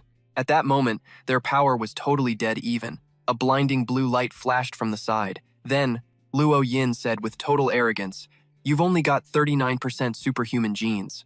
Who the hell gave you the guts to practice the Flood Dragon star chart like me and Shangguan Kuihei? No matter how you refine it, your little Flood Dragon is nothing but a worm." Zhao Sheng immediately shot back. A Flood Dragon's power isn't about being big and long, you know. He smirked smugly, his voice dripping with challenge. "Bring it. I'm about to make you taste the despair that comes from a massive power gap." Suddenly, Zhao Sheng shot towards Luo Yin like a flash of light, unleashing an all-out attack. A blazing red light erupted from his hand. Seeing this, Luo Yin quickly fell back into a defensive stance, then yelled, "No way, you're using your own body's blood to replace the water element, making your superhuman genes refine your damn blood." He added through gritted teeth, "You forced a water flood dragon, which is supposed to live outside, to take up residence inside your body just to get an insane power boost that no one else has. Zhao Sheng, I'm done playing games with you." He glanced over and remarked, "Sure, doing that might make your flood dragon stronger, but you'll lose your ability to fight from a distance. Plus, if that flood dragon gets destroyed, you'll definitely get seriously messed up too." Zhao Sheng didn't give a damn and just flashed a wicked grin. Hey, hard work pays off. The next second, he attacked without hesitation. "My genes suck, so I've got to risk it all. Dragon Subduer." Meanwhile, somewhere else, a cocky Chinmu said, "Zhao Xiaotao, I noticed that your name isn't on the list of awakened first-year students in our department, which means you hadn't even awakened when you enrolled." Xiaotao took a defensive stance as she listened to the girl continue. "And it's only been 2 weeks since school started. You just awakened and you're already a 3-star superhuman." She looked at her skeptically. "Even if you've only just started the star chart, this is still pretty hard to believe. So how the hell did you do it?" Xiaotao just replied, "I get emotional pretty easily." Turns out, she had just remembered what Xing Kun told her to say. "If anyone asks, just tell them that." Qin Mu, wrapped in vines, froze for a moment before sneering. "Is that so? Guess you're some kind of cultivation prodigy. Too bad your superhuman genes are below 50%, so you can only practice the vine star chart." Using her power, she made giant vines erupt from the ground. "All you can ever do is flail around uselessly. You'll never accomplish anything." Instantly, the vines shot down from above at high speed, right at Xiaotao. With her sharp senses, Xiaotao nimbly dodged just in time. As she struggled to dodge every attack, the pink-haired girl commented, "Not bad reflexes." Suddenly, a red flower bud sprouted from one of the vines, and Chinmu's voice echoed, "Managed to dodge, huh? Looks like you got pretty good at running away last year." A flower bloomed from that spot. She stared at it, completely shocked. "What is this? Why is there a red peach blossom? I have to cut this vine." The flower suddenly warped, its petals scattering. In a flash, she thought, she's only just started practicing the star chart. The petals began to retract in a strange way. This kind of vine is limp. It shouldn't even be able to flower, right? Unless, just as she thought that, the petals shot out to attack. She quickly dodged, as a horrifying realization dawned on her. These are blood peach blossoms, feeding on Xiaotao's own blood. They swarmed her, out of control. The pink-haired girl screamed in a panic. "Zhao Xiaotao, are you insane? You think you have an infinite supply of blood? It's going to suck you dry." Xiaotao was panting, drained of energy. She growled, "My brother was right." Meanwhile, Chu Jia was now facing Xing Kun and taunting him. "Yo, freshman, you beat Chen Ling, so why are you still hiding behind a girl's skirt, or did you just get lucky beating him? No more talk. I'll give you a chance to be a real man." As he said this, a scheme was already forming in his mind. Winning is the only thing that matters. I just have to catch you off guard so number 4 can get a chance for a sneak attack from behind. Hearing the guy, Xing Kun just smiled and replied, "Number 6, have you no shame saying something like that? Besides, whoever wants to be a real man can go for it. I'm not interested." Suddenly, number 4 rushed from behind for a sneak attack, but Xing Kun saw her and struck first. A metal element sword shot up from the ground. She was so scared she froze, her eyes wide. Witnessing this, Chu Jia couldn't hide his surprise, thinking to himself, how is that possible? He didn't even turn his head and he still dodged the sneak attack. This guy's experience is unbelievable. Is he really just a first-year freshman? He sized him up. He was supposed to be some sheltered, straight-A student before coming here? No way. He looks like he has more real-world combat experience than anyone. Even we have to risk our lives for the Supernova title, but he's so chill, it's like he's just using this competition to train his own team members. He's just a first year. I've never even heard of any big shot with his name before, but his skill level is way beyond us third years. It's totally ridiculous. While Chu Jia was still trying to process everything, Xing Kun calmly placed his hand on top of Chao Yu's head. "Are you ready?" After confirming she was ready, he lifted his hand and ordered, "Then activate the star chart." Hearing that, Chu Jia laughed to himself. But then he suddenly remembered something, and his expression changed. Wait, that's not right. There are some star charts that actually need to be activated. Theoretically, there's a perfect star chart that only one person in history has ever successfully cultivated a foreign humanoid superhuman with 94% water system superhuman genes. They say once it's successfully activated, it's known as a domain, and it completely breaks all logic. Chu Jia stared at the small girl before him and was lost in thought again. That's right, this junior has 95% superhuman genes, the highest in human history, so she could actually be the one to cultivate that legendary star chart. The power inside Chao Yu grew stronger and stronger, with purple lightning crackling around her. A purple energy sphere appeared, covered by a dense, interlocking web of light. Activate star chart, purple crystal. Right after, a massive wave of purple energy exploded with immense pressure, shaking the entire forest model. So Sa was left completely speechless, and Lao Tu was feeling the pressure just as much. Even the others who were fighting stopped in their tracks to stare. Meanwhile, the two MCs, who were all hyped up just a second ago, were now totally dumbfounded. The big shot families on the sidelines also turned to check out the drama. A moment later, Tiao Inga appeared, surrounded by a savage aura and crackling purple lightning. A 3-star superhuman, magnetic star chart, completion rate, 1%. Just then, a tiny leaf drifted down and got zapped by a spark of her purple lightning. Everyone watched the electric current around Tiong'u and was like, damn, looks like her lightning automatically fries anything that gets close. What a simple world. Lao Tu chimed in, all cocky. Whatever. She's just a freshman who barely hit 3-star superhuman. She attacked in a flash, sending a storm of razor-sharp ice shards flying at Tiong'u. Ice type, 4-star chart, needle storm. But she just stood there, chill, with an energy shield surrounding her. Seeing that Tiong'u was already prepped, Lao Tu scoffed. A weak-ass passive shield like that might stop a few needles, but you think it can stop an endless barrage? And even if it could, what happened next was that Lao Tu's barrage of needles didn't even scratch Tiong'u. She snapped out of it, instantly teleporting behind Tiong'u for a sneak attack. How about this then? Lao Tu materialized a massive, sharp chunk of ice. Ice Piercer. But that attack didn't just fail to break through Tiong'u's defense, it backfired. A massive pillar of purple lightning shot right back out from the shield. Her eyes went wide with disbelief. No way. She shattered my ice piercer just like that? How much damn power is she packing in there? This is insane. Lao Tu collapsed to her knees, still staring at Tiong'u, confused. She's only been training for a few days. How the hell does her superhuman gene have this much insane power? Is this really the gap between someone with a 95% gene compatibility and the rest of us? Meanwhile, Tiong'u was totally calm. She glanced over in one direction and called out, Xing Kun. She zipped over to him, then stumbled, mumbling, help me, I'm not gonna move anymore. Tiong'u just blankly raised her hand, and suddenly an uncontrolled blast of electricity shot out, catching even her by surprise. Thanks to his insane reflexes, he dodged the stray sparks. Seeing that, she forced a weak smile and said, whoops, guess I sprung a leak. Xing Kun could only sigh and lecture her. You really need to get a handle on your magnetic star chart, he added. Focus. Master it, and use those 2 clowns over there as your sparring partners. And while you're at it, take down their captain too. That team is about to snatch our 6-team winning streak bonus. Hearing that, Tiong'u just mumbled an okay and went with it. Over on So-Sa's side, a smirk crept onto the guy's face as he cracked his knuckles. He stepped forward, and Lao Tu asked, Captain, how are we supposed to break her defense? So-Sa answered decisively, we don't. Then, his eyes locked onto Xing Kun. All we have to do is take down their captain. So forget about this freshman with the OP genes. We just need to wreck her captain like we planned from the start. Lao Tu didn't hesitate and took the command. The two of them charged at Xing Kun, moving like a flash of lightning. He wasn't fazed at all and just replied nonchalantly, if you're coming after me, you'll just be warming the benches that much sooner. So Za figured he was all talk, stuck his hand out, and shouted arrogantly, yeah, right back at ya. After that jab, the dude slammed his hand on the ground. In less than a blink, the whole area was flooded with a mysterious blue light. So Za yelled, flying sand. Lao Tu quickly added her own power. Needle storm! Thinking he had the upper hand, he smirked. Little freshman. You just got here, you've barely even been to class. How about your senior teaches you a little lesson? Soza let out a cold laugh and declared, and that lesson is, don't be so damn cocky. I'm not even going to give you a chance. Maybe next time you'll learn to be a little more humble. The second he finished his sentence, he was blasted backward. Shinkun's voice was ice cold. You're the one who needs more practice.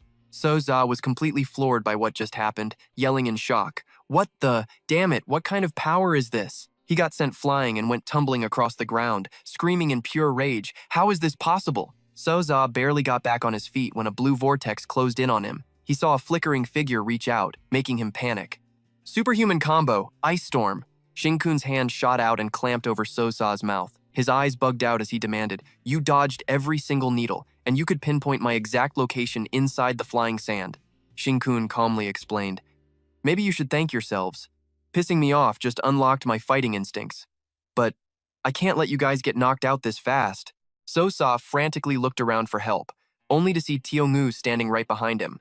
Where the hell did these first-year monsters even come from?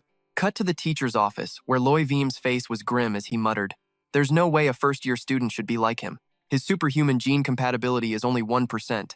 I think we'd better run a background check on this kid, get a sample of his genes for analysis. Suddenly, Fa Lung shot to his feet. Professor Loi Vim, he challenged him.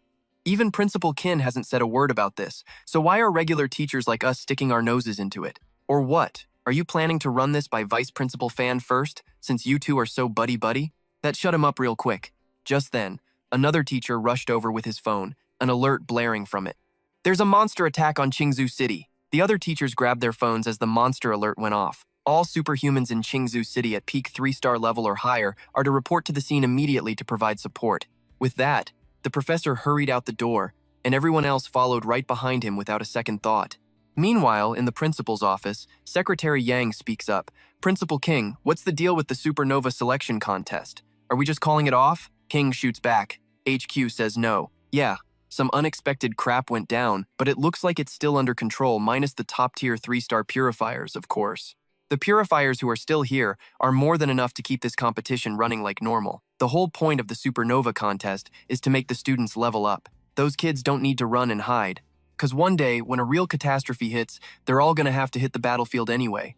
Over in a tunnel, Captain Songyin runs in, asking, what's the sit rep? Someone else quickly gives him the rundown. The invisible monster has been spotted. Who would have thought those high-level freaks that escaped would regroup and come back here to save it? We've already issued a code yellow, and all purifiers above top-tier 3-star are heading this way for backup. Song Yin curses, pissed off, damn it. If I'd just broken through to 4-star a little sooner, I could have been in on this mission. Tell me now, how many of those invisible monsters have been forced back into the tunnel? The guy next to him stammers, 3. The next second, he bolts into the tunnel. Shit. I only figured it out after I hit 4-star. I didn't just hear 3 invisible monsters back then, there were 4. You guys better watch your backs. That high-level beast outside was probably summoned by the invisible one. As he sprints, he thinks to himself, wait, there's only 1 monster left? Song Yin yells out, Shangguan Kui, you guys really took out 3 invisible monsters? You're living up to the hype as Nanyue's 4 strongest, damn. Hearing this, Guan Kui just roars back. Pissed! Song Yin, are you deaf or something? We're barely holding on against 1 invisible monster here. The other 2 got away. Captain Song is totally floored. What? No, there were 4 invisible monsters in total, which means 3 of them are missing. His eyes flash with horror and confusion. One of them hasn't even shown its face. What the hell are these monsters trying to pull? While they're arguing, a blast of blue light suddenly erupts out of nowhere. A voice rings out, Shangguan Kui, get over here and help. We gotta do this while those other 2 monsters aren't around. Song Yin adds, let's just kill this one first. Yeah, it's as strong as an earth dragon and can go invisible, but it can't heal itself. We've got a shot. Guan Kui gets it instantly and orders, Song Yin, use your power to track down the other 3 monsters. We can't afford to get jumped. He gives a quick, got it, then focuses on unleashing his power. Song Yin taps his earpiece, and sound waves start pulsing out. Skyfox star chart, life element, expand. The second he says the words, the image that appears is like ripples spreading across a still lake. The sensory sound waves travel further and further, covering the whole area, listening in on every single thing happening around them. Suddenly, images of the others fighting flash through his mind. He sees Guan Kui locked in a brutal fight with one of the invisible monsters. Song Yin's senses get sharper and deeper as the range expands. There are level 2 monsters coming from all sides. Level 3s are charging in, and there are even monsters that mutated from animals no idea what level they are. Far off in the distance, backup has arrived. A second later, Song Yin is straining, gritting his teeth and pouring everything he's got into it. He's found the hiding spot of those 3 invisible monsters. The sound waves pull back. With a dead serious look on his face, Song Yin scans every single area, then goes completely quiet. A moment later, Song Yin just collapses to his knees, screaming, "They're not there! How is that possible? Those 3 monsters aren't here!" His blood-curdling scream sounds like it could rip the sky in half. Just then, a creeping sense of dread fills his mind. Then where the hell could they be? Cut to the Nanyu Superhuman Academy. In the forest, the other teams are still locked in intense fights. Just then, a massive torrent of blue spiritual energy erupts like a waterfall. Flood Dragon. Looking at Zhao Sheng taking hit after hit but still looking defiant, Lu Yin clicks his tongue, thinking, this guy's a real tank. He's lost a ton of blood, taken a beating, and he's still completely clear-headed. Beating him is just a matter of time. But suddenly, it's like his focus wavers. On the other side, Zhao Sheng raises a hand to wipe his face. Lu Yin is confused. His superhuman gene has gotten so strong you can actually see it with the naked eye? What kind of messed up logic is that? He glances over at the squad. They look a little beat up, but their fighting spirit is still high. These guys are all clearly superhumans with barely any superhuman genes. So how the hell are they leveling up this fast? Right then, Lu Yin and Tan Mu share the same anxious feeling. If these guys keep improving at this speed, aren't they going to blow past high-level superhumans like us in no time? Meanwhile, somewhere else, the insane challenge match is still raging on, as 2 infinite power sources, one purple, one blue, smash into each other over and over. Chu Che is getting pissed, scowling and bitching non-stop. It's been half an hour and we're still not done? She's like a friggin' power generator. Is the juice in her body endless or what? But Chao Yu looks totally chill, just moving her hands and feet, trying out different poses and getting a feel for her purple lightning. Her ice-cold gaze sweeps over her opponent, mercilessly detached. Watch carefully. This is what a real magnetic field looks like. Number 4 looks on, nervous, and timidly calls out, "Captain!" Chu Che snaps back, refusing to back down. "It's just some first-year brat. What are you so scared of?" Chao Yu silently makes her move. One attack flows into the next as the purple magnetic field around her gets more and more dense, electrons spreading out. Chao Yu decisively thrusts out her palm, crackling with stored-up electricity. Initial velocity. Her eyes are laser-focused as she looks straight ahead and whispers, "Accelerate, radiate." Instantly, Chao Yu becomes a massive bolt of lightning, blasting through the forest. She closes the distance on Chu Che and Tan Mu at an insane speed. The guy is sweating bullets, thinking, no freaking way. Chao Yu's lightning cannon suddenly stutters to a halt. She glances down as the stream of electricity on her hand slowly fizzles out, and she mutters, "Out of juice." She touches down lightly, thinking to herself, "I've still got plenty of juice left in me, but right now I can only keep the magnetic field moving. Can't shoot it out anymore. Touchdown." Seeing this, Chu Che laughed his ass off like he'd hit the jackpot. Well, if that's how it is, then it's our turn now. At that exact moment, some kind of blur shot past like a gust of wind. Turns out, it was our main character, Xing-kun. Before the guy could even lift a finger, Xing-kun chopped Chu Che on the back of the neck. Getting blindsided like that, he sneered. "This damn brat actually sucker punched me." After that, Chu Che went limp and collapsed on the ground. Xing-kun, looking totally smug, dropped a sick burn. "Even in a straight-up fight, you losers wouldn't last a second against me." Up above, MC Thu Thu had been watching the whole thing. She commented, totally fascinated, "Now that is seriously impressive. Chu Che, captain of the Windwheel Squad, has been taken down." She announced, "The Fire Planet Squad has just become the dark horse of this supernova selection contest." Cut to the scene, we're inside the main hall. A huge screen is live-streaming the match's progress. Round 1 of the supernova selection contest is over. Hearing this, a brown-haired dude turns to his buddy, "Yo, Zhao Sheng made it through. What was all that crap you were talking before? That loser was weak and totally useless? That you wanted to fight him, to beat him to a pulp?" The other guy denies it. "You definitely heard wrong." Then he whispers, all timid, "But, Wu En, you almost made it onto Xing-kun's team, right? Could you, put in a good word with Zhao Sheng for me? Tell him I was just running my mouth." Elsewhere in the forest, we find Shizai. The air is tense, and he's pissed off, with his sights set on Xing-kun. Thu Thu, flying above, makes a quick announcement. Round 2 is about to begin. Only one team will come out on top in this supernova selection contest. Brute force isn't everything. Smarts, and even luck, are just as important.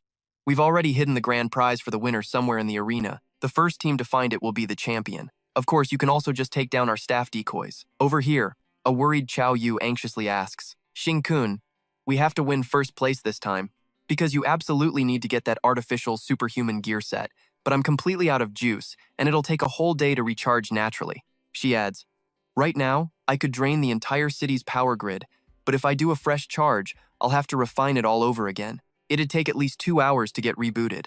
Just then, Zhao Sheng and Xiao Tao walk up from behind, all covered in cuts and bruises, and call out, Boss! Xing-kun glances over and casually replies, don't worry about it. You and Zhao Sheng's crew should just rest. Your part of the fight is over. Now, it's my turn. He calmly thinks to himself, as far as I'm concerned, the moment we hit round 2, this contest was already over. At the same time, Shizai smirks, satisfied. Tanhuo steps up and presses him. Shizai, are you really planning to go it alone? The guy just strolls off, totally chill, giving a wave to say, yep, yeah, let's split up. I'm gonna go try my luck. You guys go look for clues. After walking a bit, Shizai suddenly feels something. He starts using hand signals to secretly contact his teammates. Through some kind of signal, a super respectful voice comes through, young Master Wan. Then, he reports the location of the final prize. Flashback to 12 hours ago, Shizai is talking with the vice director, who asks a question. Shizai, do you want to win the Supernova title this time? He replies, of course. The Pan family is about to release the 6th life essence. Shizai closes his eyes, satisfied, and continues. I need to become the Nam Nuyet Supernova and smoothly become one of the powerful elites.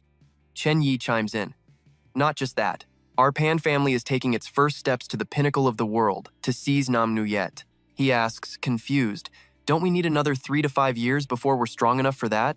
The old man points down below and says, not anymore. The Eternal Flower is letting us speed things up.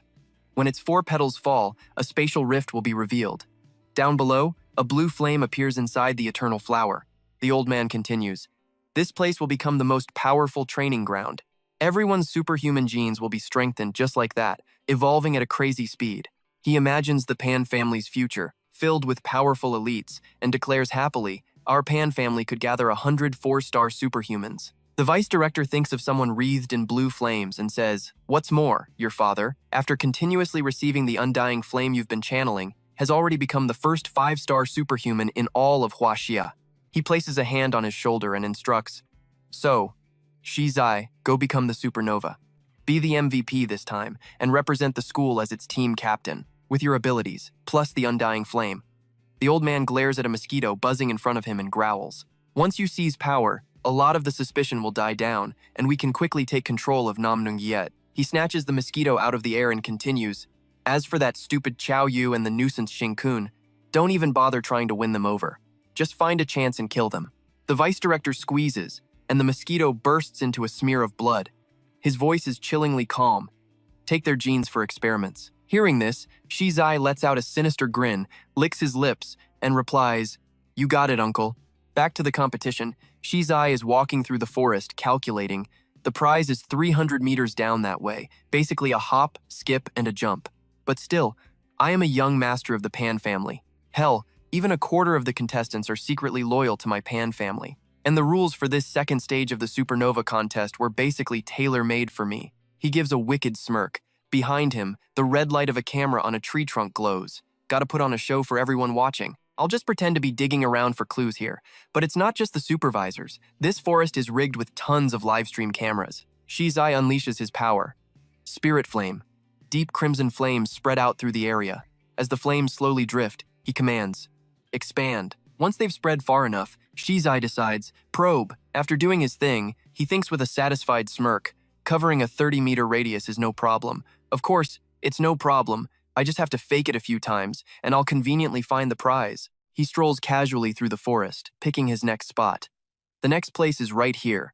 Gotta take the long way around to the target. Suddenly, Shizai is shocked to see him walking over with a smile. He growls inwardly. Xing-kun? He watches him casually approach and curses under his breath. He must have just gotten here. This punk is lucky as hell. Then Shizai reassures himself. But that's all it is. There's no way he could know the exact location of the prize. Zijing's eyes lit up and he bolted towards the prize. Seeing that, the prince totally freaked out. The prince's heart pounded as he watched him fly past. Was he running for the prize by coincidence? No way. The location is right. There's no way it's a coincidence like that. His eyes narrowed with worry. He knows the exact location of the prize. The prince was pissed. His eyes widened as he thought, "This bastard. He's screwing up my plans again."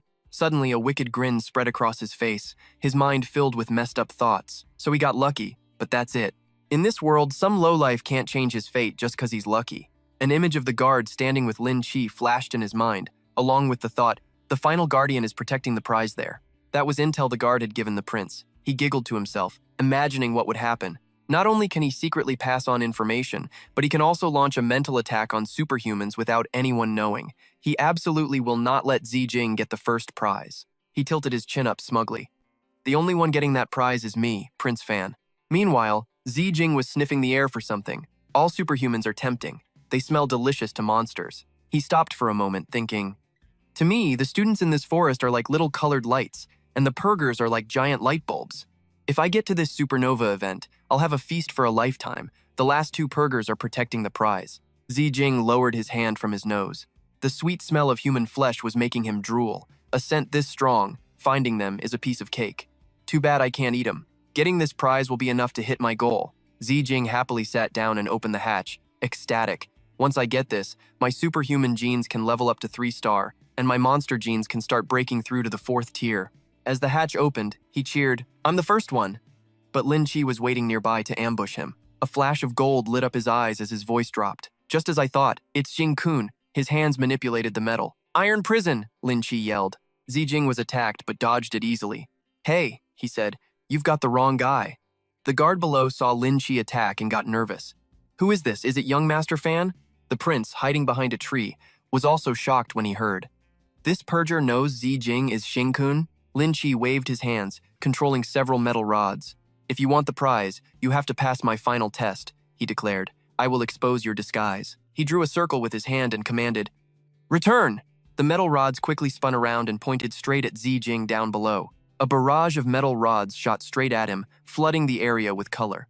When the light and dust settled, Zijing walked in without a single scratch. He even had the nerve to tease, "Hey, thanks for going easy on me." Lin Chi watched Zijing walk in so casually and got frustrated. "Damn it, just as I observed before, I can sense him, and he can sense me. He knows my sword path. He's definitely Xing-kun, but what's the point in me catching him?" The prince, watching from above, got pissed when Lin Chi stopped attacking. He just let it go? What the hell is the connection between that purger and Zijing? He quickly sent his guard a command, watching Zijing happily walk forward. The guard calculated, all the peak 3-star and 4-star fighters left the academy because of the golden monster warning. My official status is 3-star, but my real power is 4-star. Right now, I'm the strongest fighter in the academy. The guard smirked.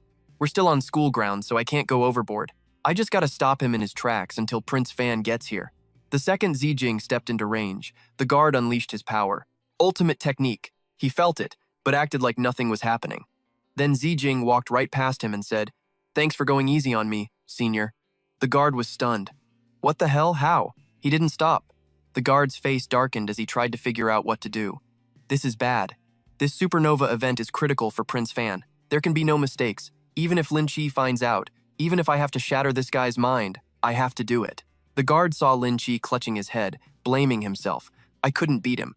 Then, the man from the Fan family glanced back and used his psychic ability. His eyes flew wide open as he screamed in his mind, "Break!" But when he saw the monster inside Zijing, the guard was so scared he could have pissed himself.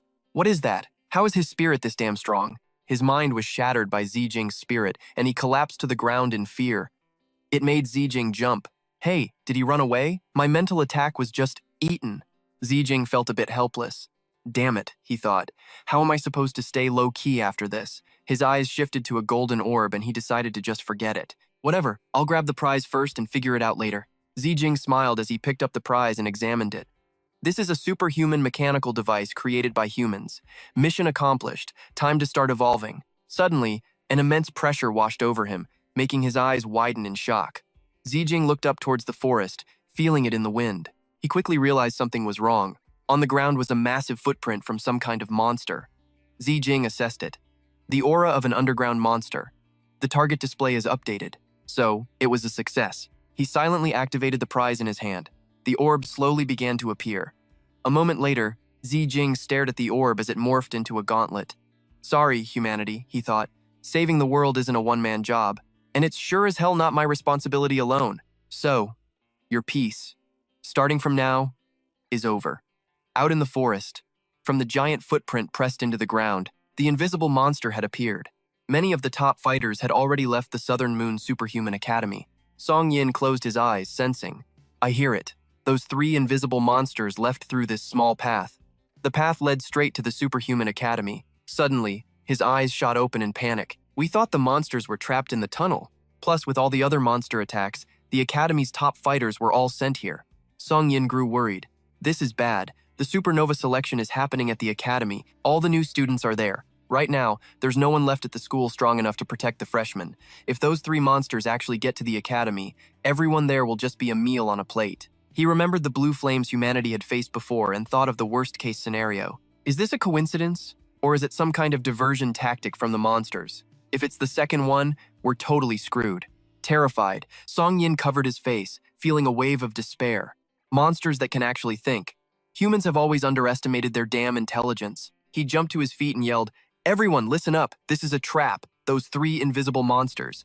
They might have already reached the Academy. The students there are in danger. We have to form a team. Kim Kang, who was behind him, just laughed out loud. Scared you're gonna get wiped out, huh? You're giving those monsters way too much credit. Or are you just trying to use this as an excuse to bail? Song Yin tried to explain. No, that's not it. I really heard them. Suddenly he froze like he'd just sensed something. Whoosh! A blue flame shot right at him. The old guy reacted in a flash, lunging forward and batting the flame aside. Kim Kang chuckled mockingly. Just hit 4-star, huh? You better watch your back. Don't want some monster getting the jump on you. I won't be there to save your ass. The old guy sneered, crushing the pathetic flame in his hand. Monsters are nothing but failed mutations of human genes. They've lost all reason. Research shows that even an evolved 4-star monster is basically just an animal. Kim Kang continued to brag with a confident look. I fought in the battle to take down the world's strongest 5-star monster. That's the beast that took this eye from me. Its IQ wasn't even close to a normal human's. Lucky for us, monsters are seriously dumb. If there were really monsters as smart as you're making them out to be, you think humanity would have even survived this long? The old guy quickly ran off, saying, I say we don't need to overthink this. We should just send more people to wipe out all the monsters in this area. Song Yin watched the old guy leave, wanting to shout and stop him. But over here, Kim Kang was already itching for a fight. The old guy's voice was practically buzzing with excitement. Hell yeah, this 4-star invisible monster is a real piece of work. Anyone under 4 stars can't even touch it. The scene cuts to a forest, where a voice pipes up, Sigh. I wonder what's happening back at the tunnel. It sucks I haven't hit peak 3-star yet. Otherwise, I'd totally go get a look and see what a monster tide is really like. The black-haired guy smacked the blue-haired kid on the head. Stop daydreaming and get back to watch duty. Our whole job here is to mask the battle energy from the supernova trials so it doesn't attract any monsters, remember? The blue-haired kid grumbled. The whole monster tide is focused over there. What are the chances of a monster even showing up here? Then he smirked confidently. I'm just messing around. Been a purifier for 5 years and I've only ever seen monsters on TV. Our country's got monster control on lock. Something like a monster tide is pretty much never gonna happen again. His black-haired buddy laughed back. And that's a bad thing? I wish monsters would just vanish from the world completely. But before he could even finish his sentence, a blue blur shot straight at the 2 of them. And just like that, the watchtower and the 2 of them were completely obliterated, leaving a scene of destruction and blood splattered everywhere. A student in another tower saw it and screamed, Watchtower G is down! They quickly got on the radio to announce, All purifiers, listen up! The southern sector is under attack! We can't see the enemy! Requesting all purifiers to protect the students competing in the arena. The monster just kept heading straight into the deep forest. They urgently broadcasted, All other units, converge on the south! Cut to MC Thotho, speaking into the live stream. Round 2 of the supernova trials is moving way faster than anyone expected. It's only been 5 minutes, and Captain Shin-kun of Team Fiery Mars has already claimed the prize. Thotho enthusiastically commentated, which means for this year's supernova trials, Team Fiery Mars is suddenly. A voice crackled through her earpiece. All units, converge on the south. Kush, halt. She stared into the distance in shock, her mind racing in panic. An attack? Blue flames.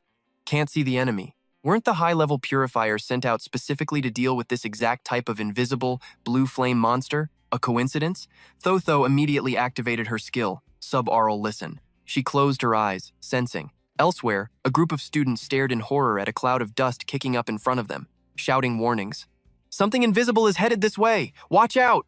But it was too late. The monster tore through everyone in its path. Severed limbs and shattered trees flew through the air, mixed with the flesh and blood of the students. After seeing what was happening, Thotho understood. Invisible monsters. The news said there were 3 of them. 3 4-star invisible monsters. Her expression turned grim as she thought, but didn't our people already head out to deal with them? So then? She quickly announced over the live stream, "This is an emergency. I hereby declare that the competition is officially over." Thotho's voice boomed through every corner of the forest, reaching all the teams below. "All students are ordered to evacuate this forest at top speed. Return to the academy for shelter, now," she commanded. "All purifiers are to remain in the forest. Under no circumstances can we allow the invisible monsters to escape." Yizhang also stepped up to protect the students, yelling, "All of you, get going, now!" Thotho's voice was now aimed at the academy itself, a desperate plea. "Headmaster Jing, please seal the forest." The scene cuts to an office, where Secretary Yang spoke urgently. "Headmaster Jing, don't. Your power is already covering the entire forest, but if you seal it off now, it's possible every single purifier inside will be killed." She continued to plead. "Thotho is too young, she's not experienced enough. You can't listen to her." Old Jing cut her off. "No, she's absolutely right." Old Jing took off, adding, "I don't know how purifiers in other countries do things. But here, under my watch, it doesn't matter how strong or how dangerous the monster is. We have to be the ones to stand our ground." He looked towards the forest, already scarred by battle, and muttered, "If we let those invisible monsters escape this forest, it's not just our students who will be in danger. The civilians living outside the academy walls will be in danger too." Headmaster Jing unleashed his power, his voice booming. "To all the instructors and purifiers still at the academy, we will surround this forest, even if it costs us our lives." Old Jing activated his power. Mokura. Myriad manifestations. Instantly, massive trees erupted from the ground, encircling the entire forest. Everyone stared in awe as the branches shot up from the ground. Other branches quickly began sweeping through the forest, searching for students. The branches even found their way to Xing Kun, who was in the underground bunker that held the competition's prize. In a flash, all the students were yeeted out of the forest by the branches. Xing Kun got tossed out too, but somehow Old Jing launched him face first right into Chao Yu's assets. She turned bright red and screamed, "You damn pervert!" Xing Kun struggled to explain, "Whoa, it's not my fault. The headmaster's the one who threw me." After getting his balance back, he stood up to yell at the still wiggling branch. But then, Xing Kun's eyes shot wide open. No freaking way. The entire forest was now surrounded by the old man's trees, making Xing Kun sigh. This formation was insane. His eyes gradually turned cold. "Why can't I sense how many exterminators are inside? Guess my level still isn't high enough." Elsewhere, a few students were buzzing with gossip. "I heard all the school's top fighters went to the tunnel, but the monster from there ran all the way over here. Doesn't that mean the exterminators inside are totally screwed?" Hearing them, Xing Kun grew worried. All the high-level fighters were sent away. Everyone's always underestimating the monster's IQ. "This is a fatal blow. I have to get into that forest, and fast." In another area, Chu Sa was yelling his head off. "Headmaster, you son of a bitch! Did you toss the wrong guy out or something? I'm strong as hell. Who are you looking down on, huh?" Then he threw a punch packed with power and rage. "I'm a goddamn future exterminator. I've been ready to fight since the day I joined this superhuman academy." Chusa gritted his teeth and slammed his fist into the trees enveloping the forest. "If I hadn't run into this, fine, whatever. But now that I'm here, I'm damn well gonna fight alongside them." Tan Mu placed a hand on the trees and said, "Captain, let me. I cultivate a type of stellar power similar to the headmaster's. He's guided me before, so I think I can open a small path inside." Chusa was antsy. "Then give it a shot." Her hands channeled a fresh stream of power into the trees, causing them to crack open slightly. Chusa silently watched with intense focus, waiting. He looked at his team and said, "You guys aren't strong enough yet. I'll go in alone. Don't get dragged into this." Hearing that, Tan Mu frowned, annoyed. "Chusa, if you don't let me in, I'm not opening this path for you." Another member chimed in. "Chusa, if you don't let me in, you'd better believe I'm leaking all the study materials on your computer to the whole school." Lao Si demanded to join, but he shot her down. "What, me too? Your martial skills are crap. Go practice some more, then maybe I'll let you in." Zhenxia piped up, "I want to go too. Don't you dare try to take all the credit for yourself." He shot back, "You got taken down by Sun Hao in a heartbeat. Shut your damn mouth." Suddenly, senior sister Ye approached them with an offer. "Chusa, we'd like to borrow your entrance." He taunted her. "Team Ye, can't you open one yourselves? Girls shouldn't be so nosy." Her eyes flared with killing intent as she growled, "Who the hell do you think you're lecturing?" Chusa just laughed it off as if it was nothing, adding a little provocation. "Oh, If you're not afraid to die, then come on in. Just then, Xiaohe's group came over. Brother Chu, we'd like to borrow the entrance for a bit, too. Tan Mu's group also gathered around. Us, too. Seeing how things turned out, he let out a small laugh. Chusa said with amusement. As expected, my rivals all have some serious guts. I hope we can all walk out of here together when this is over. And with that, all of them headed inside. Elsewhere, Xing-kun stood watching. His eyes narrowed as he thought, I have to get in there too. I need to use this artificial superhuman gear to level up to a 3-star superhuman. But before that, Xing-kun silently prayed for them. I hope you guys try your best not to die. He turned to his team and said, stop asking questions. Go back. Now is not the time to go in there. As he left, Shizai was also observing. A guard called out to him from behind a corner wall, young master fan, over here. He said worriedly, you really shouldn't be here. The mission to protect you is far more important than any exterminator's mission. The monster in the arena is terrifying. I don't think the headmaster's group can hold out for much longer. Young master, please come with me. Suddenly, Shizai grabbed the guard's neck and slammed him against the wall, shocking him. Young master, Shizai's eyes flashed with a tyrannical glare. He conjured a flame in his hand and demanded, you, why did you let Xing-kun get the way he reward? The guard stared at the thing in front of him and thought in terror, what kind of flame is this? Just being close to it, I feel like I'm about to be devoured. Fan Shizai. Has he already mastered the life element and leveled up to a 4-star superhuman? He quickly explained, young master, I was set up. I used all my strength, but it backfired on me. My head is still killing me. Just listen to me. That Xing-kun kid is not normal. Shizai muttered. Not normal. The exterminator who was with you called him the Blue Flame Master. The scene shifts to the dorms. Xing-kun opened the door and gave instructions. Sorry, you guys can't rest just yet. Stand guard outside for me, and don't let anyone in, no matter what, Jusheng declared confidently. Don't worry, boss. As he entered the room, he calculated in his head. Time is tight. I need to level up to a 3-star superhuman fast, then upgrade into a 4-star monster, and then head to the competition grounds. Xing-kun touched the reward he had just obtained, making a plan. Use the artificial superhuman gear to fix the defect in my S-gene. Looking at the shining bracelet, Xing-kun noted to himself, when that artificial superhuman gear turned into a bracelet on my wrist, it lost its power. It's turned silver gray. Just starting it up for a second used up a whole vial of life essence. His expression soured as he realized, this thing is a serious energy hog. Xing-kun walked over to the crate of life essence vials and thought, recharging this bracelet is actually pretty simple. I just have to drink the life essence. He opened a vial and chugged it down, thinking of a plan. Then, Xing-kun's face was one of pure speechlessness. He felt the life essence in his body and concluded, I'll probably need to drink about 30 vials to have enough energy. Holy crap, the amount doesn't even matter. Images of the monster genes in Xing-kun's body appeared, suppressing the superhuman gene. The real problem is, the superhuman gene in my body can't fight back against the monster gene at all. He gasped in horrified realization. Which means I can't even charge the bracelet. What the hell am I supposed to do now? The scene cuts to the forest, where Chu-Chu was sitting on some trees, muttering to herself. The battlefield is completely covered. All signals are gone. Ugh, I can't even live stream. Guess I'll just record a video. She switched to video mode and continued her MC act for her audience. Hey everyone, it's your girl, Chu-Chu. Right now, I'm about to face a super scary invisible monster. She glanced down at the forest below and said, there's a very real chance I won't live to see tomorrow, but I hope I can still live long enough to say goodbye to you guys. After observing for a moment, Tutu saw a commotion from a fight somewhere, and she screamed, over there!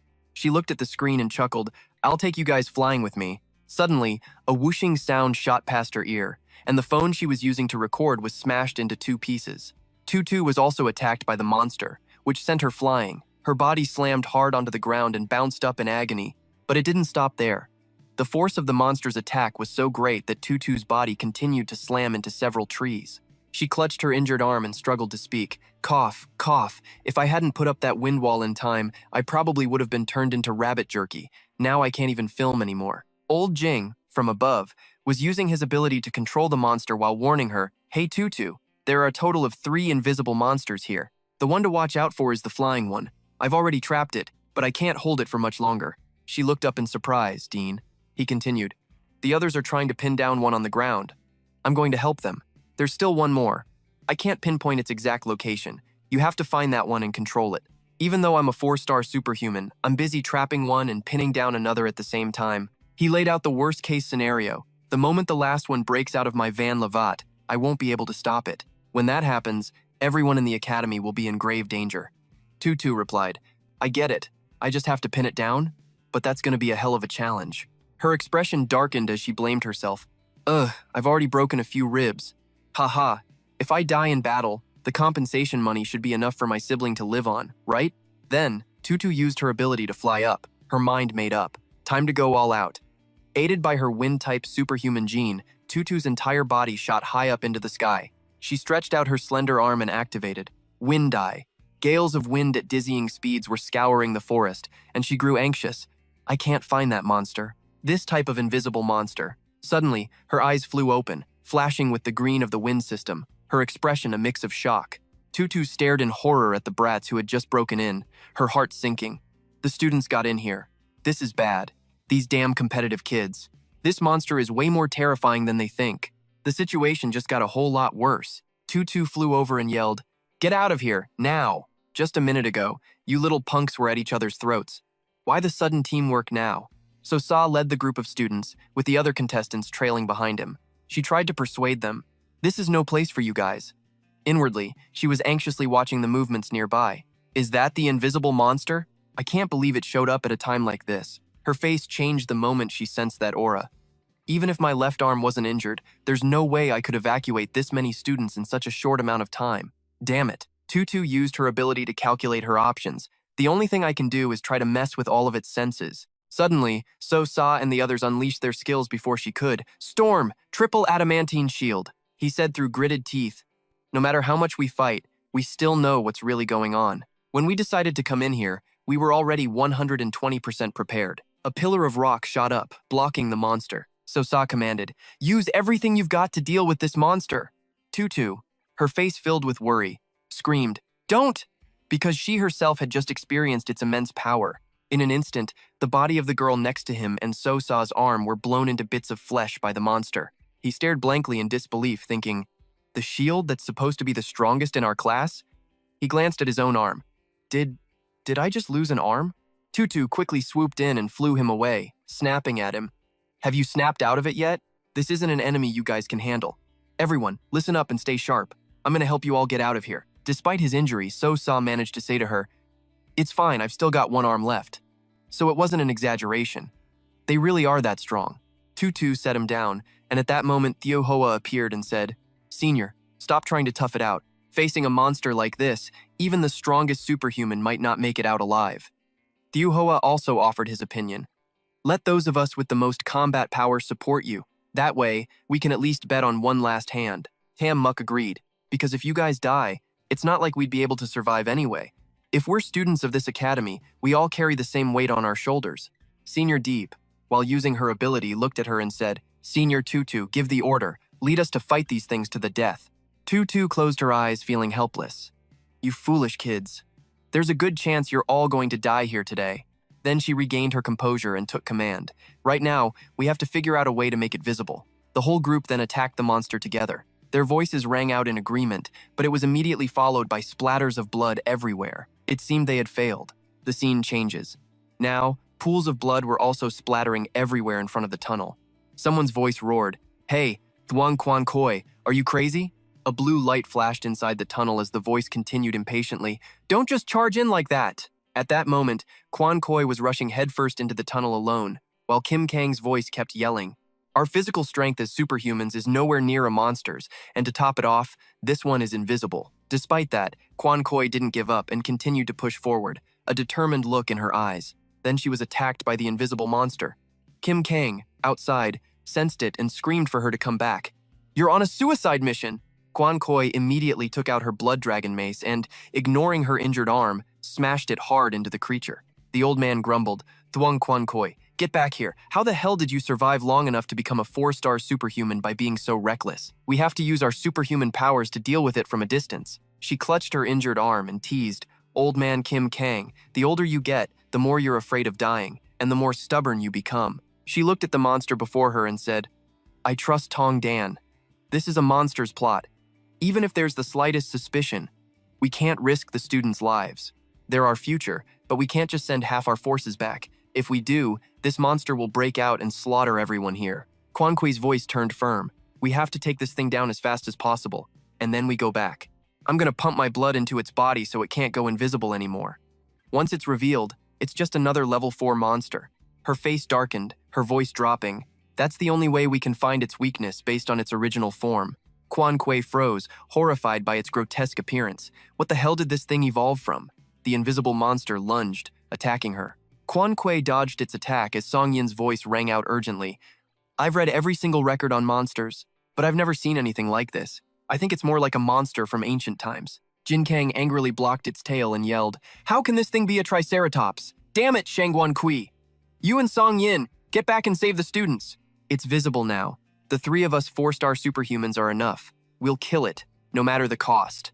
The old guy, impaled by its tail, grunted in pain but stubbornly added, "If that thing really is a mutated triceratops, then we're in deep trouble. It would prove that all of humanity's previous research on monsters is completely wrong. Maybe humanity has been totally underestimating these monsters all along." The scene shifts to Zijing's dorm, where he's standing in his room, muttering, "Monster genes. If you've already devoured all my energy." Zijing unbuttoned his cuff, saying, "Then you better not die. This so-called primal life essence is just energy refined from living beings to sustain life." He analyzed the life essence's components. After monsters devour humans, they digest it into life energy to evolve. The monster genes themselves already contain a massive amount of this life energy. Zijing watched the monster genes clinging to the vial of life essence, thinking, "I can't stop them from snatching the primal life essence." He made one of the monster genes float up, but I can grab one of them. Zijing guided the monster gene into a metal ring, his voice echoing, and shove it into the mechanical superhuman gear. The monster gene was instantly crushed into a bloody pulp, converted into life energy. Outside, Zijing's arm had mutated as he grabbed the bracelet, pumping the energy inside and exclaiming with joy, "Success!" He looked at the pieces of equipment, comparing them. But it feels a little different than before. The bracelet quickly transformed into a pair of yellow robotic gauntlets. He grinned, "Whatever, as long as it works." Zijing examined the gauntlet's effects. It can convert superhuman genes so proficiently, and it can simulate them too. This will help me cultivate my star map, and I'm already super familiar with it now. He looked at the gauntlet with satisfaction, calculating, if I activate this artificial superhuman system, I'll have the power of a 3-star superhuman. Evolve. Zijing's gaze lowered, his voice ringing out, "Next, let's center it around a 3-star superhuman." Zijing commanded, "Evolve!" The monster arm rapidly swelled. He continued, "Accelerate evolution." The last of the gene power. As expected, my body's starting to lose control. It's bloating up. Horrifying bone wings sprouted from his body. Outside, the noise caught the attention of Zhao Sheng and Chao Yu, who turned back toward the room. Zijing gritted his teeth, fighting for control. "You guys are just genes." His voice boomed. "Rebels must die." Inside his body, the monster genes exploded into pools of blood with wet pops. Zijing glared at his mutated arm and roared, "So you better just shut up and evolve according to my will." Level 4 monster. The scene changes. Back in the forest, the students were struggling to fight the invisible monster. Many were already injured. It worked. Everyone's sacrifice finally paid off. Tutu looked at the distortion in front of her and shouted, "The invisible monster is right there." Xiaohua was in a combat stance with his golden superhuman gene. Senior Ye was also watching intently. Tutu's voice rang out as a warning. "So you guys only get one shot at this." Xiaohua charged forward, using his power to form a sword. Activating all his superhuman power, Star Map sword body, forget about what my hand can take. His eyes bulged terrifyingly, veins popping all over his body as if they were about to burst. "Let's unleash the most powerful strike of my life." Suddenly, the veins in his arm ruptured. He swung the sword at the invisible monster's location, and the sheer force blew Xiaohua's own arm into bits of flesh. Beside him, Senior Ye raised her hand, controlling her power. Myriad swords, Star Map, countless swords floated around her. Blood trickled from Senior Ye's eyes, ears, and mouth, but she unleashed her technique with a cold expression. Blood form. Her blood fused with the swords as they flew forward to attack. Heavenly Sword. Tutu watched their attacks in awe. Sword body. Blood sword. They're just students. But she was so tense she didn't dare to look away for even a second. This way, even if we all die, we can still help the principal pinpoint its exact location and trap it. Suddenly, Tutu's eyes widened in horror. What? The monster's body didn't have a single scratch, and it hadn't even revealed itself. She thought, "It's completely unharmed?" A loud crash echoed as dust and debris flew everywhere. She thought in terror, "We're screwed. Even after we risked everything, we still couldn't stop it. Tutu felt a surge of anxiety. She scanned the area constantly, trying to pinpoint its location. Where the hell did this monster crawl out from? I can't believe humanity couldn't even detect it. This is terrifying. As the monster attacked, Tutu managed to leap away. She cursed inwardly. It's hilarious, really, to think that we actually believed we had the situation under control, that we didn't need to fear monsters anymore. She gritted her teeth, mustering all her strength and thinking, so this is the price of our arrogance. It's this damn high, I think. I can feel life being born from the wind element. A gust of wind formed from within Tutu's body. She told herself, it's too late for me, but maybe the students behind me still have a chance. If I can just self-destruct before I die. Her entire body was wrapped in the wind element. She was dead set on using the wind to blast the students behind her as far away as possible. Tutu's eyes slowly started to glow green. She was unleashing all of her power to give them a sliver of hope. Even if only one of them made it out alive, it would be enough. I'm sorry. This is all I can do. Just as she was ready to sacrifice herself, a chill ran down her spine. It felt like fate itself was dragging her into a dark abyss. Someone appeared, grabbed her by the hair, and yanked Tutu backward. She screamed in anger, "Let go! What the hell? Which bastard is pulling my hair?" Just then, Xiao Tin arrived to help, calmly telling her, "Chill, it's not time to throw your life away yet." Furious, Tutu backed away from him and demanded, "Who the hell are you, you asshole? Do you even know what you're doing?" She yelled, "We missed our chance. We're all screwed now." Tutu winced. Everyone's going to be ripped to shreds. Right then, the monster attacked again, setting off a huge explosion right in front of them. Tutu was stunned to find herself completely unharmed, wondering, did he block it? Xiao Tin was standing in front of her. He had just blocked that insane attack with his own monstrous hand. Tutu remembered, thinking, that invisible monster. Every one of its attacks totally wrecked us, but it never got a scratch. And now, he just blocked it? She looked at Xiao Tin, totally confused. What the hell is this power? Even a 4-star bone-forged diamond superhuman of the metal element could never take a direct hit from that invisible monster like he did. Then, he controlled flames that spread through the air to counterattack the monster. That's when she saw it. Blue flames. Tutu gasped. "You're Lan Yan?" He gave her a cold glare and asked, "You planning on turning me in?" Tutu's mind raced. It really is him, the one who destroyed the Fan family's lab and killed all 48 people in it. Her face filled with fear as she realized his identity. A wanted criminal. Seeing this, Xiao Tin coldly shooed her away. "If you don't want me to eat you, then take the others and get out of here." He turned back to fight the invisible monster and added, "Don't get in my way." At that moment, he forced the monster to reveal its true form, complete with razor-sharp teeth and spikes covering its body. The other students rushed over, terrified, and started asking her questions. "Senior Tho, the monster's visible now." "What the hell is that thing?" Tutu quickly answered, "I've never seen anything like it. I have no clue what it is, but I can feel that back when it was invisible. It was hiding its real strength. Now, it's unleashed everything. It's way more terrifying now that it's visible." She waved them away, shouting, "All of you, get out of here. You've done everything you could. If you stay, you'll just die for nothing." They reluctantly started to leave, telling her, "We'll get the ones who can't fight out of here first. Anyone who can still fight will come back to help."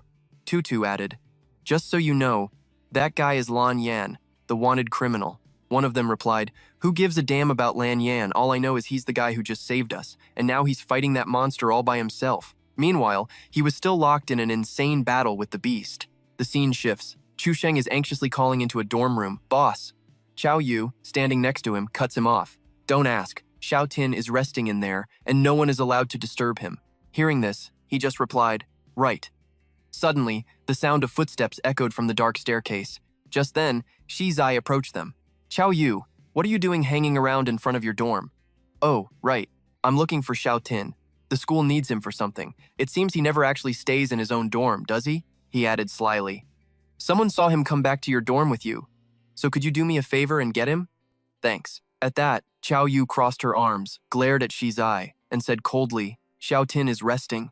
What is it?" He scoffed mockingly. "He's still sleeping at a time like this?" The school has some issues with how the final prize in the supernova competition was won, so they have a few questions for the guy in question. Shizai warned. Otherwise, the school will consider disqualifying him and taking back the prize, the artificial superhuman gear. Chao Yu glanced at the guard next to him, thinking, he's a perjure. Then she said, "Wait for him to wake up. Come back and ask then." His expression turned serious, and he demanded without hesitation, "I'm asking you to cooperate. It's a student's duty to cooperate with the school." Then the guard spoke up in a gentler tone. You guys don't need to be so tense. Of course, the school trusts its students 100%. We just need him to answer a couple of questions. That's all. He leaned one hand against the wall and continued. And hey, if he's sleeping so soundly because he was injured during the competition, I'll be sure to report it to the school. A doctor will be here to treat him in no time. That's a lot better than him just hiding in a dorm room waiting to heal on his own, don't you think? At the same time, Xiao Tao, who was hiding behind Chu Sheng, piped up suspiciously. You say you're here on behalf of the school, but who are you? We've never seen you before. Xiao Yu narrowed her eyes. If you have doubts about the results, then have the dean come here and say it to our faces. As for right now, who dares? While Shi's eye was deep in thought, a group of people down in the courtyard suddenly started shouting to each other, Hurry and help them! Someone's coming out of the dean's Mela Wanxiang. There are so many dead and injured.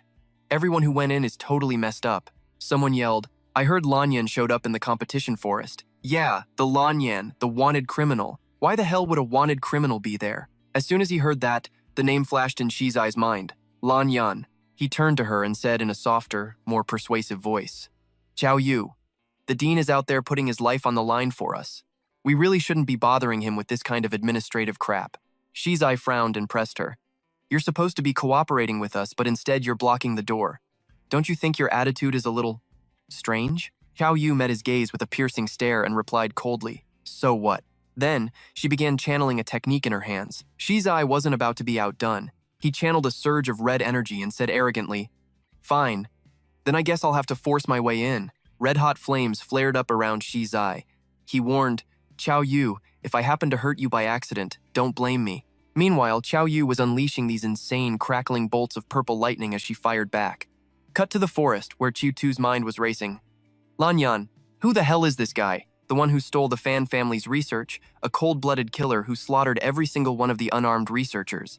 She hid behind the huge trees, silently cursing that asshole who yanked her braid, like some wanted criminal. Then Qiu Tu rushed out, but she couldn't stop thinking. No matter what, he saved me and the other students. I can't just bail on him like this. She immediately unleashed her spiritual power, telling herself to help him with everything she had. At the very least, she could put out the monster's flames to buy him an opening. All of a sudden, Qiu Tu froze, her face going pale as she screamed, Wind Forest Starblade! Right in front of her was Zijing, viciously slamming a massive attack straight into the monster. He bravely leaped into the air, completely stunning Qiu Tu. She thought, he dodged the monster's flames, and now he's ripping its face to shreds. Watching how brutally he attacked, Qiu Tu couldn't help but think in awe from behind. He's a peak 4-star transcendent. The destructive power is insane.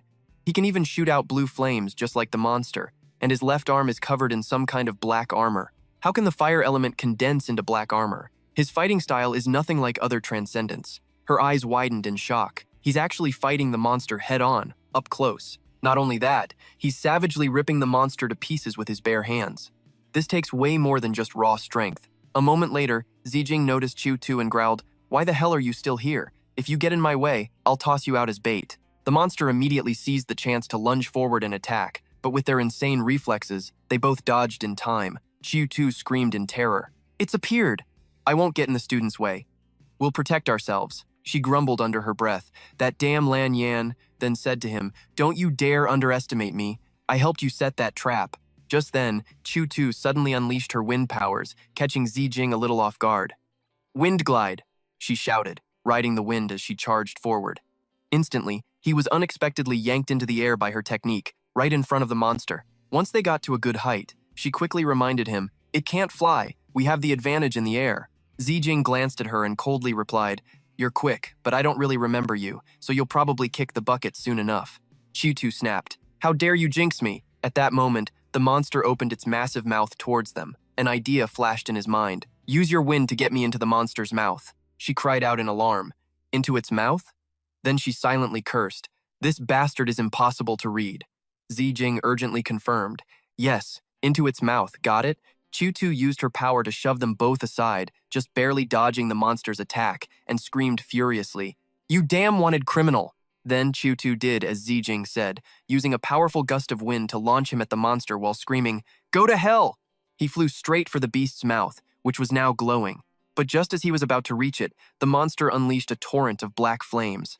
In the nick of time, Qiu Tu used her power to help Zijing dodge in a split second. He actually praised her. Hua Xiaoji, he yelled. diving into its mouth and piercing through its head at the speed of light, marveling, "Not bad. The power of the earth-slaying dragon fang has fused with my left arm bones and claws." In that instant, Zijing violently tore the beast's body apart and said to himself, "This evolutionary path is definitely the right one. Even without going all out, I can still control my form and have enough power to punch right through the body of this level 4 monster." Watching this, Chu-Tu was completely stunned, thinking, he actually blew a giant hole right through the monster's head. This bastard's fighting style is so damn weird. I can't even tell what kind of star chart he's cultivating. The monster spewed some strange black blood from its mouth, and it actually looked like it was in pain. The monster's eyes bulged, glowing a ferocious orange-yellow. It forced itself upright and let out a blood-curdling scream that felt like it could tear space itself apart. On another side of the fight, Jing Che was using his power to control massive branches, making them constrict the monster.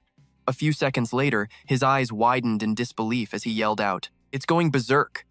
Right before Jing Che's eyes, the monster was completely losing it as more branches moved in, trying to restrain its rampage. It didn't last long. The monster furiously broke through, tearing everything apart to get free. Yi Yang instinctively threw an arm over his face as they both asked in shock, "What's going on?" "This is the pressure of a level 4 monster," they exclaimed worriedly. "The 3 invisible monsters here are all unleashing their pressure at the same time." At this point, Chu-Tu was also blasted away, screaming in pain. Only Zijing remained completely calm. He just quietly looked up and muttered, "This isn't just pressure. These monsters, they have the power of the Monster King inside them." The corner of his mouth lifted into a smug grin. "This is perfect." Meanwhile, Chu-Tu was plummeting from the sky, her head throbbing horribly like someone was splitting it open with a knife. No, it felt like there actually was a knife. This power, it felt like it was trying to rip apart the transcendent gene sequence inside my body. She was in a free fall, the intense pain spreading through her body, nearly making her black out. It's scrambling all of my transcendent genes. I can't use my powers? I have to figure out how to stabilize my genes, and fast. Thinking this, Chu-Tu gritted her teeth and tried with all her might to release her spiritual energy, but it was totally useless. That's when she realized with horror, they won't stabilize. Panicking and not knowing what to do, she realized she wasn't about to land on the ground, but on the head of another monster. She was terrified as she saw its glowing red eyes right below her. Chi-Tu struggled to get free, but it was no use. She thought to herself, "There's no escape, but before this thing eats me, I'm at least gonna gouge out one of its eyes." Before Chi-Tu could even fight back, the monster grabbed her arm in a death grip. And it didn't stop there. It snatched her other arm, squeezing like it was trying to crush her bones. Looking down, she saw even her legs weren't safe. She cursed internally, "You damn monster!" as it quickly and mercilessly snatched her other leg. All 4 of her limbs were pinned down, completely immobilized. "How can someone as cute as Tutu be eaten alive?" she thought. "Anyone who dares to eat me, I'll self-destruct and splatter my guts all over your face." Tutu tried to use her power, but it was no use. Storm diagram. She gritted her teeth, bearing the pain. All I could do was think helplessly.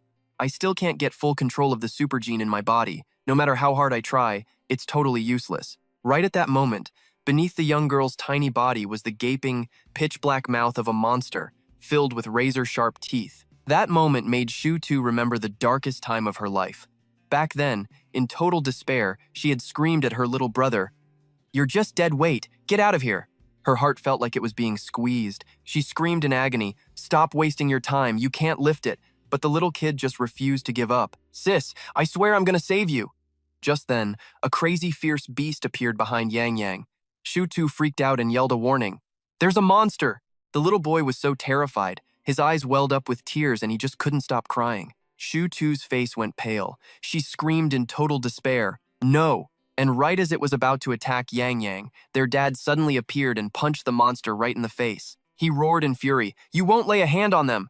But the beast showed no mercy, sinking its teeth into his shoulder, making their father scream out in agony. Now, remembering that bloody scene made Chu-Tu cry out emotionally, "Dad, I'm about to be eaten too. I'll be joining you soon. I miss you so, so much." Just as she was about to fall into the monster's mouth, the scene of Zijing swooping in to save her replayed itself, pulling her back from the brink of death, just like her father had all those years ago. She just stared at him, dazed, the terror still lingering in her eyes. Zijing held the monster's mouth open with one hand while untangling the vines for her with the other. After a moment, Chu-Tu snapped out of her shock and screamed, "Damn it, what are you trying to prove? Just run, get out of here. Don't worry about me, or you're gonna get eaten too." He just shot her a cold glance and retorted, "Prove something? Worry about who? You?" Shutu was stunned, just staring at the guy in front of her, totally speechless. Without another word, Zijing's eyes scanned the monster as he remarked, "Meat this juicy and tender. Looks like a damn good meal." He looked over at it and said, "There's a difference between a state of constant attack and a state of constant eating, you know." He stared at the giant beast with a contemptuous look and said without hesitation, "Right now, I'm officially disrupting your food chain." The very next second, without even hesitating, Zijing straight up threw Shutu into the distance. She was still completely stunned, and all that could be heard was her scream echoing through the air. "You son of a bitch." Momentum carried her as she hit the ground, but the pure rage in her heart didn't die down one bit. "You detestable asshole!" To him, her words were completely meaningless. Zijing lightly touched the monster and sneered, "You're pretty big and tough, but it looks like I'm even tougher." This move of his successfully awakened the beast's fury. Seeing this, Shutu couldn't help but panic and shout a warning. "Hey, be careful!" But he didn't even flinch. Instead, he threatened the monster, "You're not getting away. I'll chew you up before I swallow." Zijing raised his monstrous arm and said, "Black teeth, bite wildly." In an instant, the thorny vines on its outer shell began to twist and deform, growing even larger. It was even gathering a ball of energy in its mouth. Over on her side, Shutu exclaimed in shock, "What kind of move is that?" She stared wide-eyed and kept marveling. Are his blue flames raging inside the monster's body? That's insane. After a moment, Zijing calmly tore off its tentacle and casually began absorbing it into his body. The look of delight on his face was unmistakable as each piece of flesh fused with his body. "Let's have a taste." Before he could even finish swallowing it, the beast's body suddenly vanished in a flash, catching Zijing by surprise. The thorn tentacle just shattered. His eyes scanned the remaining scattered pieces of flesh as he assessed, cut its losses and ran. Huh? Behind them were massive, tangled clumps of vines. Having just escaped, the monster immediately funneled all its power into a single tentacle and ferociously shot something at him in a counterattack. With no other choice, Zijing had to drop down, pressing himself to the ground to dodge the attack. Then he started calculating his next move. To absorb it completely, I have to defeat it first. If that's the plan, then all I need is to unleash my level 4 mutation ability. He had just turned around when he saw Shutu rushing in to back him up. He asked, annoyed, "What are you doing back here? Are you trying to become bait and actually get eaten?" She replied naively, "I came to help you." Zijing coldly stuck his hand right in Shutu's face, stopping her in her tracks. He scolded her in frustration. "Why are you so damn stubborn? Can't you just listen for once?" A painful memory from years ago flashed back. Her father, despite being critically injured, had forced a smile and patted Shutu's head to comfort her. "Be a good girl and listen, okay? Go now. I'll come find you kids later." Seeing this, she could only agree to listen, but she still stood quietly behind him, watching. She called out a final reminder. "You better make it out alive, you hear?" She subconsciously called out, "Dad." Zijing, who was already walking away, was startled and glanced back to reply, "I know." Hearing his reply, her face couldn't hide a wave of embarrassed emotion mixed with gratitude. It wasn't long before she realized what she'd done. Shutu's eyes went wide with shock, her face flushing red. She bit her lip, mortified for accidentally calling him Dad. The next thing you see is her muttering to herself in embarrassment, "You stupid jerk, I'm leaving right now." And just like that, Shutu didn't dare to linger for another second and turned to bolt, absolutely dying of embarrassment. Watching her retreating figure, Zijing added a warning. "That's right. If those other guys are stubborn enough to come back, make sure you stop them." From a distance, she yelled back in a fluster, "I know." Once she got a safe distance away, all she could do was cover her face and wail from the shame. "This is so humiliating. Everyone." Shutu looked up with her, cheeks flushed red, and shyly confessed, "I think your girl Shutu has fallen in love." Remembering that moment, the guard had urged, "Young Master Pan, we need to get out of here too. Jingche's Myriad Wood prison isn't going to hold for much longer. The moment that monster inside breaks out, everyone from the academy is going to be dead meat." Hearing that, he just smiled faintly and replied nonchalantly, "Wait a little longer, I have to confirm something." Back in the present, Pan Shizai was plotting in his head. The Pan family needs Xingkun's super gene chain. If that chain can crack the principles of his gene, it'll help me break my own super gene past its current 90% limit. It makes superhumans higher quality, but whatever, I don't really care. Having superhuman genes over 90% ain't that big a deal. I got Lam Diep all on my own. That guy acted all formal, holding out his hand and then spouting some cryptic crap. "Yeah, your talent is great, but you've been a superhuman for way too short a time. You burned through all your energy during the competition, so in this short amount of time, it doesn't matter how talented you are, you're not going to recover much. Having no energy is your biggest weakness right now, so just give up." Just then, Zhao Sheng, who couldn't hold it in anymore, stepped up and didn't hesitate to start dissing him. You've been standing there with one hand behind your back acting all high and mighty this whole time. My Zhao family isn't that easy to fool. Tei didn't even flinch at Zhao Sheng's words. Instead, he controlled the flames with his hand, Crimson Flame Hand. The flame was right in Zhao Sheng's face, but he didn't give a damn. Instead, he yelled back, "You call yourself a man, clinging to someone and not letting go? Have you no shame?" He waved his hand smugly and said, "Since when did bottom feeders like you get the right to yell in my face?" Instantly, the flame took the shape of a giant arm under his control and slammed right into the two Zhao brothers, sending them flying backward. Fan Tei roared, "Crimson Flame." As soon as he finished, the arm began to threaten them both with its immense power. After showing off, not only did he not retract the magic, he aggressively controlled the fiery hand, making it spread wide as if it wanted to swallow everything whole.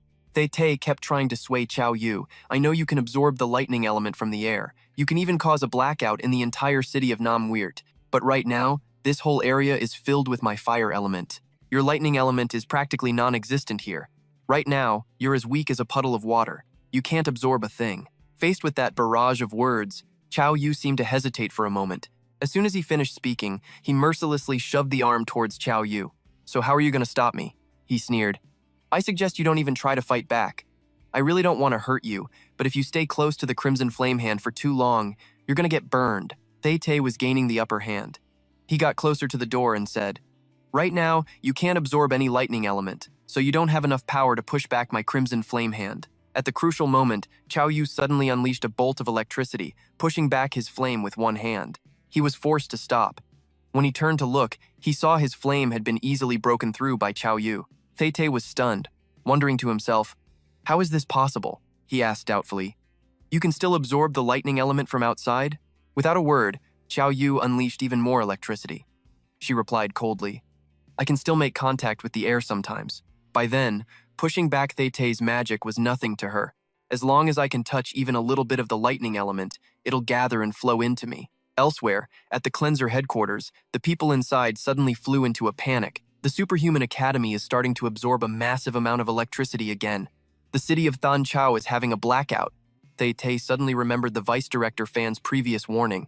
"Tei, in the future, we must help the Fan family break through to over 90% superhuman genes. The more superhuman genes, the higher the quality will be." While he was distracted, Qiao Yu swiftly charged forward and unleashed her power. "Purple crystal, activate." However, the old man's words still echoed in Tei's ears. This kind of quality transformation is something a normal person can't even imagine. In front of them, even an extremely strong superhuman is nothing but an inferior being. And that was exactly what Qiao Yu was doing right now, as she pierced right through his Crimson Flame Hand. His face darkened. He raised a hand to block the pressure coming from Qiao Yu, gritting his teeth and muttering in a rage, "You inferior piece of trash." In an instant, the two of them clashed without a shred of hesitation. On one side, a blazing inferno, on the other, a storm of lightning. Suddenly, they both broke apart at the same time, the aftershock of their power slowly fading into nothingness. Qiao Yu was stunned, unable to hide her surprise. Just those few minutes must have cost at least hundreds of thousands in electricity bills. "I need a move that uses less power. Maybe I should try referencing his Crimson Flame Hand?" She raised her finger, creating a small ball of lightning on the tip. Like this. Purple crystal satellite. He thought, her purple crystal is the masterpiece of Huasha's top researchers, yet she dares to just modify it on a whim and still keep it under control.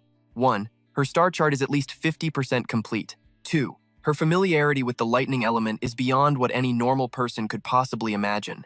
Tei asked himself, "Does that mean she looks down on me? A genius who's been praised by everyone since I was a kid has become an inferior being in her eyes? It's just talent." Once again, memories from the research lab flooded his mind.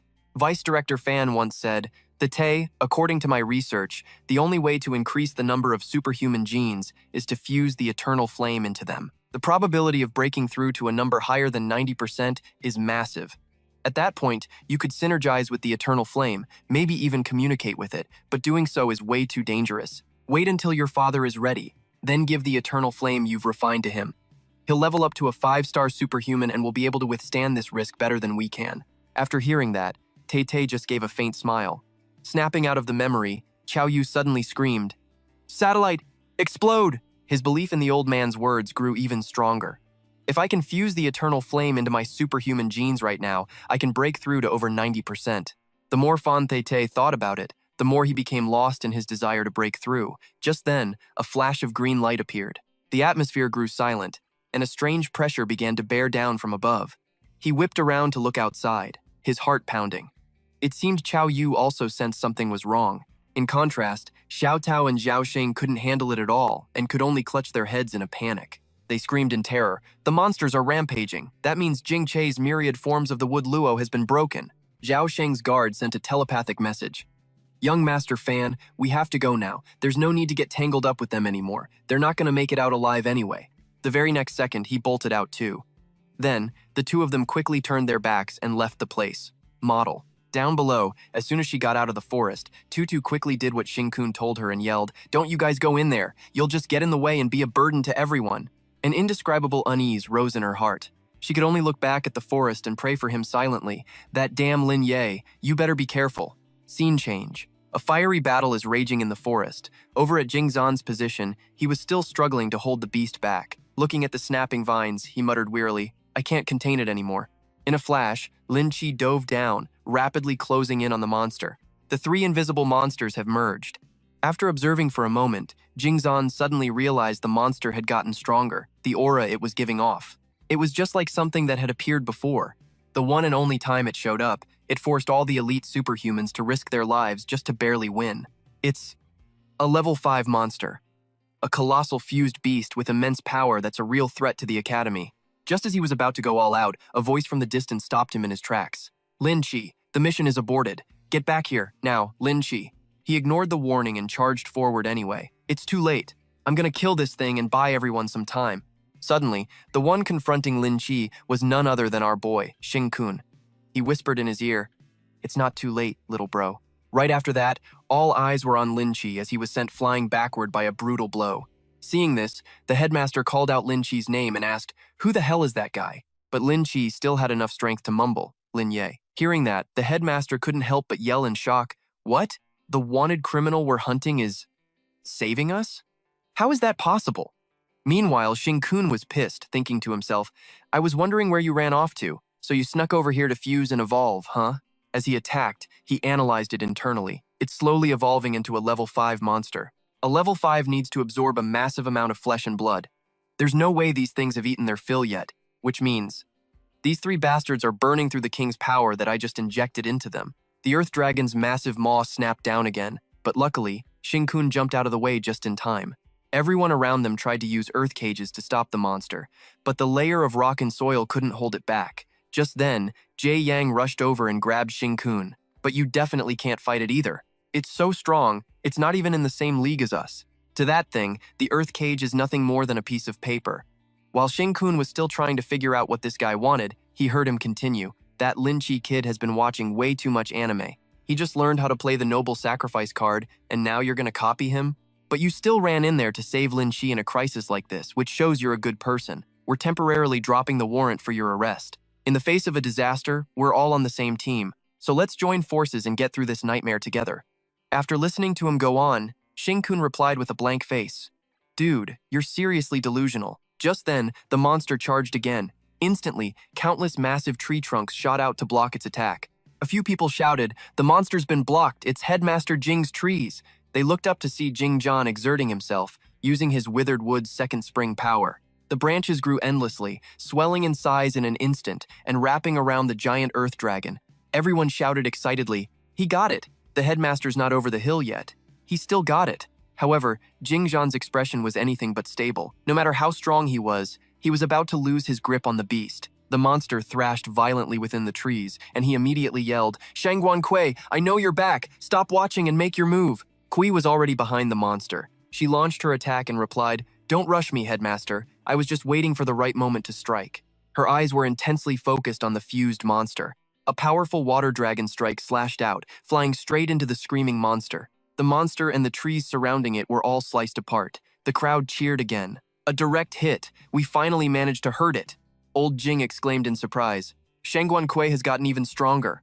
With her and Lin Ye, we have enough power to fight back." From above, he quickly ordered everyone into formation. "Everyone, prepare for battle. Shangguan Kui and Lin Ye will lead the charge. The rest of you, listen up. You must focus on protecting yourselves. Your temporary objective is to strike deep into its body. The rest of us myself included, will be in charge of clearing any obstacles for those two. And when the critical moment comes, I'm sure you all know what to do, right? The crowd responded in unison. Yes, sir, Zhe Yang added fiercely. We use our own bodies to protect our comrades. The tentacles with their sharp teeth were already lunging forward. Everyone looked at each other and yelled as one, It's coming! Let's go! But then Xing Kun stepped forward and clamped his monstrous hand down on Shang Guankui's shoulder. Startled, she spun around and shouted, What the hell are you doing? He said coldly, You guys are so used to being in charge, you think you can just order me around like that, huh? Only then did Shang Guankui notice the huge hand on her shoulder and think, his arm, its power is terrifying, I can't break free easily. Then, he forcefully threw her back, tossing her aside. Facing one of the sharp-toothed maws, Xing Kun said bluntly, You people can't stand against the king's power. All it has to do is roar once, and you won't even be able to use your superhuman abilities. His actions left the entire group stunned. Xing Kun lunged at the monster and said coldly, Don't get in my way, now watch closely. As he spoke, his monster arm shoved straight down the creature's throat as he thought to himself, I wasn't planning on putting on such a big show, but thinking about it, if I want to stop the demon oath, then it can't just be me who gets stronger. Everyone else has to level up too. One of his eyes blazed with a brilliant blue light. Let me show you all what the true power of a monster feels like. As he finished speaking, his left sleeve ripped apart, his resolve set. Seeing the power radiating from Xing Kun, everyone screamed. The aura he's giving off. It's absolutely terrifying, Huan Kui asked, stunned. His attacks are even stronger than the monsters? What kind of freaky power is that? Jingzi was just as surprised as his students, his voice faltering. You could say, it's exactly like a level 4 humanoid monster. Just then, Jing Kun's left arm had completely transformed into a monstrous form, its appearance terrifyingly huge. Facing this new form, the massive maw spoke. Traitors are not allowed to exist. With that, he raised his enormous hand and unleashed the Overlord's flame. The two tentacles once again plunged down as the blue fire erupted, blazing intensely. Unable to do anything to Xing Kun, the monster roared in fury, and he didn't hesitate any longer, flying up to attack. A single punch landed straight on its head as Xing Kun unleashed his flame burst. The blue flame instantly exploded from inside the monster's head, creating a massive shockwave. Watching this scene, everyone was dazed, thinking to themselves, his hand just pierced right through the monster's head. But when they saw the monster's condition, that thought immediately changed. No, wait. This monster, it's regenerating at an insane speed, just like an earth dragon, but its power and defense are way stronger. A tail suddenly whipped towards him, and Xing Kun was hit, making everyone scream and worry, Lan Yan! Then came a massive explosion as he crashed to the ground like a cannonball. Quang Koi asked worriedly, Are you okay? Xing Kun jumped back up and replied, Its offense and defense are both insane. The most important thing is its regeneration. When the king's power is strong enough, it can recover incredibly fast, Xing Kun continued, blocking a tentacle with his hand. If something like this is already considered strong, then there are way more monsters out there even stronger than this one. The number is far beyond what any of you can imagine. Hearing this, Jingji asked in bewilderment, Do monsters like that really exist? And his answer, a lot of them, made the old man freeze, dumbstruck with worry. Quang Koi yelled again, Lan Yan, talking about this stuff now is useless. Let's work together again. Maybe we can find a sliver of hope. Xing Kun coldly replied, Not necessary. A glint of undying blue fire flashed in his eyes as he declared, Now, I will show all of you how to defeat these monsters. Remember this. If you want to protect this world, in the future, you'll all have to become stronger than I am right now. Hearing him, Quan Koi couldn't believe it and yelled, What? Xing Kun didn't care, unleashing his blue flames as he shouted, Try your best to learn what is known as a domain. As he finished speaking, his arm blazed with a powerful, undying blue flame. The entire group, from young to old, stared wide-eyed and exclaimed in shock, A domain? Xing Kun didn't say another word, silently deploying his power while thinking to himself, Burn the monster genes. By relying on my dual-system soul, I can temporarily use the ultimate move of the dual-system monster overlord. Domain, devouring maw prison. His blue light spread out in all directions, and Quan Koi could only stare, completely captivated. The group was still in a daze when they were enveloped by Xing Kun's domain. They all cried out in alarm, His domain! Lin Shi reached out, lightly touching the air, and instinctively asked, Can you guys feel it? He looked at his hand and continued, I feel like the metal element in the air has been completely devoured. Jing Zi had realized it too, and replied, It's not just the metal element. All elements have been swallowed by his domain. Right now, the only thing left in this entire space is his fire element. He immediately warned them, Everyone, try to control yourselves. If you let the elemental power inside your bodies burst out, it'll be devoured instantly. Lon, he overheard this and analyzed with a grim expression. So he becomes the absolute ruler within his domain? Inside his territory, I have absolutely no way to fight back. The only option is to run as far away as possible. Kwang Koi smirked and shot back. You're wrong, there's nowhere for you to run. She asserted, the moment his domain enveloped us, we were already inside his mouth. And at that moment, Shinkun's domain had completely surrounded the monster. Seeing the monster roaring as if it was scared and not attacking, Ni Yang blurted out, this monster, is it actually trying to run away? Someone else chimed in with an explanation. It can't escape this domain. The edge of the domain is like a set of teeth. Anything that gets near the edge gets chewed to pieces. Watching the monster struggle, Shinkun continued to burn it with his blue flames and declared, don't even think about escaping, three-headed monster. Seeing the domain shrink, crushing the monster, the crowd exclaimed in awe, the monster is being bitten. The flames grew stronger and stronger, fiercely incinerating the three-headed fusion monster. It was like a hellish sea of fire was swallowing a beast whole. Ni Yang watched intently and said, so strong. I wonder what Lan Yan's domain is called. Hey, maybe I'll call it the demon-swallowing flame prison. Hearing this, Headmaster Jing shot him a look and said, Ni Yang, you were such a slacker in school, and now you're a vice captain and you still haven't changed one bit. Stop gawking and shut up and watch. This is an opportunity that not everyone gets. He nodded his head repeatedly, saying, yes, sir. Jingji analyzed internally, Lan Yan's domain is incredibly deadly. The enemy won't even realize it before its jaws have already snapped shut on them. No matter how fast the monster regenerates, it can't possibly be faster than the speed at which it's being burned. He looked at Shinkun and thought, but it seems that's really the case. Old Jing then wistfully recalled 20 years ago, the final moments when humanity's elite superhumans fought against the monsters. It was also the moment when a 5-star monster killed the 5 strongest superhuman experts. At the time, he and the others were too far away to see clearly, but Old Jing remembered distinctly that Monster's domain and Lan Yan's domain now were almost identical. It was both powerful and domineering, along with the image of Shinkun's left hand looking like it wanted to devour everything. Inside, Shinkun was screaming nonstop, I'm starving to death. The monster genes still aren't strong enough, and the devouring maw prison is draining too much energy. He thought to himself, if I don't eat something to fill my stomach, these little humans are going to have a hard time surviving.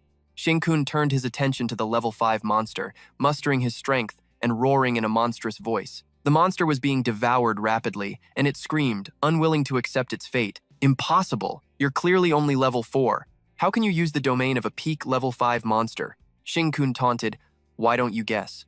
The monster gradually lost consciousness. Even as it died, it was filled with resentment, trying to scream, no, the power bestowed by the king. It used its last moments to roar in fury. It will absolutely not fall into your hands. The second he said that, the monster totally disintegrated and became a snack for his left hand. Zijing roared right back, and the moment he was done, he slammed his hand down, making the devouring flame blaze up even crazier. His domain instantly shrank as a pillar of fire shot straight into the sky, completely swallowing the monster in the dead of night. That insane pillar of blue fire shot straight up into the heavens, making Old Jing's crew and everyone else freeze in their tracks, just staring in shock. From the Academy's viewpoint, that column of blue flame was huge and ridiculously high. Chow Yu's group just stared dumbfounded from their dorm. A bunch of students nearby saw it and stammered out, Is that the blue flame? A good ways off, that rich brat from the Fan family was on the road and screamed when he saw it. Stop the car! He frantically kicked the door open and jumped out to get a better look. Staring at the distant fading flame, the young master muttered with a frown, damn, that aura is terrifying. If I could have just felt a piece of it, I might have had some kind of breakthrough in my training. His lackey got out of the car and chimed in. I bet there are barely any students left who can even sense an aura like that anymore. From now on, the Superhuman Academy is going to have to rely on Headmaster Fan to rebuild. Young Master, let's head home. The young master's face darkened as he plotted in his head, then he just grunted. Meanwhile, back with Shinkun, he was in his human form again, clutching his stomach and groaning. First, he was starving to death, and now, he was stuffed to the point of birth. Then he calmed down, took a deep breath to let it pass. Gotta wait a bit for the food to digest. Shinkun was thinking to himself. Right after his lunch break, the ground beneath him started cracking open in huge chunks as a bright light flashed. From underground, an electro-dragon spirit shot up right in front of Shinkun. He looked at the freaks in front of him and thought, 3 electro-dragons. Using their powers back-to-back like this means they've sensed me. But Shinkun wasn't scared at all. He even flipped them the bird as a challenge. But I've already eaten my fill, you idiots. You want to die? If you've got the guts, then come and get me. The Electro Dragon was pissed off.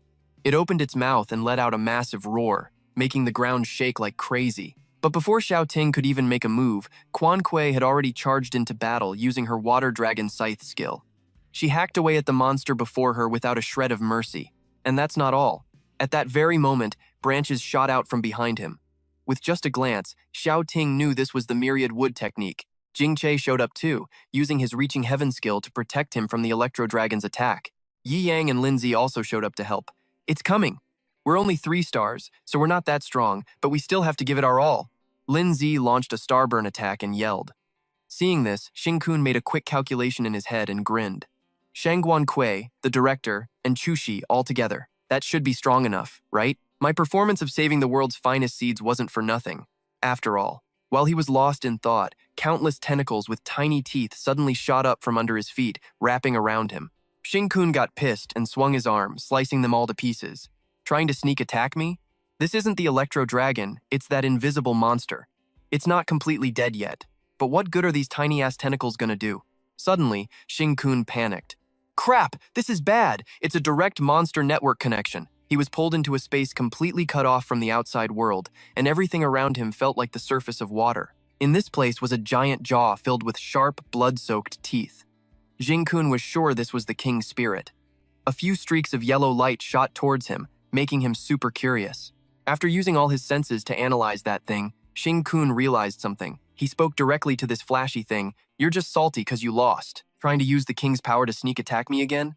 Xing Kun stated firmly. Anything that's gone into my stomach is staying there. There's no way I'm spitting it back out. Suddenly, a voice echoed through the dark space around them. King's authority! Along with the voice, black smoke started to spread out.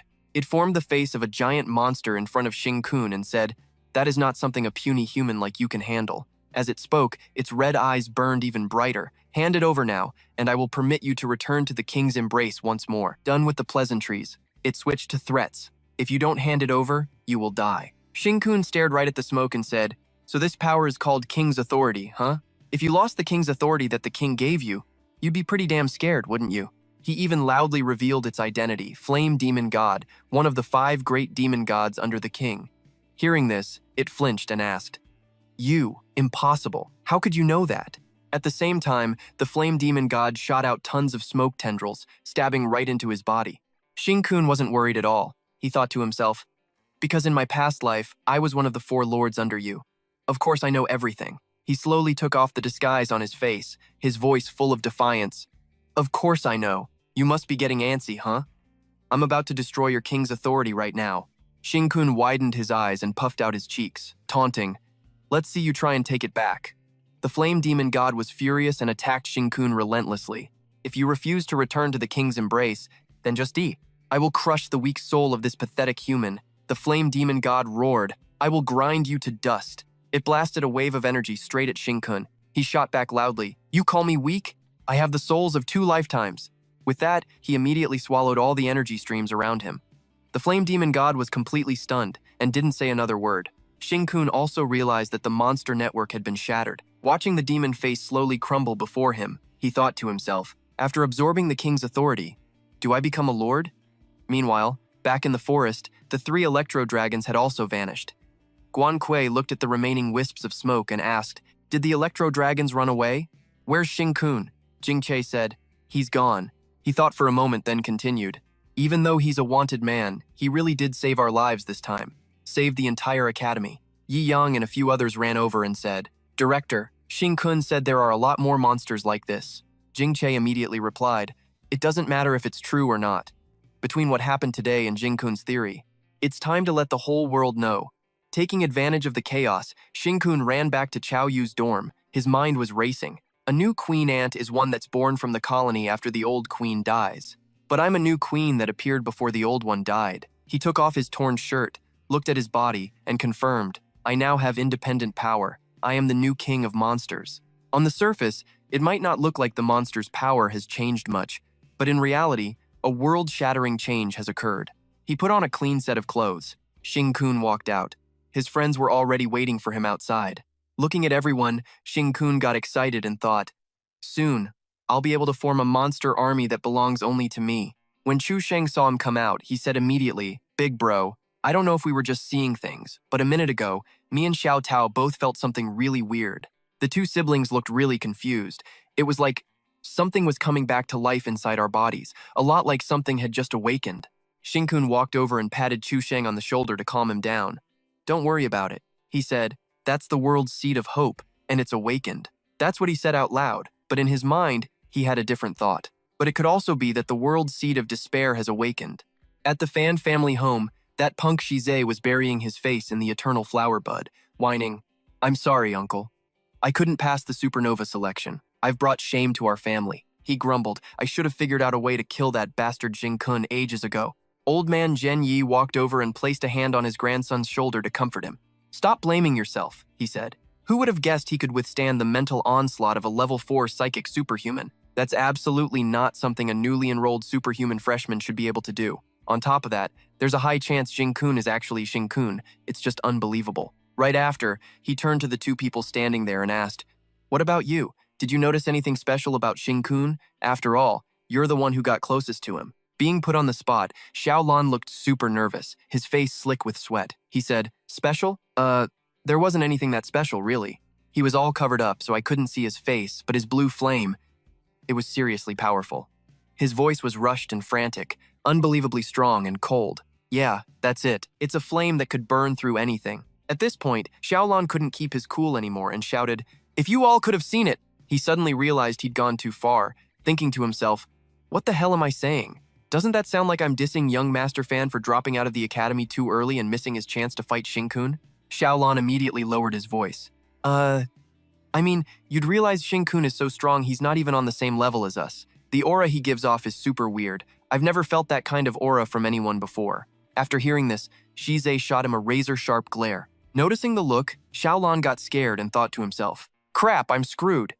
He instantly changed his tune. As for Shing-kun, the possibility that he's a first-year freshman is frankly terrifying to me.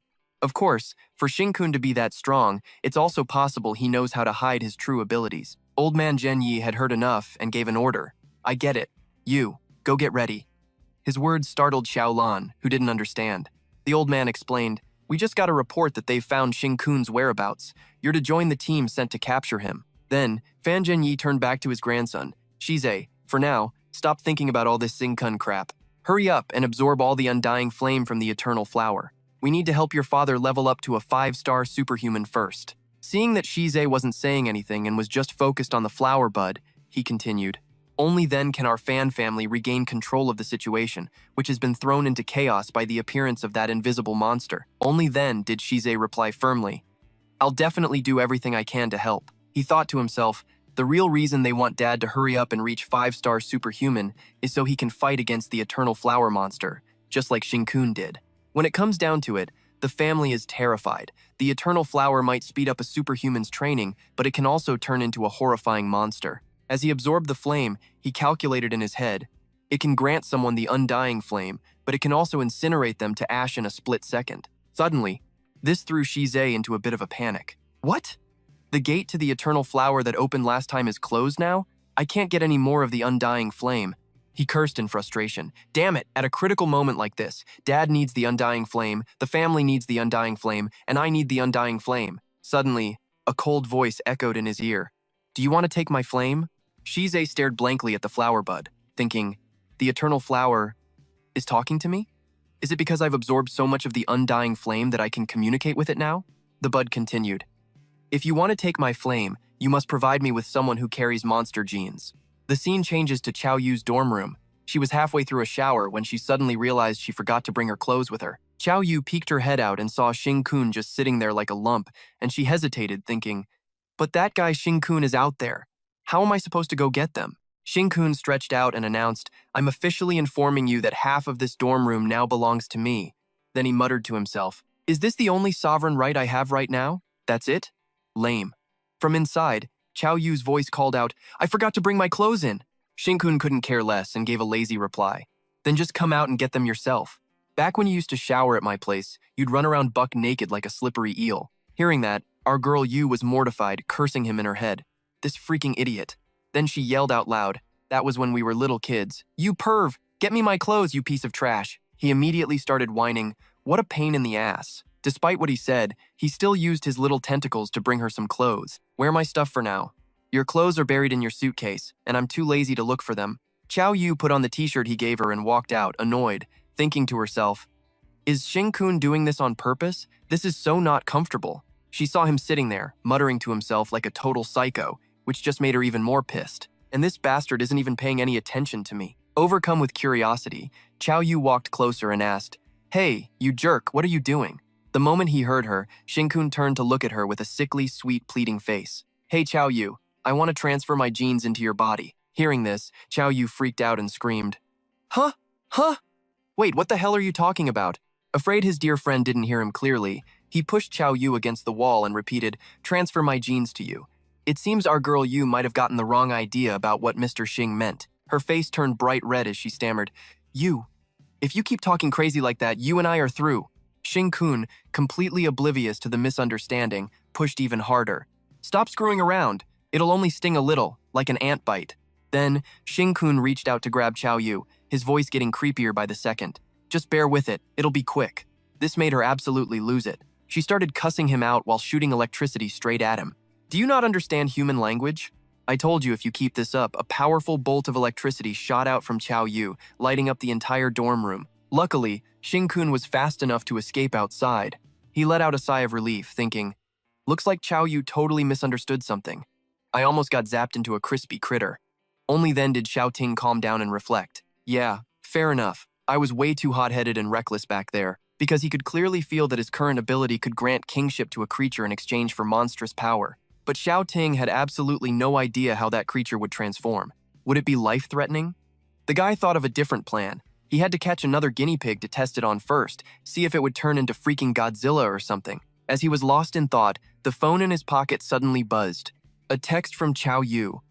"Stop messing around outside. I'm about to lock up and go to sleep. Get back here now." He thought to himself, "I don't know if it's because I've been reborn and see things differently, but I feel like Chow Yu isn't the same as she used to be." Xiao Ting stared blankly at the screen. In his past life, she just wanted him to go hang out with other girls. Then she'd secretly go snitch on him and ruin his good time, taking pleasure in it.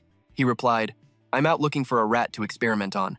Her response was a string of question marks. The scene shifts to a nearby forest, where one lucky rat had been chosen by him to be granted power. It transformed instantly, its eyes glowed red, its muscles bulged, and its teeth became sharper. Xiao Ting looked at the rat's state and thought, "If nothing changes, this rat won't be able to handle my power." The moment that thought crossed his mind, the rat exploded. Suddenly, he realized something was wrong. A glint appeared in his eyes. Xiao Ting immediately launched an attack. Staring into the empty space before him, he called out, "Who's there?" From within the forest, a dark figure slowly emerged and spoke, "Hello, Shin-kun." The dark figure stared at him with blood-red eyes. Xiao Ting stared back at the entity with a suspicious gaze, saying nothing. The person finally revealed their face. It was Headmaster Qin. He walked over and said, "Xiao Ting, I know you are Shin-kun," he said calmly. "Don't be tense. I mean you no harm." "I came to find you because," Xiao Ting cut him off, playing dumb, "Shin-kun? You mean Lam Diep? What's that?" Then he quickly looked for a way to bolt. "My dear Headmaster, if there's nothing else, I'll be on my way, sir. I'm in a hurry to go recharge my batteries, so goodbye." Old man Qin roared in anger, "Get back here." Xiao Ting silently stopped in his tracks. Old man Qin said, "You should know that if I don't approve it, you will never have the chance to enter the Superhuman Gene Academy. It doesn't even matter if you're Shin-kun or not. Can't you just chat with this old man for a bit? Tell you what, I'll give you some essence of life as a thank you gift." Xiao Ting turned back with a seriously sly look on his face. "Esteemed Headmaster, I'm really not Shin-kun, but I would be deeply honored to have a chat with you." Old man Qin waved his hand for him to sit down, and at the same time, he mentioned the night Chow Yu lost control of her superhuman powers. "I've had my eye on you since then. The most superhuman genes in history and the least superhuman genes in history appearing at the same time." Xiao Ting sat on a tree stump and continued to listen. "What made me notice you wasn't your extremely low 1% of superhuman genes. It was your health checkup report. Your muscle density is 2.45 times greater than others your age, and your metabolic rate is up to 4,244, 3 times that of a normal man." He replied cockily, "I knew I was a stud, but I didn't realize I was that much of a stud." Headmaster Qin waved his hand dismissively and continued, "Although I am the headmaster of the academy, I myself have been researching a certain project." He controlled a tree and asked, "How's this for a massage?" he smugly commented. The left shoulder is decent. A little harder. Old man Qin was at a loss for words, but could only comply. Fine, fine, fine.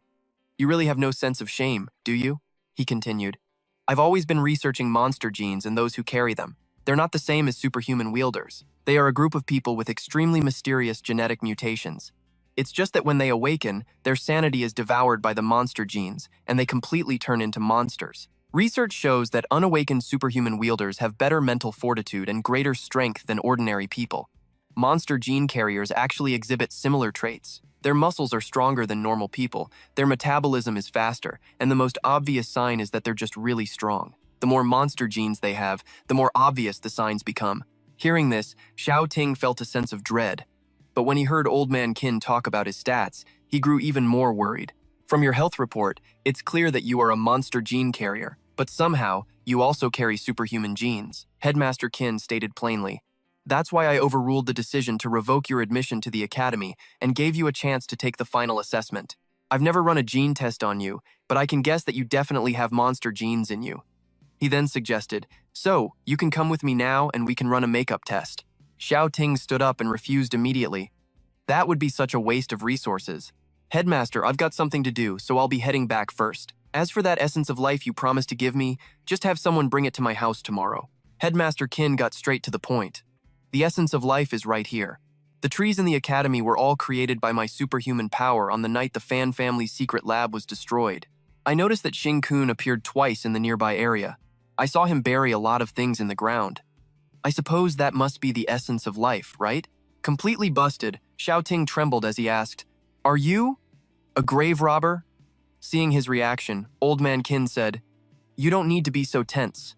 You risked exposing yourself to save the academy, so I believe you are an upright person. I hold no ill will towards you. And from what I know about the Fan family, you destroying their lab wasn't exactly a bad thing. Then the guy tries to persuade him, like, I know you don't want anyone to find out you've got the monster gene. In this world, people with monster genes are under some seriously tight control, and you're even more special than the rest. There's a high chance you'll be forced into being a lab rat. And you know damn well I've been helping you out ever since that day at the Five Elements Arena. I was the one who told Headmaster Shangguan Kui to help you cover up the fact that you snuck out the night the Pan family's lab was destroyed. Old Jing added that he also told Lin Ye to head to the outskirts of Nanyue tonight to create a fake sighting of him during that time. Even if the Purifiers investigate our academy, they won't come after you. From now on, I'll do everything I can to help you too. After a moment of silence, Jing Che continued. 5% of the world's population carries the monster gene. They can't resolve the monster gene issue like you can, so naturally, they've been tagged with tracking chips and are under constant surveillance. Some are terrified they'll turn into actual monsters, and they're also scared of losing their minds and transforming at any moment. They're just monitored like that, constantly living in fear and being discriminated against, only able to live out their miserable days in agony. His voice grew more earnest and sincere. I desperately want to know how you managed to control the monster gene, because I want to help these 5% of people get back the normal lives they deserve. After hearing all that, Xing Kun still flat out denied it. But sorry, I'm not Lin Ye. Thanks, Headmaster, for thinking I'm important enough to discuss this kind of scientific research with me. I'm seriously flattered and touched. Well, I'm out of here, he shouted. If the monster gene can't be controlled, this world will never, ever know peace. No matter how strong our superpowers get, it won't be enough. Those words made Xing Kun stop in his tracks. He said, maybe Lin Ye knows how to help them control the monster gene. Xing Kun turned back to the headmaster, his eyes serious, and continued, but from humanity's perspective, this isn't a good thing. What if it just makes humans even more terrified? This question startled Jing Che, who asked back, saving them will make humanity afraid? Could it be? Xing Kun turned back and asked another question, Headmaster, what do you think monsters are? Old Jing replied, the Purifiers think they're superpowered beings like us, just ones who've lost their minds. But I've always thought that monsters are a race we just don't fully understand yet. His fist clenched unconsciously as he went on. That's right, the headmaster is the most clear-headed person in the world. All of humanity is like an ant colony, and Lin Ye just happens to be the king of a different ant colony. So, Headmaster Jing replied, if you want to save an ant from one colony, the only way is to kick it over to another colony. Xing Kun added, one ant might not scare people, but what about 100 ants, 10,000 ants, or a number equal to 5% of the human population? Sooner or later, Lin Ye will become the king of the monster gene colony. Faced with his attitude, Jing Che thought to himself, just how terrifying is a power like that? Is this what Shinkun is worried about? He sighed and said, if you save them, humanity will fear and shun them, but if you don't, they'll turn into mindless monsters. Old Jing looked troubled. This really puts you in a tough spot. I can't blame you, he then affirmed. But no matter what you choose, as the headmaster, I will support and help you. It was as if Shinkun was just waiting for those words. He asked again, you for real? Before Headmaster Jing could even answer, Shinkun leaped forward and hugged him, saying cheerfully, my dearest Headmaster Jing, since you put it that way. Can you make decisions for the Monster Gene Academy too? It seemed Lin Ye was very interested in stealing the Monster King's subordinates. Old Jing asked, bewildered. So, you agree? Shinkun thought to himself. Right now, I can grant kingship to one person in exchange for power. But if I don't grant kingship and just activate the Monster Gene carriers, letting them grow strong naturally, then their numbers will be countless. That very night, at the Pan family's base, Shizai's men secretly tied up a group of people and brought them there. The guy asked curiously, young master, where is this? Why did you suddenly tell me to bring these monster gene carriers here? Shizai snapped irritably. Shut your mouth. This guy from the Pan family thought to himself, this place is a storage room in the darkest corner of the 13th floor, beneath the undying flame. It's also where I'm supposed to meet the Eternal Flower. Right on cue, the Eternal Flower appeared as scheduled. The subordinate screamed, his words a jumbled mess. This is... He was so scared he fell to the ground, stammering, this is... the Eternal Flower. The blue flame swept over and consumed all the people who'd been brought there. But it didn't seem satisfied at all, continuously screaming, not enough, not enough, not enough. Then, it chose a corpse and possessed it, standing before Shizai and complaining, unacceptably weak. They fundamentally can't handle my power. It demanded, I need someone who can fight for me, not just a pile of weak flesh. The subordinate was frozen stiff, watching everything unfold, completely speechless. The flame demon god looked at Shizai, its eyes glowing red within the blue flames, and demanded, lead me to a monster gene carrier who can withstand my power, and I will grant you power far greater than what you have now. He looked as if he was hypnotized. He immediately agreed. Yes, Lord Flame Demon God. At this point, the subordinate couldn't believe his eyes. His mind was in chaos. What the hell did I just see? Is young Master Pan making a deal with a monster? His eyes, filled with fear and bloodshot, darted toward Shizai. It was late at night when Shinkun finally decided to go back to the dorms. As soon as he tiptoed to the door, Chao Yu yelled at him, look what time it is! You're just crawling back now? She stood in the middle of the room with a whip, asking annoyedly, where the hell were you wandering around this time? He hesitated and said, if I said I was just talking with the headmaster, would you believe me?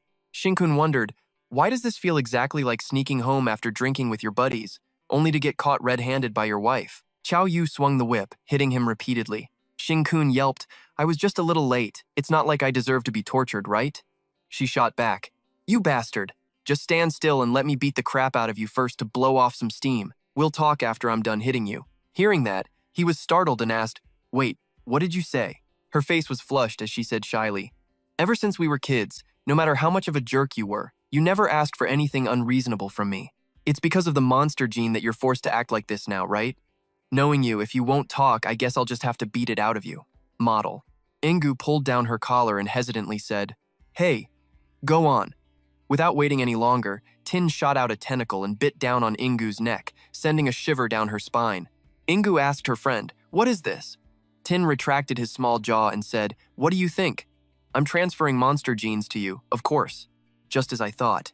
Your transcendent gene really can't fuse with my royal monster gene. So that means Zhao Sheng and Zhao Tao won't work either. Does it have to be someone who already has monster genes? Yu completely ignored what he was saying. She just stormed off without a word. Seeing this, Tin asked, Piranha, you going to bed? She blushed, climbed into bed, and replied, I'm sleepy. Looks like our girl Ingo is going full introvert mode this time, she thought to herself, flustered. What the hell did I misunderstand? Someone save me. I just want to hide under the covers and sleep until the world ends. It seems like he's not such a scumbag lately. Can bad boys really change their ways? The next morning, still in Nanyue's dorm, as soon as she woke up, Ingu saw Tin staring intently at his phone. She came up behind him and asked curiously, who's she? He answered, this is Headmaster Jing Chuan's granddaughter. In the photo was a cute girl with long white hair. She's a first year at the Monster Gene Academy next door. Besides Tin, this girl has the highest concentration of monster genes in all of Wuxia, with up to 92% monster genes in her body. Her name is Geng Xiaoni. Cut to Than Tru City's first hospital. A person was struggling to reach a button on a vending machine. However, just then, another person walked up. But instead of helping, this jerk started mocking Yang Yang. How long are you going to keep trying, huh? If your limbs don't work, you should just stay at home. Do you have any idea how annoying you are? You're a total waste of society's resources. I'm in a hurry. As he spoke, he shoved the wheelchair aside. Yang Yang cried out in alarm.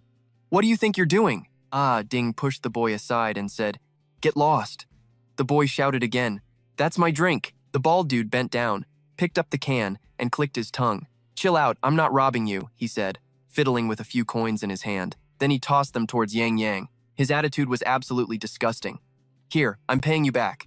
The coins fell to the ground. He clearly knew Yang Yang couldn't pick them up but did it on purpose anyway. This made the kid turn red with anger. He gritted his teeth and yelled back, You bastard! Who do you think you're looking down on? I'm gonna kill you! Someone immediately ran over to stop him. Calm down, it's just a small thing. Besides, he paid you back, didn't he? Don't be so sensitive. Getting all worked up isn't good for you.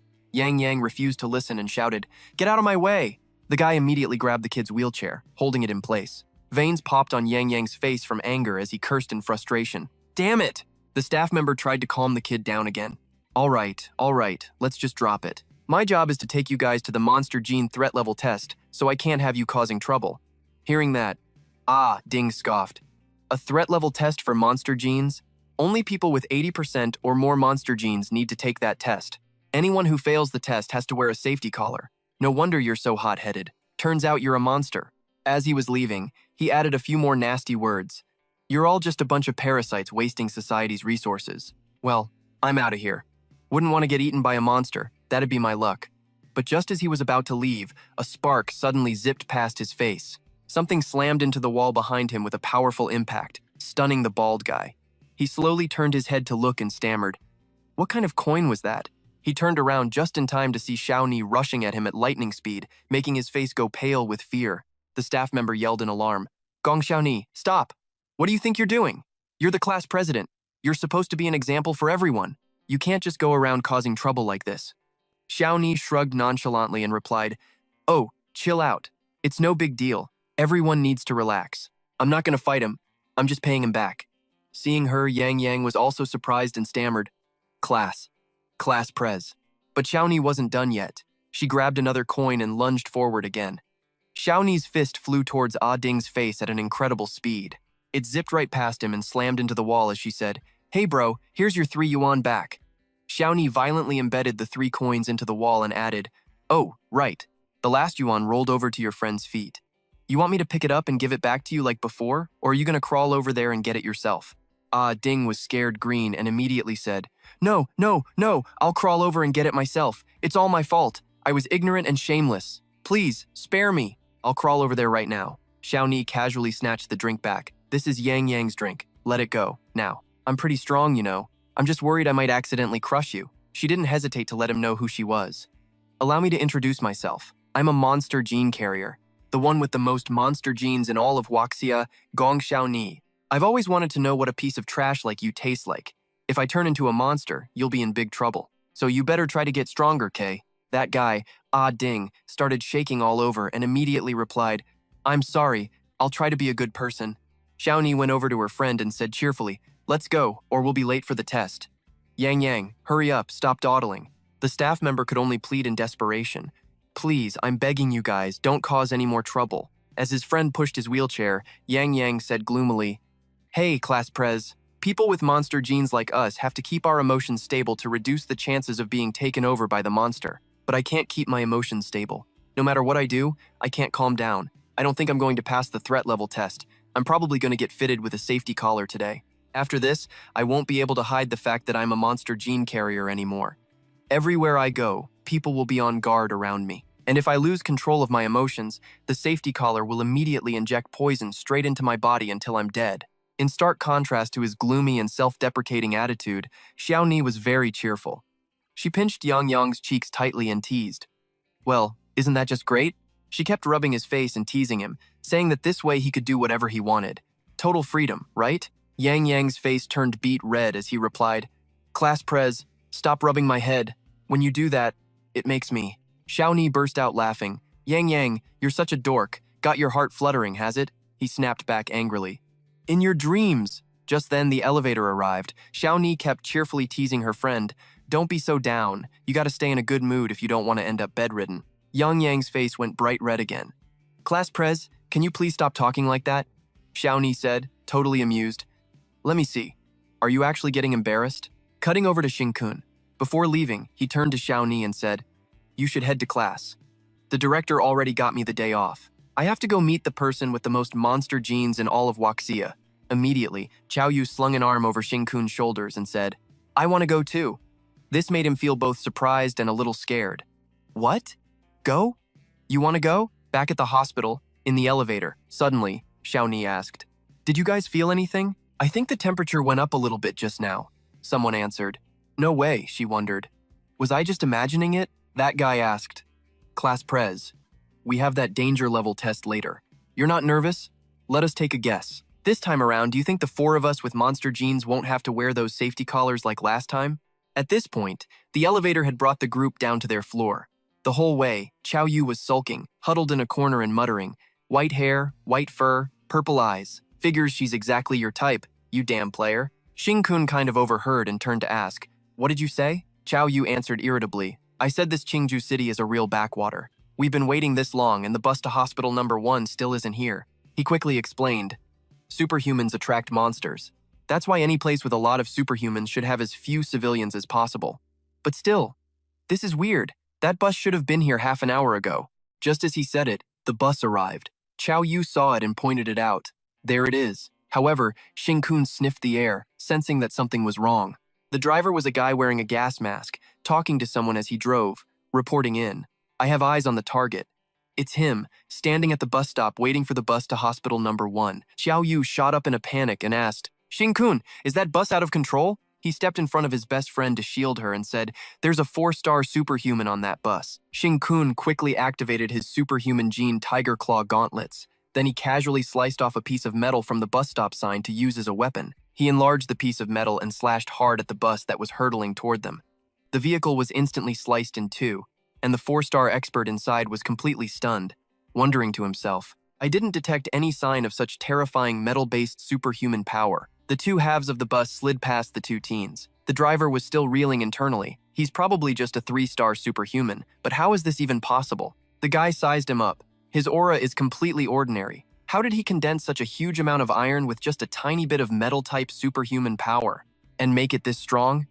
Thinking this, the masked man proactively jumped out of the bus. One of his arms erupted in scorching red flames as he charged toward Jingkun, thinking to himself, figures I couldn't just hope the bus would be enough to kill him. Looks like this is going to take some real effort. Thanks to the help of the eternal transformation technique these past few days, my strength has skyrocketed. Now's a good time to put it into practice. The next second, he executed his special skill. A massive amount of red fire erupted, spreading everywhere. Just as he was expecting a perfect result, he suddenly noticed a streak of light flash past, then screamed internally in a panic, my flame! It's been sliced apart! In the blink of an eye, a beam of light launched by Xingkun pierced through his head. Blood began to pour out, streaming down. Even in death, the man couldn't believe it, asking himself, this is supposed to be a superhuman? Xingkun looked back at his gauntlet and marveled, artificial superhuman equipment. This gauntlet is like a cheat code. It contains 9% of the superhuman genes I've refined. Although it can't compare to the superhuman genes my own body produces, I guess it's better than nothing. Once I accumulate 10% superhuman genes, I can start building the first stellar core reaction. Not bad at all. It's enough to display some real superhuman power. After dealing with the masked man, he immediately called up Old Man King. Hello, my dearest director. I kinda accidentally killed someone, but you could tell just by looking at him that he was no good. Hearing this, Director Kang flew into a rage and yelled, what? We've barely started working together and you've already gone and committed murder? Xingkun's tone became more serious. You need to come over and pick up the body for me. Also, remember to tell them to take me to hospital number 1 while they're at it.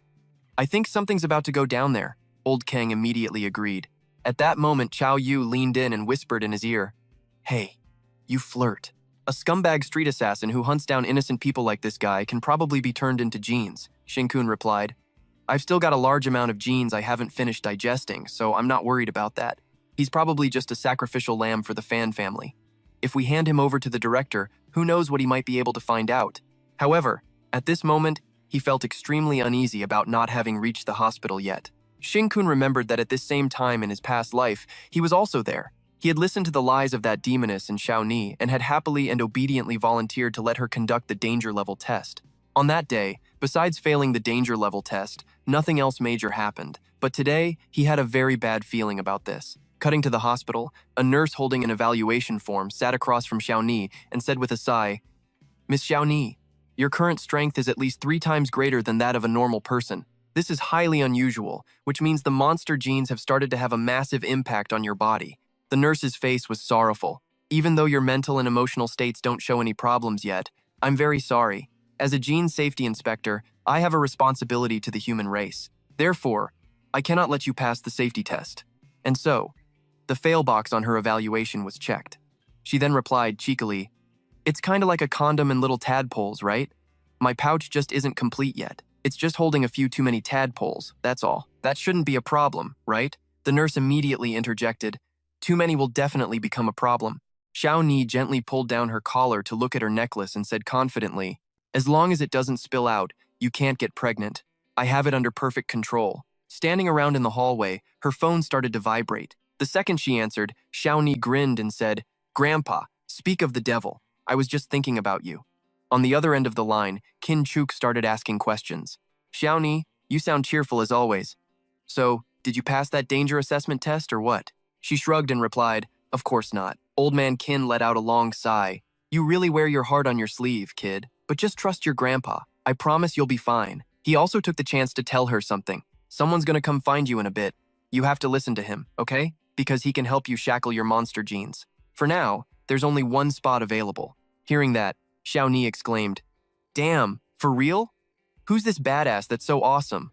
Hearing his granddaughter talk like that, Kin Chuk immediately warned her, "Watch your language. The point is, you need to cooperate." While they were talking, she saw Yang Yang sitting there and asked, "But wait, Grandpa, there's only one spot? Why so stingy?" "Don't worry, there'll be more later." "Gong Chao Yuan, what are you planning to do?" She smiled and replied, "Well, there'll be more later, won't there? And right now, someone needs this spot way more than I do." As Chao Yuan said this, her gaze went straight to her miserable friend, Yang Yang, who was just sitting there looking like a sad lump. Once again, the old man Qin started yelling frantically, "Gong Chao Yuan, your situation is extremely dangerous right now. You need this spot more than anyone. I'm ordering you to use it first." She shot back just as quickly, "Don't worry, Grandpa. My self-control is stronger than anyone's." Over on his end, Kin Chuk couldn't stay calm and sit down anymore. He shot up from his seat and said, "You have the highest concentration of monster genes. It could happen at any moment. If something happens to you, how am I supposed to face my daughter who's already gone?" Xiaoni said gently, "Grandpa, my dad always said I'm a lot like you. If you were in my shoes today, I know you'd do the exact same thing and give this spot to someone who needs it more, without a second thought. Your granddaughter can't just go and ruin the amazing reputation you've built your entire life." But old man Qin was still dead set against it. "Gong Xiaoni, this time, no matter what, you have to." He trailed off, and her grandpa could only sigh. He lowered his head and said, "But I don't get to make the final call on this. Xing-kun, Xiaoni is an absolute angel. Please, I'm begging you, choose her." Back at the hospital, Yang Yang was getting pretty pissed off. "What the hell are you all doing? If you guys want to stare, then just do it openly." He pulled his collar aside to reveal the ring and yelled, "Damn it! Just because I'm wearing this stupid collar, you all think I'm a monster now? That I'm gonna kill you humans or something?" His two friends next to him immediately tried to calm him down. "Yang Yang, chill out, calm down, don't get so worked up." He just kept screaming, "Like hell I'm gonna turn into a monster. Like hell I'm gonna surrender to this world." Suddenly, a phone rang. It was his older sister calling. Yang Yang immediately put a finger to his lips, shushing everyone to be quiet. Then, he answered the phone in a calm, soft voice. "Sis, of course I'm fine. I passed the danger assessment test. I already made plans to see a movie with my friends, so you don't need to come over." However, Chiu Chiu was already at the hospital gates. After hanging up, she went back to her live stream. "My friends, wasn't that flight over here a total thrill? Besides all of you, the person I was just on the phone with is the person I love most in this world." Okay, that's all for today's live stream. Bye-bye. With her level of charm, wherever the gorgeous Chiu Chi flew, she'd attract a crowd of fans, turning every head. But right at that moment, something strange started happening at the hospital.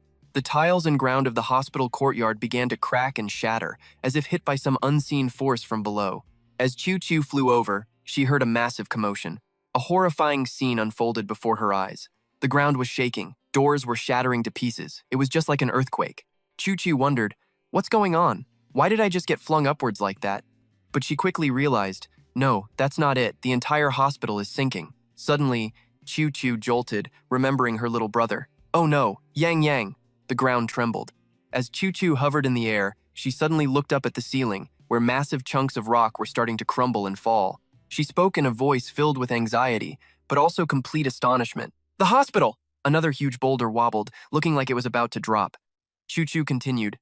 The cliff face is collapsing too. More and more rocks fell from the ceiling, coming down in huge slabs.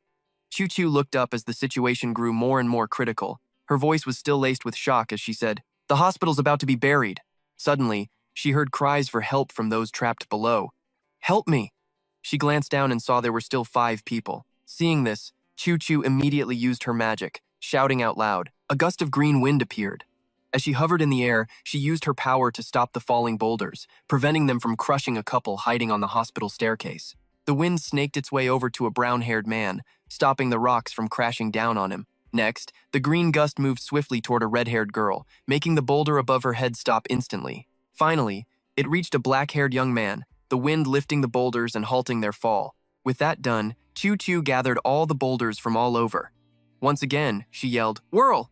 They all came crashing down, and shards of glass from the windows flew everywhere, creating a chaotic scene. The people nearby quickly jumped out, following Chu's lead. The boulders were now piled up outside, and everyone was finally safe. The man from the couple tried to comfort the woman. "We're saved." Hearing this, Chu looked over in their direction. The woman was trembling uncontrollably. Despite the man's best efforts to calm her, his own face filled with panic. He placed his hands on her shoulders. "Don't be scared. You absolutely can't panic. The Eliminators will protect us." Hearing that, Chu immediately turned toward them and spoke. "Model, get out of here. You're on your own now. I gotta be somewhere else." The guy from the couple holds his girlfriend tight. Meanwhile, the brown-haired dude asks Tho, "Where you headed?" "We'll go with you. It'll be safer."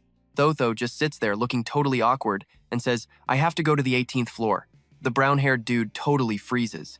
He's like, "The 18th floor of Qingzhou City's #1 hospital, the Monster Gene Diagnostics Ward. That's where they send people with monster genes who start showing weird symptoms." The brown-haired guy starts yelling, his face twisted in fear. "No, you can't go in there. What's the point of going in now anyway?" Anyone would be freaking out in a situation like this. Everyone in there has got to be a monster by now, for sure. Tho shot him down instantly with a super firm voice. "You're wrong. My Yang can control it." Tho was too busy to notice that the chip on the neck of the girl from the couple was starting to glow red. The people around them caught on instantly and started running for it. That noise was coming from the tracking chip they implant in monster gene carriers. This chick, she's one of them. She's about to turn. The brown-haired guy immediately starts ordering Tho around. "Kill her, now. You're a purifier. Getting rid of monsters is your job." She scowls, clearly pissed off, and snaps back. "I don't need you to tell me what to do. I'll step in if she loses control and actually turns into a monster." The guy from the couple just keeps trying to comfort his girlfriend. "Yang, don't be scared, don't be scared. Nothing's gonna happen to us. Baby, try to hold it back, okay? Don't give up." But now, gnarly veins were popping out on her neck. Yang starts to change. Her eyes begin to glow, and her face and body twist and contort, ripping her shirt to shreds. She opens her massive mouth, which is now just full of razor-sharp teeth. And the guy next to her, he's starting to change too. "No. Please, no." Seeing this, everyone around them immediately starts backing the hell away. Then Tho just says, "Sorry," and with that, she takes out the couple. Blood goes flying everywhere. The brown-haired guy keeps talking, still looking at her with total terror in his eyes. "Chief Purifier, you see what just happened, right? They were just regular monster gene carriers, and even they turned. Forget about the people on the 18th floor. They're all carriers with abnormal genes. No miracle is gonna happen, so there's no reason for you to go there." Tho looks pissed and cuts him off. "Shut up. I'm going no matter what.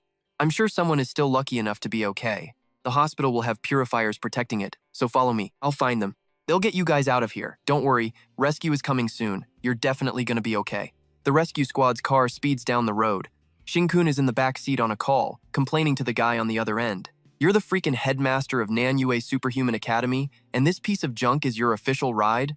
It's gonna be dark by the time we even get to #1 hospital." The headmaster on the other end of the line chimes in, "This is no time to be bitching about stuff like that. I just got intel that the hospital has collapsed into a sinkhole." Ixing-kun is taken aback. "Who?" The headmaster replies and continues, "The Purifier headquarters is investigating the cause." Right now, all they know is that it was a massive sinkhole. The hospital hasn't completely collapsed, and the ground and rock underneath haven't cracked yet, but the whole situation is hanging by a thread. According to the life sign detectors, the number of casualties at the hospital isn't too high, for now. Other than a few monster gene carriers who actually transformed, there are no signs of monster activity. Hearing this, both Xiao Nu up front and Xiao Su, who's driving, turn back to look at him, worried. The blue car keeps speeding down the road as the headmaster continues. Purifier HQ is ordering a purifier squad to dive into the water system to get inside the hospital and rescue people. Shin-kun, I need you to take this mission. Go save Xiao Nia and the other students from the Monster Academy. I'm sure Xiao Nia and her friends can hold out until you get there. Shin-kun's face gets dead serious. He thinks it over. In his past life, this hospital sinkhole thing definitely never happened. Plus, there was that ambush on him earlier. Something shady is definitely going on here. After thinking it through, he immediately replies to the headmaster. Got it. But you have to send Zhao Sheng and Zhao Xiaotao from my squad over here, right now. Also, there's one more person I need to borrow from you. The headmaster replies. Who? Meanwhile, at some restaurant, Xiao Tao signals for her brother to stop eating. Bro. Hey bro. This is bad. She looks at her brother with a super serious face and says, I'm feeling really weird right now. No matter how much I eat, I still don't feel full. I just scarfed down 30 dumplings. 30 of them. If this keeps up, I'm gonna turn into Zhao the Blob or something. When her brother doesn't answer, she asks him, a little awkwardly, how many have you eaten? Zhao Cheng is already stuffing his face so much his cheeks are puffed out and his eyes are bugging. He manages to say through a mouthful of food, Xiao Tao, if we keep this up, we're gonna go broke. But it's so weird. Even though I'm stuffed to the gills, my stomach still feels totally empty. She just shrugs, letting her arms hang limp and says, Bro, a little while ago, the superhuman gene inside me went totally berserk and got way stronger. So, I drank a vial of that life essence fluid, and it actually chilled out this crazy hunger by a lot. He repeats what she said. Zhao Cheng's eyes turn red, and he says with a rage that makes Xiao Tao jump, Now I remember, that thief who stole one of my life essence vials. He turns to leave and says, I'm gonna go get it back. She's surprised and tries to stop him. Whoa, hold on a sec. Xiao Tao tries to reason with her brother. It's not just our appetites that got bigger. Our strength has gone way up too. So you gotta be careful. Don't go and accidentally kill the guy, okay? Seeing that her brother wasn't listening to a word she said, Zhao Tao only has time to yell out, Bro! Just then, Wu Yin steps in front of Zhao Cheng, blocking his path. Brother Zhao, wait, there's something I need to tell you. He looks up at Zhao Cheng, totally serious, and says, You need to leave Shin-kun's team, just listen to me. With his eyes glowing red, Zhao Cheng shoves him aside. Get out of my way. I'm starving right now, so don't piss me off. Wu An kept talking, thin. Look, even though we got the supernova title, it doesn't mean we actually have the power of one. We only awakened because Jing-kun gave us a ton of life essence, right? And even though Xing-kun meant well, Zhao Sheng completely ignored him, just staring daggers at the gray-haired guy. The guy finally noticed Zhao Sheng's glare and thought, why the hell is that dude staring at me like that? Meanwhile, Wu An kept going. But he's already started a public beef with the Fan family, and now that we're against them, he continued. At the end of the day, we're just regular people. Even though we've awakened, we're no match for someone who's naturally gifted and has powerful people backing them up. Just then, the gray-haired guy walked up to Zhao Sheng and taunted, a bottom feeder with only 39% superhuman genes. What the hell you think you're doing to my guy? Meanwhile, Wu An went on.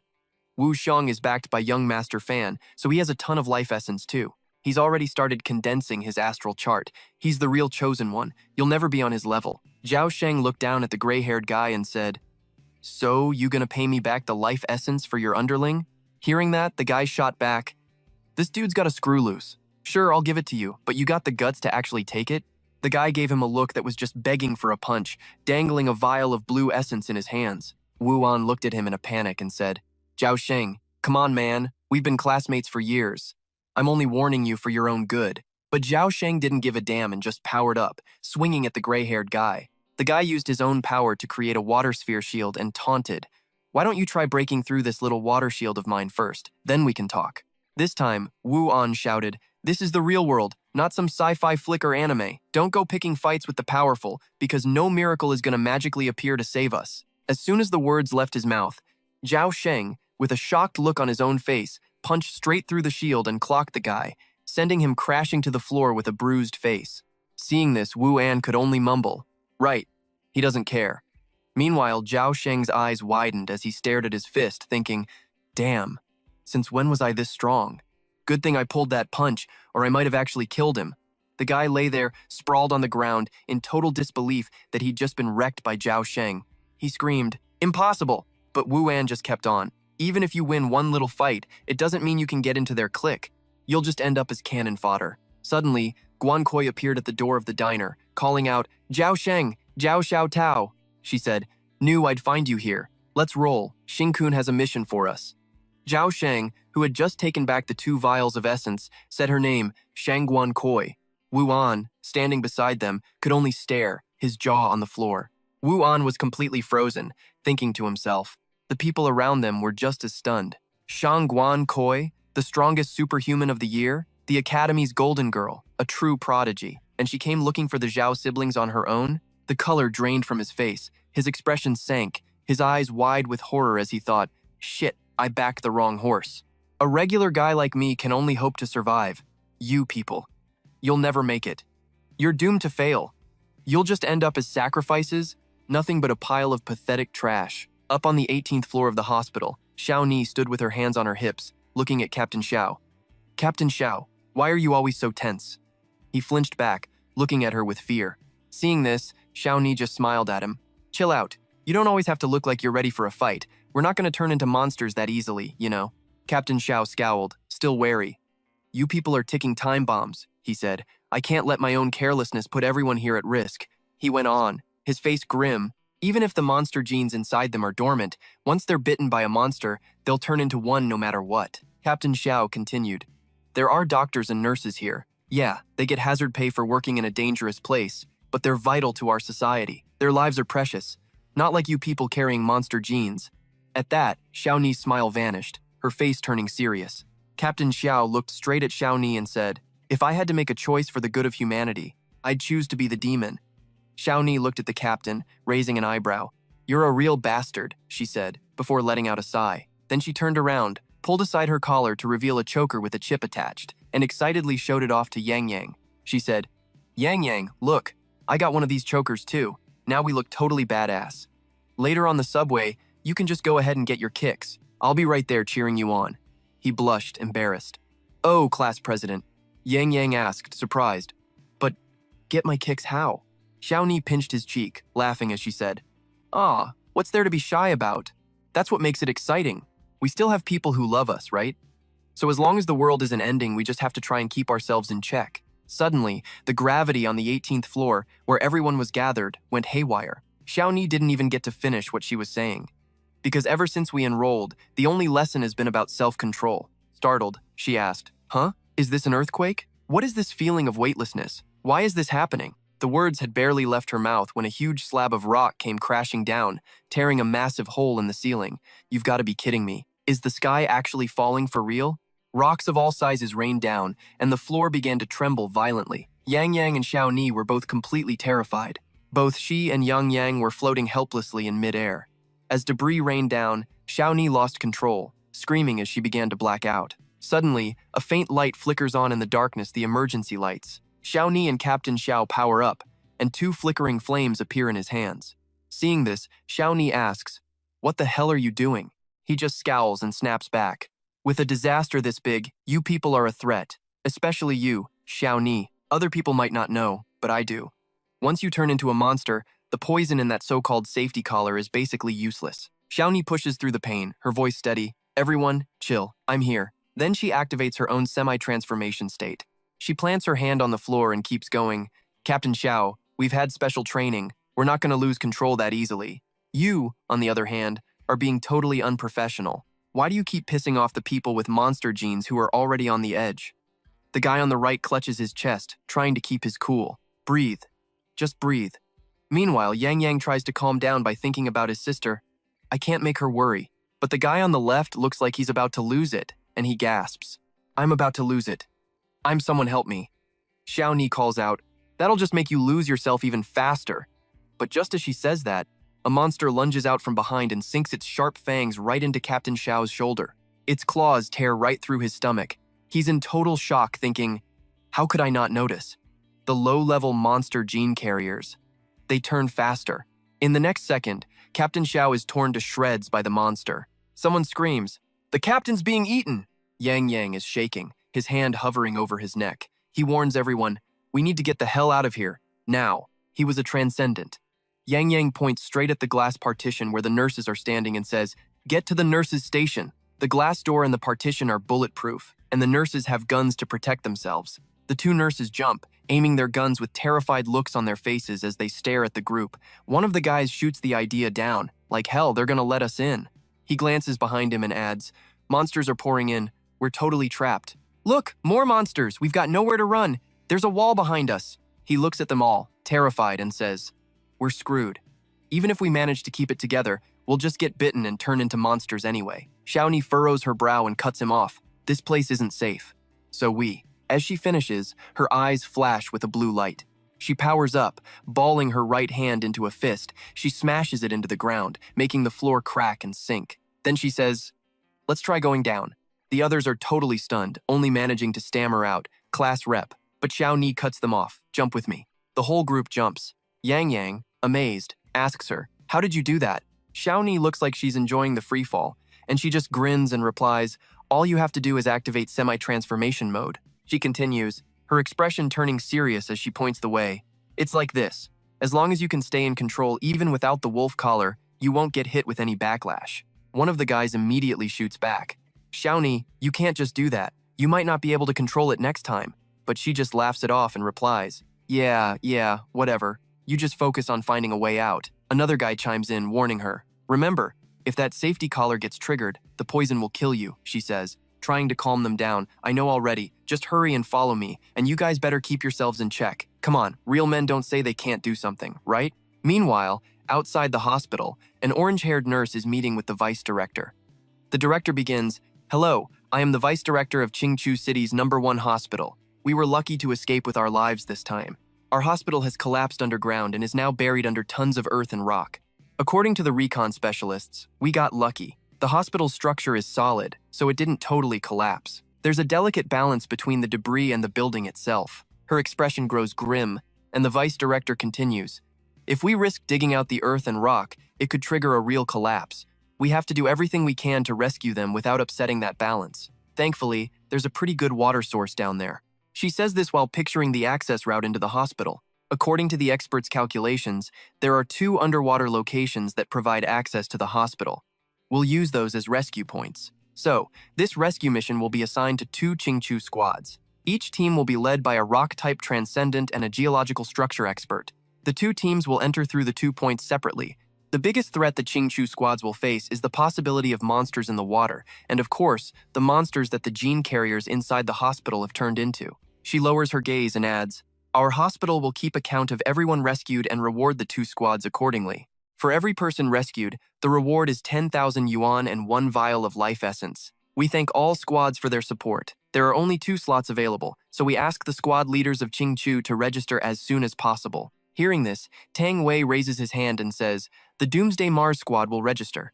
The vice director replies, Doomsday Mars? Never heard of him. So, you're Qingchu squad number 16. She gives a tight smile, trying to politely turn them down. Thank you so much for stepping up, but we're extremely concerned for the safety of our colleagues and patients in the hospital. If possible, we were hoping more experienced squads would sign up. The nurse leans in and whispers to her, Vice Director, there are no others. The vice director asks her, no others what? The nurse whispers again, they're the only ones who registered. Her eyes widen as she pushes up her glasses. The vice director's disappointment is obvious, and her mood just plummets. She says, has our hospital's reputation really gotten this bad? It's all my fault. This old woman just isn't competent enough. The nurse quickly steadies her, trying to console her. Vice director, calm down. It's probably because the last monster tide injured them so badly. Even the elites from the Transcendent Academy are out of action. The ones who fought in that last beast tide still haven't recovered yet. Heck, even the 4-star general is barely hanging on. The vice principal gave another polite smile, looked at them, and said, we're out of time. We have to launch the rescue mission now. Apocalypse. Xiao Wei corrected her, Mars squad. She continued, ever since you kids showed up, I knew you were something special. You're the ones chosen for this mission. It must be tough splitting into 2 teams. Thanks. She immediately reassured her. Don't worry. We're totally ready. After talking to the vice principal, Qiao Yu called the other line. We've got the 2 coins. And 30 minutes ago, on the two roads leading to the academy, the sky was clear and blue, and the trees swayed in the wind. Guang Hui stood blocking the hospital entrance. She announced, "If you want to go on this mission, you'll have to get through me first." Seeing this, the man with glasses from another team replied, "Miss Guang Hui, there's no need for that. We'll head back. You must have your reasons for doing this." Over here, Zixing was making a scene in the street. He smiled and said, "The hospital collapsing like that? Something shady is definitely going on. For your own safety, I'm warning you all." But no one listened to him. They just ignored him and kept walking towards the hospital. Zixing scoffed and started to use his power. He thought, "I guess you guys did buy me some time before." Zixing's hand was covered by a golden glove, which shot out a beam of blue electricity. He continued to think to himself, "So I can't just stand by and watch you all walk to your deaths. I'm a good guy, you know?" That beam shot out long iron ores that slammed into the side of a tall building. An incredibly blinding light appeared, blocking the crowd from moving forward. Zixing stopped using his power, smiled politely, and said, "Were you listening to me? Why are you so desperate to steal my mission? This isn't about your safety, so let's all rush in together. I have to repay you, right?" The crowd now glared murderously at Zixing. One of them said, "Is this guy that supernova everyone's been talking about? He looks so damn smug." The large man in the red mask spoke up, "This blondie is looking for a new way to die." Another young man added, "I wonder how much he cheated to snag that supernova title." The gray-haired woman glanced at him and said, "Acting all cocky like that, you're gonna get slapped down hard." Standing in the battlefield of his own iron ores, Zixing waved his hands dismissively and laughed. Just kidding. You seniors are all so scary. We can't fight like this in the academy." He waved his hand, creating a circle on the ground, then said, "Doesn't our academy have a traditional way of settling disputes? Basically, everyone draws a small circle at their feet. Anyone who steps out of the circle loses." Zixing's face flashed with a dangerous look. He smirked and continued, "Of course, since I'm the one blocking your way, you can all jump me at once. I won't tell anyone. No one will say you ganged up on me." Seeing this, the orange-haired boy spoke up, covering his eyes with his hands. "That guy is begging for a beatdown. I seriously can't hold back anymore." Yihan also spoke up. "Dealing with this guy really doesn't need to be a big deal, so let's just do a proper circle fight." Zhang Ying said threateningly, "The last person who played the circle game with me couldn't even keep their pants on." Yehan stepped forward, channeling his power. An orange light glowed from his hands as he stared at him with a serious face. "Don't worry, we won't gang up on you. Let me be the one to test your skills, junior brother." His scarred arm gripped the hilt of his sword, and he continued, "I have some experience I can share with you, Junior. You practiced the Myriad Sword Star Chart. Right now, you need to focus your superpower, condensing a massive amount of damage into your sword." As Yehan spoke, he swung his sword, creating a circle at his feet as beams of light formed from it and wrapped around his body. The young man continued, "A bigger sword isn't always better. If your sword is too big, every time you control it, it'll drain a huge amount of your superpower." His hand gripped the hilt tightly as the young man said, "You have to find a balance." He looked at him with a serious expression, his glowing sword still in hand. "Be careful. There's nothing my sword can't break." Zixing smiled politely and said, "Thanks for the advice, senior brother." He began to use magic through his glove and continued, "But this is the only move I know. I haven't had a chance to learn any others." With that, he created two giant golden swords made of iron. He said, "Whoa, there's a lot of superpower in the air right now." One sword fell. Zixing effortlessly caught it, lifting it with both hands. The sword's immense weight caused the ground around the area to crack. The young man was shocked, thinking, "It cracked the whole ground." Yihan's eyes went wide. He continued to think, when he caught that sword, he didn't use any superpower. He just used his raw physical strength to lift it. The gray-haired girl was also completely stunned. "Is this guy a monster?" The orange-haired boy and everyone around him were slack-jawed. Zixing just smirked triumphantly. He said, "You ready?" Yihan froze instantly, his face stunned as he tried to guess Zixing's attack. What kind of attack is he planning? Surely he wouldn't. Just swing that thing right at me? Is he treating a sword like a club? He thought, as Zixing swung the iron sword toward him. Both Zhang Ying and the orange-haired boy looked up, following the sword's path. The boy spoke with a troubled expression. "It's fine. The bigger it is, the less accurate it is. Yihan's sword can destroy it." As he finished speaking, Yehan charged straight at Zixing and unleashed his magic, shouting, "Body Sword Star Chart, slash!" Zixing knelt down.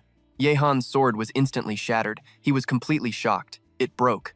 Yehan looked up at Zixing's sword and thought, his sword still has a huge chunk left. He continued thinking, his reflexes are insane. He dropped down the instant the sword was struck, then immediately came back up, preserving the sword's integrity as much as possible. Tram-On raised an eyebrow, totally clueless about what was happening. The orange-haired kid went pale, staring in horror at the metal pipe in Zijing's hand. He thought, is that dude gonna swing at us too? Before he could even finish the thought, Zijing swung the pipe at all of them in a flash. All they could do was scream, their arms flailing everywhere. Shinkun glanced at them, his eyes twinkling. The whole crew hit the dirt with a thud. Shinkun then shot them a thumbs up, a smug, come-at-me look on his face. The whole gang started scrambling back to their feet. The orange-haired kid scowled and muttered, "We're not even hurt." But damn, that was humiliating. From a distance, Shinkun was still swinging the pipe around. The orange-haired kid spoke, his face a mask of total disbelief. "That dude's bat. It's seriously the best weapon in this game."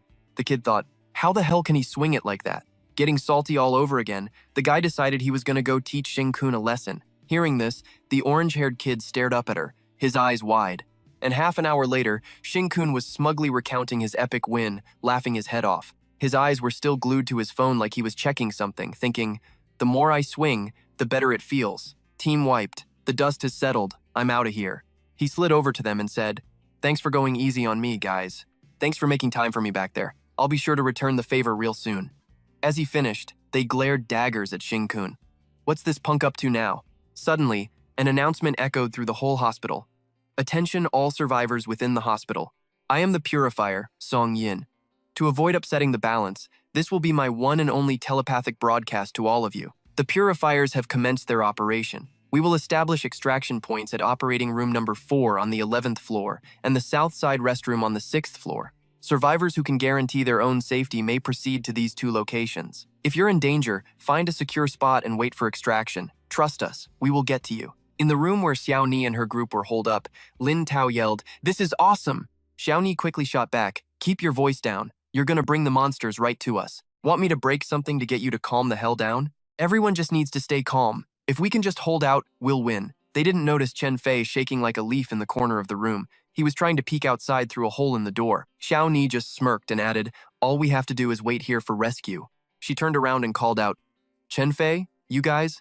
When no one answered, her eyes landed on Chen Fei. She looked over at him. He was trembling, clutching his chest. "They'll also wipe out the mutated monsters outside," he answered nervously, sweat pouring down his face. "But on the way here, besides the captain who brought us, why haven't we seen a single other purifier?" Still shaking uncontrollably, Chen Fei quickly concluded, "Something definitely went wrong here." Xiaoni laughed, trying to calm him down. "You're overthinking it. They probably just got delayed." Abruptly, a loud crash from behind the door made Xiaoni jump. Lin Tao shot to his feet. "A monster," he said to Xiaoni. "Is it because I was being too loud earlier?" "No," she replied. "It's probably just passing by. I don't think it's found us." Meanwhile, Chen Fei was beginning to change. Bulging veins appeared on his neck, and his chip started flashing a warning red. Class rep." Lin Tao looked over at Chen Fei, trying to calm him down. "Chen Fei, get a grip. Yang Yang is high risk and wearing a safety bracelet, and even he's staying calm. Why can't you just hold on a little longer?" Xiaoni added. "Chen Fei, don't give up. Can't you just hold on for a little longer?" Tears streamed down Chen Fei's face as he looked at them. "Class rep, everyone," he said. His body twisting as sharp fangs and claws began to emerge. He spoke again, his voice strained. "This damn fate. It was probably sealed from the very beginning.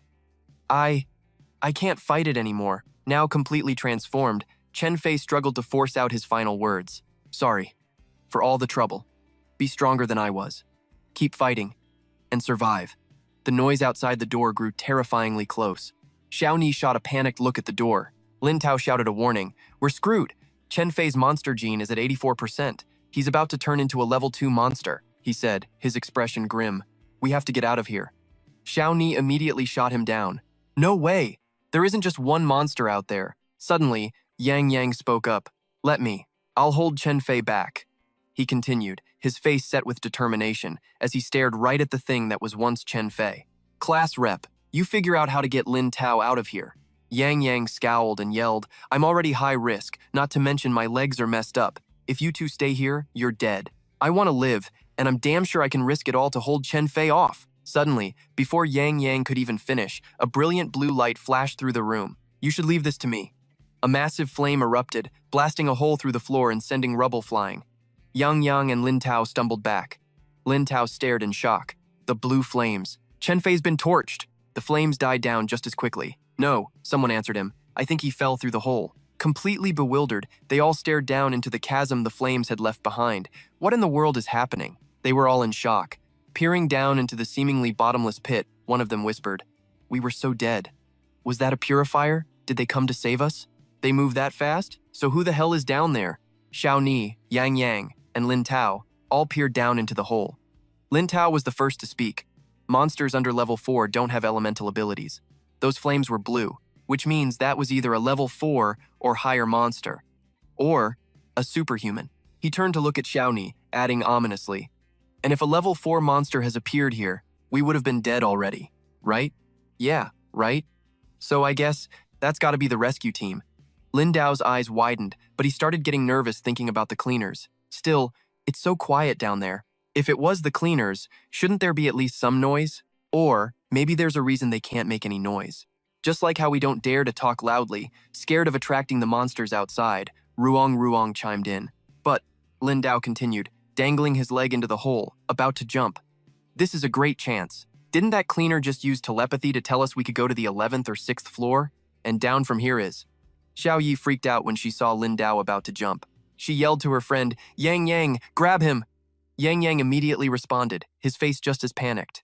"Yeah!" Yang Yang quickly grabbed Lin Dao, who had already jumped, holding him with one hand and grabbing his collar with the other. Yang Yang chewed him out. "Have you got zero awareness of how crappy our luck is? The second we're in trouble, an escape route just magically appears? You think something that good would ever happen to us?" Xiao Yi immediately added, "We're the unluckiest people in the entire world. We buy instant noodles and get the pack with no seasoning. The condoms have holes. The only way this makes sense is if the exit is a trap. That's the kind of messed up crap that happens to us." Lin Dao, still scowling, argued back, "No! A few days ago at the Superhuman Academy, wasn't there a superhuman who used blue fire?" "Maybe," Xiao Yi said, reaching down to grab Lin Dao. "Maybe. It's true there was a superhuman who used blue fire. But that monster used blue fire too. It's not worth the risk." She continued to lecture him while grabbing his right shoulder and pulling him up. "Remember, we've only survived this long by being patient. We have to stay cautious." Hearing that, after being pulled up, Lin Dao started to tremble. His voice shook. "Chen Fei turned into a monster right in front of me. I'm so scared." Lin Dao sobbed, letting all his fears pour out. "I don't want to turn into a monster. I want to live. But for people like us, who have monster genes in our blood, even the gods hate us. No one's coming to save us. They'd rather see us all dead." Xiao Yi used her index finger to push the corners of his mouth up, forcing him to smile. She spoke, adding a little wink. "Lin Dao, listen to me. What you need to do right now is focus on yourself. Don't worry about what other people think. By keeping a fake smile, we can trick our own brains. The brain can produce serotonin, which makes people feel happy. You'll instantly become more optimistic, and that's how we'll keep from turning into monsters," Lin Dao replied, his eyes still welling with tears. Suddenly, Ruong, who was standing near the door, spoke to Xiao Yi and Lin Dao. "Hey guys, it's been real quiet outside for a while now. Maybe the monsters." As soon as he said that, he peeked through the crack in the door to check. Hordes of huge monsters were gathered right outside the room. Yang Yang quickly slammed the door shut, looking at the other two in terror. "We can't go. There's no way out there. We were lucky they didn't spot us." Lin Dao spoke up. "Class rep, what do? We can't go out, and we can't go down there. We're trapped here. Even though nobody wants to save us, the cleaners can't just ignore public opinion and do nothing. The hospital collapsing is a huge deal." Lin Dao frowned and continued, "We haven't seen a single other cleaner so far. Where's the hospital security? The hallways have been weirdly silent. No sounds of fighting at all, just monsters." He proposed a theory but quickly dismissed it with an unnatural smile. Could it be that all the superhumans have also? "Yang Yang, before all this happened, I think your sister came to the hospital, right?" No, never mind, she'll be fine. Usually, when a girl says she's on her way, it means she just left the house. The whole time, Yang Yang just kept his head down. Xiao Yi immediately tried to comfort him. "Yang Yang, calm down, calm down. Deep breaths, breathe out slowly. Remember our meditation sessions." Lin Dao looked at him in horror. Don't mutate. The safety collar will poison you to death." On the 4th floor, in the X-ray department, the people who were trapped downstairs moments ago finally reunited with the other survivors upstairs, overjoyed. "We're saved. There are so many people here." The three of them rushed over to the other group of survivors. This is great. I feel so much safer seeing so many people. Tutu looked completely surprised. Huh? The rescue was surprisingly smooth. Is the danger over? A voice suddenly spoke up from somewhere. Well, if it isn't Captain 2, the brightest star among us, Nan Yu cleaners. Did you bring up the people from the first, second, and third floors? You did a great job. I guess we don't need to go down there anymore. Must have been tough on you. A male and a female superhuman walked up to Tutu. The man with brown hair told her, the crisis at the hospital has been resolved. Now we just have to wait for our colleagues to come get us out. Tutu looked visibly troubled. Huh? All the victims on the other floors have been rescued? What about the other monsters? The brown-haired man laughed loudly and continued, just lucky, I guess. Ever since the monsters appeared at the academy, we were still here for a follow-up appointment, so we were able to react quickly and rescue the trapped people, along with the hospital's security force. We've eliminated. Tutu repeated his words. The hospital's security team? He laughed again and said, they've never dealt with an incident this serious before, so they're completely exhausted. They're resting over there. The security team was lying in a pile, all of them looking like they were asleep. Tutu was suspicious. She couldn't help but wonder, all of them are resting? He leaned down and looked at her. That's right. You're tired too, aren't you? It's okay with us here. You can rest for a bit, he thought to himself, trying to use his power on Tutu. A purple light glowed in his pupils. 4-star psychic-type superhuman ability. Mental suggestion. Thoughts began to surface around Tutu. Everything has been resolved. You're so relieved. All your fatigue is washing away. You're very tired. Your eyelids are heavy. It's safe here. Close your eyes and rest for a bit. Tutu immediately snapped out of it, smiling as she spoke to the superhuman. I don't need a rest. That's right, everyone was saved. So the group of people there. The brown-haired man frowned, looking at her with a confused expression. He thought, hypnosis is useless against her. How could she break through to the 4-star superhuman level? The other blue-haired woman finally spoke up. The 18th floor. You can't go there. This whole hospital structure is special. All the departments related to the monster gene carriers are above the 16th floor in the west wing. That hospital tower you see in the middle? That's their designated zone. He continued. If an accident happens, the hospital's defense system will be activated. The special protective shields on the 15th floor will automatically seal off, but you don't need to worry about the staff inside. They know to get to their separate safe rooms and wait for rescue. Tutu's eyes widened as she asked the blue-haired woman, then what about the normal people, besides the medical staff? What about the patients who came for checkups? She replied, you mean the monster gene carriers? So sorry. She then asked, you want to go to the 18th floor? Tutu didn't answer, just turned and ran in another direction. She called back, the hallway is blocked. I'll try to find a way in from the outside. I'm leaving this to you guys. The two superhumans' faces darkened.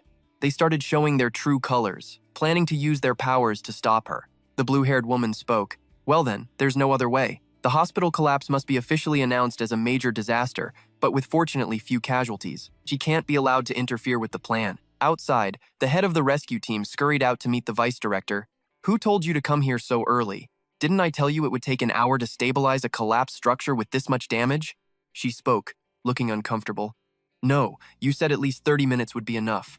Our colleagues are buried under there and their lives are in danger. We have to save them as soon as possible. Hearing that, he immediately started yelling at the vice director. Are you crazy? Am I the rescue commander or are you? You think you know what's safe better than I do? How can you proceed without proper preparation? If something goes wrong, who's going to take responsibility? Besides, what are you so worked up about? The commander continued to yell at her. The Saints, with the help of the hospital's own security force, are more than enough to handle any problems. Plus, Intel says there are 3 Saints inside already. With them in there, nothing can possibly go wrong in that hospital. She tried to cut in and argue. Of course, but what if he shouted angrily, damn it, all of you, stop getting in the way. Suddenly, Shin-kun stepped forward beside the vice director, his face radiating killing intent. That bald head of yours is real shiny. The commander went, huh? Who are you? He continued to threaten the commander with his terrifying expression. If anyone gets injured or dies in that hospital because of your snail-paced rescue, you planning on taking responsibility with that bald head of yours? Is that bald spot of yours even durable? If I chop it with a blade, will it split in 2 or just shatter into pieces? The commander glared resentfully at Shin-kun and thought, where did this little punk who's acting all high and mighty come from? He's got some nerve, acting all crazy like an actor. I swear I'm gonna slap the hell out of this kid. Just then, the silhouette of a giant dog appeared from behind. He froze. Tin Tuan smirked and continued, what are you shaking for? Look at you. You look so scared you're about to start drooling, he growled loudly. Get lost. Let us inside now. At that moment, the commander, terrified as he was, still forced himself to speak. No. Quan Kui shot the commander a death glare as she walked past, saying loudly, Still running your mouth? I'll cut you down. He stammered. Shangguan Kui. Okay, please, everyone, come inside. Two physical-type superhuman experts are waiting inside. The commander glanced nervously at the group that had just entered.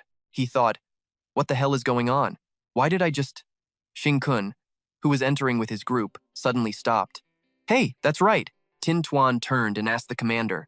That bastard fan is the one pulling the strings, isn't he? The commander replied. Huh?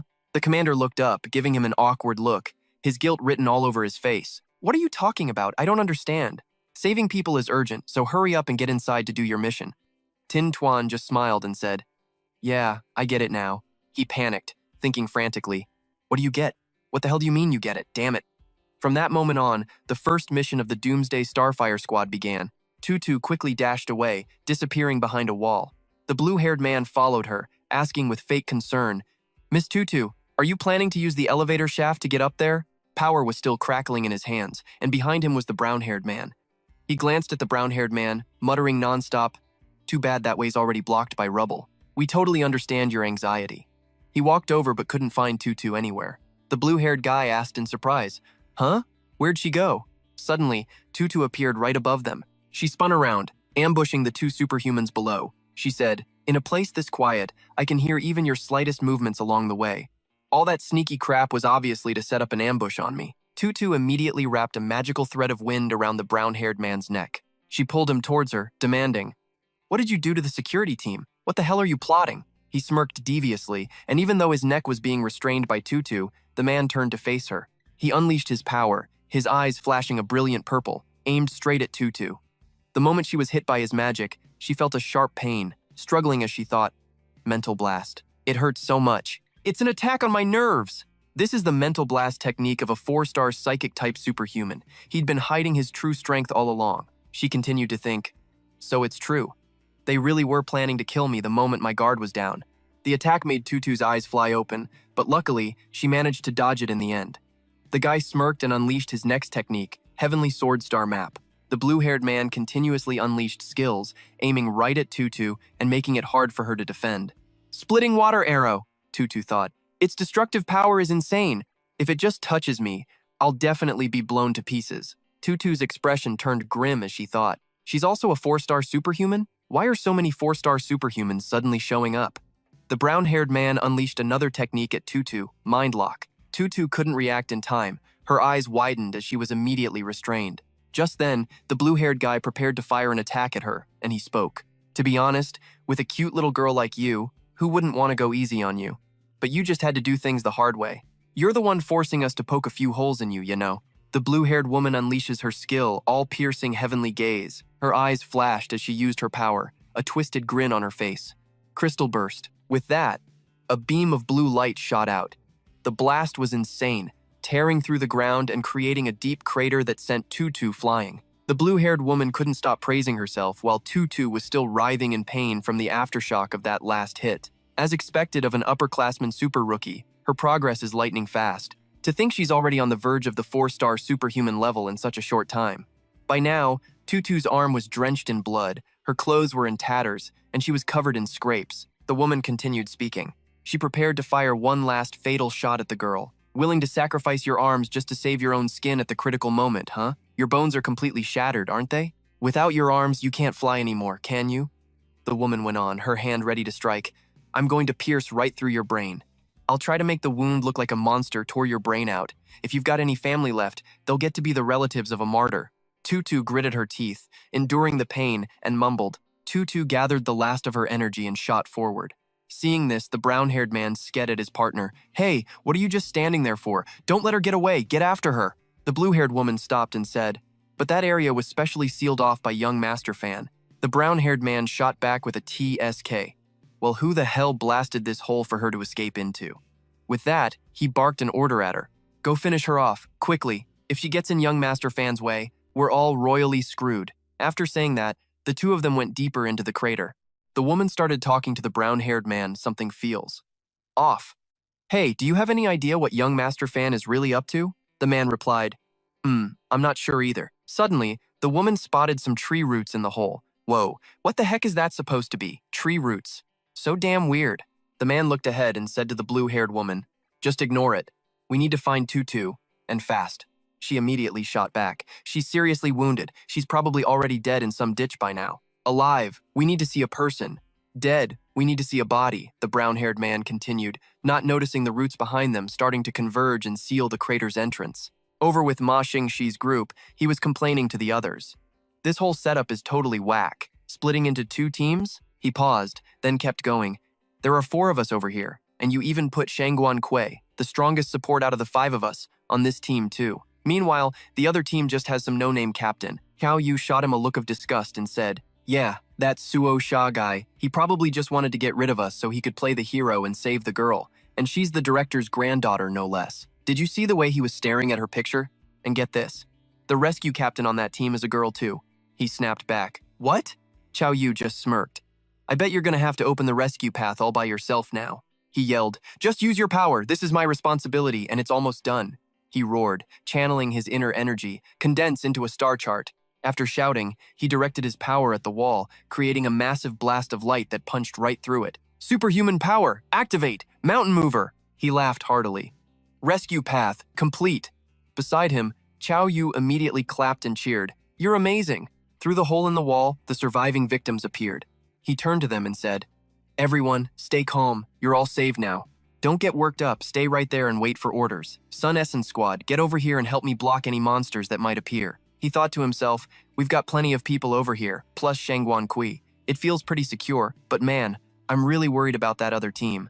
Meanwhile, on the other side, the captain of Rescue Team 2 had opened another rescue path. She spoke to the people inside. The rescue path is clear, Sun Essence Squad. Someone burst into tears of joy. We're saved. The captain turned to talk to Xing-kun, only to realize he wasn't there anymore. Get over here and help me. I need to make this rescue path wider, she yelled in frustration. Where the hell did he go? The captain crawled out, grumbling as she went. It was already ridiculous that I only had you on this side, and now you pull a disappearing act on me? One of the victims tried to calm her down. Captain of Rescue Team 2, you've been working hard. I can sense that there's no one with monster genes in here. No monsters will show up, so you can focus on the rescue. Hearing that, the captain scowled and turned to yell at him. What the hell are you doing crawling in there? And what's this about sensing things? Sense my ass. Focus on the rescue. Yeah, right. I'm totally reporting you for this. The surrounding victims were stunned to see Xing-kun walk in, and they began to whisper among themselves. Who is this guy? I swear he wasn't here a minute ago. He walked over to where the guards were lying down and tried to wake one of them up. Xing-kun took another guard's foot, shoved it under the sleeping guy's nose, and spoke. Hey, Mr. Guard, time to wake up. Come on, rise and shine. The guard finally came to, and Xing-kun smirked. Time to get up and help with the rescue. The guy was still half asleep and replied, yeah, okay. And just like that, Xing-kun vanished, leaving the guard all alone. He was confused for a second, but then decided to just shrug it off and wake up the others. Where'd that guy just go? Ah, screw it. Hey, everyone wake up. Meanwhile, Xing-kun walked deeper inside, raising a hand to his chin as he thought. Gong Xiaomi. She's probably on the 18th floor.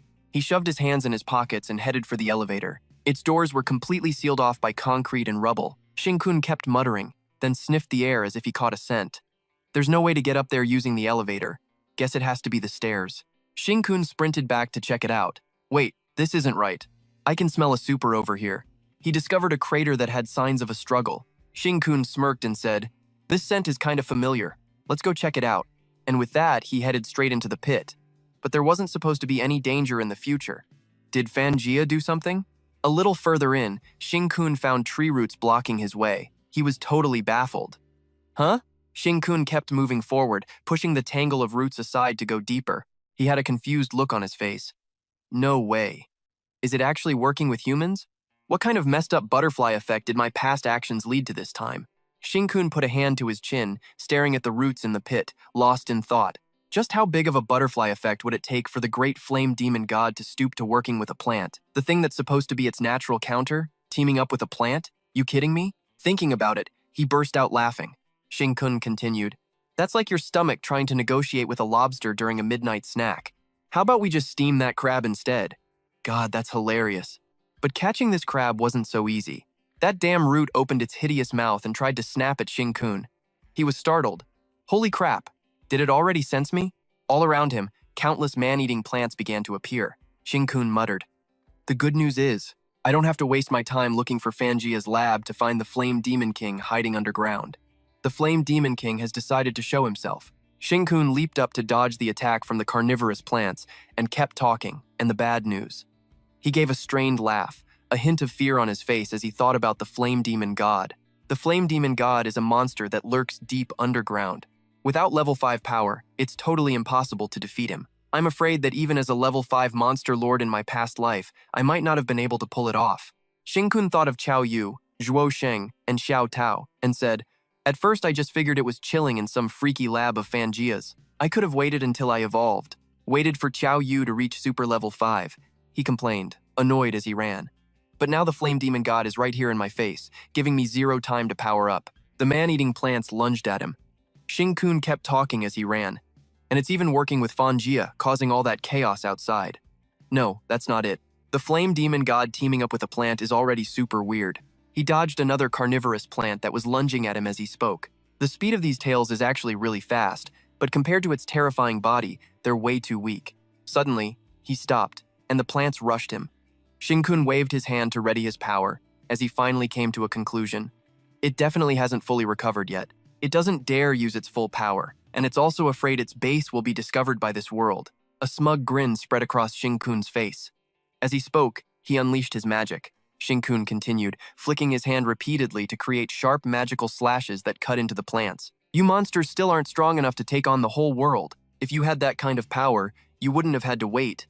The plants began to strengthen, preparing to transform. They revealed their true forms, shedding their plant-like disguises. Xing-kun said, You're clearly here, but you didn't even bother to eat those helpless weaklings. You even let a delicious meal like those superpowered guards get away when they were served right to you. You must be plotting something bigger. Pulsing red veins appeared on the body of the tentacle as it sprouted more and more tendrils.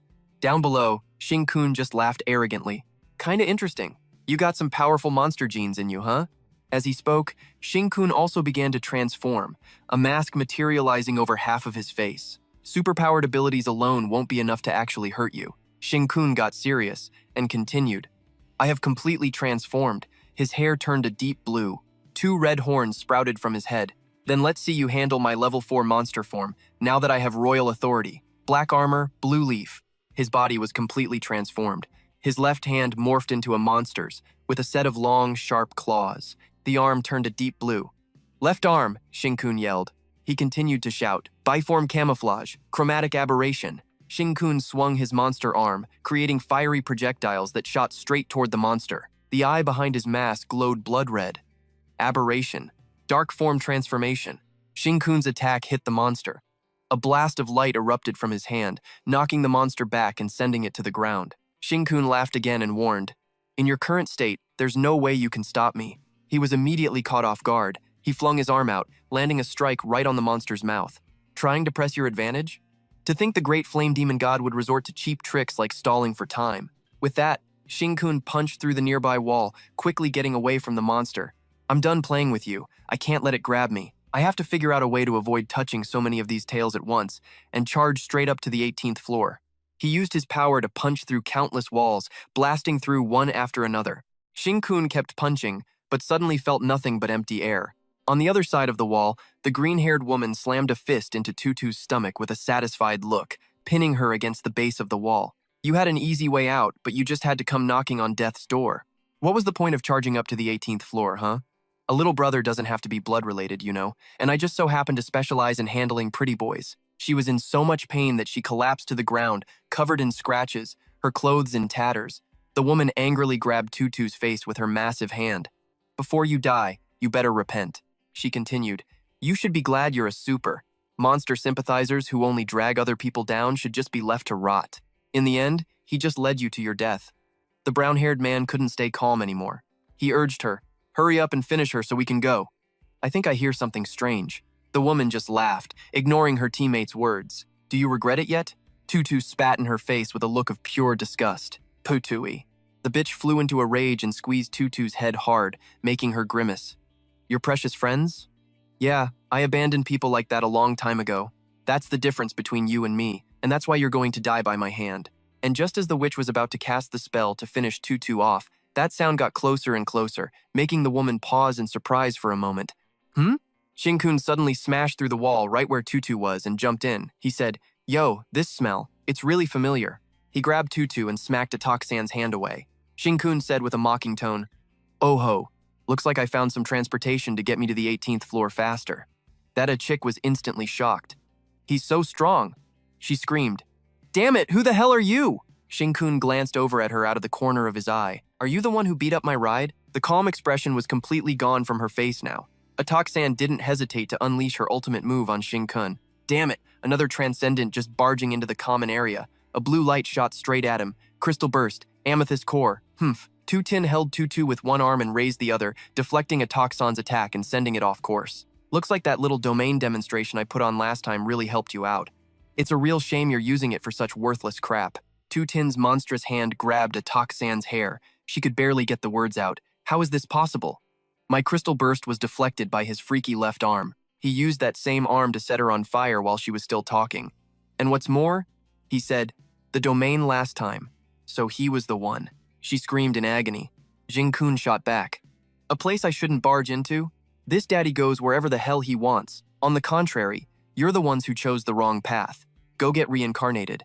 The brown-haired man standing there was also terrified, stunned by what he had just witnessed. Shinkun gave a wicked grin, thinking this was a perfect chance to replenish his power pretending to burn her, but in reality, he was draining her dry. Just then, the man recognized Shinkun. He asked suspiciously, "The Fan family is working with monsters, betraying all of humanity. I'm telling you, it's not too late to turn back. Come back to the light. Now tell me, what are they plotting? I can let you leave here safely." The man powered up, purple sparks crackling from his hands. Mental burst. The man instantly bolted, saying, "Are you kidding me? Like I'd ever dare to betray the Fan family." Suddenly, the color drained from his face. The monster from before appeared out of nowhere, lunging straight for him. "What kind of monster is this?" Shinkun said. "Idiot. You guys are just a bunch of worthless losers working with monsters. Unleashing transcendent power is a hell of a temptation. You really think those monsters weren't keeping an eye on you?" Shinkun said as he lifted Tutu out of the crater. "Time to bounce. Let's bounce." He pinched her cheek to wake her up. "Tutu, wake up, wake up. Good little bunny, open the door now." Tutu's eyes opened. Blushing and wide-eyed with surprise, she stared right at him and said, "It seems like every time I'm in danger, you just fall from the sky to save me, don't you? If it's you, I can open the door and let you in." Shinkun dropped Tutu instantly. He exclaimed, "Holy crap, what the hell are you even talking about? Minus 100 karma points." He thought to himself, "Don't you dare try to tempt me. I'm a reformed wolf." With that thought out of the way, he continued, "Oh, right.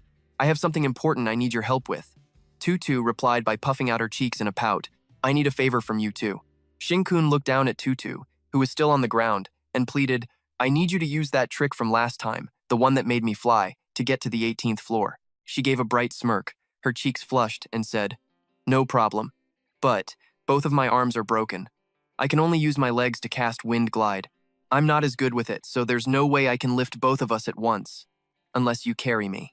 Shinkun looked at her with an exasperated expression and replied, "I'm starting to suspect you have ulterior motives." Suddenly, the monster lunged again. Tutu quickly jumped onto Shinkun and shouted, "The monster's here! Piggyback me! Quick!" Shinkun was so surprised he only managed to say, "Hey!"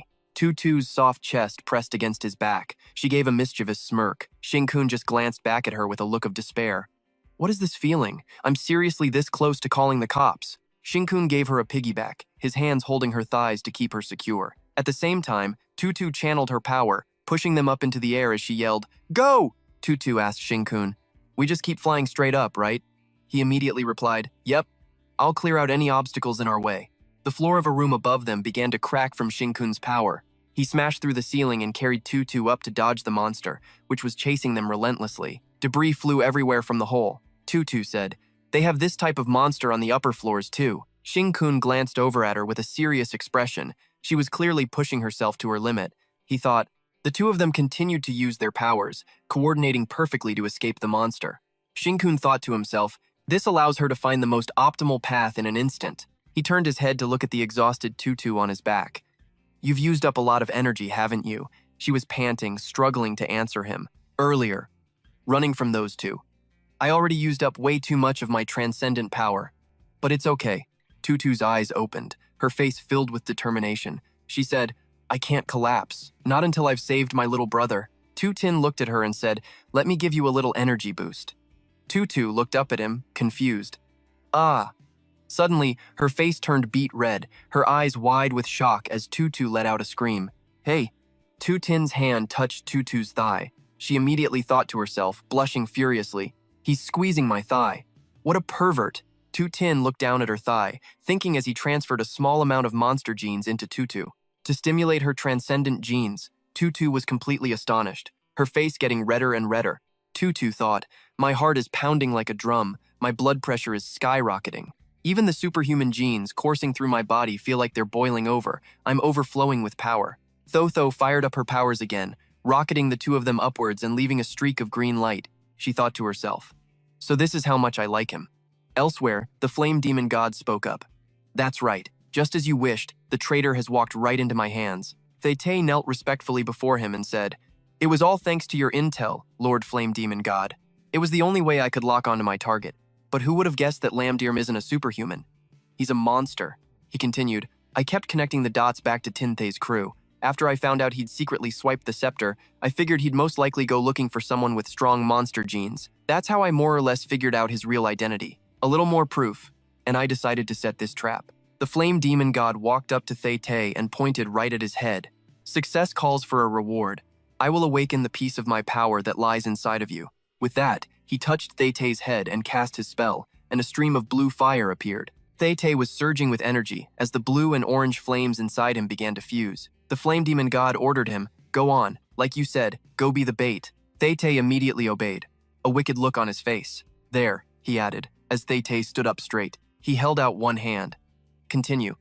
On the other side, a bunch of freaky plants appeared to cause trouble. The Flame Demon God laughed, his mask revealing its true, hideous form pitch black with blood-red eyes. He spoke, it's all on you. You are my very first subordinate. I expect you'll also evolve into my first monster lord subordinate, he said, hands clasped behind his back. Just then, Thete vanished in a flash. I really can't wait to see what comes of this.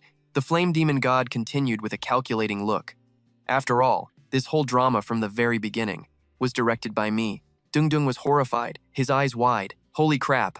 He told Lum Dao and Tiongyi, it's not just monsters outside anymore, there are these weird-ass plants too, and unless I'm seeing things, those plants are moving.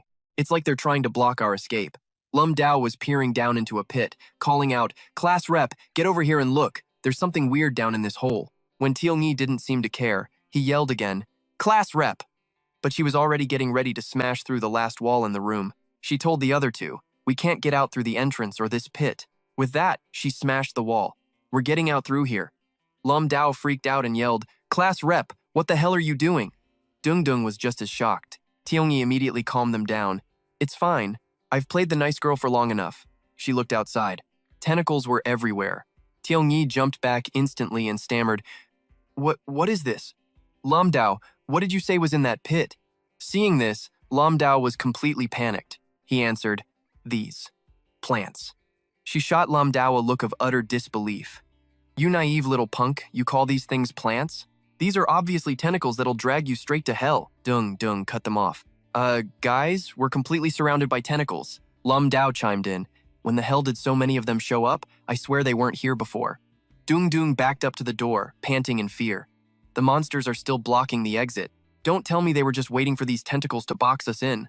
Suddenly, Thete appeared out of nowhere, surrounded by the tentacles. Lum Dao shouted, Who's there? He recognized him immediately, the third son of the Fan family. Tiongyi said, confused, Fan Thete. Lum Dao was surprised and started praising him. Just what you'd expect from the heir of a major family. You're here to save us, right? Thank you so much, man. We really appreciate it. He laughed out loud. Whoa, slow down. Don't be so quick with the thanks. Save who exactly? Lum Dao asked, stunned. What's that supposed to mean? You're from the Superhuman Academy, and a legit holy messenger. You're supposed to save people in trouble. Thete's expression twisted into a wicked grin as he spoke again, raising a hand toward Lum Dao to cast a spell. You know, you've got a point. I am a legit holy messenger. But you guys? Can you even be called people? Nah, you're just freaks hiding among humans. The real deal monsters that could devour someone at any second. He continued in a scornful tone, who in their right mind would waste their energy saving monsters? Lum Dao, in total shock, denied it. We're not. Before he could finish, Thay snapped his fingers and his magic blasted him. "Monster!" he yelled. Lam Dao was sent flying, and Tiongyi rushed over, shouting his name. "Lam Dao!" Thay smirked again. "Not so fast," he said. He cast another spell, and the tentacles shot out, wrapping tightly around Tiongyi and Dung Dung. He declared, "None of you are getting out of here." He sneered and added, "Not only are you real monsters, but you'll probably make a tasty meal, huh?" He had no idea that Shinkun, in his lamb deerm form, was rocketing up from below with Thotho on his back, and smashing right through the floor, sending shattered rock and dirt flying everywhere. Hearing the commotion, Thay immediately spun around. He said, "So you've come." He gave Shinkun and Thotho a contemptuous sly smile. "I finally get it. Why I lost to a nobody like you. So, you've awakened, have you?" On Shinkun's back, Thotho's face was a mask of pure shock. She thought, looking down at him, "Fonte Tay knows lamb deerm? Since when? Is there some kind of intel that even the holy messengers are clueless about?" Thay's right eye began to glow blue as he spoke. "Well, now I've awakened too." He grinned smugly and launched his monster-like hand straight at Shinkun. "Now this makes for a fair fight." Thotho shuddered. "What kind of superhuman power is that?" Her mind raced as it hit her. "It's like a monster's power." Thotho yelped again as Shinkun suddenly threw her off his back. "Hey!" He used his power to toss her to the side. Shinkun shouted, "Go figure out how to save them." Thotho grumbled but agreed, tossing me around again. "Fine." She went flying towards Dung Dung and Lum Dao, who were still tied up by the tentacles. Dung Dung cried out in surprise, "Sis!" Thotho turned to him with a big smile. "Yang Yang, are you okay?" "Oh, that's great," Lin Tao yelled. "Sister Tutu saved us." Hearing that, Tutu immediately looked in that direction. She suddenly froze from the aftershock of the fight between Shichi and Shinkun, and Tutu turned back down. She thought, just the echo from a clash can be that loud? She looked up in surprise. She thought, is that a fight between superhumans? A tentacle wrapped tightly around Yang Yang, its disgusting mouth reared up, about to swallow him whole. Yang Yang looked at Tutu with a desperate expression and yelled for his sister's help. "Sis, there's something wrong with this tentacle!" At the same time, Lin Tao was also nearly swallowed by the monster. Ding angrily grabbed the mouth of a tentacle. "Trying to bite me? I'll crush its head." Tutu frowned, thinking, "This is bad." Green rays of light shot out from around her. "I have to stop all the tentacles at once, but without hurting the kids. The only way is to enter the 4-star superhuman rank and use the life element. But I've only just reached the threshold of a 4-star superhuman. Logically speaking, it should be absolutely impossible." She continued to think. In an instant, Tutu's face flushed red, her pink pupils turning into heart shapes. "But right now, I feel like I can actually do it." As she thought this, she pictured the boy with the glowing eyes. The memory of him still made her heart pound. It felt like the superhuman genes throughout her body were awakening. Tutu unleashed her power. She did a flip in midair, thinking with sheer determination, this is the power of love. The rhythm of love. The wind element in my entire body is surging. Wind prison of love. Tens of thousands of vortexes appeared, defeating the tentacles. Tutu shouted, "This move is called the love cyclone." To the side, Ding was still holding a tentacle, looking at Tutu with an incredibly impressed expression. Ding's eyes lit up. "A level 8 gale." Shichi sneered and spoke up, "No wonder I lost to you before. Turns out you were just lucky." Lucky enough to get power from a monster. His monstrous arm rose in front of him. The palm of his hand cracked open, revealing a mouth lined with sharp teeth. Inside its mouth was a blue core. Shichi continued, "Now I have one too. A monster has granted me power, and your monster isn't in the same league." He smirked and thrust that hand straight at Shinkun, his voice rising. The monster on his hand opened its mouth wide, swallowing the glowing blue core in one gulp. This is the flame demon god, something humans have never seen. A being without equal, something you couldn't even dream of. He gave Shinkun a wicked grin and announced his technique, Roaring Flame. Shinkun was momentarily stunned. He thought to himself, the ultimate move of a level 4 monster's power. Shichi aimed the magic at Shinkun. A blinding blue flame appeared, engulfing Shinkun's body, burning him to a crisp. With that done, he spoke, adjusting his tie with a smug look. "Someone with your status could never understand the inside story of the siege on the level 5 monster 20 years ago. That level 5 monster used this very move to kill a total of 17 4-star superhumans, and this is just the first attack," Shichi continued. "And you?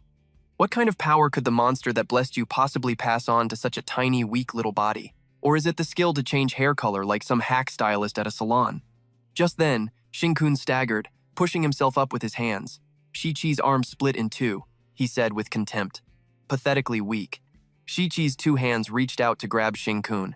He continued, "Now that you've walked into this trap, death is your only way out. I actually admire you a bit, so I can give you a chance," Shichi said, as Shinkun was still trying to fight back. "I'll help you shed that weak monster's power, and you can come serve under the Flame Demon God. And if you're worried that our past unpleasantness might affect things, don't be. As the heir of the Fan family, I am very generous." Shichi sneered and continued, "Just hand over the sovereignty of the Flame Demon God, and we can pretend none of this ever happened. You should feel lucky I'm showing you this kindness." His eyes glowed blue as he began to channel magic through his arm. He declared, "Naturally, this will lead everyone to the pinnacle, to truly become the masters of their own lives." He smiled calmly, but his mind was racing with questions. He took a roaring flame head-on, and he's fine? Did he use an equivalent power to counter the roaring flame? How could he possess that much power? At the very least, he shouldn't have been able to block it so easily. Could it be that the similar properties of our flames gave him a higher resistance? As he continuously dodged the attacks and punched back, Shinkun spoke, "That's just dragging humanity down to hell, one step at a time." Shichi stared at Shinkun's arm, thinking, what's up with his mutated arm?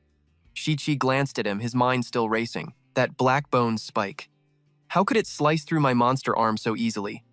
Shinkun now spoke, "A hunter can never cooperate with his prey." Shinkun rushed towards him, berating him without pause. "You're a slave to monsters, you're helping monsters." Shinkun punched Shichi hard in the shoulder. He said, "The human world will be eternally damned because of you."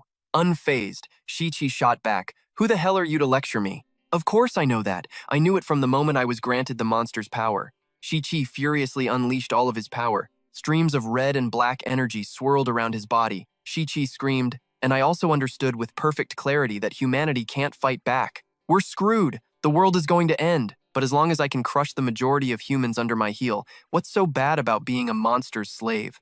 If the monsters want to eat people, wouldn't it be great if I helped them build a human farm?" He continued, straining to raise his massive hand toward Shinkun.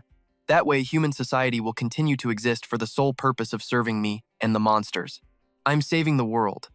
I really thought you'd understand how I feel and help the monsters with me. That's why I gave you a chance to surrender." Model. He quickly jumped back. Shinkun shot back at him. "After all that crap you just spouted, aren't you the one serving the monsters?" Shichi froze at Shinkun's words. He continued with a calm expression, "No, I don't like stooping to that level." But inside, Shinkun was thinking, "Wait, you can use monster power with just your mind like that?" Too bad his monster power was so pathetic. Shinkun leaps up and grabs Shipai by the shoulder. He stammers, "No way." "You!"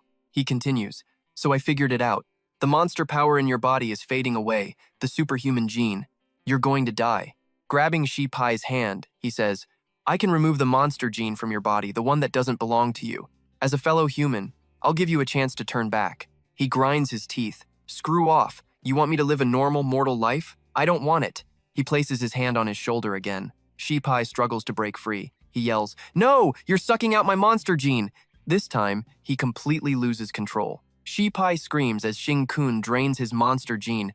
"Damn you! I was going to give you a chance to live, to join me, but you had to do things the hard way." The other tentacles merge together, forming a giant monster, its mouth gaping wide open. He says to Shinkun, "In that case, just die. It's what I've been hoping for." He glances at the hideous thing, his panic showing clearly. Shipai roars, almost insane with rage. "A fish like you has taken the bait completely." 1 hour earlier, Shipai held up photos of everyone. The primary objective of this operation is to secure a body for the master. He was determined. This mission absolutely cannot fail. Immediately after, the photos burst into flames. Begin preparations for the second target, Shinkun. He shares his theory. "My men discovered Shinkun heading towards Qingzhou City's first hospital, but they all died strangely, which proves that there's a high chance Shinkun is actually Lan Yan." Then he says to the demon god, "Master, you can start fishing now." He thinks to himself, "Just to collapse the hospital, the flame demon god sent me several meters underground. But a hospital this big, it's hard to imagine how to bring it down in such a short time. Besides, his current body is still incredibly weak. It can barely handle the flame demon god's power. So how did he do it?" After he channels his power, the other arm immediately bursts into flames. Shipai scoffs internally at the body. "Just a light wave of the hand, and this vessel can't even handle my power." He looks up. One arm can only create a small black orb. The flame demon god must have another move up his sleeve. He'll have to sacrifice at least one more arm for it. Instantly, the small hole emits a powerful light, like a miniature sky. Shipai is stunned. Just one tiny black orb created such a massive hole. Is this just the tip of the iceberg when it comes to the flame demon god's true power? If this body were strong enough to withstand the flame demon god, wouldn't he be able to use this move without a second thought? Seeing the rubble fall, he panics. This is bad. The hole is too big. The hospital's about to collapse. Shipai sees her about to do something and can't help but speak up, Master Flame Demon God. He knows those are the monster gene carriers the Flame Demon God had asked him to bring. The Flame Demon God points at the crowd. I grant you an abnormal evolution. Immediately, the kneeling people below scream in agony as tentacles violently burst out of them. Shipai stares at the horrific scene before him, utterly shocked. What? He's terrified. She directly mutated these monster gene carriers into tentacles. To have them burrow into the rock walls and stop the hospital from collapsing further, it's so terrifying it gives you goosebumps. At this thought, Shipai's face turns pale. Back in the present, Shipai thinks back and smirks cunningly. Humanity has no chance of defeating the monsters anymore. Only I can ensure humanity's survival. Now, go die. With that, he immediately attacks him. His eyes are now filled with hatred, as if Shinkun had wronged his entire family in a past life. From within the tentacles, Shinkun's voice rings out, Are you some kind of narcissist with a personality disorder? He bursts out of the formation, confronting the monster. You'd just surrender before even fighting. Go back 80 years, and you'd just be a traitor that everyone wanted to kill. Immediately, the grotesque monsters open their maws towards him. Shipai screams, Survive being eaten first, then you can run your mouth. Instantly, the monsters surround Shinkun and begin to tear at him. Then, those eyes light up. His arm seems to be coated in a layer of power, an aura enveloping him. A circle of power appears, shielding Shinkun and blocking the bites. He lunges forward, viciously grabbing Shipai's face and asking sarcastically, Your fishing skills are a bit off, huh? Shinkun can't help but ask him, Sacrificing your life for a monster? Are you a pig-headed idiot? He looks at him and smirks smugly. You know nothing about the Master Demon God's power. As long as I'm useful, the Master would never let me die. Hearing this, he's left speechless. You're a lost cause. But what happens next surprises him. The circle Shinkun created begins to crack, and a black dot appears beneath his feet. Shinkun looks on in surprise. He broke through the barrier. Soon he notices the strange dot too. Shinkun wonders, What is that? Outside, the dot resembles a solar eclipse. The entire sky turns blood red. This is hellfire. When the monsters attacked the city last century, all of Nanyuan gathered its forces and launched a counterattack, a single, unified counterattack. But they were instantly defeated by this thing. Along with their flesh, humanity's faith was crushed. The world had truly reached its apocalypse. Mankind called it hellfire.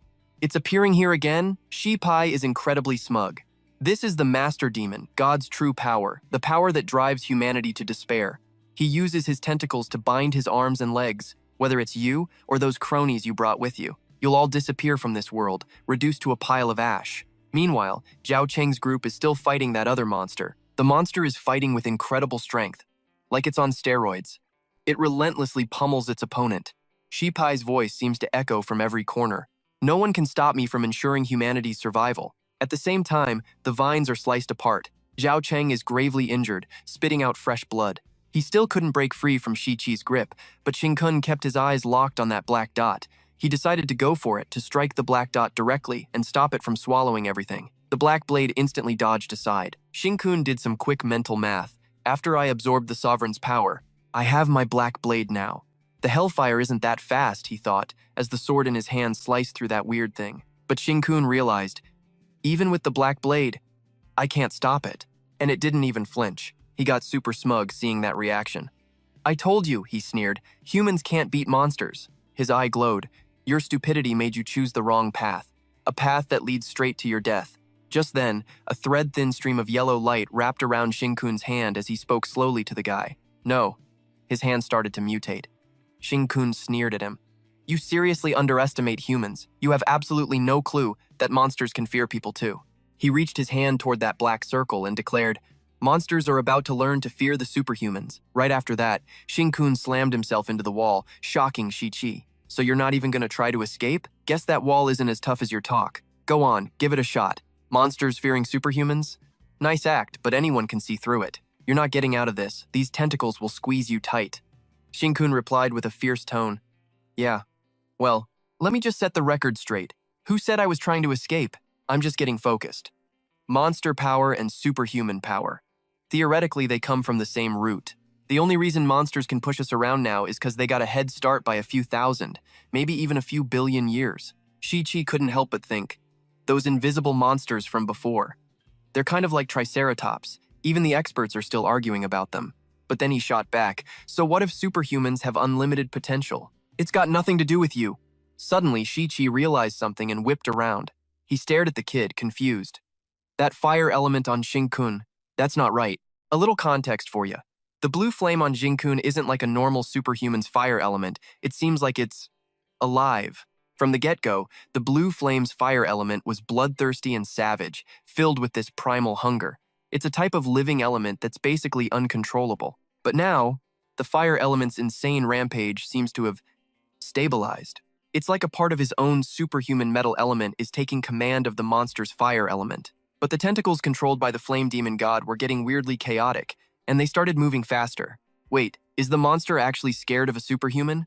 No, that can't be right. If that's true, then everything I've done, it's all been for nothing. Meanwhile, A is busy evacuating everyone one by one. Don't push, stay calm. Everyone is going to get out of this hospital. Shang Guangqi is here protecting us, so there's nothing to worry about. He glances over at Guangqi, who's just sitting there, looking like she couldn't care less. A quickly went over to her. They stood somewhere out of sight, and she said with a bored sigh, "Hey, you look so frail. I bet you can't even have kids." Whoops, did I say that out loud? My standard for having kids is, hey, no, that's not it. What I mean is, you. Why are you even here? The monsters are about to bust through the stairs and rush us. Guangqi glanced at the low-level monsters and casually replied, "Aren't those three still down there?" Started to panic. "Are you kidding me? We've been on this kind of mission before. Those monsters are from the rift in the Forbidden Zone. There are way more of them than we thought. There could even be a few level 2 monsters mixed in. They're just a bunch of students who just got their powers. They've never even fought a monster before." A, getting more and more stressed, kept going, "Look, I know you haven't put a team together in years, but if you're trying to train new members, and you're hoping they'll level up fast, the enemy you're throwing them at is something even the freaking Heavenly King couldn't take on." Just then, a monster lunged forward. A jumped back, startled. "Oh crap, they're here! Kids, fall back! Damn it! You guys were never taught how to handle this," he yelled as he ran over. "The monster's at least 10 times stronger than us. We're element specialist superhumans, so whatever you do, do not engage in a direct fight. Damn it." He immediately powered up. "My superhuman gene is too low, only 39%. There's only one way to do this." And with that, he lunged at the monster. Using his blood flood dragon technique, his style was all about getting up close and personal for a direct assault. A watched the monster zipping through the air, terrified. What the hell kind of fighting style is that for a superhuman? But a second later, a totally freaked out and yelled, "Whoa, the monster's hitting back with its blood vines," or urgently warned, "Watch out, it's a level 2 monster. It's way stronger and a hell of a lot faster." Just then, Chao Yu's face went dead serious. She pointed at the monster and coldly said one thing, "Down." Instantly, this insane wave of power blasted from her fingertip and slammed into the monster. Seeing this, A was shaking on the inside. His jaw just dropped in total disbelief. A turn to Guangqi. "Are you telling me they're really just rookies? I almost had a freaking heart attack. This is way beyond just being a fast learner. Are they some kind of secret weapon the Academy's been training for years? Do they chug life essence instead of water every day, or what? Even if they did, their bodies shouldn't be able to take it. Man, you really are something else, Shang Guangqi. The new teammates you picked are seriously next level." She just shrugged. "They're not my teammates, and I'm not looking to start a new squad. I'm only here because their captain got the principal to talk me into playing bodyguard." A was floored. "You, the strongest person in all of Huaxia, acting as a bodyguard? Who the hell has that much clout?" Guangqi quickly replied, "No, you've got it wrong." Just then, a huge shockwave hit, and A yelled, "They've been pushed back!" Model. Then he came running over frantically. "You guys are still way too green for this. Be careful." Facing this situation, An channeled his inner energy, and a barrier of sharp rocks appeared. He quickly reassured them, "Don't worry, you guys just rest for a bit while I hold it back. My specialty isn't fighting monsters, but when it comes to laying foundations, stabilizing structures, and protecting people, you can bet I'm an expert." The smile on Anne's face froze. This monster still had a shred of humanity left. Could it be that it hadn't completely mutated yet? The recurrent system isn't like level 2, nor is it like level 3. It's an evolutionary path for monsters outside the energy system. No way. No matter what system it belonged to, and hadn't even finished his thought when his white barrier was shattered by a light tap from the monster. And couldn't help but cry out. He couldn't help but wonder to himself, What the hell is going on? Could it be a special evolved individual outside the 5 evolutionary systems? At the same time, his voice rang out again. Earth crystallization. The moment he spoke, a barrier of ice instantly formed, locking the monster's arm in place, and gritted his teeth, thinking to himself, I've pushed past my limits this time. I've used most of my supernatural power, and my body's about to give out. And shouted, my earth crystallization. Couldn't even block a single hit. Anne's eyes were fixed on it, his body trembling non-stop. It's still evolving. Just then, Shangguan Kui immediately struck with her water snake technique. Instantly, her small snake wrapped around him. Anne was startled. Thanks, Shangguan Kui. Wait, no, Chief Shangguan, save the students first. This monster might even evolve to level 4. But she remained calm. My mission here isn't to protect them, and couldn't help but ask, huh? Didn't you just say? Shangguan Kui continued nonchalantly, I came to protect you guys. Anne's jaw dropped in confusion. What? So you're not gonna fight the monster? Are you just lazy? Hey, what about those students then? Suddenly, while he was talking, he glanced over and was completely stunned. Another voice rang out. Oh, the power's back? The power's on. Stop staring and get out of here. Shangguan Kui explained flatly. Someone once said that there's no need to worry about the safety of his squad, especially Chao Yu. For now, no monster can threaten her life, even if a hidden one appears. If a monster does appear that threatens Chao Yu's life, I have to prevent her from losing control and accidentally killing the people around her. So, I'm here to protect you all. And blurted out in shock, holy crap! Speaking of Chao Yu, Shangguan Kui continued, I'm also very interested to see this so-called superhuman that even monsters fear that he mentioned, and stared at her blankly. You're afraid a new superhuman will lose control and accidentally kill people? What do you think she is? A freaking nuke. No matter how talented she is, she's still just a new superhuman. Where would she even get that much supernatural power in her body? Just as he finished speaking, a massive wave of power swept through the area, and was so scared he started to run. This kind of power was just a restraining force outside the main area? Shangguan Kui spoke up. Get going. Get everyone out of here as fast as you can. The lights kept flickering on and off, making him break out in a cold sweat. This is terrifying. Why do I feel like the hospital is starting a self-destruct sequence? It's like a countdown to kill everyone. Shangguan Kui's face darkened as she asked, Isn't this supposed to be a suppression zone? Why is this happening? Seeing Xiao Tao and Zhao Sheng get blown away together, Shangguan Kui was startled. Even its teammates got sent flying. Let me see what's really going on here. As she finished speaking, she sent her snake to investigate the situation. Seeing Chao Yu now, Shangguan Kui clicked her tongue. This kid isn't like an atomic bomb. She is a genuine atomic bomb. Her mind kept screaming, prevent Chao Yu from losing control and accidentally killing the people around her. Damn right, that statement wasn't wrong at all. Looking over at Xiao Tao, who was complaining, I almost got fried to a crisp. Sis-in-law is seriously badass. Shangguan Kui thought to herself. Those two were definitely affected just now. Even if it was just the aftershock, there's no way they're uninjured. The principal said the person to trust is Xing Kun, but even if it is Xing Kun, how did he make two people who were practically on the verge of flunking out of the academy so strong in such a short time? Over here, Zhao Sheng made up his mind. We're still way behind the big boss and sis-in-law. We've got to try harder. Shangguan Kui was still baffled.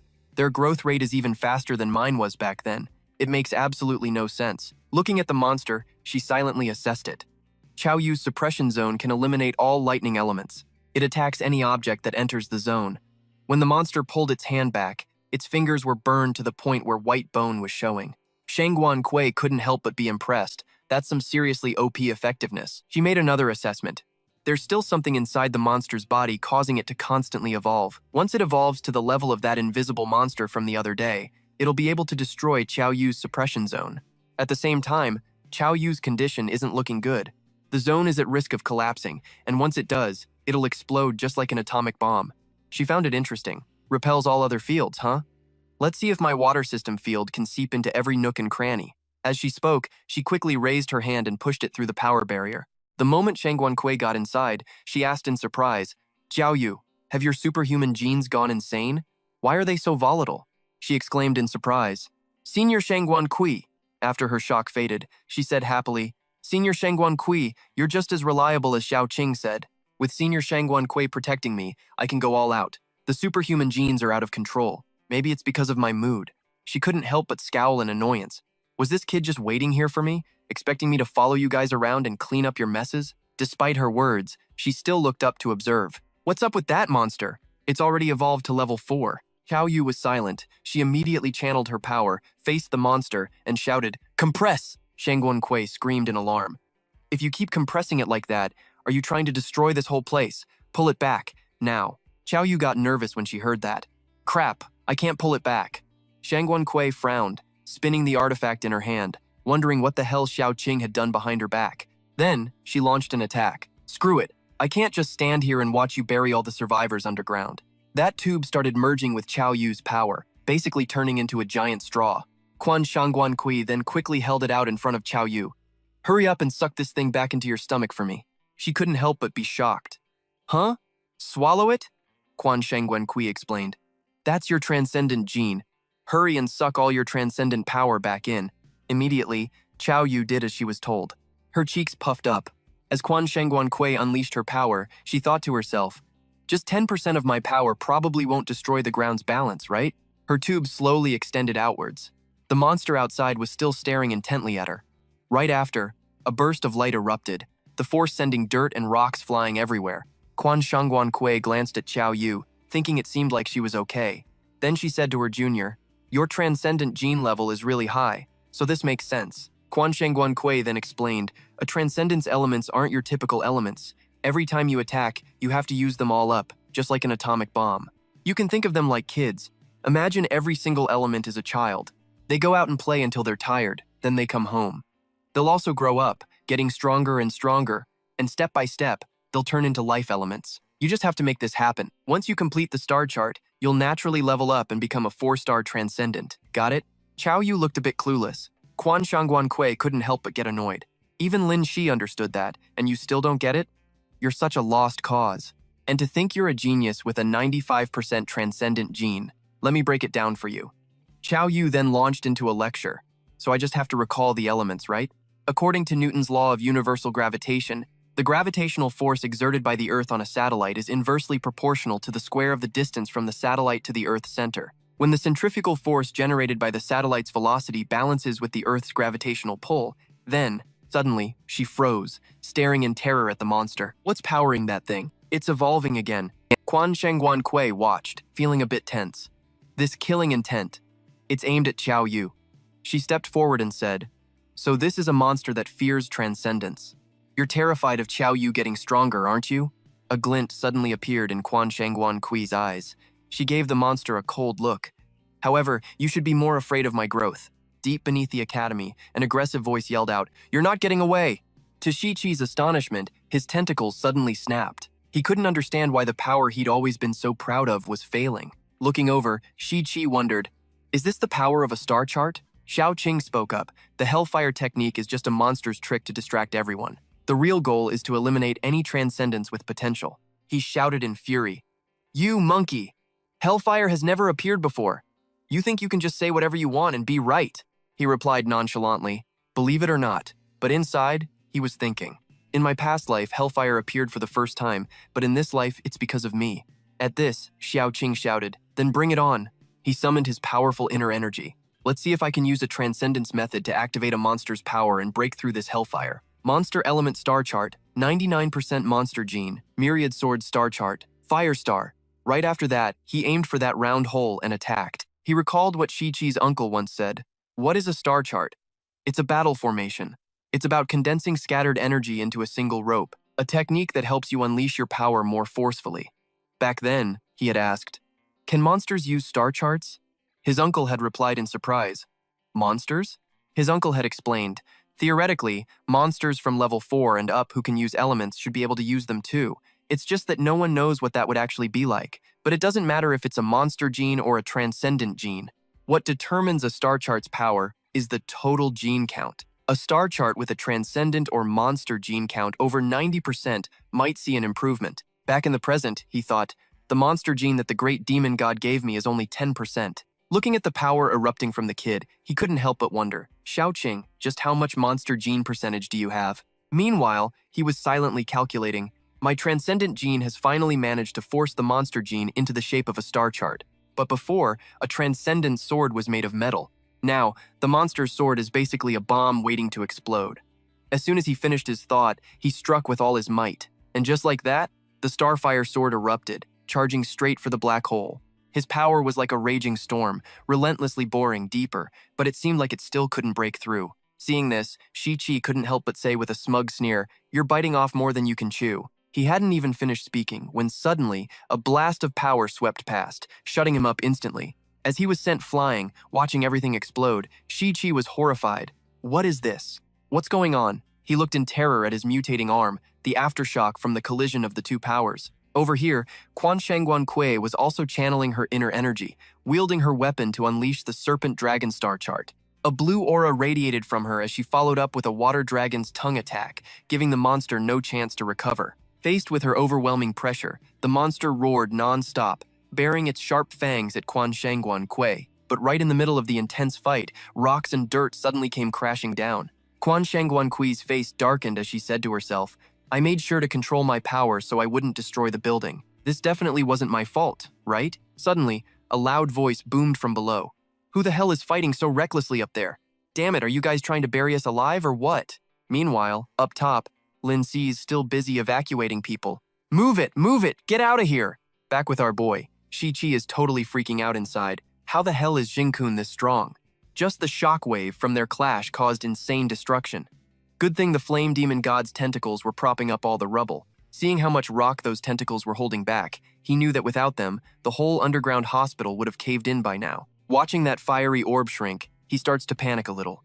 My hellfire, is it losing? But then it expands again, and Shi-Chi is ecstatic. What the hell was I thinking? Like hellfire could ever be put out. It was just compressed, that's all.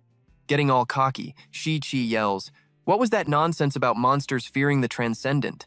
Such a damn poser. You think you can defy destiny just by spouting some made-up crap?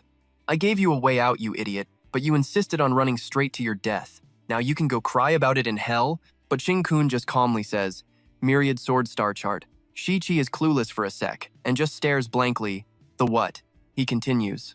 "For a transcendent, the more monster genes you have, the more swords you can manifest. So, take a guess. How many more swords do you think I can create?" But it looks like this dude still doesn't buy it, just scoffing with contempt. "More of your damn lies. Even if you are using monster genes, there's no way you can manifest more." But seeing how smug the guy is, Jin-kun just smirks. Then he yells, "Firestar!" And just like that, hundreds of light beams, each a sword tip, viciously fly straight at that fiery hole. Seeing this spectacle, Shi-Chi can't help but wonder, just how many damn monster genes does this Jin-kun guy have? He starts sweating, trying to figure it out. Wait, did the flame demon god only give me 10% monster genes because I already have 90% transcendent genes, maxing out my 100% human gene capacity? If his transcendent genes are only 1%, does that mean? No way. If that's true, then he's a real monster. Shi-Chi's face instantly pales at the thought. Meanwhile, on the surface, a massive tremor from the fight below shakes everything. Everyone's shaken up and worried. Was that an earthquake? Something bad must be happening down there. The vice director gets anxious. "Supervisor, you have to send more people to help." But that jackass just yells back, "Vice director, I'm the one in charge of this rescue mission. I have plenty of rescue experience. This is just a simple mission. Nothing's gonna go wrong. That was just a normal aftershock. Sending more people would be a waste of the nation's resources. Turns out, this asshole has his own agenda. I have to do whatever I can to buy young Master Pan more time. He just keeps yelling in the vice director's face, 'I need you to calm down and stay out of this.' But then the shaking gets even worse, and everyone starts freaking out. 'Holy crap, is this a huge earthquake?' That jerk yells again. Just then, the crowd spots a figure emerging from the dust and someone screams, 'Look, someone's coming out! Hey, Supervisor, you still think you can stay calm now? All you eliminators, hurry up, help get that person out of there.' Shi-Chi crawls out looking like a walking corpse. 99% monster genes, so that was his God-given talent all along. How pathetic. That's why I lost, to some random nobody with no power or status. He remembers how cocky he was just a moment ago. So what? I still have the Lord Demon God's hellfire, but the second he said it, that portal of his just shattered into pieces. He just stared blankly at our boy. You're one lucky bastard, you know that? Your pathetic life finally gets a lucky break. Then he just starts laughing like a psycho. But for us, the Pan family, Lady Luck has been on my side since the day I was born. And now I've got the Lord Demon God backing me up. You think you can actually beat me? Bring it on! But right after he says that, he looks around all confused. Huh? Where'd he go? The Flame Demon God was already standing right behind Shi-Chi. Our boy was already booking it, thinking to himself, what an idiot. Who the hell would fight you head on? If I don't bounce now, When will I? Escaping that hellfire took half my life force. And now you expect me to take on the damn flame demon god?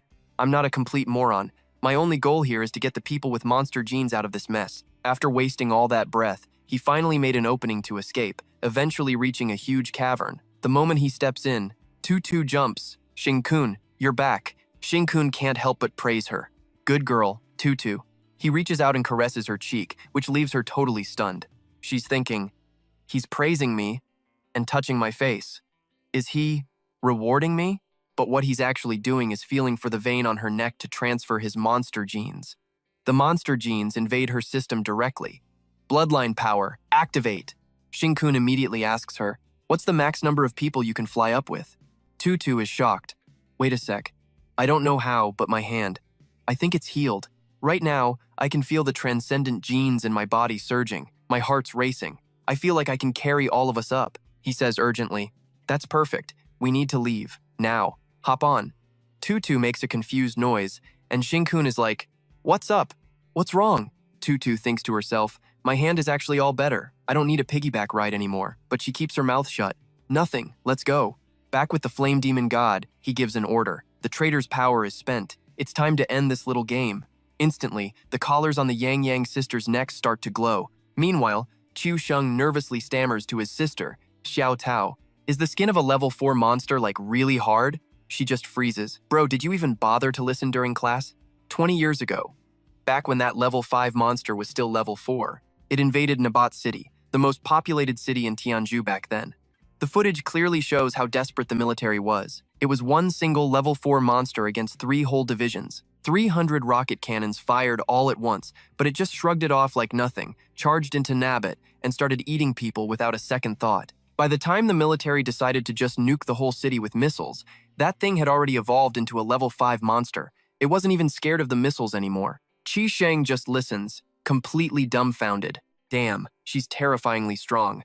He couldn't help but marvel as he looked at the monster. Shangguan Kui is even more badass than a freaking rocket launcher. Xiao Tao was ecstatic. She was so lucky to witness senior sister Shangguan fight. It made her feel totally safe. People even whisper that guys take one look at her and run for the hills.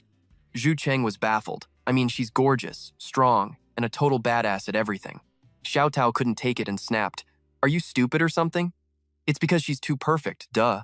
There's no man alive who's good enough for senior sister Shangguan, so you can only blame all the guys in this world for being so damn useless. Meanwhile, Shangguan Kui eyed the monster. Feeling it yet? I'm your biggest threat here. Stay the hell away from my junior sister, or I'll snap your neck and twist your head right off. At that, the monster's eyes suddenly flared a fiery red as it glared ferociously at Shangguan Kui. A second later, the monster opened its maw and charged right at her. Kui's expression turned vicious, annoyed. She raised her weapon. You bastard, you dare ignore me, still trying to get past me to attack Chao Yu? Do you think I'm just air? A wicked grin spread across her face. Junior sister Chao Yu, go find another monster to practice on. Because right now, I'm gonna slice this thing to ribbons. As she spoke, the straw in her hand began to spin violently. A wave of power shot straight at it, like 1,000 knives at once, and the monster froze on the spot.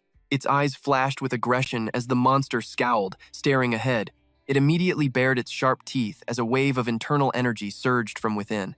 The Xiao siblings couldn't help but squeeze their eyes shut. Zhu Cheng knew just from the sound that this was the monster's pressure. Faced with its power, Kui stood there casually, totally unfazed. Meanwhile, the energy gathering in the monster's mouth grew larger and larger. It was about to unleash a fatal blow. Red veins began to pop all over its body as it readied its attack. It finally spoke, its deep, harsh voice booming, "Flame burst roar!" And yet, Kui showed no fear. On the contrary, she grabbed her weapon and launched herself forward with total arrogance. That pink straw jammed right into the monster's mouth, stopping it from spewing out its power. Kui smirked and asked, trying to breathe fire? I've already seen this move in a video. Not a chance. Her small figure stood defiantly before the ferocious beast. I've plugged your mouth. Now go on, blow. Watching her fearlessly own the monster like that, Zhu Cheng was stunned. Guess there was a reason for those rumors after all. She looked down at the dying monster, bored. Still not blown to bits? And these tentacles again. Guess I should give it a little more juice. Let me just chop them all up. But suddenly, the sheer number of them caught her off guard. This is an insane amount. It was like they had regenerated, glaring at her aggressively. Kui was a little startled. What a pain in the ass. Suddenly, from behind her, a chubby pufferfish shot upwards. Kui couldn't help but be surprised. A fish? What the hell? Like a rocket, it shot straight through the massive monster. Satellite number 1, done done. Just like that, the fish flew past. Turns out this was Qiao Yu's doing. She said, the attack power of the lightning element really is terrifyingly strong. Hurry and finish it off before this monster can recover. Kuei glanced over. But your move looks kinda childish, you know. Qiao Yu's face darkened as she warned, no, senior sister Shangguan, we have to be extremely careful. Kui was surprised. Who? Qiao Yu continued, I can feel it. All the lightning elements underground have been completely devoured. There's a monster here, an extremely terrifying one. At that moment, Dun Dun screamed, Qiao Yu, watch out! Seeing the ground crack open, Kuei couldn't help but groan. Why does bad shit always happen all at once? Cut to Shinkun. As he carried Tutu on his back, he thought, it's like how a car needs gas, using monster genes to stimulate her transcendent genes, keeping them in a constant state of agitation. At that moment, she couldn't help but blush, thinking, Shinkun's hand is in such a sensitive spot. I can't control my heart. It's pounding like crazy. Go! Everyone was forcibly yanked into the air by Tutu, sending the whole group into a panic. Shinkun calculated in his head. This building is collapsing non-stop, but the direction of the collapse seems to be guiding us back the way we came. At this point, he immediately said, Tutu, forget the collapse. Just keep moving forward. I'll clear the way. She quickly gave a hum of agreement. Just then, Yang Yang, who was behind them, suddenly felt a sharp pain in his chest. He clenched his teeth but couldn't stop a cry from escaping. Tutu whipped around, worried. Yang Yang, what's wrong? Then she looked over at Xiaoni, who was in the same state. Tutu got nervous. You guys, are the safety collars about to lose control? It's okay, we're almost out. We're all safe, just calm down, don't worry. At that moment, Shinkun's other eye suddenly lit up, as if he'd sensed something. Shinkun quickly spoke up. There's something wrong with the safety collars on your necks. These collars are filled with the flame demon god's monster genes. Xiaoni's face twisted in pain. Seeing her expression, he felt a wave of despair. This game, was I doomed to lose from the very beginning? Just then, strange tentacles began to sprout from Xiaoni and Yang Yang's necks. She screamed in agony. Shinkun panicked internally. No, these are the people carrying my monster genes. He immediately tried to reassure them. I can save them, trust me. Then he quickly said, Tutu, get out of here now. And she, on his back, also sensed the danger and frantically replied, right, right. Tutu then yelled, channeling her power, Wind Umbrella. But just then, his group was suddenly trapped by a massive wave of power. Shinkun said, of course we couldn't escape. What is happening? Tutu was shocked. You? What the hell are her genes? Why is her head a blue flame? Shinkun replied, she's a monster that no one in this world can defeat. Hearing this, Tutu was horrified. She's a monster? I've never seen a monster that looks like this. Except for her head, the rest of her body is obviously identical to a human's. Every single gene in my body, from head to toe, is trembling uncontrollably. It was like the primal fear of a mouse seeing a cat. Couldn't fight back, couldn't run, couldn't even breathe. It's so hard to breathe. Shinkun spoke up, chill out. If you keep shaking, you're gonna make us fall for real. That's when Tutu snapped out of it and screamed. He continued, all right, I'm okay now. So, we've got to take her down, right? She looked behind her. My little brother and the others were still there. Just then, the flame demon god glared daggers at them, his voice dripping with malice. The game is over. I'm finally about to get a body that can handle my power. Over here, Thutho screamed in panic. Yang Yang, he continued, gloating. This whole disguised as a human method is seriously genius. This way, I can secretly devour all the superhumans to recharge my power. Seeing his attitude, Thutho couldn't help but wonder, who is Lam Diem talking to? Right after that, Shinkun immediately yanked them toward him. He challenged, sorry, but you're not getting a chance to eat these two. Shinkun's move seemed to catch him off guard. For a moment, the flame demon didn't react. Shinkun stared at him and continued, Flame demon god, you've been buried underground for a long time, haven't you? The monster gene has been around for years now. You really think humanity hasn't made any progress in all that time? He remembered the director, someone who, despite hardships and failures, had relentlessly pursued his research. His main goal was to save those who carried the monster gene. In 25 years of research, they developed a vaccine. This vaccine could stop the monster gene from eating away at the human brain. In 20 years of research, they developed a vaccine. Sure, it only works for less than a second and is completely worthless for humans who've already turned into monsters. But that's more than enough. Even if your monster gene invades and corrupts their brains first, the vaccine's interference will make sure they stay on my side and fight with me. Hearing this, the flame demon god couldn't help but sneer, looking at him and letting out a cold snort. Then, suddenly, the flame demon god's right leg began to glow weirdly. Thutho stared at the scene before her. After a pause, Thutho took a closer look. Then she gasped and yelled out, "He's transforming!" Flames raged across the sky. The flame demon god's voice boomed once more, heaven-devouring flame purgatory. Blazing maw. As soon as he finished speaking, a set of sharp teeth like a shark's jaw materialized from the flames and snapped open towards Tunya. Once again, they were getting sucked in. Thutho was terrified for her brother, screaming at him, "Yang! Yang!" Shinkun quickly said to her, "Thutho, back me up. Try not to let me get distracted." Thutho was dead serious. Right after that, Shinkun began to channel his inner energy, which made the flame demon god look surprised. "What are they?" His eyes were now blazing, like an erupting volcano. "Mine." Meanwhile, Tuang was gritting her teeth, her body slowly slipping out of her control as if something was gnawing away at it, her consciousness fading. Is this what it feels like to mutate into a monster? So I couldn't escape this day after all? All the prejudiced voices from her past suddenly screamed in her head. She remembered her grandpa's words. "My little one, you're so strong you'll definitely wait for me, right? No matter what, you can't give up. I will definitely save you." At the time, she had just given a half-hearted reply. Yeah, don't worry." He had continued to worry endlessly. "You have to stay positive and cheerful, okay?" Tuning his mind was screaming now, "Grandpa, I'm sorry. I can't wait any longer." Just then, a hand viciously grabbed onto that tentacle and ripped it clean off. Shinkun was back in his normal human form. Tuanye stared blankly, wondering to herself, "Is that Lamdium? The person Grandpa said could save me?" The set of sharp teeth opened wide again as the flame demon god roared in fury. "Traitor, you're nothing but a pathetic human. What gives you the right to steal what's mine?" His eyes were filled with scorn as he looked back at the demon. "This." He now stood defiantly in front of the other two, shielding them. Shinkun continued to speak into his mind. "Flame demon god, have you forgotten? You couldn't destroy my soul in my last life either." He paused. "Besides, the human soul is a lot more resilient and tougher than you imagine." He called him out directly. "Flame demon god, you're scared too, aren't you? Scared that you'll be exposed in front of all humanity because your true king isn't strong enough to awaken yet. You don't dare, and you can't declare an all-out war on humanity before your king awakens, right? Because what if humans fight back, and the king can't gather enough power to awaken? And what if the king actually wakes up, only for someone to ruin his plans? That's why you need a cover to hide your true identity, pretending to be human so you can eat superhumans." His words hit a nerve. The demon raged. "Traitor, I'll grind you into paste." Just then, Shinkun spoke up. "I can temporarily protect everyone from its claws, but I'm sorry. I can only save one of you two, because I can only transfer my power to one person." Hearing this, Yang, standing behind him, asked in a daze, "One person? Does that mean one of us still has a chance to live? Even though I don't understand how you're doing this. But that's amazing. Let the class president take the power. She's the most suitable." It turned out Shinkun had separated his soul from his body. He was still carrying Thutho on his back, and she yelled words of encouragement to her brother. Yang, hang in there. Lamdium will definitely save you." But over here, the flame demon god had already started to move, its eyes wide as it stared him down. Those tentacles were now aiming straight for Thutho.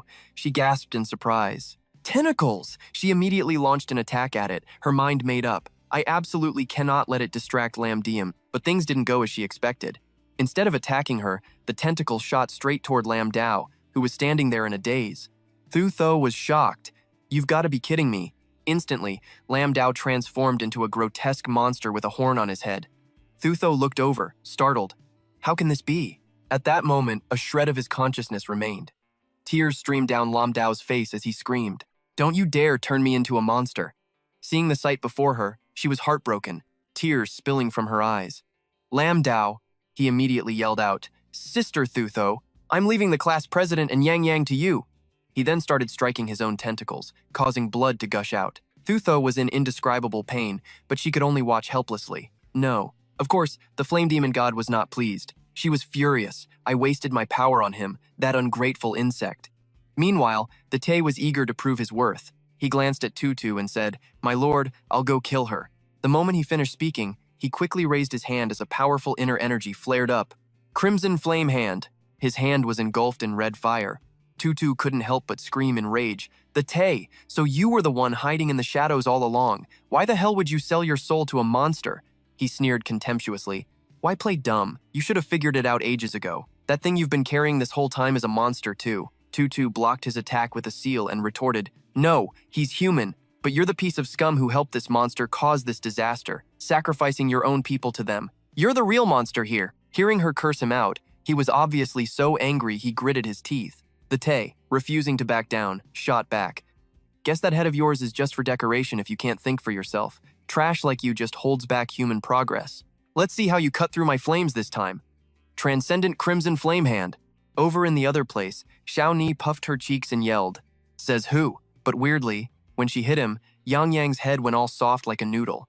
Xing-kun started to explain. Right now, we're in a place like a mindscape. Your mental strengths are pretty much equal, so all you can do is provoke each other. Xing-kun snapped his fingers and asked at the same time, Do you two want to make a deal with me? Yang Yang yelled nervously, Wait a sec. Right after that, he passed out. Xing-kun found it annoying, thinking, Guess I'll just put this idiot to sleep first. Xiaoni watched, totally impressed. You just snapped your fingers and Yang Yang couldn't take it. You're so OP? Xing-kun kept a straight face but made a teasing remark to lighten the mood. Sounds like something you'd say about the bedroom. Xiaoni grinned brightly. See? We're totally on the same wavelength. This is what they call hitting it off right away. Bro, we were seriously destined to meet. You risked your life to come save us. You're a real one. You said you can only give power to one of us. So what happens to the other one? Is there any way to save him? Xing-kun answered honestly. I can help him keep his consciousness after he turns into a monster. Though without any power Dru-Ru, he'll just be a low-tier monster. Xiao Ni asked again, someone who's turned into a monster. They can never turn back into a human, right? Xing-kun continued. Maybe someday I'll find a way to change him back. She continued to ask, Can we even beat the flame demon god? He was just as honest. If we fight her now, there's no way we'll win. But we can risk everything and make a run for it. If we're really pushed into a corner, I still have one more ace up my sleeve. She asked yet another question. What happens if the flame demon god finds someone else with monster genes who can handle her power? Xing-kun replied. Then no one will be able to stop her. Our only option is to find a way to power up, and fast. Xiao Ni then said, So what if she doesn't find anyone?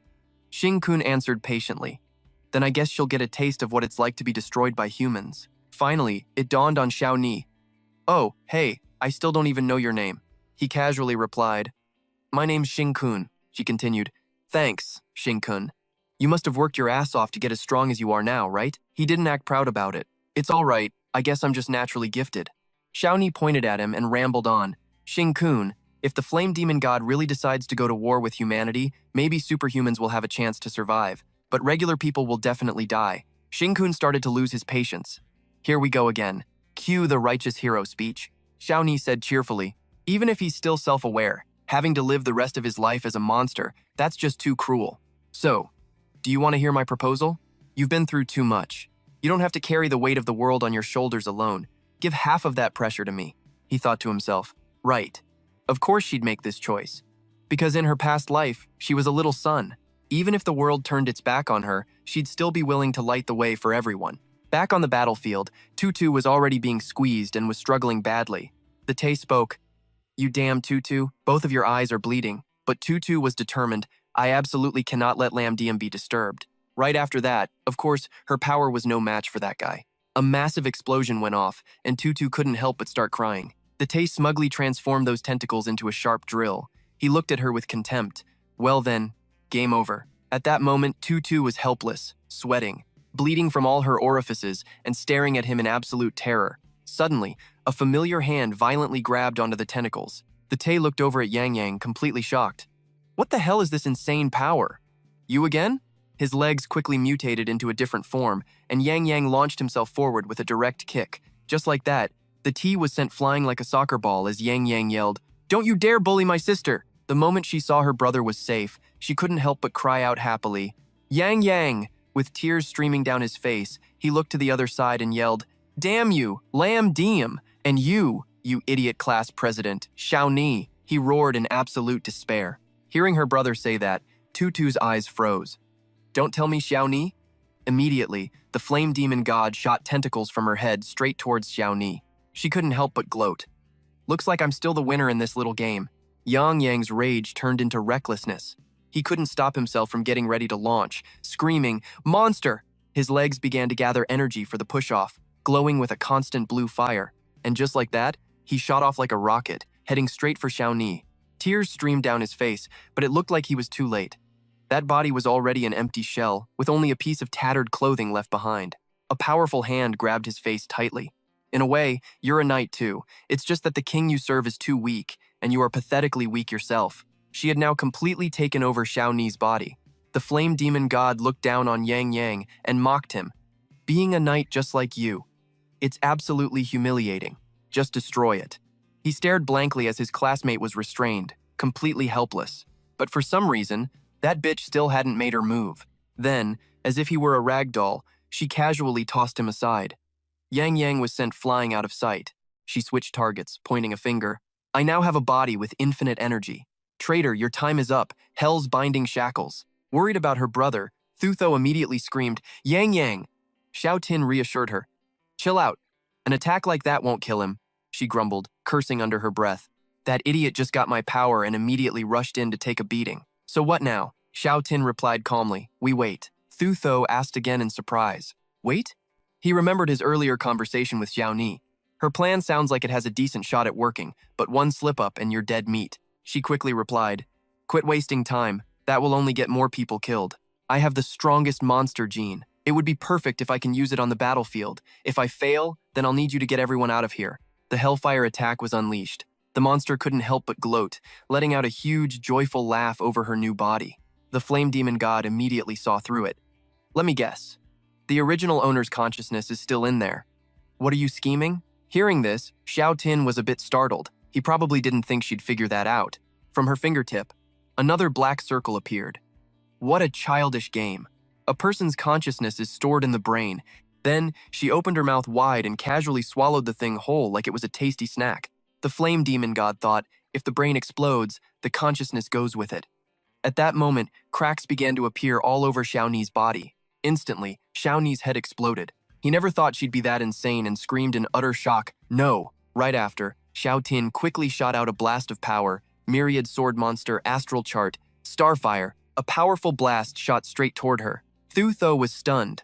Gruesome tentacles immediately sprouted from the body in a bizarre display. It seemed he wanted to destroy the body directly to preserve what was left of Xiao Ni's dignity. Xiao Tin explained to Thutho, that body. It doesn't belong to Gong Xiao Ni anymore. Two mutated arms quickly grew from her back. She gloated. A weak brain and a fragile human consciousness are unworthy of this vessel. My genes will create a new head. Let's see what other tricks you pea-brained humans can come up with. She then instantly appeared right in front of him. Traitor, with the energy you have left, I doubt you can even run. Xiao Tin was shocked. So fast. Even if Gong Xiaoni's body was strong, it still had its limits for the flame demon god. She couldn't reach the peak state she had during the apocalypse in his past life, but this speed, he couldn't even track her movements. But he quickly composed himself. Xiao Tin used his astral sword to parry her attack. Right after, she said, No monster dreams of becoming the new king. Give me back my crown and all the monster genes you're carrying. Looking at his hand, Xiao Tin thought to himself, she can wield such terrifying power. She's got to be a level 6 monster. Seriously, she's unbeatable in this world. This isn't going to be easy. I'll have to give up some of my power. With that, he quickly yelled, Thutho, get back. He decisively let go of the arm she had grabbed. Thutho looked on, worried. Your arm, Xiao Tin reassured her. It's fine. As long as my heart is intact, my limbs can grow back. The flame demon god then devoured his severed arm. She laughed smugly. A little bit of flesh and blood power like that isn't even an appetizer for me. Xiao Tin said to Thutho, we have to find a way out of here. She worried. Can we even escape? At that moment, a massive explosion erupted before the monster, separating the two sides. The flame demon god said slyly, Supernatural snacks. You killed my monster general, so now you'll pay with your bodies. Thutho was shocked to see who it was on the other side, Shengguan Kui and that super rookie Chao Yu. He immediately flinched and pushed Thutho away. She was confused. Huh? Xing-kun, don't you need me to help you fly anymore? Xiao Tin quickly collected himself. Don't worry, you don't have to help me. I can use my flame jet skill to hover for a bit. You take Yang Yang and go to Shengguan Kui. Thutho immediately complied. Got it. But Chao Yu had seen that dazzling display, and her face darkened as she glared at him with cold eyes. She furiously charged right at him. Thutho saw it and immediately knew. Xing-kun, is that super rookie Chao Yu trying to kill you or something? As strong as he was, facing Chao Yu still made him scream internally. She's terrifying. Hearing her question, he coughed and said, She's just bringing me some energy, you idiot. Now go save your brother. Thutho replied. All right then. I'll remove the wind seal on you too. You better be careful. Xiao Tin quickly answered. Okay. But his next move completely surprised the flame demon god. Xiao Tin looked at the monster before him and yelled, "You ate my arm, so I guess I'll have to eat this thing of yours." Then, the formation from Quan Kui's dragon astral chart shot over. The monster couldn't help but scream in shock. What? Quan Kui attacked with his water-sealing Seath while demanding, "Xing Kun, how did Gong Xiaoni turn into this? When this is over, you better give me a clear explanation." He replied nonchalantly, "You got it." At the same time, Xiao Tin took the opportunity to swallow those tentacles. Xiao Tin glared at her, risking it all to absorb the energy inside it. Inside the monster's soul world, Xiao Tin saw a student. "You're Chen Fei Xia, the Flame Demon God's monster general, so it was you." Seeing that Xiao Tin knew his name, Chen Fei asked curiously, "You know me?" Xiao Ting said flatly, "You're Gong Xiaoni's classmate," he thought to himself, "and my classmate from my past life too. Sorry for turning you into a monster ahead of schedule in this life." Chen Fei was surprised. "Wait, haven't I already turned into a monster? Then how come I'm still conscious?" "Oh, right. What is it?" Zixing just smiled calmly and was like, "'Cause I need you." Hearing this, Chen Fei was totally shocked. Zixing said earnestly, "If you don't want to, maybe, I can find a way to get your human body back later." Chen Fei was stunned. "Get my human body back?" He stared blankly at Zixing. "You mean, I can keep on living? But as a monster?" Then he just straight up refused. "Thanks, but no thanks. Being self-aware but stuck as a monster. Just thinking about it is terrifying. It's even worse than before. People will despise me, hate me even more." He sounded really bummed out as he went on. "I can't hang out in crowded places. My hands are way too big, so I can't even play video games. Ever since my mom died, my dad doesn't even want to see me anymore. Ever since they found out I'm 84% monster genes, all my relatives and friends have probably seen me as a total freak and have wanted me dead for a long time. Before, I only got through it because the class president and everyone else were there for me. But now that I'm a monster, I can't even go to school with them anymore. I can't handle that." He paused for a sec, then added, "Right now, I can feel it. The class president is in danger." Then, Chen Fei held out his hand and hesitantly told Xingkun, "So, just eat me." Chen Fei's body started to fade away, and he couldn't hold back his tears. "Please, save my class president and kill every last one of these damn monsters in the world." Xingkun bumped his fist against Chen Fei's hand, like they were sealing a pact. Xingkun then said, "You got it." Then he quickly snapped back to reality. A massive surge of power blasted straight towards the Flame Demon God. Looks like eating Chen Fei gave him a serious power-up. She taunted him. "Is that all you got? You're gonna attack me, the Flame Demon God, with this pathetic little flame?" The Flame Demon God asked scornfully, "With a stupid attack like this, are you trying to just hand over your power to me or something?" But suddenly, the arm on her back started acting weird, which totally startled the Flame Demon God. At the same time, another arm sprouted out, but this one was a freaky red color. The Flame Demon God couldn't help but wonder, what the hell is this? Xiao Yan was dead serious. "I'm about to be the one who gets in the Flame Demon God's way." But of course, he quickly tried to stop her. "Chill out, the failure rate is way too high, and besides, your grandpa will literally kill me." "What am I supposed to tell him?" "I promised him I'd bring you home." Xiao Yan shot back. "Can I even go home? Even if I do, I'll just turn into a monster, right? Grandpa will definitely understand. He won't blame you. This is something only I can do." She pointed at Lin Tao, who was passed out on the floor, and asked, "You really think we can rely on this idiot?" And there's still Lin Tao. "Even though he's a monster now, you said there's still a chance to turn him back into a human." She smiled brightly at that. "I'm the class president. I'd never abandon him. Xing-kun, promise me. You'll get stronger. Fast. Do everything you can to save this world. And bring me home, okay?" Finally, he agreed. "Yeah, I'll do everything I can." Xing-kun instructed her, "Listen up. I can't give you my power, but I can help you resist the Flame Demon God's control. Your body's about to be taken over by her, but your consciousness won't be corrupted. You have to figure out a way to hide your consciousness deep inside the monster's gene sequence. Don't let that bitch kill you. Also, you have to find a way to accept the power I'm transferring to you. Only by surviving can you become the Flame Demon God's worst nightmare." She'd quickly agreed to his plan back then, which is why that arm just sprouted out now. That arm viciously slammed a fist right into the Flame Demon God's face. She just smirked and said, "Such a pain." Right after, another one of her arms grabbed the wrist of the hand punching her. Then she ripped the arm clean off, blood spraying everywhere. The Flame Demon God said in disgust, "Get the hell out of this body." Immediately, she spun towards where Xing-kun was and screamed, "Traitor!"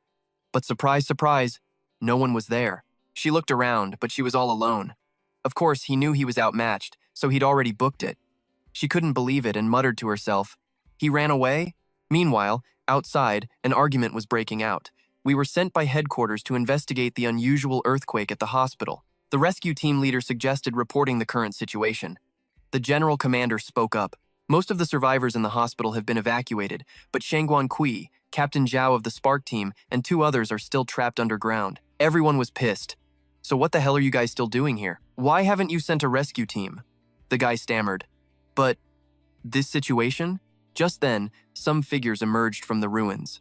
A police officer shouted, Shangguan Kui and Captain Zhao of the Spark team, they're all out safely. The guy was shocked, thinking to himself, no way, how? The general commander immediately went up to her and asked, Shangguan Kui, what's the situation in there? Just take your time and tell us. She grabbed him by the collar and yelled, get me headquarters on the line, now. I have something urgent to report. Startled, the guy immediately complied. Yes, ma'am. Zixing looked at the girl in front of him. Xiao Tao, take Zhao Sheng to the hospital director to collect the mission reward. Try to be polite. This caught her off guard. Huh? Me? Zixing added. Well, I can't exactly trust your idiot brother with it, can I? Xiao Tao didn't argue. Okay. Then, he said flatly, Dooku 2, take Du Yang back to the academy first. I'll have the director treat him secretly. Got it? Let's go find the director and have a chat. Next thing you know, he was in the director's office explaining everything. After rambling for a bit, he finally laid out the whole situation for Jing Che. So that's what happened. Even though he was heartbroken, the old man tried to stay calm, his wrinkled face lost in thought. Seeing him like that, he felt a pang of guilt. I'm sorry. I couldn't bring Gong Xiaoyan back with me. Hearing this, Jing Che clenched his fists, like he was trying to hold back the crushing grief inside. But then he immediately relaxed his hands and let out a long sigh, as if accepting this outcome. Jing Che finally spoke up. I know my granddaughter better than anyone. The more dangerous things get, the more likely she is to give her chance of survival to someone else. She's just like her parents. My son and daughter-in-law were also killed by monsters just trying to save someone else. How could that silly kid possibly be any different? So I don't blame you kids. From now on, if you need my help, just say the word. I'll do everything I can. I just hope you can bring that good-hearted kid back home. Hearing this, Xing Kun's and Chao Yu's eyes immediately lit up. He quickly answered, yes, we definitely will. Seeing him like that, the dean was startled. Whoa, hang on a sec. Don't get too crazy with your requests, all right? You gotta consider what an old man like me can handle. Xing Kun, you greedy bastard. Dean will try to keep it in check. The dean continued gravely. But even if you kids are a lot like me, you're nowhere near the Fan family's level. The Fan family grew way too fast. Their businesses are massive, and they're one of the top suppliers of life essence fluid in all of Wuxia. Xiao Yu chimed in, Dean, can't you use your connections to get help from someone higher up? All we need is for the Eliminator headquarters to make a move. The dean explained, a while back, we caught a monster that looked like an ancient triceratops, and we hoped the Eliminators across the country would launch a large-scale search for its origin point. But the case went nowhere, as if a lot of people were secretly blocking the investigation. There are too many vested interests at play here. It's not as simple as it seems on the surface, Xing Kun thought. The apocalypse in his past life wasn't just caused by monsters. Some humans had a hand in it too. Jing Che tapped his fingers on the table, frustrated. We absolutely cannot pressure the Huo Yan family because we don't want to alert the mysterious force behind them. That's why we can only secretly and carefully contact trustworthy people, slowly building a comprehensive plan. As he said this, he clenched his fist. For now, let's not even think about getting outside help. He asked him seriously, Xing Kun, based on your knowledge of the monsters, what will they do? Do you have a plan? Xing Kun's eyes darted to the side. If the flame demon god can't completely drain Gong Xiaoni right now, then maybe it can after it absorbs more energy. Realizing he'd let that slip, he quickly coughed a few times. Actually, the goal for the entire monster race is the same. Having been reborn, Xing Kun knew what it was. It was to supply energy to their king. They eat normal people, they eat superhumans, and the more superhuman genes a person has, the more energy they possess. Coming up is the National Supernova Tournament. To the Flame Demon God, this tournament is nothing less than a grand feast. As he said this, he was already calculating in his head. In his past life, the disaster of Xing Kun had already occurred. All the young geniuses died during that supernova tournament. The news reported it as a monster rampage, but the specific details were unclear. Jing Che couldn't help but wonder, what about you then? Do you need to grow at an accelerated rate? How do you plan to do that? Xing Kun continued, for now, don't worry about me. When it comes to growth, a superhuman's development is always linked to elemental stimulation. For example, Shangguan Kui. If you tossed her into the deep sea, her growth rate would definitely be incredibly fast. When she was a 3-star superhuman, she actually did that. She almost became food for the sea monsters too. Right now, even the river water in Qingchu City can no longer stimulate Shangguan Kui. But I'm not talking about her. Haven't you realized? We have the superhuman with the easiest growth potential right here beside us. Xiao Yu, Miss Yuran, me? She asked. He continued to explain. That's right. At this, a cunning look appeared on Xing-kun's face. Furthermore, Dean. Jing Che slapped his thigh.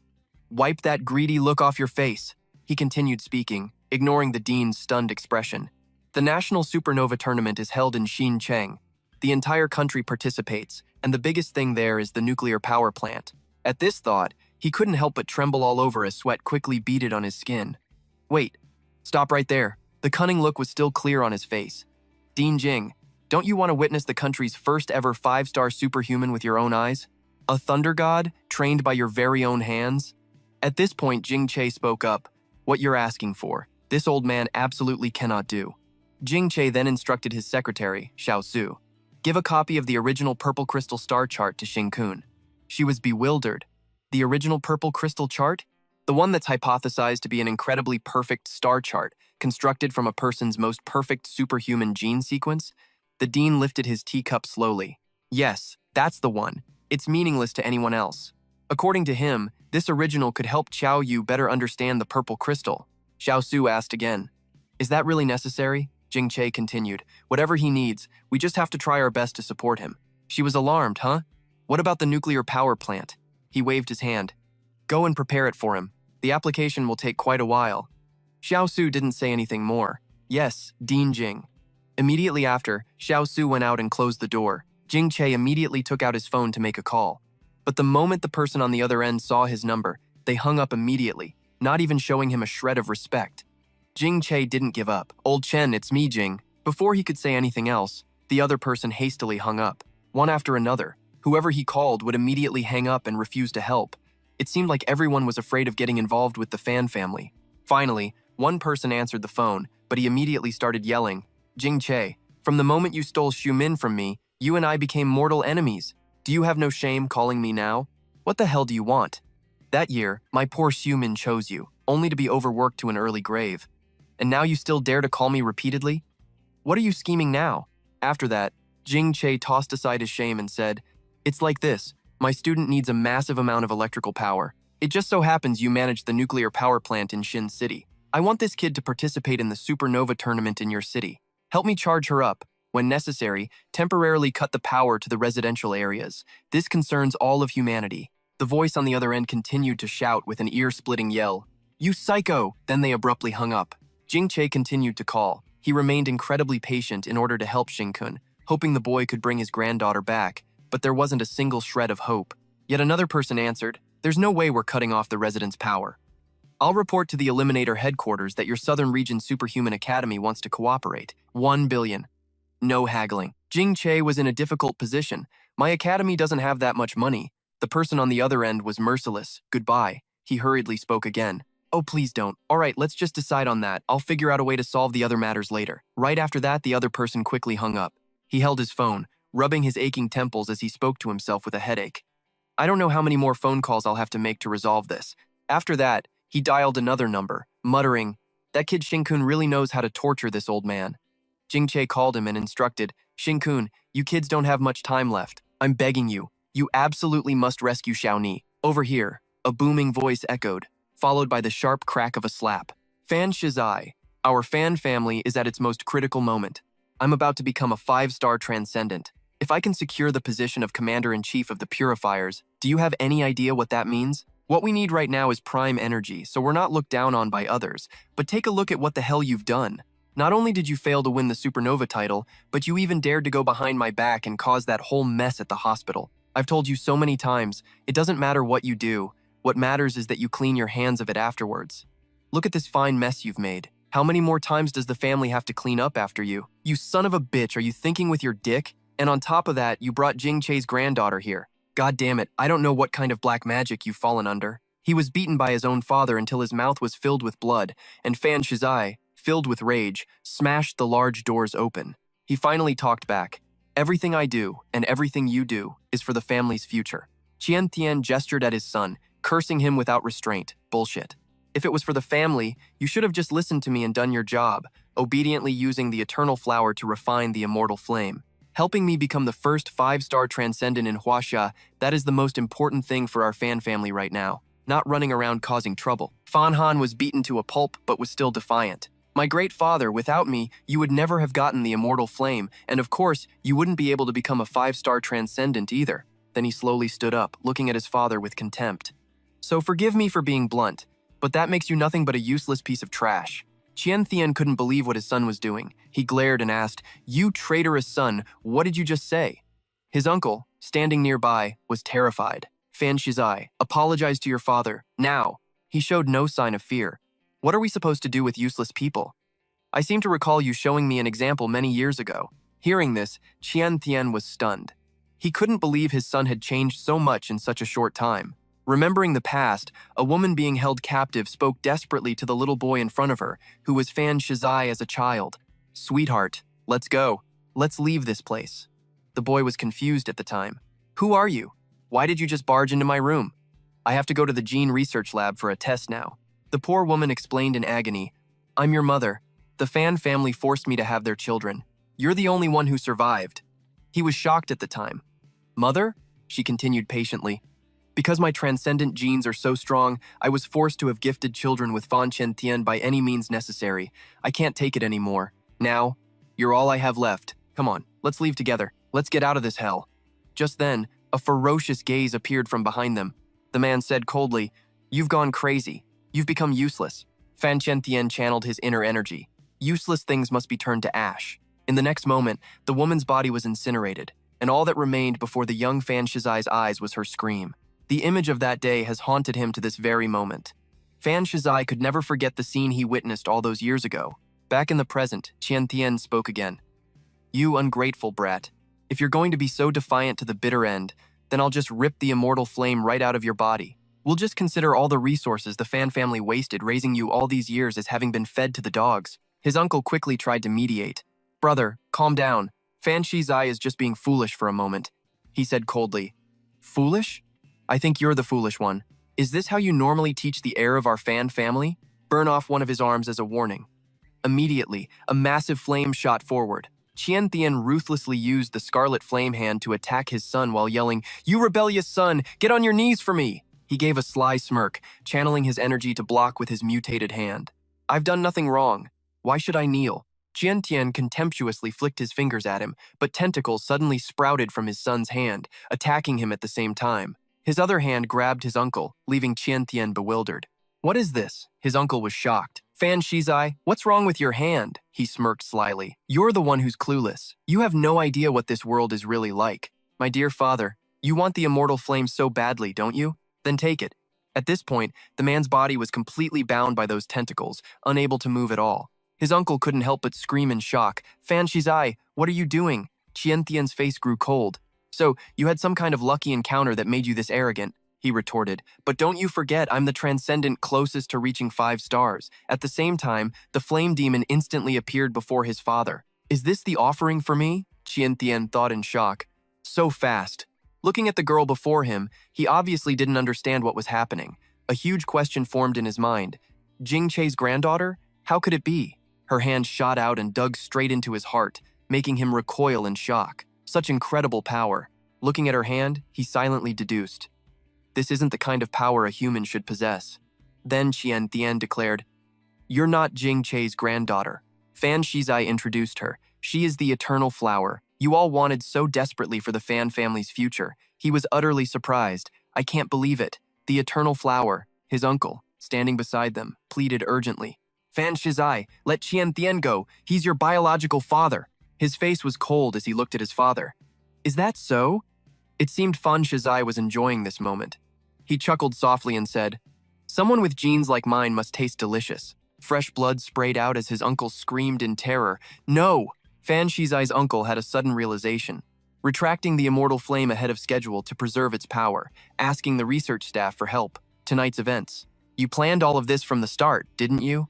The old man was sweating bullets. He asked him, "The Tay, you're the freaking heir to the Fan family. Do you have any clue what you're doing?" But his face was totally chill, even covered in fresh blood as he answered, "Oh, I've never been more clear-headed." The old guy, completely helpless, asked, "Starting the celestial zenith, Using stimulants to upgrade the family's superhuman genes? I've always been suspicious, Uncle. I know where to look for info on your birth mother's family. The T's face was a total blank slate as he told the old man, Uncle, don't stress. Hearing that, the uncle totally flinched, probably because he couldn't even begin to guess what his nephew was thinking anymore. The arm that Qian Tian had hit was starting to heal. He explained, I have nothing to do with that woman. Don't tell me you seriously thought I was doing all this for her, Uncle. How could I be? My dad had to die. Not just because he'd outlived his usefulness, but because he was going to be a rock in my path. With his old school way of doing things, he was bound to screw up the plans I have for the family. Uncle, you've raised me all these years, just like a real father. He gave the old man a look that was kind of threatening. I'm sure that once you know the whole story, you'll be on my side. The uncle flinched again. What? The T held out his hand and kept talking. Our fan family. We're going to become the masters of a human farm. Just say you're in, and we can continue our research on the limits of the human genome together. The old man was seriously freaked out. The Tay, this is insane. You're going to bring total ruin to the fan family. But even hearing that, he was completely unfazed. You're wrong, Uncle. I'm the fan family's one and only savior. If it weren't for me, our family would have been Monster Chow a long time ago. No matter how powerful a family is, once the great demon god decides to wipe it out. How long do you think that would take, Uncle? In the end, the old man had no choice but to give in to his nephew. The Tay couldn't help but look pleased. That's my dear uncle, all right? He continued. Starting tomorrow, we'll capture 1 3-star superhuman every day and offer them to the great flame demon god to eat. The old man was just, completely stunned. The flame demon god's face was pure greed as it let out a crafty laugh and said, 1 isn't enough. I want 3. He replied, I get it. If we can't find any from the outside, we'll just use people loyal to the fan family for now. We absolutely cannot let the great demon god go hungry. We'll just have to hold out until the supernova contest in Tan City. Then we'll take the great demon god there for a real feast. Scene change to the school's training grounds. In the future, all of you will have to fight monsters. But even a level 1 monster is 5 times stronger than a human. The students were all being forced to hold a horse stance, and for them, it looked so tough that their entire bodies were shaking. That voice continued. At the same time, the stronger your physical spirit, the higher the chance of awakening your superhuman genes. Every single one of you must complete your daily physical training. One of the guys couldn't take it and yelled out, pointing at Shinkun. But sir, how come those two get to just sit over there? They're even chilling and having snacks. Are we just like background characters or something? On what grounds? He was still pissed. Sir, just look at that punk's mouth. The teacher replied, they are this term's supernovas for our academy. They've been assigned a special instructor, so of course their curriculum is different from yours. They're just waiting for their squad's private teacher. The guy didn't look convinced. A private squad teacher? When it comes to training like this, the more the merrier, right? Our training efficiency is higher, so there's no need to be jealous of them. Just then, Quan Koi walked over from a distance with a big, cheerful smile. Hello, Teacher Thuong Quan. Thuong Quan Koi spoke up. You two can just call me senior sister. The students standing there couldn't believe their eyes and yelled out in shock, Thuong Quan Koi. The blonde dude totally lost it again. Damn it. I can let it slide with the girl genius, Xiao Yu, and I can even kinda get why that punk Xing Kun is there, leeching off a woman. But on what freaking grounds are those two useless siblings, Triu Thin and Triu Tu Dao, there too? Sir, I want to report Triu Thin and Triu Tu Dao. They didn't come back to the dorms last night. Who knows what kind of shady stuff they were up to? The teacher explained with a sigh. For the past 2 days, their Mars Apocalypse squad has been on a mission. I think Triu Thin and Triu Tu Dao even went to collect their mission rewards. What? They're back. Hearing that, the other students turned to look. Just then, Tu Dao's siblings were walking up, laughing and looking super happy.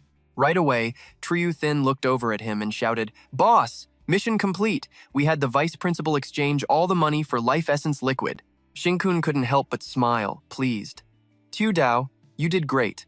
The blonde guy saw how much they had and just collapsed, whining bitterly. How the hell are Triu Thin's crew strong enough to pull so many crates at once? No, that's not the point. The point is, all those crates are filled with life essence liquid. Is that the same life essence liquid that we can barely get our hands on a single bottle of? Usually, 1 crate has 50 bottles. And it looked like there were 54 crates in total. So the total amount is. The teacher spoke up. All right, get your heads back in the game. Let's continue training. But the students started murmuring again. Sir, why can't we train on the 5 Elements ground? It's easier to awaken our superhuman genes there. The teacher replied. The 5 Elements ground is under renovation these days. Meanwhile, over at the 5 Elements ground, Thuong Quan was explaining, Until the supernova contest begins, this place belongs to you guys. Before we start the lesson, she said, looking at him, Shin-kun, tell me the specifics of your situation. Also, you need to pay my tuition fee first.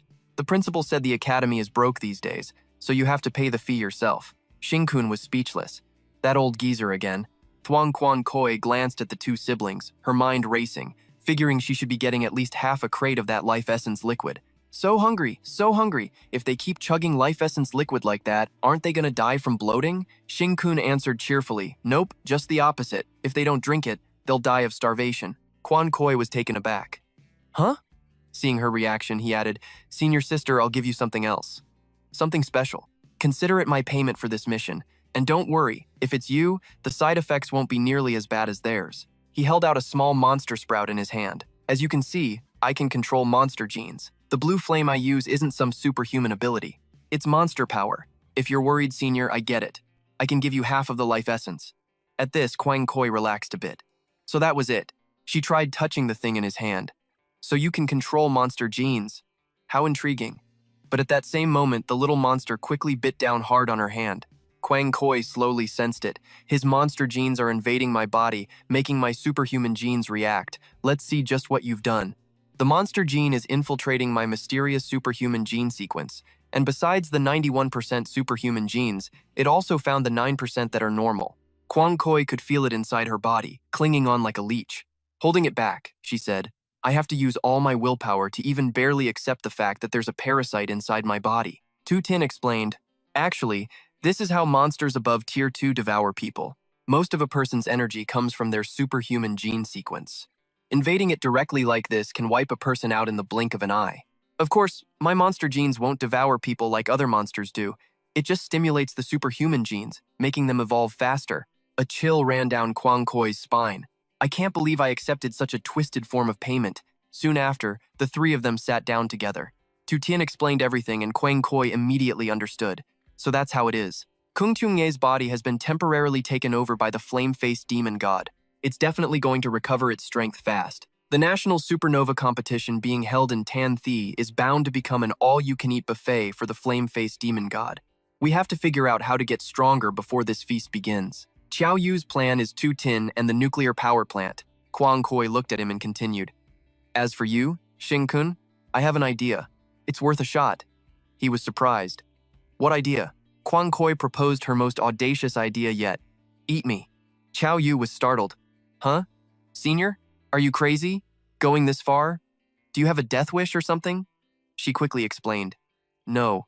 You're both misunderstanding. The higher the grade of the monster gene, the more it stimulates the superhuman genes. That's why Shin-kun's genes provide such a powerful stimulus for us superhuman users. And conversely, my superhuman genes could probably give Shin-kun's monster genes a huge boost, too. Of course, I'm not going to be literally eaten by Shin-kun. But what if it's just a few strands of hair, fingernails, or saliva that carry my superhuman aura? Qiao Yu grinned slyly. Well then, no need to trouble yourself, Senior. My genes are way more suitable for Shin-kun to eat. He just stood there, looking dumbfounded. Ah! Then her face darkened as she glared at Shin-kun. You scumbag. After seeing you pull those pathetic, energy-draining stunts at the hospital, I already knew you needed a serious power-up. Here, I'll let you eat something tasty. He couldn't help but flinch. Piranha, what the hell are you plotting now? As if wanting to get back at him, Qiao Yu quickly took off her shoe and stuck her foot out. Come here and bite my toenails. Shin-kun's face darkened in disgust. Get your stinky foot away from me! Drinking fluids like saliva or whatever is already my absolute limit. Hearing this, Qiao Yu's expression went dark. Who knows what she was thinking, but she immediately asked, Fluids, you say? Qiao Yu immediately screamed, You perverted scumbag! Shut your mouth, or I'll shove this foot towel in it. Shin-kun panicked. You stupid fish, stop, she then said. Senior, help me hold him down. Kwang Koi immediately channeled her inner energy and struck, forcing Shin-kun's mouth wide open. Qiao Yu lunged forward. Open your mouth! Shin-kun looked at her desperately. What are you trying to do? Shin-kun broke out in a cold sweat. Stupid fish, don't take it this far. Suddenly, a metallic smell hit his nose. Shin-kun froze, thinking to himself, This is... His whole body froze solid. Shin-kun quickly realized that what he was drinking was blood. Qiao Yu said nonchalantly, Drink up. If you dare waste a single drop, I'll get the foot towel. We grew up together. Our fates are tied. We share the good times and the bad. Seeing his dazed look, she added, I can do a lot for the two of us. Giving a little blood is nothing. Then she immediately started shouting again. You scumbag! You hear me? Listen here, Sing-kun. But he jolted and grabbed her hand tightly. Dangerous. His overreaction startled her a bit. It's just a little blood. It's not that serious. A flood of painful memories rushed back, playing out in Shin-kun's mind as if it had all happened just yesterday. Right after, his arm suddenly mutated. Terrified, Shin-kun hugged her tightly. Chao Yu grew anxious too. Shin-kun, what's wrong with you? From a distance, Kwang Koi saw his strange behavior and shouted in alarm. Shin-kun! Tudao's brothers were also overwhelmed by this wave of inner energy. Truong Thin was even thrown backward. He yelled in shock. Big bro! It seemed that he could no longer control his power as it surged violently within him. Elsewhere, the headmaster's heart suddenly skipped a beat. And it wasn't just him. Over in the stands, the other students felt it too. A commotion started. What is this? A monster's pressure? Back with them, Chao Yu was bewildered. What are you doing? Shin-kun hugged her tighter. In this life, I absolutely cannot let Chao Yu get hurt. I will protect her no matter what. A feeling of happiness swelled inside her. Chao Yu blushed and chided him. You're so cheesy. Touched, she wrapped her arms around him too. It was just a few drops of blood, after all. A moment later, Chao Yu annoyedly pushed him away. You jerk! You were clearly the one who hugged me first. Shin-kun was surprised. Huh? Why don't I remember anything? It must have been an unconscious reflex of my body. I'm all better now. Kwang Koi commented nonchalantly. Is that how scumbags talk? But if what you're saying is true, then either Chao Yu's blood or her injuries give you a massive stimulus. Meanwhile, Shin-kun grumbled. Stupid fish. What are you smiling at? I forbid it, Kwang Koi continued. You two could. He angrily cut her off. No way! Are you kidding me? Don't use Chao Yu's blood to stimulate me. I don't have that kind of sick fetish. She held out her cut hand, waving it in front of him. Oh, I know what kind of taste you have. Suddenly, the moment Shin-kun saw it, he yelled, Oh crap! Chao Yu quickly backed away. You damn scumbag, don't tell me you want to eat me now, model. His eyes were bloodshot red. Shin-kun was drooling all over the place, staring at her, hungry. Quan Shangguan Kui immediately used his internal energy to snap Shin-kun out of it. He flinched and covered his face. Damn, Chao Yu's super gene smells way too good. Quan Shangguan Kui forced a smile. Using Chao Yu's blood to juice him up was a risky move, but now he'd have to fight his own hunger. For a second, he didn't get it. What did she mean? Quan Shangguan Kui explained. Aren't you guys trying to power up as fast as possible? For you guys, that means maxing out 100% of your star charts, like yesterday. Right now, we've got your monster gene and a massive supply of life essence. Back at the training grounds, the instructor was barking at them. Hey, hey, hey! Everybody on your feet now! Get back to training! If you don't push yourselves to the absolute limit, your super genes will never evolve. Those of you who haven't awakened yet need to work even harder. Get up! If you don't put in double the effort, you'll never catch up to people like Shin-kun. Just then, a voice cut in. That's wrong, sir. I totally disagree with that. No matter how hard they try, they'll never catch up to some Nepo baby who got in through the back door. The instructor immediately recognized him. It was Vu Troc. He was originally on the team, but gave up his spot to fan the Troc during the supernova trials. And the rest of you. Are you the students who decided to work for the Fan family after graduation? I don't care what you want. Get out of here. Don't disrupt my class. Vu Troc got all smug. What's the problem? Am I not allowed to talk to the underclassmen? Or are you just scared the academy's dirty laundry will get aired out? The blondie was confused. Huh? Is there some dirty secret we don't know about? Vu Troc sneered. You guys still haven't heard? Figures. The kind of messed up drama where they let the director's secret son pull strings to get in while kicking out a real genius. Of course, they'd have to hide that from all the naive little students, right? The instructor couldn't help but yell in anger. Vu Troc, stop spouting nonsense and spreading false rumors. He shot back. Oh, rumors, huh? If he wasn't the director's secret kid, how could someone with practically zero super genes even get into the final competition? If he really had no connection to the director, how could he just waltz in with a 1% super gene and snag the #1 supernova spot this year? And in the end, the only reason he won was pure dumb luck. Because he found the artificial superhuman gear before anyone else. So where are they now, Teach? If you're too scared to say it, I'll say it for you. They're hogging the entire 5 elements field for themselves. The students started murmuring, What? Sir, is what he's saying true? The instructor replied, Yes, but there's a reason for everything. Vu Troc continued. We need to go set them straight. Convince them to give up their spots in the national supernova competition. Whoever's with me, let's go. The instructor quickly blocked them. Stop right there. I won't let you mess with academy business. Vu Troc used his power to block the instructor. He let out a scornful laugh. You're just a teacher who babysits first years with the basics. You can't stop me. You have no idea. After I gave my spot to young Master Fan, he hooked me up with so many opportunities. Before the instructor could speak, Vutra cut in again. And that's exactly why I have to go get justice for him. The scene cuts back to the others, with Quan Shengguan Kui explaining the star chart cultivation. Still don't get the star chart? The hardest part is getting the super gene in your body to root itself in the exact right spot and lining up the points of the star chart perfectly. If you're not careful, you'll plant it in the wrong place and cause internal damage. But someone with a monster gene has way better recovery than a normal superhuman. That's why, with the help of a massive amount of life essence, even seeing everyone looking so wrecked, Quan Shengguan Kui was totally unfazed. You just have to puke up a little blood, that's all. She turned to look behind her. Jing-kun, can you handle it? But right then, he looked like a starving ghoul. Just then, Vutrok's crew burst in from behind. Xing-kun, today, I'm gonna show you what happens to fakes who don't deserve their reputation. He turned around, drool dripping, his crimson eyes glowing as he said coldly, hungry.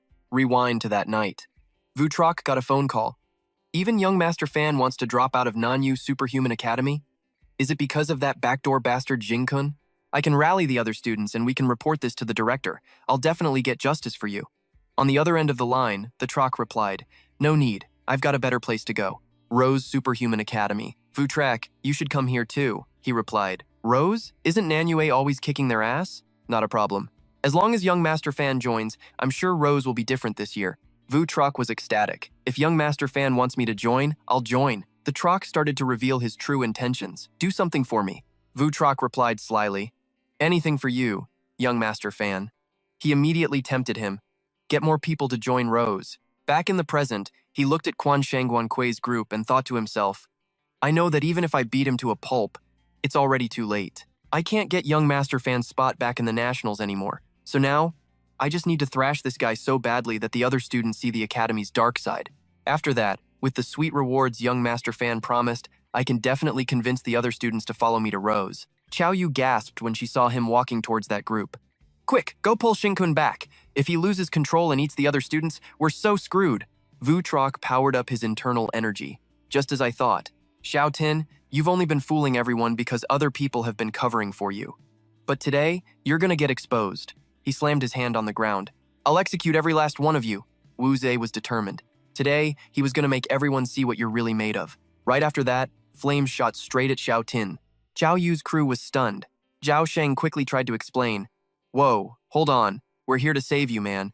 Wu Zhe just smirked. Senior sister Cheng Huan Kui. Us juniors are just having a little competition. You better not step in and help them. Unlike him, she couldn't have cared less. She just took her medicine and waved her hand, as if telling them to go at it. Wu Zhe stepped forward, saying, this is the only way you and I can have a fair fight.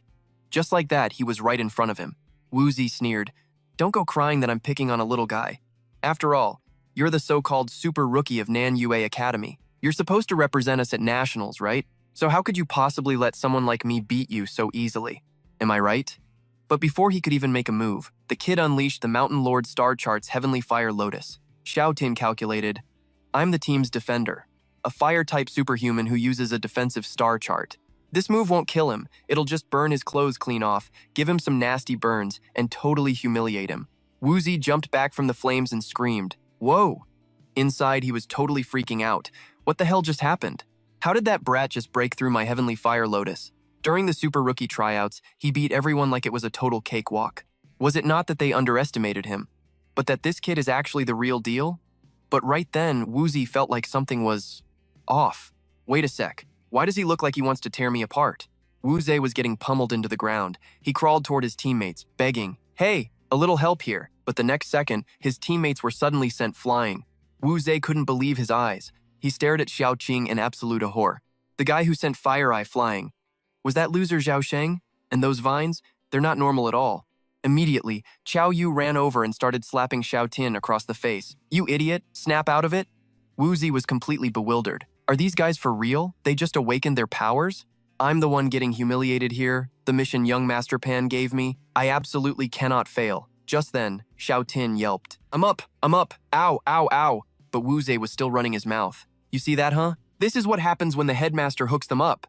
They've hogged all the Academy's essence for themselves. Look, that's a huge amount of life origin liquid. There's no way the headmaster would give them that much essence. If that's not favoritism, I don't know what is. This is why they've powered up like crazy. You all get it now? This entire academy is rotten to the core, the teacher yelled, cutting him off. Wu Zi, what the hell are you talking about? That's not how they're training. Wu Yin cut in, his face dark. But sir, that can't be right. Zhao Sheng used to be way weaker than me, but now he's at a level I've only ever dreamed of reaching. The teacher flinched. That's not it, Wu Yin. There's a reason for all this. They've really been working their butts off, but by now, he was blinded by ambition. Working hard? I work hard too. So why can they take down high-level fighters while I'm still stuck in the same damn place? Seeing Wu Yin so riled up, Wu Zhe knew this was his moment and couldn't help but grin. He immediately jumped in. That's right, they're the ones who stole the resources that should have gone to you. They stole your futures. The other students totally fell for it. The crowd erupted in anger. So that's what's been going on. Damn it. This academy is so messed up. It's dirty, it's not fair. I'm gonna report them. Are you kidding? With the kind of connections they have, what good would that do? Seeing how tense things were getting, Zhao Sheng started to look nervous. Boss, what do we do now? He whispered back casually. What's it got to do with us? Just let them be. Wu Zhe started his recruitment pitch. Hey everyone, you know why Pan Shizai left Nanyue Academy? This is why. He went over to Rose Superhuman Academy because of this crap. I've decided I'm leaving to follow young Master Pan too. Huh? Even someone from the Pan family? Young Master Pan said that if we go with him, he'll give each of us an extra 30 vials of Life Origin liquid every single month. That means we can use Life Origin liquid to train every single day. Just follow young Master Pan, and he'll give us all a new future. Someone in the crowd was convinced. Senior Wu Zhe, can I go with you to follow young Master Pan? Wu Zhe was thrilled. Of course, Xiao Tin had already turned to leave, but hearing this made him stop and think. Follow young Master Pan, Pan Shizai? Don't tell me he's just luring people over to be sacrificed to the flame demon god. With that thought, he turned back around and walked toward Wu Zi. The second he saw him, he asked smugly, What, did I strike a nerve? You feeling salty? Then he quickly whispered to his guys, You guys stop him for me. Young Master Pan will give you a bonus. They quickly agreed. Okay. Then Wu Zi turned to the students he'd manipulated. We've got nothing to say to people who cheated their way in. Everyone, follow me. I'll give you the details once we're outside. He was a little scared, thinking to himself, my mission to recruit people for Rose Academy is done. I just gotta get out of here. With a single move, Xiao Tin sent one of the guys flying like he weighed nothing. It looked like he was trying to stop this whole mess from happening. Seeing his buddy go down, another guy rushed in to help, but these guys were nowhere near his level. Xiao Tin quickly launched an attack that sent the entire group flying. Vutrox saw his aura and was totally floored. How the hell is he this strong? As the kid attacked, he immediately channeled his internal energy to block the blow with all his might. But that defensive barrier quickly started to crack. Vutrox couldn't believe his eyes. No way! Zitong then viciously shattered the shield with a single punch. Shards of it exploded everywhere. Zitong's face darkened as he thought, the blazing flame demon god is on the move. Was that bastard trying to recruit people for the anti-world order just now? He looked at the clueless students and thought, is he trying to gather them up as spare rations? I can't let the blazing flame demon god get a full meal like this. I have to talk some sense into these guys. Right after, Zitong quickly spoke up. If you can get stronger just by chugging tons of life essence, then wouldn't the anti-world order, with its infinite supply of life essence, already be invincible? In that case, he should have been able to snatch what's in my hand. Vutrox yelled in a panic. Let go! Zitong ignored him and continued. Guys, don't let him fool you. Sweat beaded on Vutrox's forehead as he gave a sly grin and said, who knows what kind of tricks you're pulling? No matter what you say, your speed is only this insane because you've been chugging huge amounts of life essence. Let go of me! The Superhuman Academy doesn't charge tuition. People always aim higher. Even if you've got powerful backers, you have no right to stop others from going to an academy with better perks. Seeing how blind this guy was, Zitong felt a bit helpless. I've said my piece. The rest is up to their own fate. But I still can't let the blazing flame demon god have such a feast. Right then, the little monster in his hand gave Vutrox a light bite. Zitong planned it out. I have to leave a little seed on these good classmates. He immediately let go. Vutrox flinched and screamed in pain. Ow! What the hell did you do? Zitong replied nonchalantly. Whoops, my bad. My nails are too long. Accidentally scratched you. Then, another idea popped into his head. He grinned slyly and said aloud, You're right, everyone's got their own ambitions. How about this? For any of you who've decided to leave the academy, I want to give you my sincerest blessing. Vutrox backed away, scared. What are you trying to pull? Zitong smiled brightly and replied, Just a handshake. A proper goodbye. We're all civilized people here, right? He frowned on guard. He's definitely trying to convince everyone to stay. This guy is full of crap. Just in case, I can't let him drag this out. We need to leave. Fast. Vutrok immediately turned to the students. All right, guys, if you want to follow Young Master Fan and live the high life like me, then come with me. Miss this and you'll regret it. Okay, quick goodbyes, then we're out of here. Huh? Boss Xiong, sorry, I'm heading over to Rose. All their faces were just blank with confusion. He quickly went around shaking everyone's hand, just as he'd planned. Every single person yelped in pain. Zitong immediately laughed cheerfully and said, Sorry, guess I don't know my own strength. Some of them couldn't help but get suspicious. Does he really need to hold on for that long? But he just kept on smiling. And so, Zitong shook one student's hand after another, chattering away and wishing them all the best. When he got to another student, Zitong couldn't help but speak up. Nguan, we were almost teammates. I'm telling you, man, don't go over there. The guy didn't dare to look him in the eye. Sorry. I'm just a normal person. I just want a future that's a little easier to fight for. Knowing he couldn't change his mind, Zitong gave up. Well then, I wish you luck. Nguan replied. Thanks. After it was all over, the teacher saw him looking so deep in thought and went to comfort him. We lost 30 students. I tried to talk to a bunch of them earlier, but you can't hold on to those who want to leave. You did great, son. Everyone's got their own path. Honestly, every year some academy from another city comes here to poach our talent. Every place needs superhumans after all. He shouted after them. Well then, hope they live a little longer. Inside, Zitong sighed to himself. Man, implanting so many monster genes at once is such a pain in the back. The teacher heard him and misunderstood. Ah, Zitong, you're right about that. Time flew by. 1 week later, Zitong was on the phone with Jing Che, the director of Jing He. Your move to drug all the students at the Monster Gene Academy these past few days. That was pretty messed up, old man, he continued. I was just following orders, turning every student in the Monster Gene Academy into one of my monster gene seeds. If they happen to mutate into monsters, at least they won't lose their minds. But when students actually start mutating into monsters, you'd better figure out how you're going to explain it to them. Jing Che replied, You just do your part. Oh, right. We've finished Du Yang Yang's health check. He's perfectly capable of taking your place in my experiments. Too bad I can't just cut you open. Zitong was a little surprised. Whoa, director, you're targeting me? The director quickly explained. I've already sent Du Yang Yang out for now. He's going to replace Lin Qi, disguising himself as your blue flame persona out in the world. He'll be a decoy to draw everyone's attention. Even though his talent with a sword is insane, with his pathetic power level not even at level 4, he probably won't be much help to you. Zitong replied, No, maybe he can pull off a miracle. Suddenly, in the middle of their conversation, his phone screen went black. Zitong shook the phone in his hand, wondering, dead battery? He looked around and finally noticed everything was pitch black. Zitong exclaimed, Oh, sweet, power's out. Suddenly, the lights flickered back on. Zitong felt a chill as he looked around. Are these lights possessed or something? Zitong rushed back to his room. The moment he opened the door, he asked, Is it done? She gave a faint ma'am. Then Xiao Yu started explaining. Just now, I placed all the superhuman genes into their exact positions. The complete violet crystal structure is finished. Unlike last time when I just built a rough blueprint of it, that version could barely even start up, and I could shut it down easily. Even if I didn't, it would have stopped on its own once the power ran out. But now, the complete violet crystal is a whole different beast, and the moment it's complete, it'll run on its own. The purple crystal's energy used to be at only 2%, but now it's using that 2% to automatically grow and multiply. It's even creating an uncontrollable pull, constantly absorbing electricity from the outside. After saying that, she looked at Xing Kun with sympathy. Purple crystal, I think I'm starting to get how you feel. I'm starving. Pink electricity was still crackling from her hands. Xiao Yu felt so hungry she wanted to just drain all of Nanyue's power right then and there.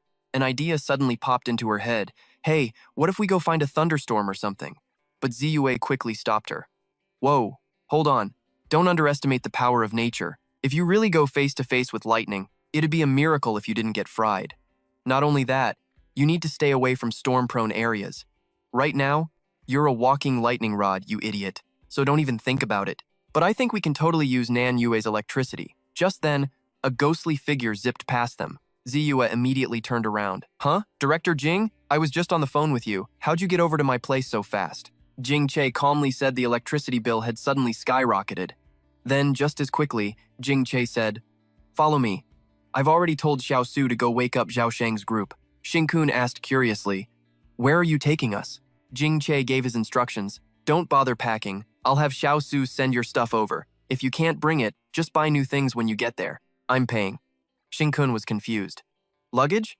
Didn't you say we weren't going to Xingcheng until next week? At this, the director broke into a cold sweat, screaming internally, My reputation is on the line here. If you're gonna cause trouble, go do it in Xincheng. That guy already promised me he'd supply all the electricity during the supernova tournament. Arriving a week early to be safe is perfectly reasonable. The director waved them away dismissively. I've already rented a car. If you guys got on a plane right now, it would probably fall out of the sky. And I had already booked your tickets and everything. Xing added, Report, director. Chao Yu's condition is really unstable right now. Look, one touch and you get shocked. Electrical devices nearby are flickering on and off. This car is probably gonna get busted. Jingche covered his face in agony. It's fine. If it breaks, we'll buy a new one. I'm paying. Let's go, let's go. Chao Yu grinned at him cheerfully. The director is so generous. Don't worry, I'll try my best to control it. I've been trying hard not to suck up any electricity on the way here. Jingche cut her off. No, absorb it with all you've got. We can't waste a single moment of getting stronger. This is a price I can barely afford to pay. On this trip, you kids will be facing monsters more terrifying than you've ever seen. Anything I can do, I'll do it with all my strength. I hope you kids can win this fight. Xing was full of confidence. Victory will definitely be ours. We'll bring Chao Yu back with us. The scene shifts to the flame demon god. Ugh. Zhang Yin complained from within his fiery tub. The quality of today's food has gone down. Shichi hurriedly explained. My apologies, Lord Flame Demon God. The easy-to-catch lone knights near Nanyue are almost all gone, but rest assured, I've already prepared the death soldiers trained by the Fan family. They're ready for you to use at any time. I've also prepared quite a few newbie supers. After a bit more training, they'll be ready to eat. He stood up and continued. However, if the snacks here are all gone, then let's go to Xincheng. I can sense it. There's another king like me over there. I can have him take care of this minor annoyance for me first. Remembering the day they took over the hospital, Chu had gathered all her courage to ask, Sir Xing, what can my brother and I do to repay you? You can repay me with your body. Can you tell me your real identity? I promise I'll keep it a secret. Xing chuckled lightly. You don't need to repay me. Duo Yang is your brother, and I can't really hide my identity from you anyway. Immediately after, his form began to change. Chu was stunned. You're Junior Xing. She was shocked, thinking to herself that the wielder of such powerful blue flames was actually a junior 2 years below her. Soon after, she went to see Jing Che. Director, I'm now a 4-star superhuman. I'd like to request to be the senior leader for the Xinghuo squad for the supernova tournament in Xincheng, replacing senior Shangguan Kui. I can't be away from Nanyue for too long. I'm the one who knows Xing identity, which makes me the most suitable person. She also quickly announced to her fans, Everyone, Chu is about to undertake an important mission, so I won't be able to stream for you all regularly. Back in the present, Chu was focused on her phone, muttering to herself, Helping my fans isn't what's important. She smiled happily, her face blushing. Just thinking about seeing Xing makes my heart pound. Yep, I definitely like Xing the most. She couldn't help but sigh to herself. Calm down, calm down. Before summer ends, you have to try and have a sweet, older woman, younger guy romance. Go, Chu! From outside, a familiar voice called out, Brother, sister-in-law, please get in the car first.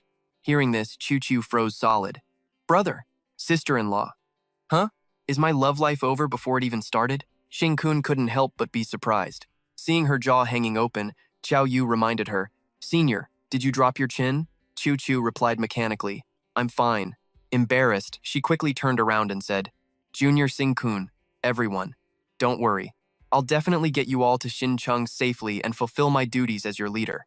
Xing spoke up. If you're our senior, you must have heard from the director how dangerous this trip is, right? We could all die. You don't have to risk your life with us. Tears silently streamed down her cheeks. No, I'm willing, even if it's like a moth to a flame. Because my body and soul and my brothers have belonged to you since that day. Xing was a bit flustered. You're being a little dramatic. That's probably not necessary. The car engine quickly started up. Chu announced loudly, We're off. They were the only ones moving on the roads. Chu couldn't help but wonder, that's weird. Why aren't any of the other cars moving? Xing explained, it's because Chao Yu is constantly absorbing the electricity from our surroundings, whether it's a gas-powered car or an electric one. Even the fresh electricity from a generator gets sucked dry in an instant, so they all stalled. Zhao Sheng was ecstatic, slapping his thigh and saying, Awesome, we've got clear roads all the way. Ziyue chuckled wryly and reminded him, but we still need to be careful.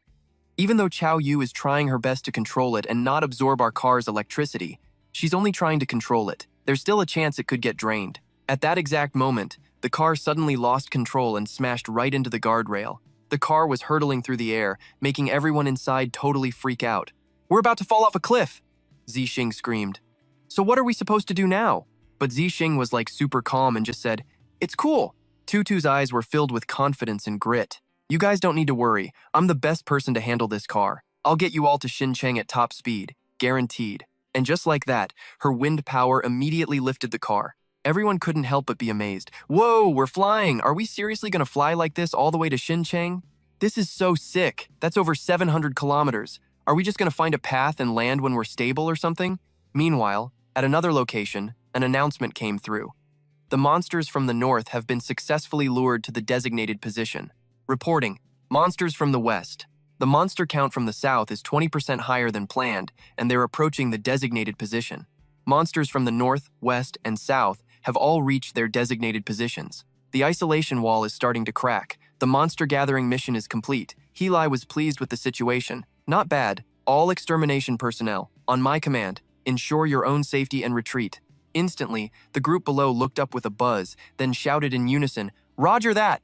Heli slowly landed. Li Tianxing, to clear the way for the supernova competition in 1 week, all the supernovas in the country will gather here. This is going to attract a massive horde of monsters to the city. So now, we're luring them here to wipe them out first. You better not screw up the calculations. If you let this many monsters flood into Xincheng, your own father, the commander of the Xincheng exterminators, is going to have to take the fall for it. Tianxing replied casually, "Nah, don't worry about it. I'm one of the few people with the potential to become a top-tier level 5 transcendent. I got this." After a pause, he continued, "The nuclear power plant is also ready to go.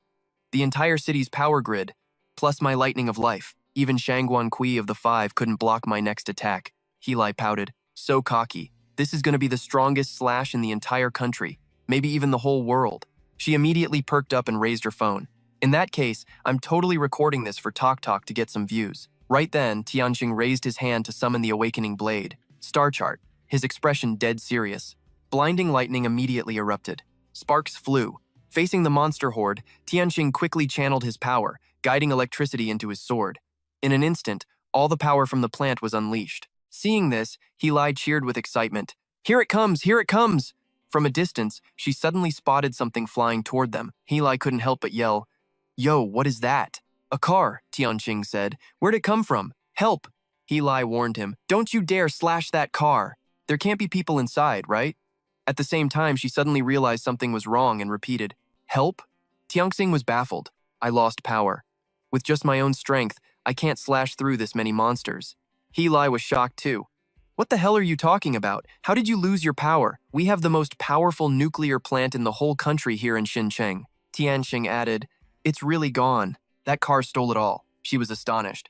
"Weren't you so sure of yourself? Who in the world can steal electricity better than you?" Tianxing was still dumbfounded. "I don't know. It just got jacked." The monsters were about to charge them. Heli cursed to herself. "Ugh, we don't have time for this. Let's just take them on together."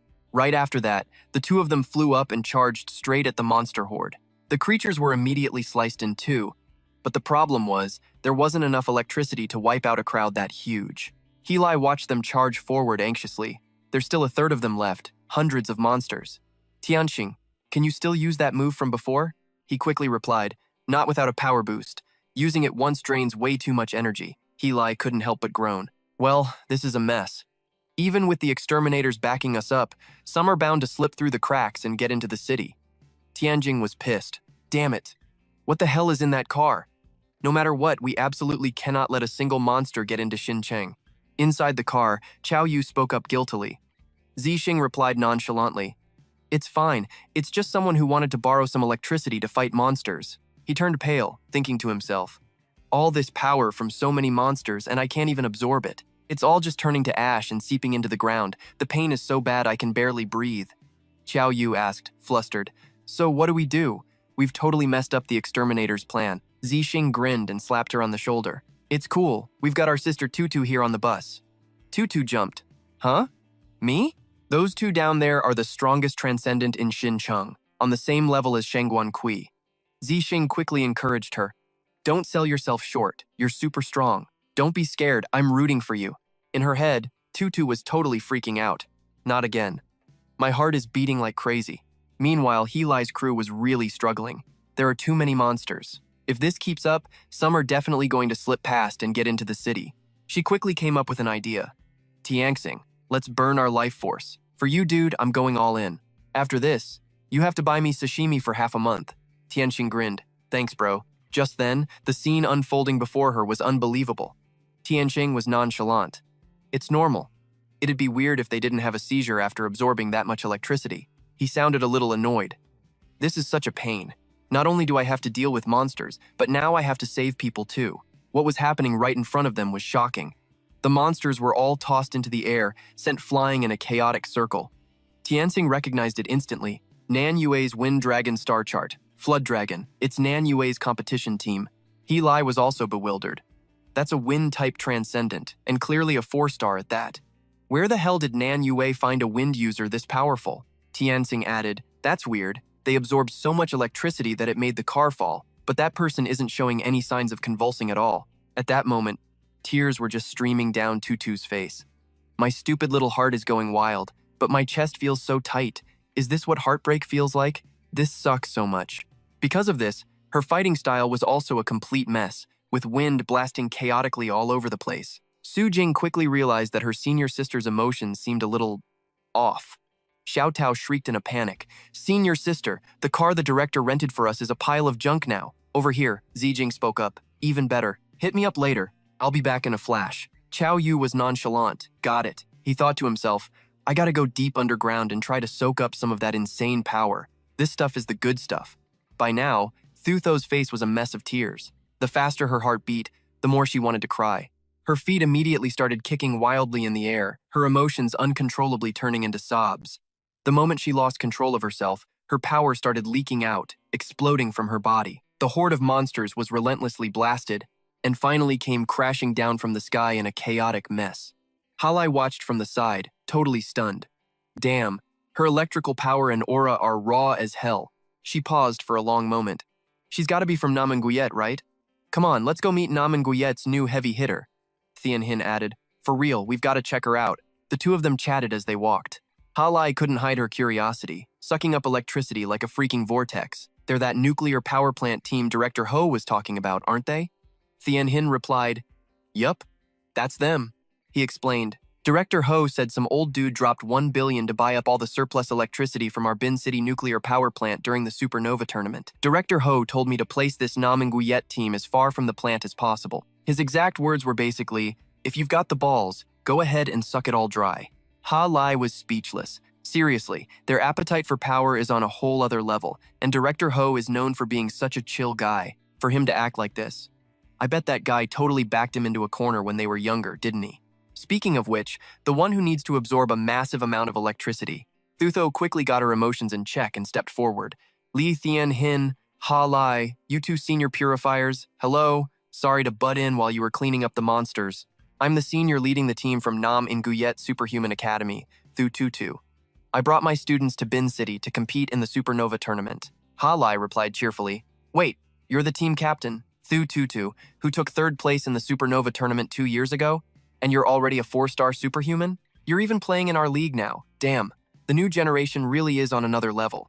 I bet you'll be Huaxia's first 5-star superhuman. Flustered by the praise, she blushed. No way, I just got lucky with a few opportunities. Ha Lai laughed happily, so humble. And hey, thanks for helping us take out those annoying monsters.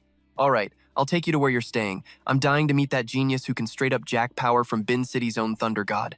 At that same moment, Chao Yu's group walked over. Ha Lai continued, there they are, that's them. But wait, why are there only 3 of you? Is someone hurt? Let me see. With her eyes squeezed shut, Chao Yu whined, so scary. It's my first time seeing so many monsters. Su Jing watched her, completely bewildered. What's wrong with my sis-in-law? She's talking all weird. Did that bumpy car ride rattle her brain loose or something? Xiao Tao added. Chao Yu was seriously freaked out.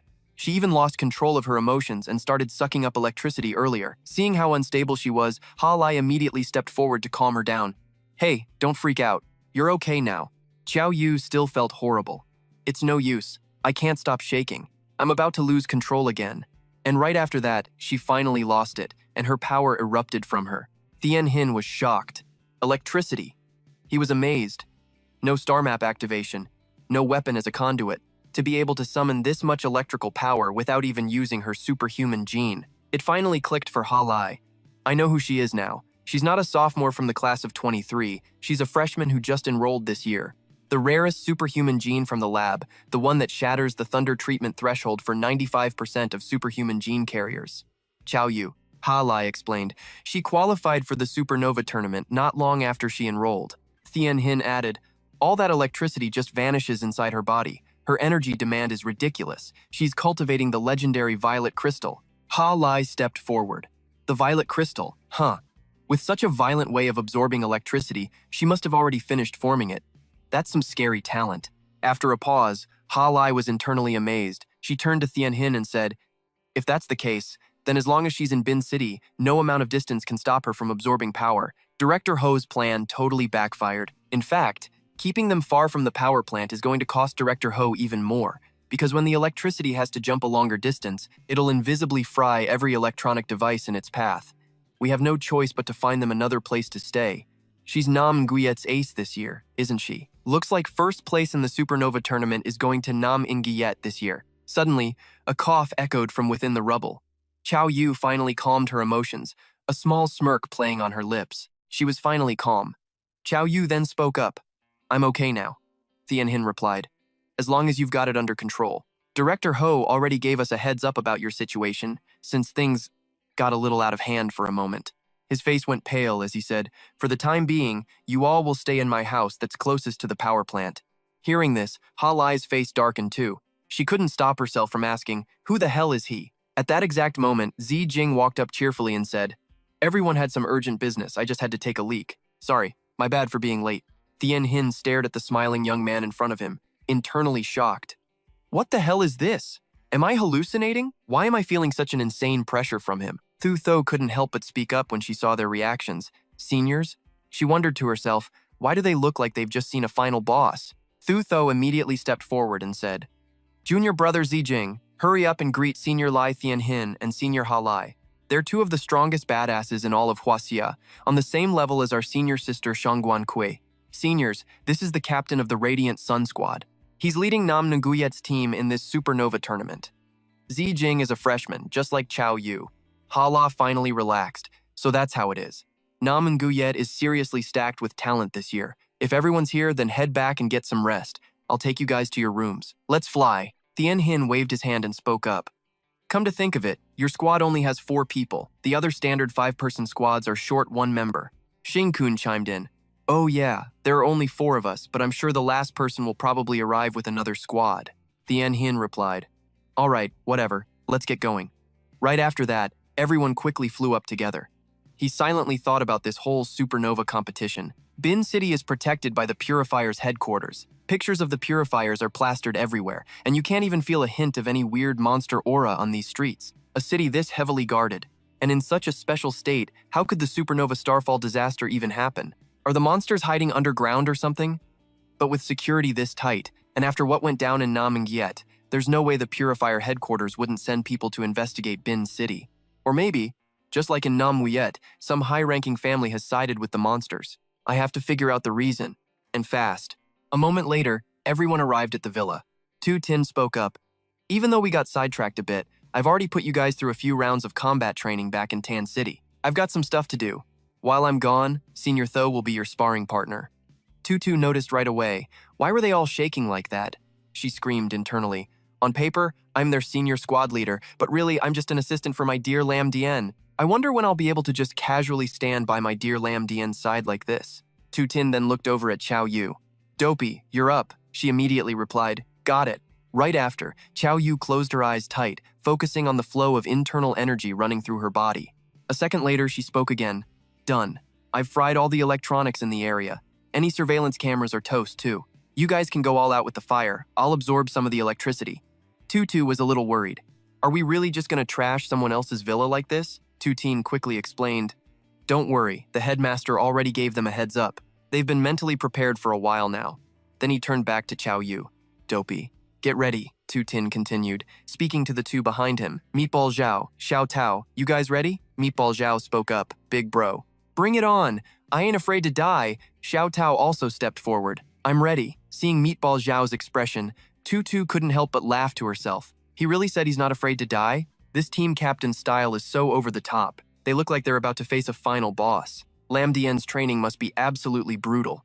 Just then, Tu Tin grinned and held out a hand towards her. Senior Tho, watch closely. From now on, just keep up this intensity. They recover real fast. That same arm transformed into massive tentacles that shot straight towards Meatball Zhao with completely overwhelming power. Tutu couldn't help but be impressed. Whoa, that's seriously lethal. No wonder they had to fry the cameras. My dear Lam Dian has gotten even stronger. I love it. Tu Tin thought to himself. I've stored up more than enough monster gene energy, but I'm still missing something to become a level 5 monster. In my past life, I ate my way to the limit of a 5-star superhuman. Now that I think about it, it was that dude, Shangguan Kui, when he was about to die from resisting hellfire. That's when I naturally evolved into a level 5 monster. In this life, I'm on a totally different monster path. I have to find another way to evolve. He glanced at Qiao Yu behind him. Maybe I need to check out how state-based 5-star superhumans do it. Tu Tin felt a bit troubled. This was a territory that no one, in this life or the last, had ever truly touched. Just then, Qiao Yu suddenly spoke up. What's up? I've sensed the owner of this villa. Li Tianhin is right outside. He asked, what's that guy doing? Qiao Yu said, he's trying to fight me for control of the electricity here. Just then, his other arm quickly returned to normal. All right, Tutu, I'm leaving this to you. She was a little stunned. Huh? He thought, this is for all the new supernovas who died. The Starfall disaster in Tan City. It's highly likely that the disaster was caused by a major family that submitted to the monsters and went into hiding. Meanwhile, Tianhin was trying to draw the electricity, muttering to himself, I refuse to believe I can't beat a little girl at this. Draw electricity! But it was way harder than he thought, and it was starting to piss Tianhin off. For real? I actually can't win?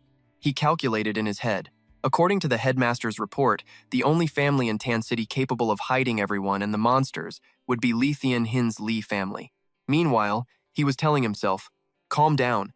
Can't let anyone see I'm stressed. Gotta stay polite. Always gotta act mature. Tu Tin's face darkened. Damn, this idle baggage Li Tianhin carries is heavy. A guy this childish and naive, with such an immature mindset, he'd definitely have a hard time betraying humanity, right? Seeing him staring at the cat, his hand ready to move, Tu Tin was a bit startled. What's this guy trying to do? Suddenly, for some reason, the cat had a strong reaction, its whole body jolting. It let out a terrified meow. Tianhin thought, it's sleeping like a log, totally unaware. He then quickly flew up to catch it. You're safe now. Next up, he secretly extended the green light time so an old lady could cross the street without worry. He watched the guy's performance again. When he met his fans, he couldn't stop the corners of his mouth from curling into a smile, and the fangirls screamed nonstop. Tu Tin's assessment. He's a star, but he's still down, to earth, even waiting in line to buy barbecue. He's really just a simple-minded dude who loves crafting an image. Suddenly, his mind went blank. Damn, they're huge, lady. Even though Tu Tin was invisible, he tried his best not to get corrupted. He covered his face with his hands. Can't let myself be completely seduced by such worldly things. Seeing him still sneaking glances at that girl, Zixing scoffed. Just as I thought. Tsk, tsk. What a shallow, simple-minded idiot. Even a blind person could play him for a fool. He frowned. Maybe he's clueless, and it's just the family behind him that wants to betray us. No, with Li Tianxing's status, if the Li family wanted to betray humanity, there's no way they'd leave him out of it. He'd at least have to be in the know. Or maybe the Li family isn't betraying humanity at all? Watching Li Tianxing mysteriously grab a bag of food and run off, he couldn't help but wonder, where the hell is he going? But what Xing Kun never expected was for Li Tianxing's destination to be the border of Xin City. Xing Kun muttered to himself. Of course, the Xin City border is crawling with cleansers on guard duty. Security is even tighter than I thought, which makes it even more confusing. How the hell did the Starfall disaster even happen? Could the monsters be hiding in the river? But with current tech, hiding underwater would be way too easy to detect. Then Li Tianxing handed over the bag of food. Hey, Heli, your favorite barbecue. Miss Yu Ran bought it from my favorite spot. Heli's face instantly darkened. She realized it fast. Li Tianxing, you're being followed. His own face went pale in shock. I'm being followed? Since when? Heli launched an attack. Even he didn't notice. This person is definitely no pushover. Zixing quickly dodged. That Heli is a wind-type transcendent. Figures. Even invisibility can't fool her elemental wind sense. If Li Tianxing hadn't spotted me sooner, This would have been a much bigger pain in the ass. Well then, I guess I can basically rule out my suspicions about him, which means the Lee family can be ruled out too. As for this Heli girl, she's from a normal family and got to where she is today through her own strength. Even if she wanted to betray us, she couldn't pull off something as big as the Starfall disaster, she said urgently. I'll block his escape route, even if he's invisible. The moment he makes a move, he's bound to make a sound. Li Tianxing was pissed. The second he slips up, I'll wipe him off the face of this planet. He stood there calmly. Today's goal is accomplished. Broke through their perimeter, stirring the pot to make them beef up. Their security isn't a bad outcome. Just then, an alarm started blaring. Heli's wind swept through the area but found nothing. She was startled. They installed a small-scale seismic warning system under Shin City. The alarm kept going. Li Tianxing analyzed. This means something big is approaching Shin City. Suddenly, a panicked voice shouted, Senior Li, a convoy is entering Sin City on the other side. It might be the team from Rose. Li Tianxing was surprised. Why aren't they taking the military-guarded highway? The young man rushed his words. They notified us beforehand, said they had too many transcendents and were worried about attracting monsters, so they're spreading out the risk. Heli cut in, Li Tianxing, we can't worry about your stalker anymore. The situation over there is more urgent. At this alarm level, my guess is it's very likely an Earth Dragon. The Rose team is in immediate danger. We have to go save them. Li Tianxing couldn't help but get annoyed. It's just one damn thing after another. Heli let out a cold snort. I lost a lot of blood yesterday. Hope this isn't too much of a pain. Li Tianxing, let's figure out how to force that thing underground away from here. We have to protect the Rose team, and we absolutely cannot let it get into Shin City. After they left, Li Tianxing finally revealed himself. Rose. An earthquake from underground. Looks like they really are monitoring what's happening underground. Could the monster that caused the Starfall disaster be hiding down there? Isn't that Fan Shi-Chi and the Flame Demon God over there?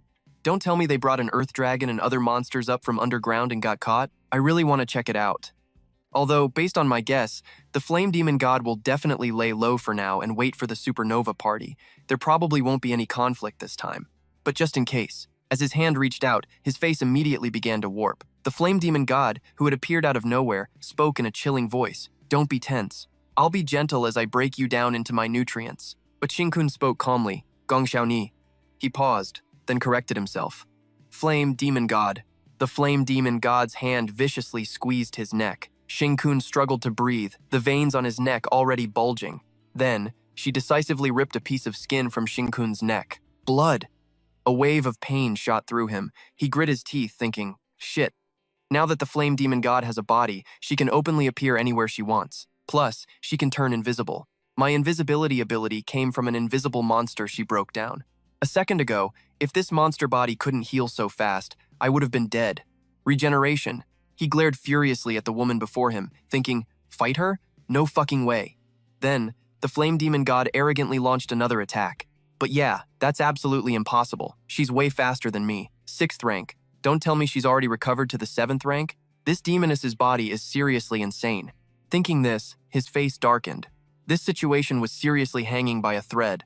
Watching her charge at him like a maniac, he thought, my only chance of survival is to get someone else's attention. Even with Gong Xiaoni's body, the Flame Demon God is still different from a normal person. A close look would make anyone suspicious. Even if I don't make them suspicious, the commotion from a murder will definitely cause a panic. If she's exposed now, humans will be on high alert, and her king won't forgive her. She'll have no choice but to hold back for now. Just then, after taking another hit, his entire body was sent flying. Everything was going just as he predicted, just as I thought.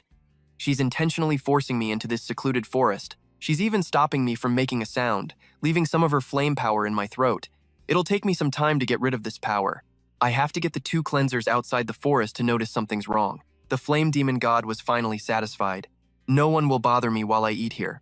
Then she quickly used her man-eating flame prison. Her mouth quickly gaped open. Devouring flame command. I'm telling you, you can't use fire now. He raised his hand and finally felt how serious this was. I can't even light a spark? This is a huge pain. It seems she knew his plan, as she couldn't help but laugh with satisfaction. An arm immediately sprouted from her back. Xingkun thought to himself, gold elements all around me. Come to me.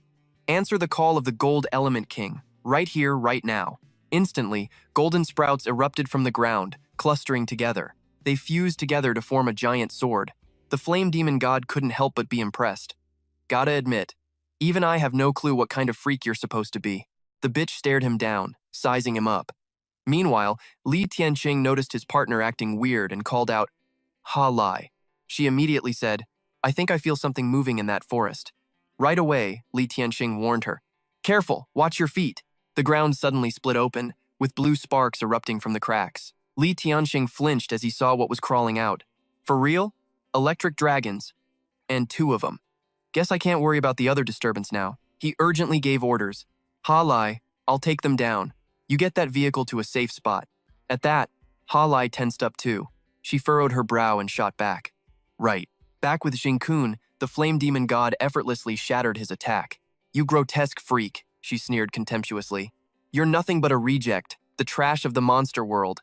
Xing coughed a couple of times, his voice raspy as he retorted, Ever wonder what a reject might be hiding inside? He then immediately channeled his power and managed to slice off one of her arms. But the flame demon god didn't seem even a little bit scared. In fact, she just got cockier. Oh no, she drawled. I'm hurt. Just then, something strange appeared in the sky. She instantly recognized those golden streaks of light. Xing continued, That's my 4-star transcendent power. It condensed into a small, delicate sword of pure essence. Like an arrow, that thing shot straight for her. The flame demon god, obviously, wasn't just going to stand there and take it. She threw up her mutated arm to block the attack. Her voice rang out again. None of the transcendents in your world scare me. What good is this tiny piece of metal gonna do? In your human terms, this is just a death throw. It's just an appetizer for me. Xing was actually getting a little desperate now. He looked at her, then unleashed the full power of his mutated monster form. Immediately, his arm sprouted sharp thorns and lunged straight for her throat. In a flash, his whole arm was covered in a dense thicket of blue-green thorns. Watching him struggle so desperately, the flame demon god couldn't help but look down on him. A derisive smirk spread across her face. Idiot. Her other arm squeezed him hard. You want to be the new king? You were never worthy in the first place. After that, Xing other arm was ripped clean off. The flame demon god sneered. Trying to steal the crown from me. She looked down on him smugly, like a vanquished foe. Then the flame demon god demanded, Give it back. Even though he was losing badly, Xing just smirked. You really don't get how things work in the transcendent realm, do you? Hearing this, the flame demon god couldn't help but stare at him, surprised. Xing went on. The whole point of a 4-star transcendent life element is that the power remains even if it leaves the host's control. His voice was a deep rasp as he stared that monster down. The fire element isn't the only one that can regenerate. Xing then remembered. Lin Shi's crystal. Speed, vibration, incineration, thunder. That dumb fish had mocked his moves as being stupid. You bitch. Meanwhile, Li Tianqing was still fighting those 2 monsters that had crawled out of the ground. He used his lightning slash, and with a single clean cut, he sliced both of their bodies in half at the same time. Ha Lai couldn't help but be impressed. Li Tianqing. No wonder they say you're the guy in Bin City who's closest to becoming a 5-star transcendent. She glanced over in the other direction. Is that forest over there on fire? Was that caused by the disturbance I sensed before? Li Tianqing said grimly, Ha Lai, help me restrain them. Let's try to capture one of these electric dragons alive for the guys upstairs to research. She jumped, replying, got it. Over in the other part of the forest, the fire continued to spread, the flames getting bigger by the second. This commotion finally got the flame demon god's attention. She glanced around with a look of disdain. Looks like nobody gives a damn about you. This seemed to delight her, and she gave him a terrifying, twisted smile. Right after that, the flame demon god charged at him. Her 2 arms were poised to rip Xing to pieces, yet he showed no reaction. But then, another arm suddenly burst out of her back and slammed a brutal punch right into the flame demon god's face. It was only then that Xing spoke up. Let me give you some advice. You shouldn't just shove everything you find into your mouth. You ate a pretty big chunk of my left arm earlier, didn't you? Impressive. If you'd swallowed my whole arm in one go, I would have been screwed. But you only ate little pieces of me. It'd be a real shame not to give you a bit of an upset stomach. Sure, she's way stronger than me, but this body you're in, it's on my team. At this, the flame demon god flew into a rage. She launched herself at him, grabbing him by the throat and screaming, This body already belongs to me. At that exact moment, the fire in the forest was instantly extinguished, and the woods rapidly returned to their original state. For some reason, Xing felt a deep sense of satisfaction. He looked at her calmly and said, They're here. It was just as he'd predicted. Someone had finally noticed. The flame demon god immediately hissed, Shh. She leaned in close to his face, a sly grin spreading across her lips. This meat of yours? You'd better hold on to it for me. The flame demon god couldn't help but sigh. You really have no idea what you're messing with. Right after that, she quickly retracted her two mutated arms, reverting to her original state. The newcomer was Ha Lai. She immediately spoke. Team leader Shinkun of Nanyue? What are you doing out here? Shinkun replied robotically. Hey, Senior Inspector Ha Lai. I came to pick up a teammate. I mentioned before that she'd be coming with another squad. That's her. Ha Lai was surprised. She came with the Rose team? Then why wasn't she on their bus? Why is a member of your team with a completely different squad from another city? And why are the two of you out here in the woods by yourselves? Ha Lai quickly touched down. This is super sketchy. Tell me, are you some kind of player or something? Hearing that, he started stammering and darting his eyes around. Me. Her. We had a fight earlier. This little missy of ours insisted on joining the Rose team, so I'm here trying to apologize, you know? And you need a private spot to apologize, right? I'm from Xicheng City too. Turns out the Rose team isn't as upstanding and powerful as our squad. Our little princess here couldn't stand their trashy personalities, so she got off the bus and called me to come get her. So that's how it is, huh? Xiaoni muttered. Ah, yeah. But I feel like our squad is kind of pathetic. The fiery Rose team is still way more solid. Hearing her say that, Shinkun and Helai were stunned into silence. Xiaoni continued, pathetic squads and lame-ass dudes need to try harder, you know? Or you won't be able to keep your female members. At that moment, the real Xiaoni realized, the flame demon god is controlling my body to leave. Xiaoni felt a little regretful. Goodbye, I'll definitely wait for you to become strong.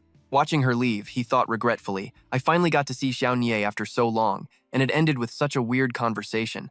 But don't you worry, I will get stronger. I'll definitely save you. Helai adjusted her glasses and asked with concern. Shinkun was startled and immediately left Helai behind. Of course, she believed him. He then started running, shouting as he went, Thanks for tonight. The streetlights suddenly burst. You guys in Bin City really suck at fire prevention. You need to step it up. Just then, Li Tianxing arrived. Damn it. We still couldn't catch Di Long in the end. Helai, you rushed over here. What the hell happened? Helai analyzed inwardly. He must have vanished for no reason. Then Di Long showed up, and the bizarre forest caught on fire. The contestant from Nanyue, time flew by. 1 week later, the first qualifying round of the Supernova tournament began with 293 high school teams and 65 public teams. A total of 358 teams began the competition. Arena number 3, Nanyue's Doomsday Spark Squad versus Shanyu City's Super Hunter Squad. At this moment, Zhao Sheng was completely baffled. Big bro, you can't be serious. Me, her, we can't do this. This is the Supernova tournament. The Supernova tournament, the national tournament for super-powered genius students. A tournament this important. Who the hell are we? We're just two students whose superhuman genes barely add up to 80%. I have to put all my effort into controlling my electric eel just to keep it from wrecking the equipment here, and I have to go investigate something. If you guys don't go up, we'll have to forfeit. As he said this, a sly grin appeared on his face. It's fine. If you lose, it's no big deal. Anyway, I'm leaving it to you guys. You gotta believe in yourselves. Then, Shinkun hurried away. The referee quickly called out, Doomsday Spark Squad, if you don't get on the stage now, I'm calling a loss. Zhao Sheng was jolted by the loud voice. He immediately shouted back and ran up. We're coming. The referee was surprised. Nanyue is only sending up 2 people? Xiao Tao was flustered. Huh? Yes. The other contestants were pissed. They're only sending up 2 people, and they didn't even bring weapons. Who are they looking down on? So arrogant. They're just top 3 in their region. What's so great about that? We gotta make them pay big time. Zhao Sheng's face turned serious. Xiao Tao, big bro believes in us. We can definitely do this. Let's go. She was also filled with determination. Yeah, as Jing-kun walked, he thought. The first qualifier round will take 2 days to finish. It'll use 16 arenas, with 2 teams facing off in each. Each arena will have 6 matches a day. The calamity of fate isn't supposed to happen when the Supernova tournament starts, at least not during this first round. But the coast of Bin City? Monsters? Could it be an attack by sea monsters? No, that's not right. Even though there were very few reports about the calamity of fate in the papers in my past life, we would have been caught completely off guard if it was an attack from sea monsters, especially with the city's guardian and their defensive power. He kept walking around to investigate, but Shinkun still couldn't find anything. He brushed it off. No clues for now. Whatever. Thinking this, his eyes flashed coldly. Let's see what kind of food quality they have at this monster banquet. He couldn't help but drool miserably. So much food. I can't eat people, but if I'm just looking. At the same time, he immediately found another room. Oh, this place. Inside, a crowd was buzzing. That team from Zhu City is way too arrogant, only sending 1 guy. As he entered, He heard people talking. If our team makes it through the afternoon matches, I bet that one-man squad from Shu City will be our opponent. That dude from Shu City plans to fight 1-on-5? You're overestimating him. I heard he single-handedly beat Shu City's original team and easily took their spot in the Supernova tournament. Shh, haven't you looked up his file? He's the recently found demon child of the Wen family from Shu City. Shinkun looked at the lonely figure standing over there, while the voices here kept buzzing. The demon child, damn, he thought to himself. This guy. Even I can sense a threat from his scent. It's like Qing Shoujian delicious but poisonous. The calamity of fate. Is he connected to it? From what I've heard, at only 5 years old, he used his superhuman powers to kill his own parents, who were also superhumans. I wonder just how high his superhuman gene count is. No idea. They say he disappeared after that, and the Wen family from Shu City only just found him recently. His superhuman gene index was never made public, the referee asked in surprise. You're choosing a team battle? I don't know why you guys from Shu City only sent you up alone, but you can choose a one-on-one format, best 3 out of 5. Wen spoke up. No need. A team battle is faster. Everyone was shocked to hear this. Huh? Faster? They thought he was way too arrogant. Hearing this, the other team immediately rushed forward. You've got some nerve. We'll give you that. The referee immediately yelled, Hey! I haven't even declared the start of the match. Wen's gaze dropped, but then he quickly looked up. But he hadn't even moved his body, and the other guys were already thrown to the ground, their limbs bent out of shape. The referee stammered, stunned. Everyone, wait! Before he could even finish his sentence, they were already defeated. Wen looked at her coldly. Can I go now?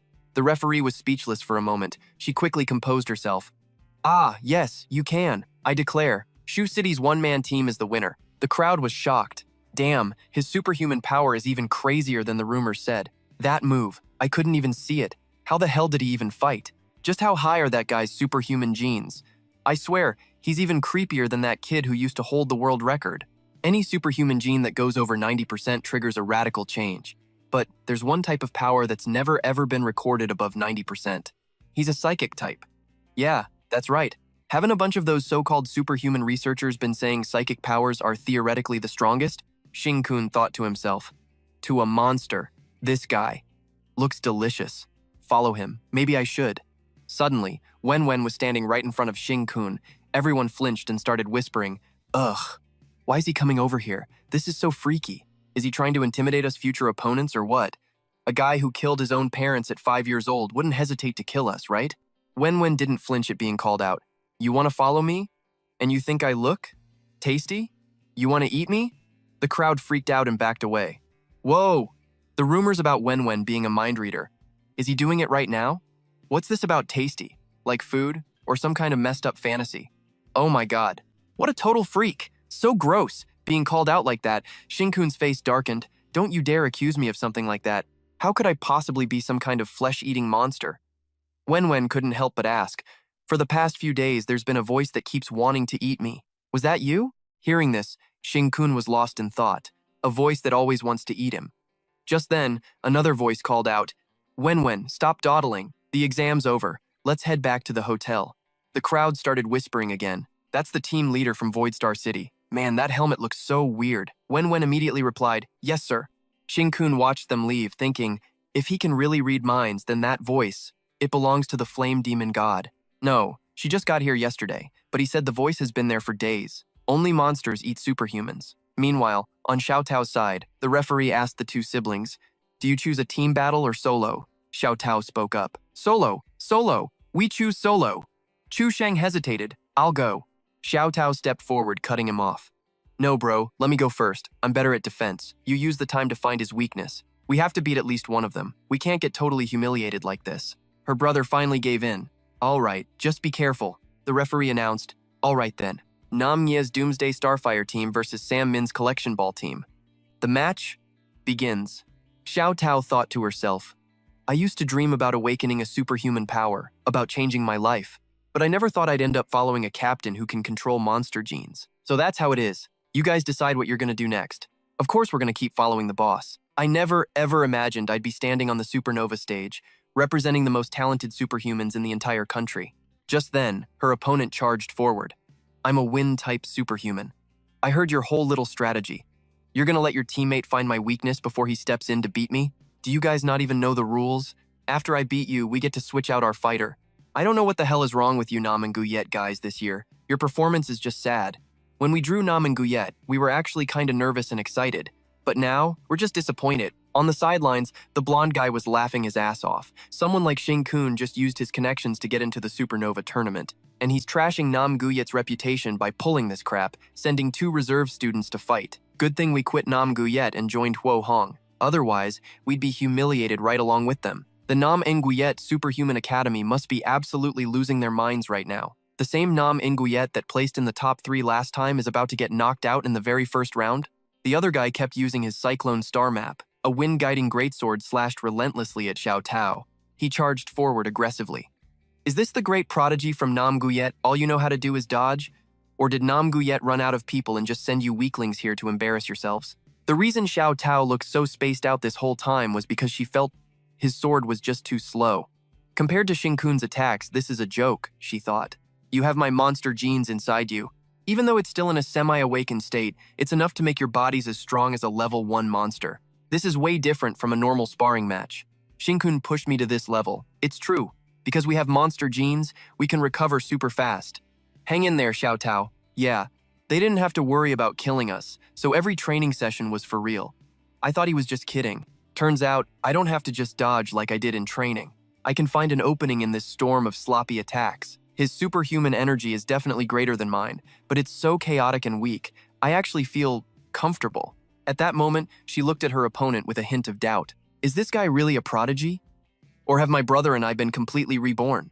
Then Xiao Tao finally raised her hands. She quickly activated her Vine Star Map. Blood. No, I don't even need to burn my blood for this. Let's just try with some normal vines. Immediately, vines shot out from her hands.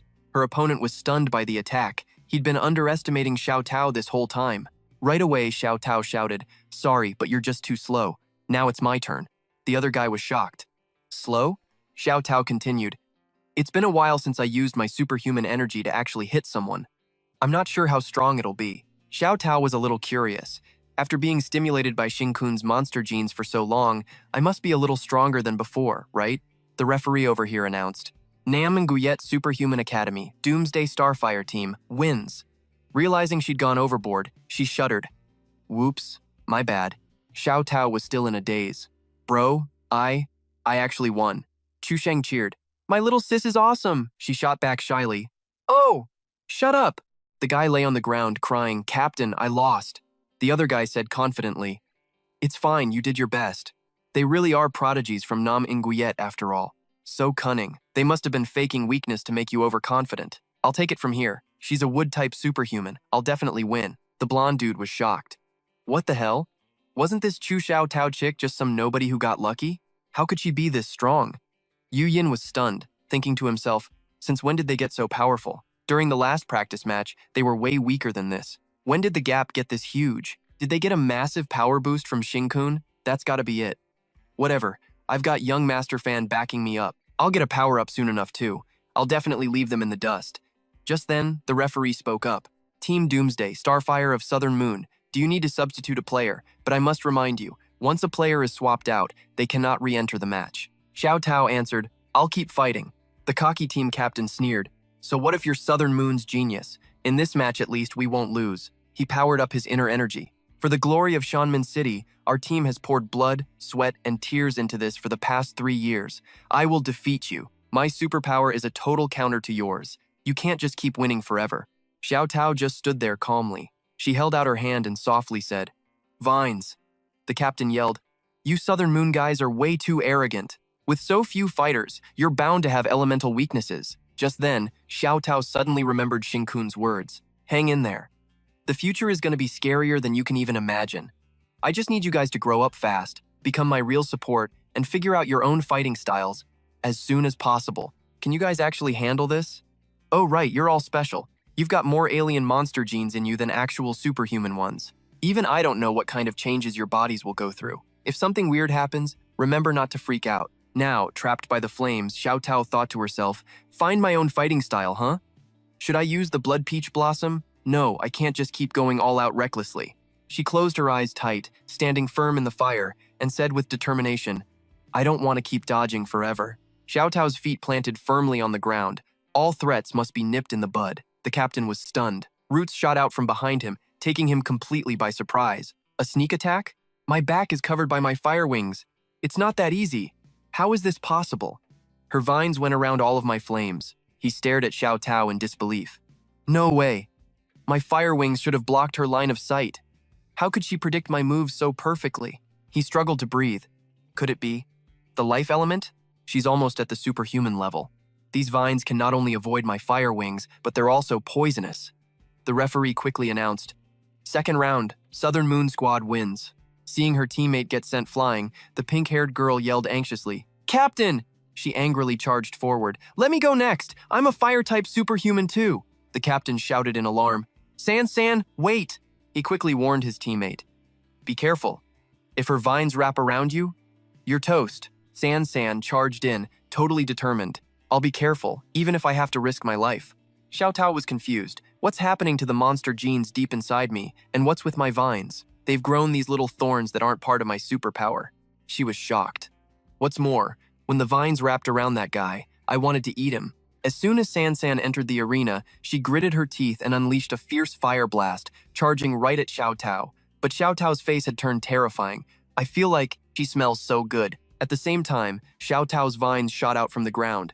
They wrapped around San, shocking her. Her vines changed? So this is her real power. My flames can't even burn them. These aren't just vines, are they?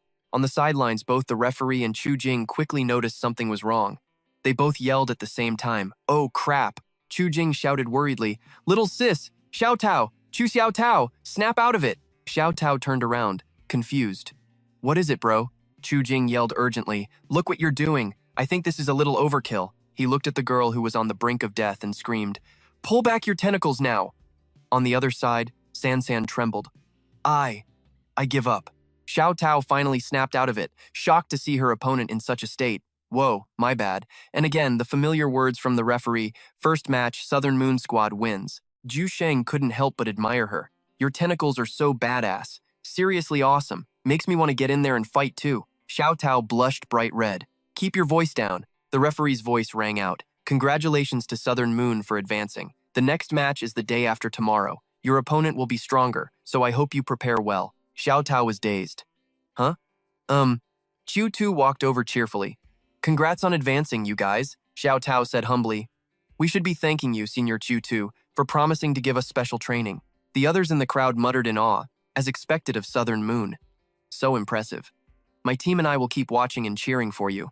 Right after, San came up, blushing, and said, "Tentacle Queen, I'll be keeping an eye on you. I hope Southern Moon can take first place in the Supernova rankings this year." Xiao Tao was baffled by the nickname.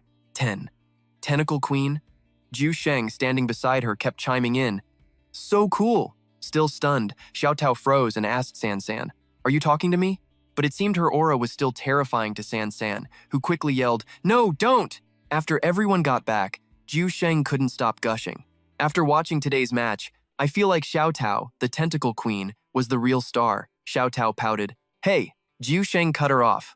"What's not to like? I wish I had a badass title like that." She blushed and yelled, "You can have the title then." Ju Sheng still didn't get it. "But your power isn't exactly tentacles. Not everyone can just whip out tentacles, you know." Xiao Tao yelled furiously, "Ju Sheng, shut up." Chu Tu quickly opened the door. Jing-kun said he got back before us. As soon as they went inside, they saw him holding up someone who was tied up tight.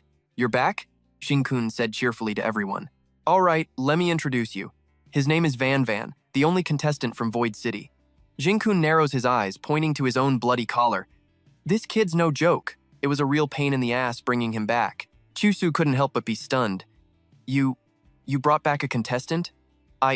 Is that even allowed?" Shin-kun snorts coldly. "You think I don't have a good reason and a solid plan for this?" Shin-kun explains. "Our enemies are slick. They're hiding. But I know this kid is prime bait. He's the kind of meal that even our enemies are drooling over. If we can't find them, then we'll just snatch the meal they're dead set on eating, stir the hornet's nest, force them out into the open, and we'll take them down one by one." Noticing a movement in his arms, Shin-kun looks down. "Oh, you're awake. Figures a psychic-type superhuman would have an insane amount of willpower. Looks like I'll have to knock you out again." Van looks around, bewildered. "Where am I? This guy. I can't believe I couldn't kill him just now." Flashing back to earlier, Van was walking down the street when he realized, "Brother Lin, Someone's following me. He was startled. What? Van Van speaks up. I keep hearing his thoughts. He looks so delicious. And he was right. Xing-kun was in a semi-transparent state. Xiao Lin is surprised. We already checked all the suspects you mentioned who had thoughts like that. In the end, we found nothing. Xiao Lin continues. You can hear other people's thoughts, but because of that, it messes with your own mind, and you were diagnosed with auditory hallucinations, just like how you often hear your dead mother talking to you. So trust me, clear out all the distracting thoughts, focus your will. The director already said, as long as you get into the top 3, you can have whatever you want.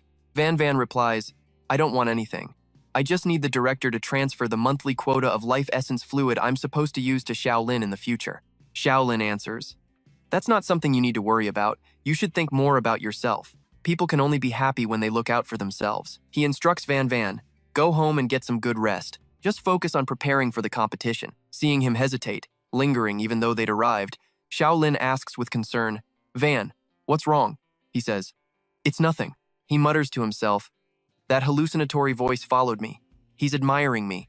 Van Van says to himself, I've been in this house for almost a week. There are over a dozen monsters hiding inside. I'm like a chicken in a tiger's den. Van Van speaks up, Brother Lin, the voice that wants to eat me. It's really giving me a headache. He told me it was just an auditory hallucination. Van Van continues, that hallucination just made a decision. Before Xiao Lin can even understand, he screams, he's going to tie me up. The moment he says it, he's dragged away. Xiao Lin yells in a panic, Van! Xing-kun had opted to just straight up yank Van Van away. He was still invisible. Van Van is enraged. Why is it that besides Brother Lin, no one will just leave me alone? Right after, he grits his teeth in anger. Van Van's eyes blaze with light as his psychic powers erupt. Seeing Van Van flip out like this, Xing-kun grimaces inwardly. Oh crap. He thinks to himself, this is totally different from the 2 psychic bursts I had to deal with before. Xing-kun is floored. The power of his attack is even on the level of a monster lord's aura. Xing-kun quickly appears, looks at Van Van and says, you're the only person who's managed to hurt me since I became a superhuman. Van Van is surprised. It's you, the one who wanted to eat me in the arena. I knew I wasn't hearing things. You can turn invisible. Who's your master, and why do you want to eat me? Xing-kun casually replies, is wanting to eat someone a crime? I haven't eaten you, and I don't plan to. I just want to help you escape this monster den and avoid your fate of being eaten. Of course, Van Van doesn't believe him. You're lying, he thinks to himself. He's the one. Xing-kun adds, aside from your psychic blasts, your fighting skills are like a sick chicken's. Suddenly attacked, Van Van can't help but yell, wondering, what's that hard thing poking me? Xing-kun quickly rushes him. Let's go! If we drag our feet any longer, things are gonna get messy. Van Van is still in shock. Where did this sword come from? Xing-kun says, trying to read my mind, huh? You just have to focus your superhuman energy on your scalp, and you can block someone's telepathic senses. It can also defend against psychic attacks. It's like a helmet. Hearing this, Van Van gets anxious, Brother Lin. Van Van continues, he's not like you at all. Brother Lin's face is just injured. He wears it all the time because he scares people. Xing-kun flinches in pain. Ow! My superhuman energy isn't even enough to completely defend against your psychic burst. Xing-kun still replies with a sneer. What a lame-ass excuse. This Brother Lin you're talking about. When I get close to him, I can smell the stench of monsters on him. He's definitely in cahoots with them. Van Van retorts, don't you dare try to frame him. From start to finish, he has never been afraid of my ability to read his mind. At the same time, monsters leap out from nowhere. The 2 of them are immediately surrounded. Xing-kun can't help but complain. See? I told you we'd get caught if we were too slow. Xing-kun quickly rolls up his sleeve. I guess I have to use it. Van Van is confused. No? He thinks to himself, Brother Lin's helmet can't possibly be. Over here, Xing-kun observes him with surprise. Whoa, his eyes. They're all white. Is this caused by his psychic attribute being highly concentrated? His mind is screaming non-stop, we're so dead! Xing-kun stares blankly at Van Van. Watching the fight, Xing-kun analyzes. Even monsters have brains, they have minds. His power directly pierces the monster's psyche. The monsters immediately lose control. He thinks, this is terrifying. Monsters below level 4 can't convert their blood and flesh power into elemental power yet. They seem to be defenseless against this kind of psychic attack, and he's only a 4-star superhuman. He's a true superhuman. If I were a monster... Oh wait, I am a monster. I wouldn't let him become a 5-star, or even a 6-star superhuman. He slaps Van Van on the back. He's definitely more tempting than I imagined. I'll just have to snatch him for myself. The force behind the Star Ape calamity. I can't deal with them for now. Or maybe they're just waiting for the perfect time to have a big feast? So, what are you gonna do if I just snatch your main course right now? Cut to the other side. A voice rings out. Leland, you can't even handle one freaking person. You still want to keep your daughter alive or what? He jumped. What the? That voice, the one that sounded ready to eat him alive? It was him. I thought you were going to make the first move, sir. The voice shot back. Idiot. You're a huge disappointment. Leland, terrified, pleaded. Just don't destroy my helmet yet. I swear I'll bring him back. He only trusts me. Only I can do this. I have to be the one to do it. The flame demon god showed up, thinking, whoa, didn't expect the other king of Bin City to be in this kind of mess. The other voice asked suspiciously, and who are you? Oh right, the name's Flame Demon God, and I know who stole that meal you guys were after. Look, you're not the king I was looking for, but we can still team up. Back in the present, Shu Xing just casually taps Wen Wen, knocking him out cold again. Diao Tao, find a room for him, tie him up tight, and make sure to focus all your psychic power on his scalp. Without his psychic attacks, this dude is a total weakling, but still, use everything you've got to make sure he doesn't wake up. She quickly replied, you got it. Shu Xing figured, something major is probably going to go down tonight. And with our current power level, it's going to be a tough fight. Tutu couldn't help but ask, so what's the plan? Xing-kun just shrugged and told them, call the cops. He said it so nonchalantly that a loud voice immediately screamed, call! Call the cops! Over on the other side, Li Tianxing spoke up, Doomsday Spark Squad.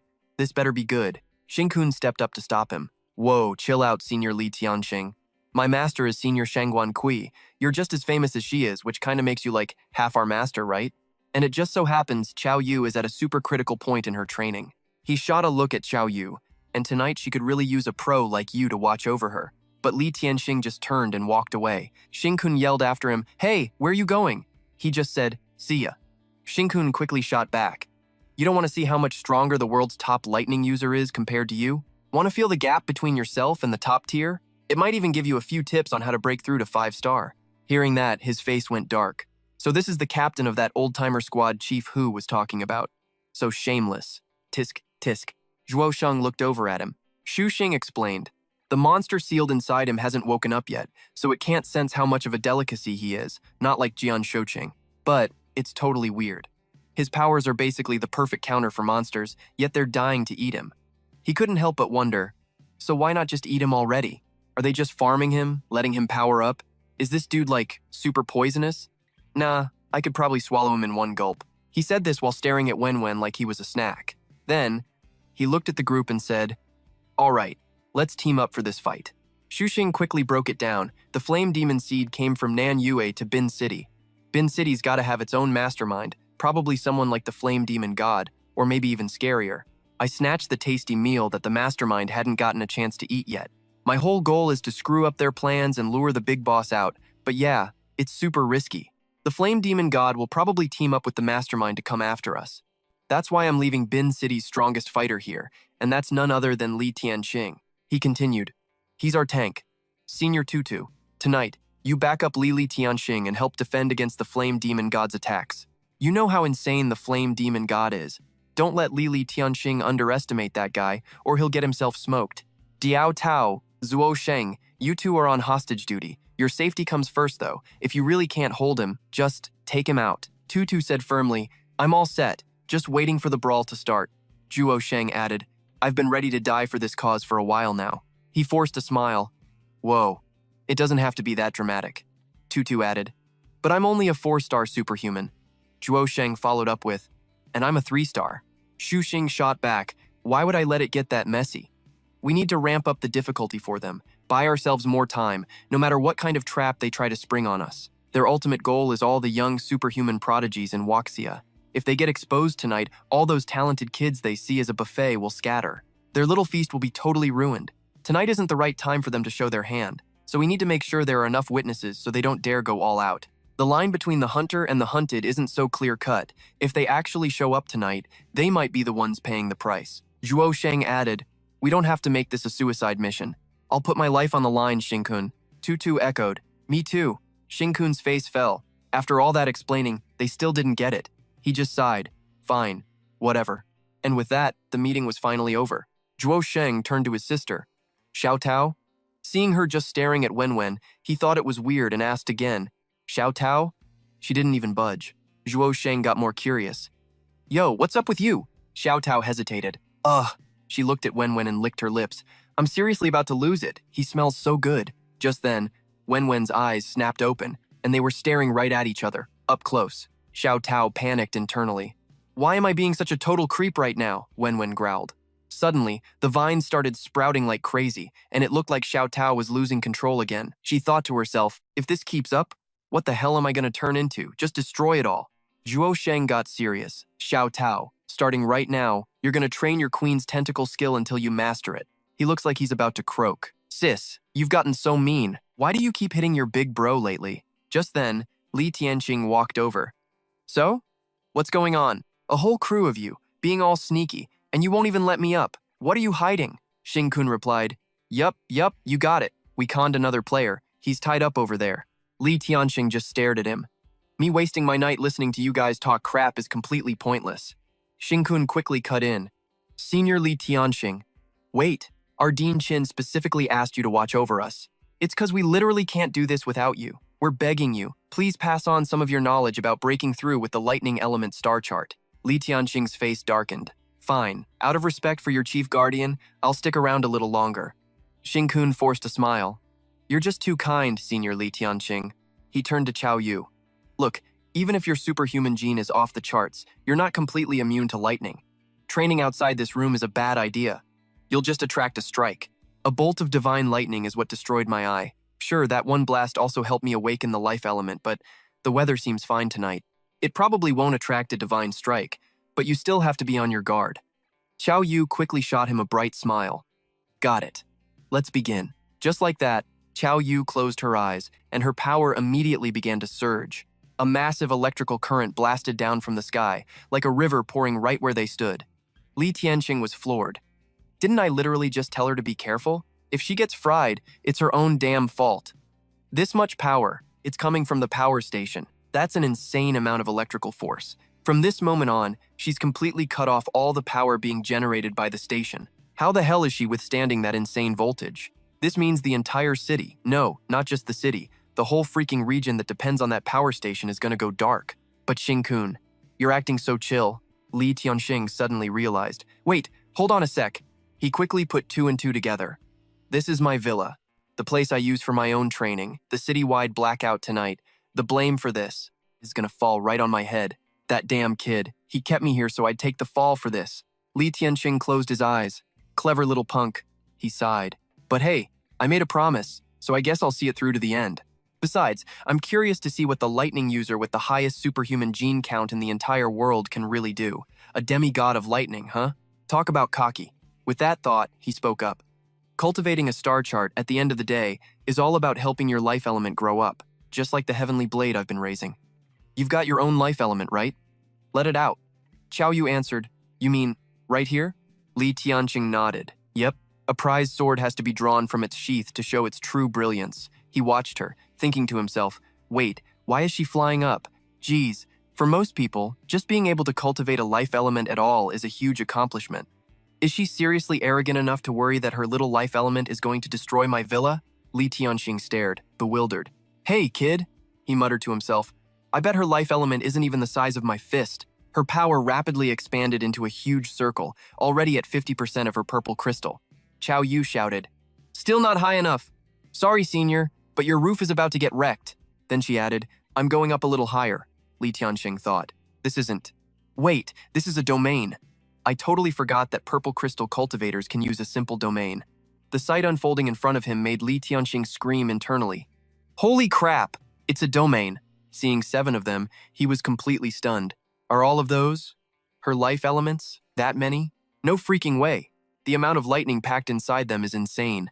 They say people with over 90% superhuman genes get a special ability. Don't tell me hers is something like infinity, and she's only at 50% purple crystal right now. If she actually completes it, she could seriously become the first 5-star superhuman in Huaxia Hell. Maybe even the first in the whole world. She's a damn prodigy. Far away, a cold, dark voice echoed. She must die. The flame demon god couldn't help but sneer. Well, didn't think there'd be someone who wants her dead even more than I do. And talk about making a scene, causing a citywide blackout right before they act.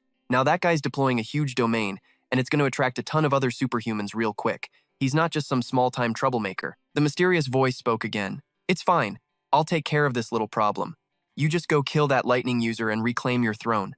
I'm going to reclaim my meal. And at the critical moment, I will blind everyone's eyes to the truth. The flame demon god was satisfied. Deal.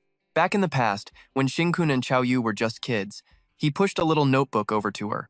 Here, Shinkun teased. Look, this is the face you made when you found the cockroach I put in your shoe earlier. A little older, and he was still pulling the same crap. Xiaoyu was pissed. Wang Baxing, get the hell away from me. Did you scribble in your own book? Shinkun went on. Hey, it's what you get for staying up all night on your phone. This one looks just like you when you're about to fall asleep in class. And this stingray's smile? Totally you when you're zoning out. Xiaoyu shot back. Your drawings are terrible. You've been drawing for how many years and you haven't improved one bit? Shinkun retorted. But I colored them in. Back in the present, Xiaoyu looked at the creatures flying around her and breathed a sigh of relief. Letting these guys out. I feel so much lighter. Li Tianxing spoke up. You should get familiar with them before you continue absorbing more lightning. No need, she replied, I can keep going. He was impressed. Your talent is really one of a kind. As a senior, let me give you a piece of advice. How long have you been a transcendent? Not even a month, right? And you're already at a standard 4-star level. Once you gather enough purple crystal energy, you could seriously become the first 5-star transcendent in history. But you're rushing it. Your foundation isn't even solid yet, and you're already burning through your own potential just for this insane growth speed. Lightning-type transcendents are crazy powerful. You must have felt that prickling sensation all over your body, right? I'm telling you, from now on you need to take it slow and steady. Xiaoyu cheerfully replied, No, I'm still not fast enough.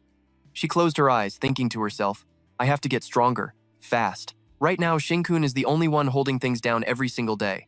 Next, I need to master the purple crystal domain and create something even bigger. Hearing this, Li Tianxing was stunned. Doesn't listen to advice. Kids these days are just too ambitious for their own good. He then looked over. Tutu, why the long face? Acting like you're about to face some final boss. Is this your first time protecting a junior while they level up or something? What's there to worry about? Sure, this world has its share of petty scumbags who just want to screw people over for no reason, trying to stop the next generation's rising stars from leveling up. But this is my turf, Li Tianxing's. No one's dumb enough to cause trouble while the little fish is trying to rank up. And even if someone does show up, there are barely any people in this world who can actually take me on. With you here too, I'm not scared of anything at all, she added. Li Tianxing was surprised. So someone actually is that stupid?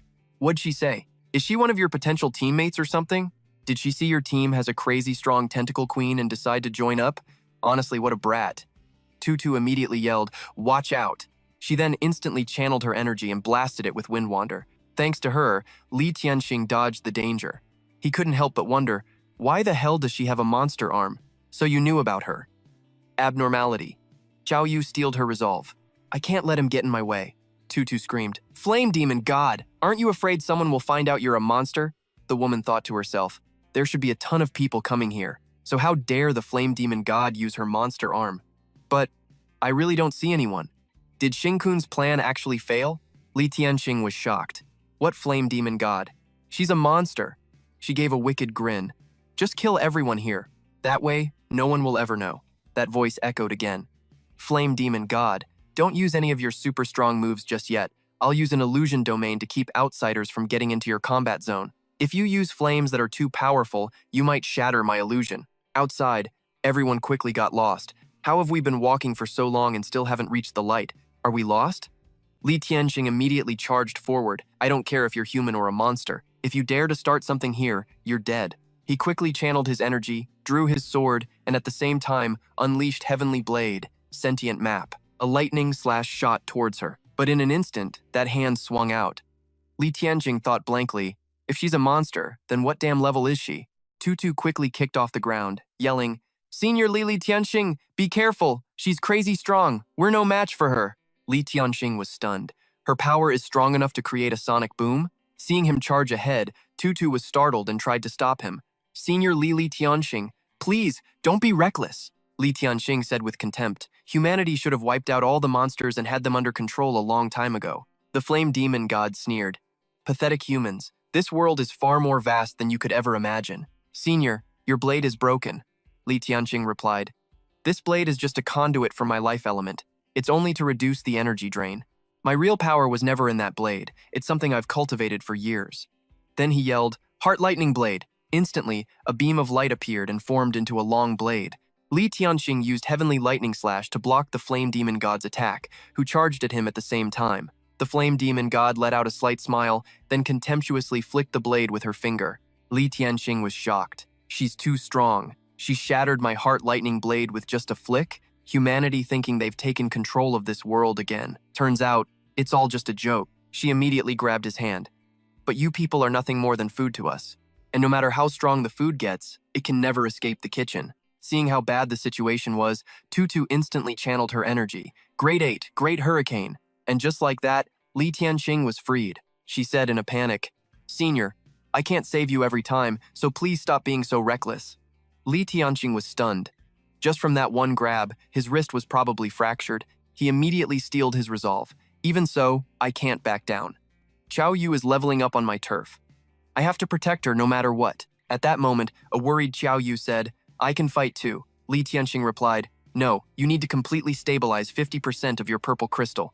If you don't, you won't be able to control the purple crystal domain. And if you get hurt, all the power you've been building up will go down the drain. Don't worry, they call me the Thunder God of Biancheng for a reason. If you get disturbed, it'll only be because I've fallen and can't fight anymore. As he spoke, he drew his blade again. Xing Kun, approaching from behind, couldn't help but sigh in admiration. Senior Li, you really are a good guy. She tossed something over. Why don't you stabilize the wound on your left hand first? Let me take over for a bit. Li Tianxing looked worried. Hey, we don't even know what level that monster is. Tutu, don't drag her into this. The moment she saw her, the Flame Demon God let out a wicked grin. Traitor, what's happened to your body? She stared at her and asked again. What happened to your body? Why can't I sense any flame power from you at all? Did your monster body get enhanced again? As she finished speaking, the Flame Demon God attacked. Xingkun gave a faint smile, channeling her own energy to counter as she replied, Is it really that strange? Aren't you too scared to use your own flames whenever you want? Right then, she was on her guard. His arm just kept getting stronger, and it was about to catch up to her own, even though I still haven't recovered much of my power. But I've still got the strength of a level 5 monster. I can tell from his aura that he's just a level 4 monster. There's no other monster like him. His evolution is totally messed up. She told him, Let me take back my throne, and while I'm at it, I'll rip you to shreds and see what's inside. Zixing stared at her in silence, his eyes cold as he said, Go ahead and try. After that, a new attack was summoned. The Flame Demon God was kinda shocked. It actually pierced through my monster form? She gripped his hand, smirking wickedly. You're a real pain to deal with, but when it comes to being a monster, you're still just a rookie. Shh, let me get a good look at you. I can't feel any flame aura. No, it's hidden deep inside his body. Just then, a sharp spike shot out of his arm, stabbing her in the chest and making the Flame Demon God flinch. Zixing said smugly, Bone spikes, multi-concerto. In the next second, her entire body was pierced like a damn pincushion. He hoisted her into the air, and the Flame Demon God looked like nothing more than a shish kebab. Zixing then launched her onto a roof in the distance, causing a massive shockwave. Not giving her a chance to rest, he flew over and forcefully yanked her up again. The Flame Demon God was dumbfounded. Why is your monster body so weird? Zixing shot back with contempt. You're being a little too nosy, don't you think? Azuo immediately cut him off. I just like to understand the ingredients before I start the feast. It's just one arm. Even if it's strong, it's not that much stronger.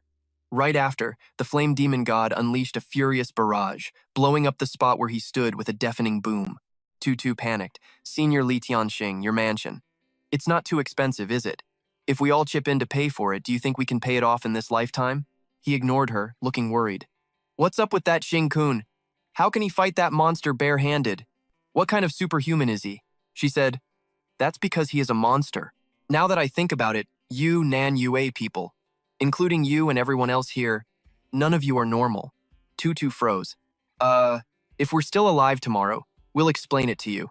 Zixing yelled over, Stop chit-chatting and get over here and take her down. Tutu replied, Right, Li Tianxing added, For now, I'll trust you guys. Right after that, the two of them combined their attacks, sending a wind blade and a lightning blade flying toward the Flame Demon God. Azuo didn't even look back, just scoffed. Insects! Stay out of my way. Azuo then swung her monster arm back to attack. It instantly morphed into long tentacles and lashed out. Tutu and Li Tianxing were hit hard, blood gushing everywhere. Azuo couldn't help but smirk. I'm so close to figuring out the secret to his body's transformation. Then I can do it too. That sinister voice echoed, Flame Demon God, prioritize attacking the lightning-type superhuman first. Of course, Azuo didn't listen. It's my call who I kill first. Who the hell are you to order me around? The voice insisted. No, you must kill her first.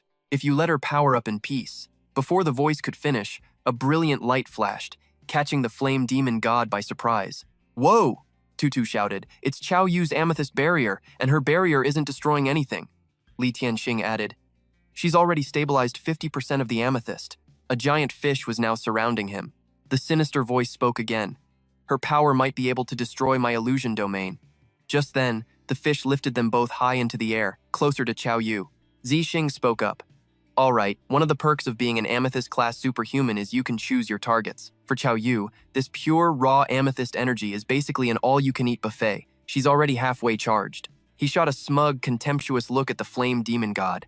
You monsters, you're about to get wrecked by a thunder god. Over on her side, Chao Yu silently clenched her fist. Burst! Instantly, a massive bolt of lightning slammed the Flame Demon God, sending her crashing down from the sky. Azuo couldn't help but scream, but Azuo was still cocky. That's not even enough to be a real threat. It can't hurt me. Just then, Zixing lunged for a sneak attack from behind. Azuo instantly spun around, blocking it with her chest. Sneak attacks are useless. But then, suddenly, the source of that power shifted, taking the Flame Demon God by surprise. Chao Yu looked at Azuo with disdain and explained, Within my amethyst domain, I can summon lightning whenever I want. White Shark. Instantly, a massive jaw appeared. The strange voice panicked. The illusion domain is under attack. The Flame Demon God started getting pissed. I don't care what you're waiting for. Now's the crucial moment. Give it to me, now. The shark began to move strangely. The Flame Demon God scowled and glared. Blind them. Illusion domain. Second layer sensory deprivation. The voice announced, the domain has 10 minutes left, or until you release your flames 3 times. Azuo screamed, that's enough. Meanwhile, Zixing looked around, confused. Huh? What just happened? Elsewhere, on the dark campus grounds, Shaolin spoke up. Lord Yao, the voice replied, no need to hold back. No one can see you now. The plan has changed. You don't need to bring Wen back anymore. Lord Yao spoke again. Kill her. Shaolin was taken aback. But I can't do it. Yao continued. You don't have to do it yourself. Just mess with his mind. As his teacher and his therapist, you should know his weaknesses better than anyone. But the original plan was to wait until he was worn out from the Supernova tournament before we made a move. But now Yao cut him off. Just do it. Shaolin immediately opened the door, obeying the command. Yes, sir. As soon as he stepped inside, he saw Zhao Sheng, eyes bloodshot, throwing a wild punch. Yao's voice came again. Don't be afraid. To them, you're just an illusion I created. I can make them see whatever I want. Xiao Tao was yelling in frustration. Bro, this is not the time for your daily workout routine. Get dressed and let's go, Yao continued speaking. For humans, normality is what makes them feel relaxed and safe. From now on, no matter what you do, these pathetic superhumans won't notice a thing. Seeing the kid all tied up, that monster couldn't help but speak. Getting tangled up like this, figures Wen would be hated wherever he goes. Then he gave the order, do it. Shaolin trembled, clenching his fists in guilt. Wen, I'm sorry. You know Lin is my life. Sheng, you'll finally be able to embrace that light. See? I'm here now. The person you talked about back then. That was me. You said that person pulled you out of the darkness. What a naive kid. That kind of encouragement is just stuff you can figure out by reading a few books. He struck down without a second thought. I'm sorry, for my daughter's sake. I can only be the one to push you back into the darkness. The moment the golden spear touched the thorny vines, Xiao Tao quickly noticed, which really surprised Shaolin. Seeing his weapon completely tangled, he panicked inside. These vines? She looked over, suspicious. That's weird. Feels like something's moving inside my vines. Zhao Sheng wondered, is the hostage fighting back? Xiao Tao was confused. Maybe. In that case, I'll make them stronger. Shaolin was horrified. They can even absorb my superhuman power. My elemental life force. This unremarkable student from Nanyue is actually a 4-star superhuman. The vines then tightened around his body. Shaolin looked at the young man before him and cursed inwardly. Diamond body. Crap. Wen's awake. Wen asked in a daze. Brother Xiaolin, are you trying to kill me? Are you trying to feed me to a monster? You always said, we were teacher and student, doctor and patient, and even friends. Were you lying to me this whole time? But why?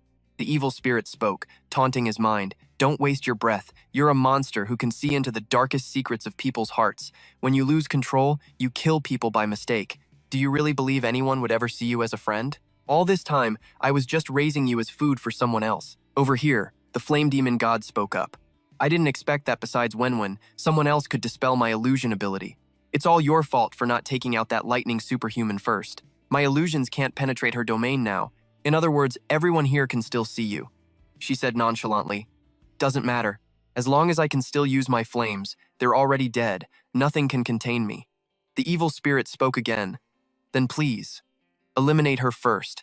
Even if you only shatter her domain, everyone else will become blind and deaf. The flame demon god, now full of smugness, looked at Qiao Yu and declared, she's not going to make it out of this alive. Meanwhile, Xing-kun gritted his teeth. The flame demon god suddenly used her fire. Has the mastermind behind the star pattern disaster finally made their move? It's too fast. Qiao Yu screamed internally. This is terrifying. Pure terror. Is this the kind of insane pressure Xing-kun has to face all the time? This pressure? She immediately gathered her power, her resolve hardening. From now on, I'm here to support you. We live or die together. A powerful surge of energy shot straight towards the flame demon god, but she looked completely calm. The fish-shaped energy blast was instantly severed by her flame, and the flame demon god couldn't help but look pleased. But right after, dozens of other fish-like blasts rushed towards her, attacking all at once. The flame demon god was immediately engulfed in lightning. She was completely unharmed. In fact, she looked extremely smug. Is there no end to this? Does she have an infinite supply of electrical energy? I have to admit, if she keeps developing, she'll be real trouble for the monsters. All right then, let's finish her. The evil spirit reminded her. You have 2 more uses of your flame left. She snapped. So noisy. Hellfire! Of course, Xing-kun wasn't just going to stand there and watch. He immediately rushed forward. Not a chance. Xing-kun was frantic. I can't let it explode here, she sneered. You don't know your place. Even though the hellfire wasn't at full power, she was still incredibly nonchalant. Let's see what else you've got. At the same time, she immediately moved forward to lend him a hand. Xing-kun couldn't help but look over in surprise. Qiao Yu. She frowned and said, You piece of trash. Don't forget I'm here too. We'll stop it together. Xing-kun replied, Right. Qiao Yu immediately gave an instruction. Xing-kun, shrink it, right after. Her lightning combined with his fire. Below, the other 2 couldn't help but be amazed.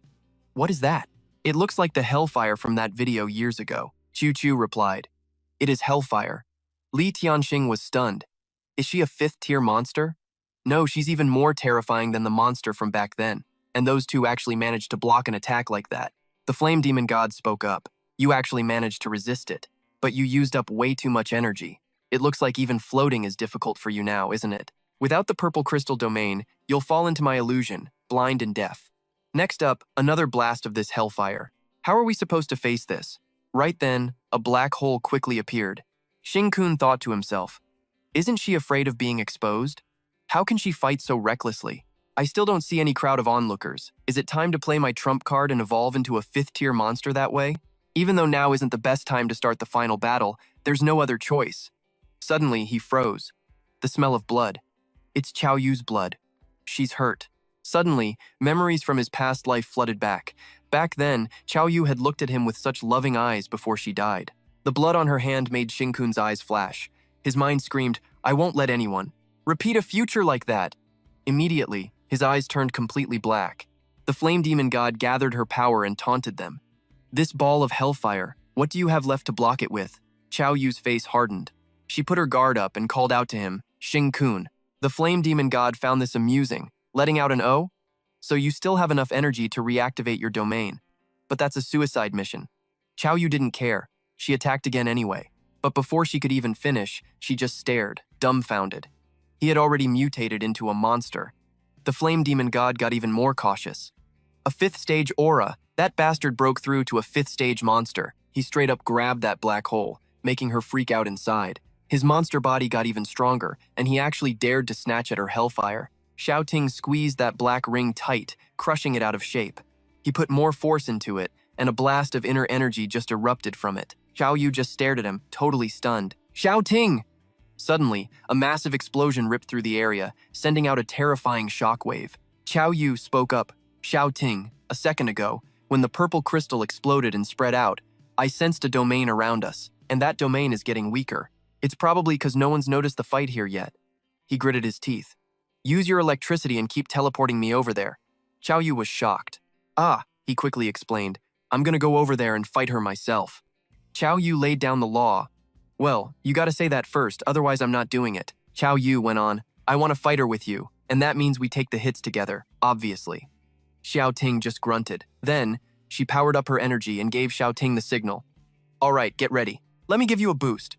Xiao Yu yelled as she launched Xiao Ting forward. His speed was insane now, and that smug look on the flame demon god's face just vanished. After blocking his attack with her hand, she was screaming on the inside, terrified of the power in his monster body now. He's stronger than me. That's what the flame demon god realized after fighting him up close. A brutal attack slammed into her, making her struggle for a second. Xiao Ting had gotten way stronger. The flame demon god was now surrounded by Xiao Yu's energy, and she was having a hard time. She thought to herself, after I got this body, I had to learn a ton about human society so I wouldn't blow my cover. That included stuff about superpowers, so there's no way I'm wrong about this. That kid. He's using the training methods for superpowers to level up his monster abilities. That's gotta be why his monster body is so damn special. The flame demon god was positive that if she ate him, she could get her hands on this evolution method too. She gave a wicked smile. I don't know if it's all the research I did, or if this body is messing with my head, but I've started wanting to break free. I want to break free from the king's control. But my status as his subordinate holds me back. I can't betray him. But if I could break through the monster evolution path just like he did, then I could evolve into a new king, and finally be my own boss. He's going to be the meal that gives me a new life. I don't care if I don't eat anyone else. I have to eat him. The demoness spoke up. Flame demon god. Whatever you do, you can't use your flames a third time. If you do, the illusion domain will shatter. In front of her, the kid was flying over at high speed. The demon continued anxiously. Besides, even if you used it now, there's no guarantee you'd even kill them. We have to get out of here. Please, give me this chance. I can get Wenwen's eyes right now. If I do, I can create an illusion domain that no one can ever break. Then you'll be able to go all out without holding back, and you won't have to worry about the sleeping monster king. Please, just agree! The flame demon god snapped. I'm warning you, if you screw this up, you're the first one I'm eating. Right after that, Xiao Yu's squid swallowed her whole. Back on the other side, a vicious voice rang out. Wen, you were cursed from birth with that terrifyingly strong psychic power of yours. That's not a gift. It's a curse. A curse that killed your father, the man who was supposed to be the future head of the Wen family, the one with a huge future in Shu City. You're a demon's child. You killed one family member after another. When you were a kid, you didn't know right from wrong. You couldn't control yourself, killing anyone who pissed you off. To stop you from hurting anyone else, the Wen family decided to just kill you, the little demon. Your mother. She took you away from the Wen family to protect you, but she ended up dying on the road because of your curse. And you? You got lucky and survived. You lived by walking all over your own mother's dead body. She was a powerful superhuman herself. She was supposed to have a bright future, a happy life. But your cursed existence ruined all of it. You destroyed everything. That curse of yours destroyed everyone who ever got close to you. Your mother died with so much regret that she became a vengeful ghost, always appearing before you, telling you that you have to pay her back. Even when those kind, innocent people who knew nothing about you took you in. Even when you tried to control yourself. Your curse still dragged them down, and you killed them too. Then the Wen family found you again. You knew damn well it wasn't because they suddenly grew a conscience. They sent me to get close to you because they wanted to turn you into a weapon. The funny thing is, I realized this little weapon would probably end up killing all of us first. I had to save the future from the countless innocent souls you were going to murder. So I decided you were a walking disaster that has no place in this world. You shouldn't even exist. So, on your mother's behalf, I'm going to take that life of yours and pay her back. He struggled. I don't believe it. There's no way Brother Shaolin thinks that. I want to see the truth for myself. Li Lin flinched. My helmet. If it gets even a tiny crack, it won't be able to block Han Shu's mental invasion. Shaolin, I'm sorry. I know I promised I wouldn't peek into your mind. I broke my promise. But I've always trusted you. I never once doubted what we have. That's why I have to know. What's the real reason you're doing this? Suddenly, Wenwen started glowing brightly. Brother Shaolin, there's a trap in your mind. Immediately, another voice boomed. Wen, I'm going to eat you. He instantly recognized the voice of the creep who was always trying to eat him. Wen realized it in a flash. It's you. You're using Brother Shaolin's daughter to threaten him. No one else can hear your thoughts, but I can. You want my eyes, you want my psychic power. I mean, I get wanting this mind-reading power, but why do you hate me with such a vengeance? The demoness spoke again. You'll find out after I eat you. In the real world, his body was still just standing there, completely zoned out. Meanwhile, the other voice continued. The flame demon god can use her flames a third time. She's holding them back now. Don't let anyone get in my way. I just need a few seconds close to him, and I can absorb all of his power. She snorted. You'd better pull this off. Then, she began powering up too. She glanced over at Xing-kun and Qiao Yu before calling out to them. They're coming for us, Qiao Yu said nervously. The hellfire is back again, Xing-kun asked. The what? He looked over, wondering to himself, a new monster? One that was hiding inside the city? He charged toward Wen. Whatever it wants, I can't let it succeed. Xing-kun guessed, the flame demon god. Was it just stalling for this thing? That freaky monster charged forward. Xing-kun yelled out a warning. Tutu, watch out! She flinched, shocked. What the hell is this thing? Tutu had no time to be stunned. Gritting her teeth, she quickly channeled her power, unleashing a wind strike. The monster's mouth then gaped open, revealing its fangs. Tutu couldn't help but panic. It can use lightning. A lightning demon god, it totally blew away my wind attack. At the same time, a swift attack slashed toward the monster to rescue her. The creature immediately backed off. Li Tianxing flew in, grabbing her and pulling her away from the danger zone. Tutu was startled. Senior Li Tianxing. It looked like he was injured. Li Tianxing coughed a few times. Be careful. Face a monster like this, and one wrong move means you're dead. Damn it, to think Bin City was hiding something like this. An explosion went off right after. The monster had finally reached its target. A cold voice rang out. I've waited a long time for this day, Wen. Chu Sheng was startled. Holy crap, what is this thing? Is it going after the hostage? The monster's voice rang out.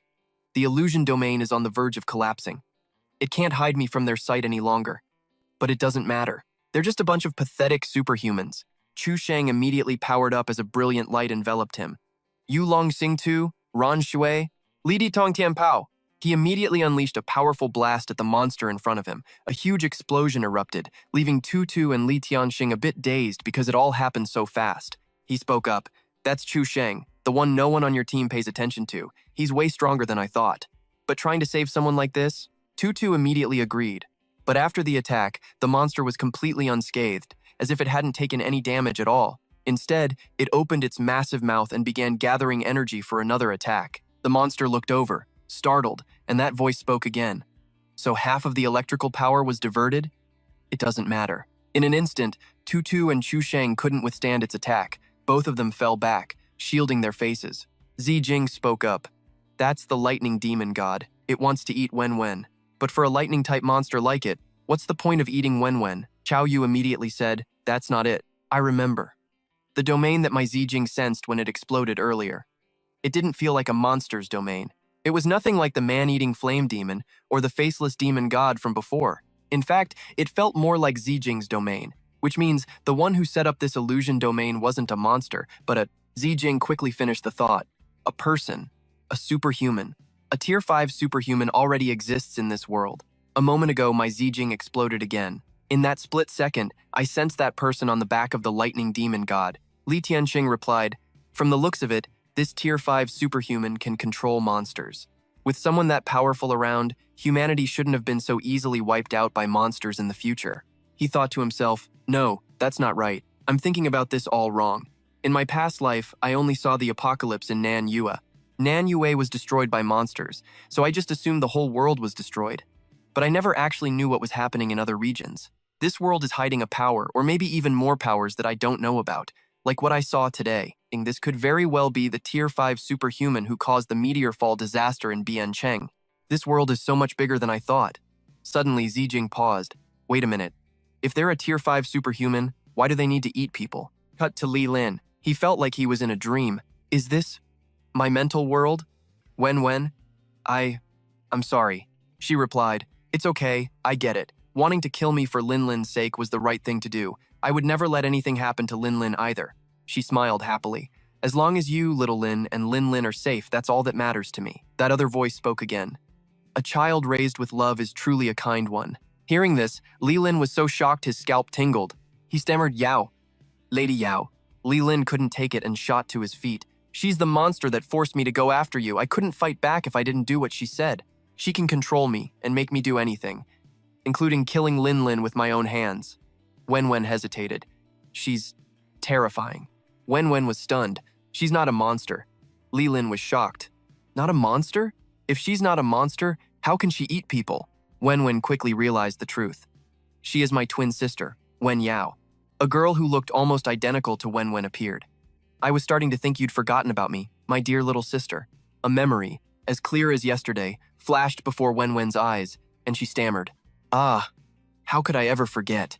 Wen's expression became incredibly serious. Li Lin quickly realized. Wen Yao, you're Wen Yao. But didn't you die during the evacuation that year? But twins and a psychic-type superhuman ability. Don't tell me. You guys can steal each other's powers? Wen Yao couldn't help but scoff at him. Then she slowly moved closer. If you remember that much, then you should be prepared for what's coming. Wen stared blankly at her sister. Wen Yao's eyes flashed as her voice turned vicious. Now give me your life to atone for what you did. Remembering the past, harsh voices echoed. That 1,000-pound spike I just threw hit one of them. They couldn't have gotten far. I can already smell blood. The two sisters were just little kids back then. The two terrified children looked at the trembling woman. Mommy, Mom. Suddenly, the woman bolted, leaving behind a few hurried words. Yao, Mommy's sorry. A stunned Wen Yao watched as her mother grabbed her younger sister and ran for it. The men quickly caught up. Over here! Wen Yao's right here! Damn it, where did the other one go? Think you can hide? Find her! At that moment, all she could do was sit there, stunned, muttering Mommy. Wen Yao was then subjected to all kinds of torture as the men's voices rang out. Hey, isn't this a little much for just a kid? If we don't break her legs, what's to stop her from running away? Don't forget, the family wants us to capture her alive. They blindfolded her. The head said he only needs the kid's brain. He doesn't care how messed up the rest of her body gets. I came prepared. When I blindfold her, even if she's just a kid, it'll be a total pain if we get hit by one of her attacks. Later, Wen Yao's body fell into the river. They assumed that, devastated by her mother's abandonment, she had taken her own life. The men couldn't stop her. They could only watch as her body was carried away by the current. But Wen Yao was thinking, the gods are smiling on me. I've finally escaped. Turns out, Wen Yao had hypnotized them into thinking she was dead. No, she thought, if it wasn't for Dad, I would have really died back then. The memory made Wen Yao's gaze on her brother turn venomous. My dear little brother, I was the one who protected you. A blast of energy hit Wen. You and Mom are still in my debt, you know, so it wouldn't be too much to ask for you to pay it back now, would it? Wen just stood there, dazed. Wen Yao said, don't even try to resist. To be honest, a single fingernail from the lightning demon god could kill you instantly. Besides, we're inside Li Lin's mindscape right now. If you fight back, his brain. Just like our fathers, just like our so-called relatives, just like all those bastards who wanted us dead, will be completely blown apart by your power.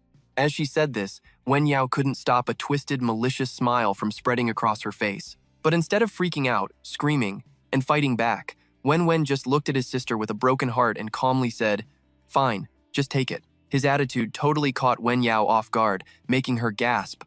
Huh? Wen obediently sat on the ground. This is great. Just take everything from me. That's the only way Mom can finally rest in peace. Wen Yao gritted her teeth in anger. Stop with the pity party. I'm not falling for it. Wen lowered his head, speaking miserably. He then looked up at his sister, his eyes full of sincerity. This is my memory. From back then. Wen recounted. She got hurt trying to escape. That night, she had a raging fever and just kept mumbling. Yao, Mommy's sorry. Yao, Mommy's sorry. After that, she wasn't warm anymore. She got so cold. Her last words to me were, Wen, you have to survive. And if you ever see Wen Yao again, you must make it up to her. Her hand, trying to caress her little boy, fell limply to the ground. At this point in the story, Wen lowered his head again and admitted, I really do owe you. Everything that's mine. It's all yours. Wen Yao's emotions were a total wreck. She fought back tears. Damn it, you, Wen, you haven't changed a bit since we were kids. Always acting like the good little boy, saying one thing and doing another. And don't you forget it, Li Lin is dead because of you. He stammered no.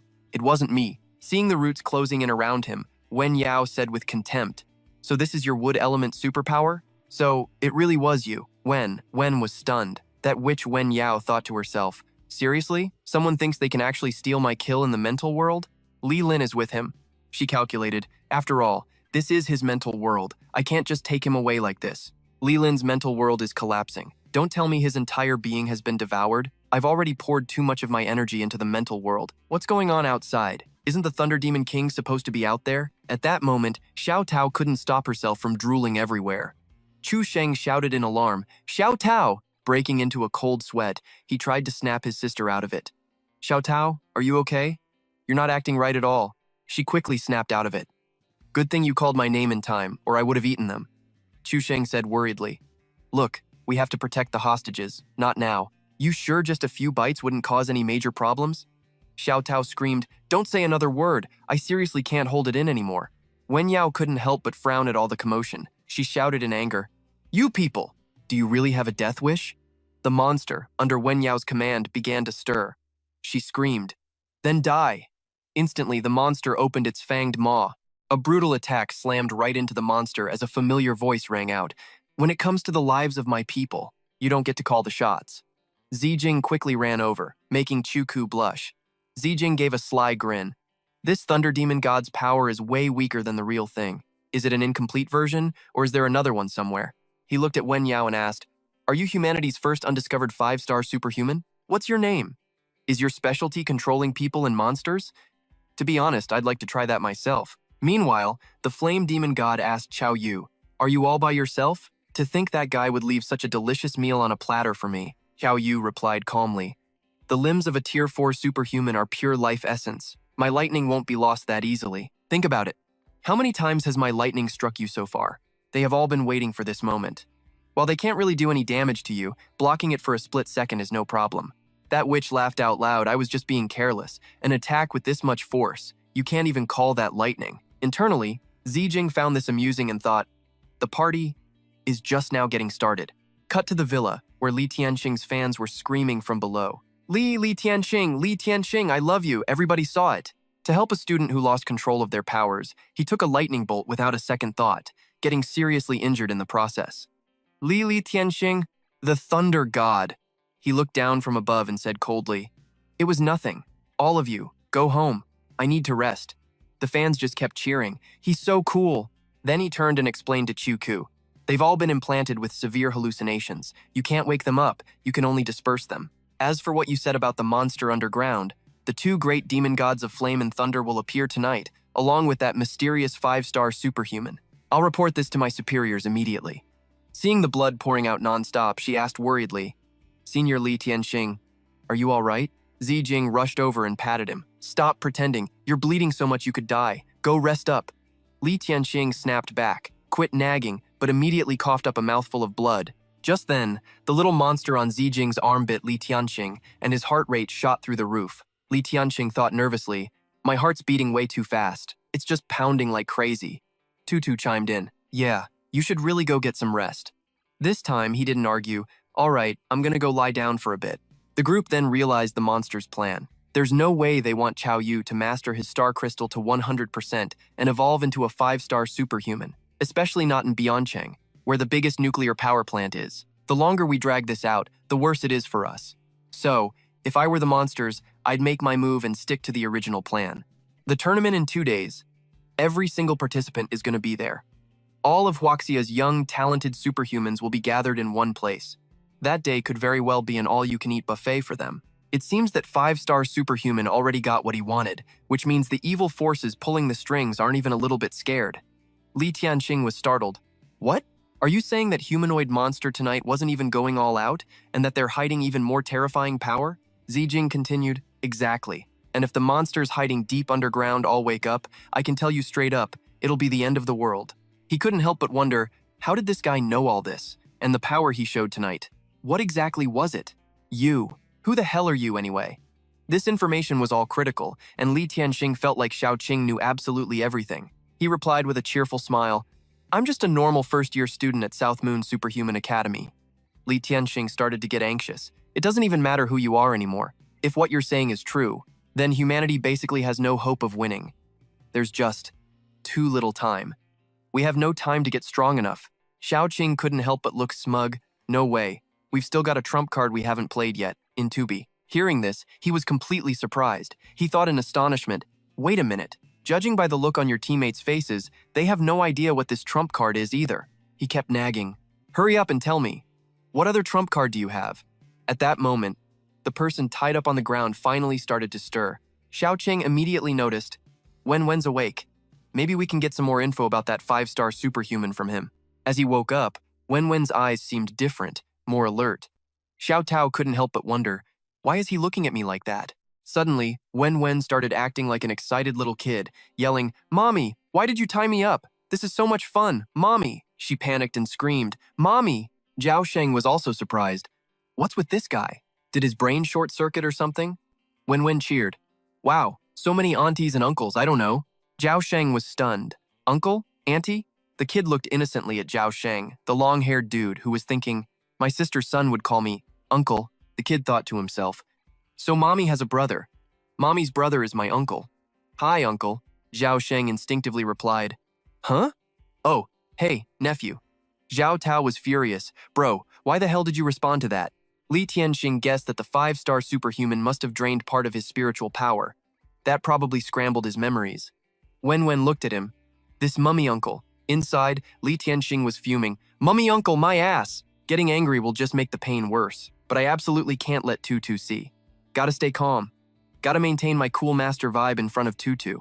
Tutu, are there bunnies here? I like bunnies too. Furious with embarrassment, Li Tianxing's face darkened as he summoned old Ren. Tutu quickly stepped forward. Senior Li Tianxing, calm down. We can't just kill people for no reason. Wen spoke again, this lady floating in the air. Inside her head, she was thinking, if only Li Tianxing were Xiao Qing, that would be perfect. Too bad. Xiao Qing already has a girlfriend. Xiao Qing is the most handsome, the strongest, the most charming. I'll just have to love him secretly forever. Even though she had just stopped Li Tianxing, Tutu couldn't stop herself from beating the crap out of the kid now. Just die already. Wen whined. Mommy, this girl with the one-sided crush is hurting little Wen. Then he looked over at Qiao Yu. Inside, the girl with the pigtails was screaming, Xiao Qing's girlfriend? Me? I am not. Who would even want to be that lying jerk's girlfriend? He just kept reading everyone's minds. The girl with the one-sided crush thought, for real? Then I still have a chance. Awesome. The girl with the pigtails thought, I knew it. Xiao Qing really is a total jerk. The mummy uncle wants to hit me. Wen started to cry. Mommy, why do you think I'm not your son? I'm sorry. I shouldn't listen to other people's thoughts, but I can't control it. Mommy, please, I'm begging you, don't leave me. I'll be a good boy from now on. Xiao Qing spoke up. His mental state is a mess, Xiao Tao. Since he's already calling you his mom, just comfort him. And while you're at it, try to get some information out of him. Wen interrupted. Yao. Wen ran anxiously to Xiao Tao and asked, Mommy, did Daddy take Yao away again? Mommy. With tears streaming down his face, he pleaded, can we go save Yao? Meanwhile, the flame demon god couldn't help but ask, Yao, you said you wanted to eat your little brother. Why is he still alive? Not anymore? Wen Yao replied, I already have his mystic eye. Her own eyes lit up. With our 2 mystic eyes combined, no one will be able to break my illusions. The flame demon god immediately flew over and grabbed Yao by the throat. Are you screwing with me? Tightening her grip. You know, I'm starting to feel like eating you right now, freeing the thunder demon god you're controlling, and letting the monster who's already taken most of the thunder god's power take over. That sounds like a much better deal, don't you think? The demon god sneered. After all, you were never really on the king's side, were you? Wen Yao's eyes flashed as she replied in an ice-cold voice, you can try. Let's see what's faster. You eating me while I'm controlling you, or me making your head explode? The flame demon god immediately let go, trying to act casual. There's no way you can control 3 great monsters at once anyway. I'm just warning you today. If you fail in 2 days, then you can just wait to be torn to shreds and eaten piece by the other monsters. Just then, a voice called out from the dark forest, Lord Demon God. Shi gave a wicked smile. You can have your dinner at any time, my lord.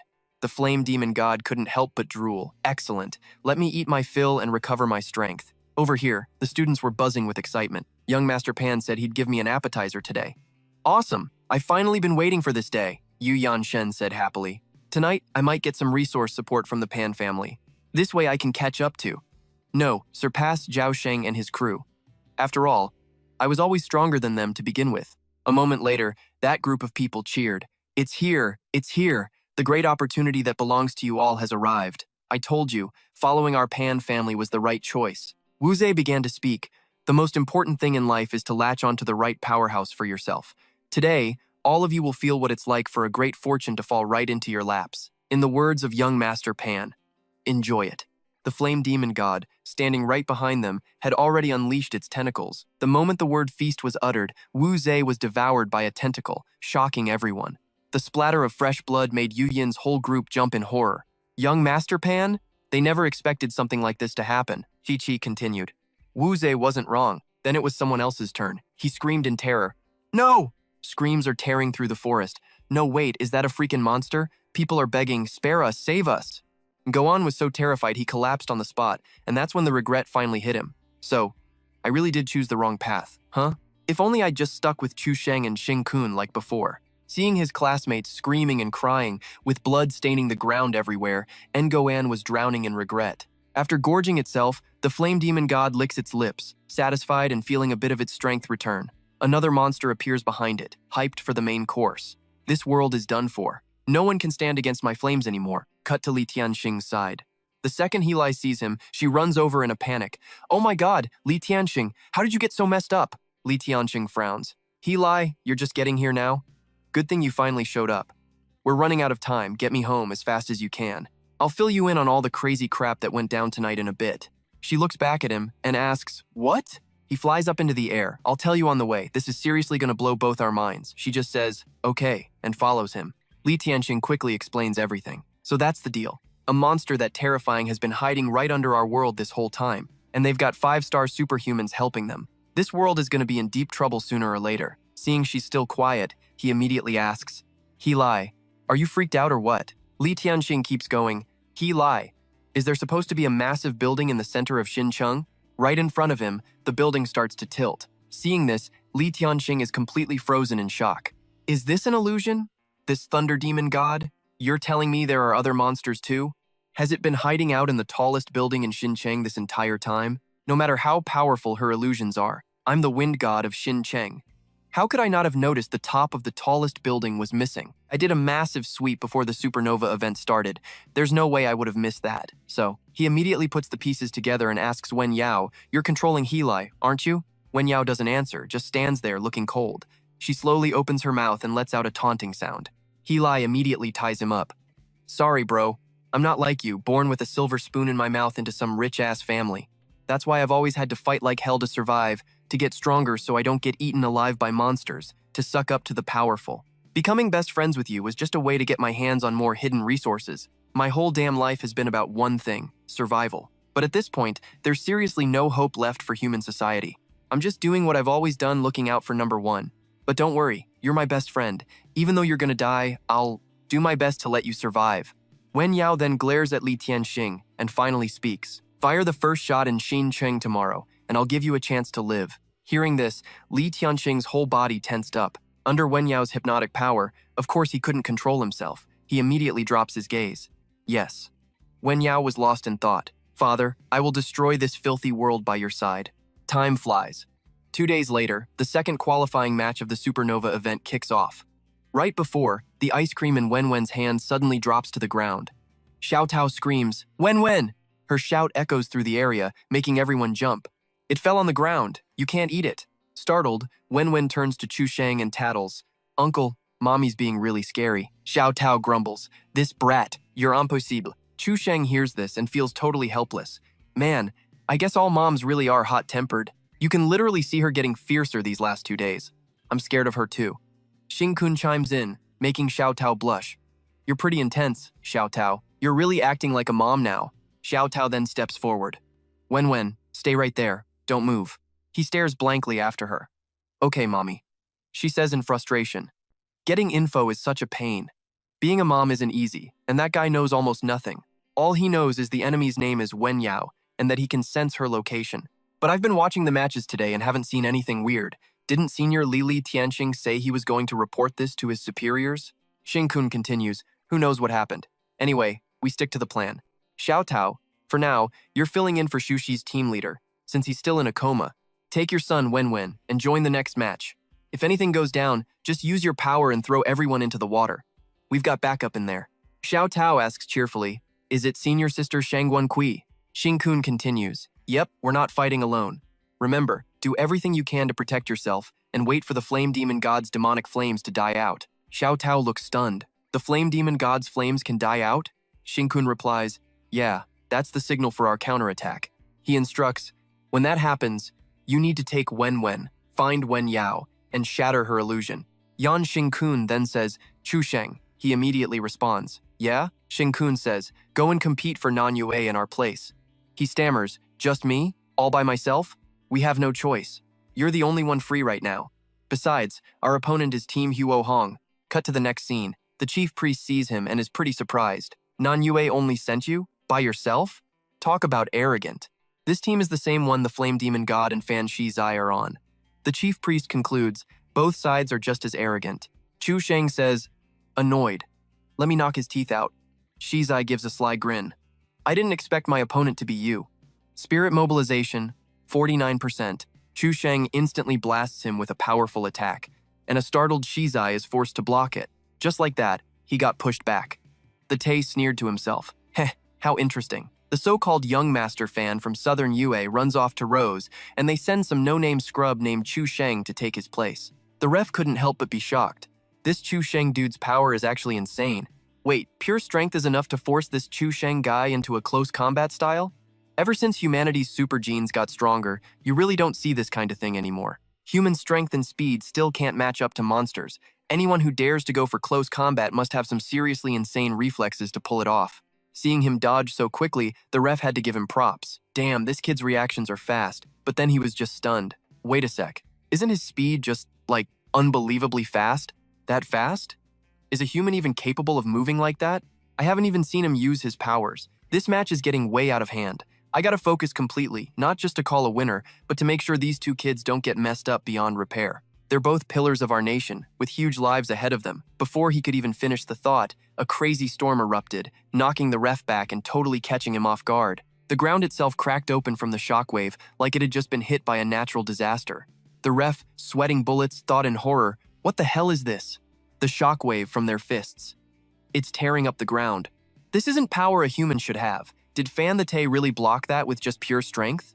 Oh my god, I'm watching a fight between superhumans, not monsters, right? This fight. There's no way I can handle this on my own. Right then, the ref immediately got on his radio, calling dispatch. There's a match between Southern Yue and Rose that's way too intense. I can't guarantee the student's safety alone. Watching the fight get even more brutal, he got freaked out and urged, please, send more refs. Hurry! Now, the Tay flew into the air, looking down at Chu Sheng with a smirk. You? You want to kill me? What a big mouth. Right after, his arm mutated, turning into a glowing red demon's claw. Chu Sheng flew up to dodge. The ref, watching from the sidelines, was blown away. The Fan family's red flame hand. That heat wave is terrifying.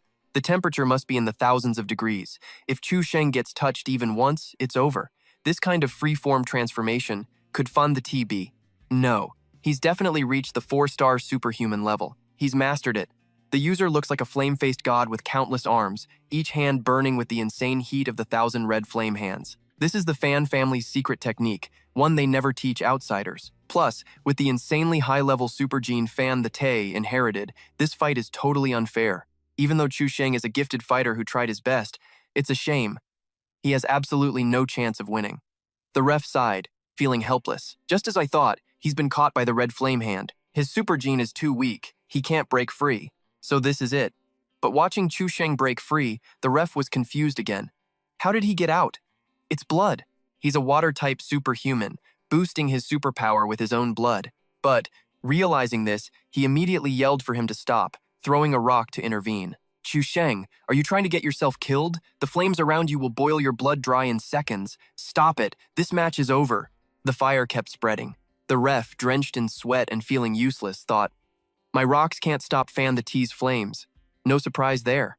But they can't break through Chu Sheng's blood? How are these two guys' powers so damn strong? Damn it, where are the other refs? Seeing Chu Sheng still fighting, the ref was internally freaking out. His blood. It's so hard. Did he mix diamonds in it or something? How is it withstanding that kind of fire? He's using his blood to make up for the super gene gap, boosting the power of his constellation. His blood dragon is strong, but it's also a fatal weakness. He's trading his life for power. This guy. He's too reckless, with zero regard for his own life. But it's true. As a normal superhuman with a weaker gene, he's actually caught up to the elites from the massive superhuman clans. For this moment, at least, he's created a miracle. Right now, Chu Sheng was still stubbornly fighting the Tay. Even though, like the ref said, there was a huge gap in their power levels. The Tay, on the other hand, was looking incredibly smug. But facing such a powerful enemy, Chu Sheng remained totally unfazed. The Tay sneered smugly and asked him, do you really think you can win? We're on completely different levels. Then, he launched another powerful punch straight at Chu Sheng. The ref watched as the ground shattered and the debris flew up from the force of the blow, completely stunned. What? What the hell? He panicked internally. This is insane. How are these guys even doing this? Why aren't the other refs here yet? My radio's dead? Since when was it dead? The ref gritted his teeth, making a decision. This is no good. I have to stop this match now. Suddenly, his eyes went vacant, like he was hypnotized. The world in front of the ref warped into a pitch-black space. A voice rang out, "Where am I?" Then another taunted, "Finally broke, huh?" The Great Demon's illusion domain has been activated. The T grabbed Chu Sheng's head, who was also hypnotized just like the ref. He said smugly, "The party's already started, and you're just an appetizer. I will help the Flame Demon God." But then he was surprised. Wait, I can't crush his head? That's not right. Did he break out of the illusion domain? Instantly, a flash of light erupted. The T went on the defensive, flying back to dodge. Chu Sheng glared as he slowly stood up. I don't see any difference between us at all. We all serve the same boss. We're just a bunch of lackeys who were gifted a little power. Right then, Zhao Sheng powered up, ready to fight. Bring it on. Round 2. Li Tianxing was shocked. This place. It's near the nuclear power plant. What am I doing here? Wen Yao's voice whispered in his head. Li Tianxing, go destroy the nuclear power plant. Stop that lightning-type superhuman from evolving. But a tiny piece of his own mind fought back. She's making me destroy the nuclear power plant? He gritted his teeth. No way. That plant is the lifeblood of Tan Thi. I can't let her destroy it. Wen Yao laughed smugly. You dare defy me? He fought to control himself, struggling against her command. I, Li Tianxing, will never surrender to you. Never, Wen Yao. Then, everything went black. Li Tianxing clenched his jaw. Damn it, I'm blacking out again. When he opened his eyes again, he was in a strange place. Where am I? In front of him were the cleaners of Tan Thi. Did I manage to save the nuclear power plant? A girl in the crowd heard him and looked confused. The nuclear power plant? Then she smiled. Don't worry, Senior Li Tianxing. We followed your instructions and temporarily shut down the nuclear plant. On top of that, 90% of the cleaner and supernova guard teams are gathered here. We're all waiting for you to give the order. And then we'll go destroy the powerful monster hiding in the supernova hall. Li Tianxing wondered. What monster? Why can't I speak? Wait, no. Wen Yao. The one pulling my strings. Your name is Wen Yao, right? Li Tianxing gritted his teeth, fighting to stay on his feet. He asked the voice in his head. What? What are you trying to do? The crowd cheered. Senior Li Tianxing, we owe it all to you this time. If you hadn't discovered the supernova first, at the arena, there would have been invisible monsters. If we had waited for it to suddenly go on a rampage, we would have been sitting ducks. Li Tianxing realized, Wen Yao, are they your target? Wen Yao sounded amused. Isn't it obvious? Having you, Li Tianxing, the thunder god of Tanhai, wipe out most of their defensive forces. It's just so much more efficient, don't you think? Li Tianxing trembled. In your dreams. I will never let you. Control my body! The girl stepped forward again. Senior Li Tianxing. What's wrong? Hurry, lead us to fight that monster. You don't have to worry about us. The day we became cleaners, we all accepted that we might have to sacrifice ourselves. Li Tianxing bit his lip, using the pain to stay sharp. I won't let you have your way. A minute ago, I saved the nuclear power plant. Now, get the hell out of my body! With that, Li Tianxing channeled his power, and a burst of lightning erupted from him. But suddenly, he realized something was wrong. Meanwhile, Wen Yao gave a wicked grin. The more you resist, the more the superhuman genes in your body flare up. And when that happens, these strings I use to control you will only get stronger. This way, you'll have enough juice to kill everyone here at once. See? So efficient. The girl stared at him in disbelief, her voice laced with pain. Senior Li Tianxing. Why? Blood sprayed everywhere before his eyes. Li Tianxing stood frozen in horror as Wen Yao purred with satisfaction. Li Tianxing. That was a beautiful performance. He collapsed to his knees, utterly defeated. She continued her praise. Although you're a bit weaker than I expected, not all of these cleaners are dead, but that's fine. Monsters prefer their food fresh, after all. Li Tianxing was now completely under her control. His face darkened, refusing to accept what he'd done, cursing himself. I'm a monster. Meanwhile, Zhao Sheng was using his own blood to amplify his power. He used his technique against Chi-Chi, who was secretly shocked. He's concentrating the blood dragon into a single point. The power it's unleashing. It can actually overpower my monster form? Chi-Chi couldn't believe his eyes. Another heavy blow sent Chi-Chi flying, completely powerless to retaliate. Then, Zhao Sheng slammed his hand on the ground, summoning blood dragon vines. He shot towards Shi-Chi like a bolt of lightning, who was now totally overwhelmed by his power. Zhao Sheng unleashed a relentless barrage of different attacks, while Shi-Chi could do nothing but stand there and take the beating. Caught Zhao Sheng's fist, but instead of getting angry, he started laughing, looking smug as hell. He shouted, "Is this the power your dear brother gave you? Just a little blood and you get this strong? Man, he really did a number on you, didn't he?" He taunted, glaring at Zhao Sheng. Sejie then mocked, "Or is it because your big brother is just that weak? Is this pathetic little bit of power all he could give you? Open your eyes and watch. I'll show you what real power looks like." Right after that, the tentacles on Sejie's arms shot out. Zhao Sheng frowned and shielded his face. Sejie sneered, mocking him. "Using your own blood as a weapon? You're a complete idiot."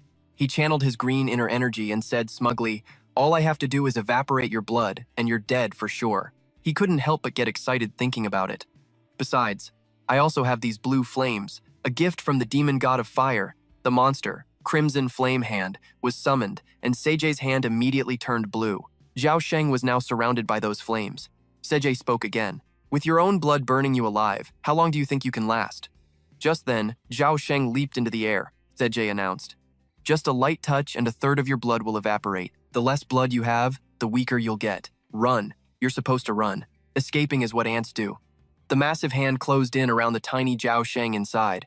"Now, do you get your place now? We're not the same. We're worlds apart," he screamed smugly, veins popping on his face. "You're not even worthy of being compared to me. You're just some low-level superhuman with only 49% superhuman genes. What makes you think you can dream of defying fate? Whatever lucky break you got, it's useless. An insect should just accept its fate and live in the dirt. You might live a little longer that way. Otherwise, you'll end up like this dead before human society is even destroyed. You worthless piece of trash. This time, I'll evaporate every last drop of your blood, and you'll have nowhere left to run." The entire area was now engulfed in blue flames, as if sinking into a sea of fire. Chu Tian couldn't help but frown. The entire arena was covered in blue flames. Is there no way out? Despite that, he stood firm and resolute. "My life. It's another desperate situation, same as always, I guess. I just have to risk it all and push through." Chu Tian slammed his chest. "If I fail, I die. What's there to be afraid of? Boil over, my blood." At the same time, a chill ran down Chu Tian's spine. His heart was pounding violently. "What's happening to my body?" His eyes turned bloodshot. He wondered if this was an awakening, just like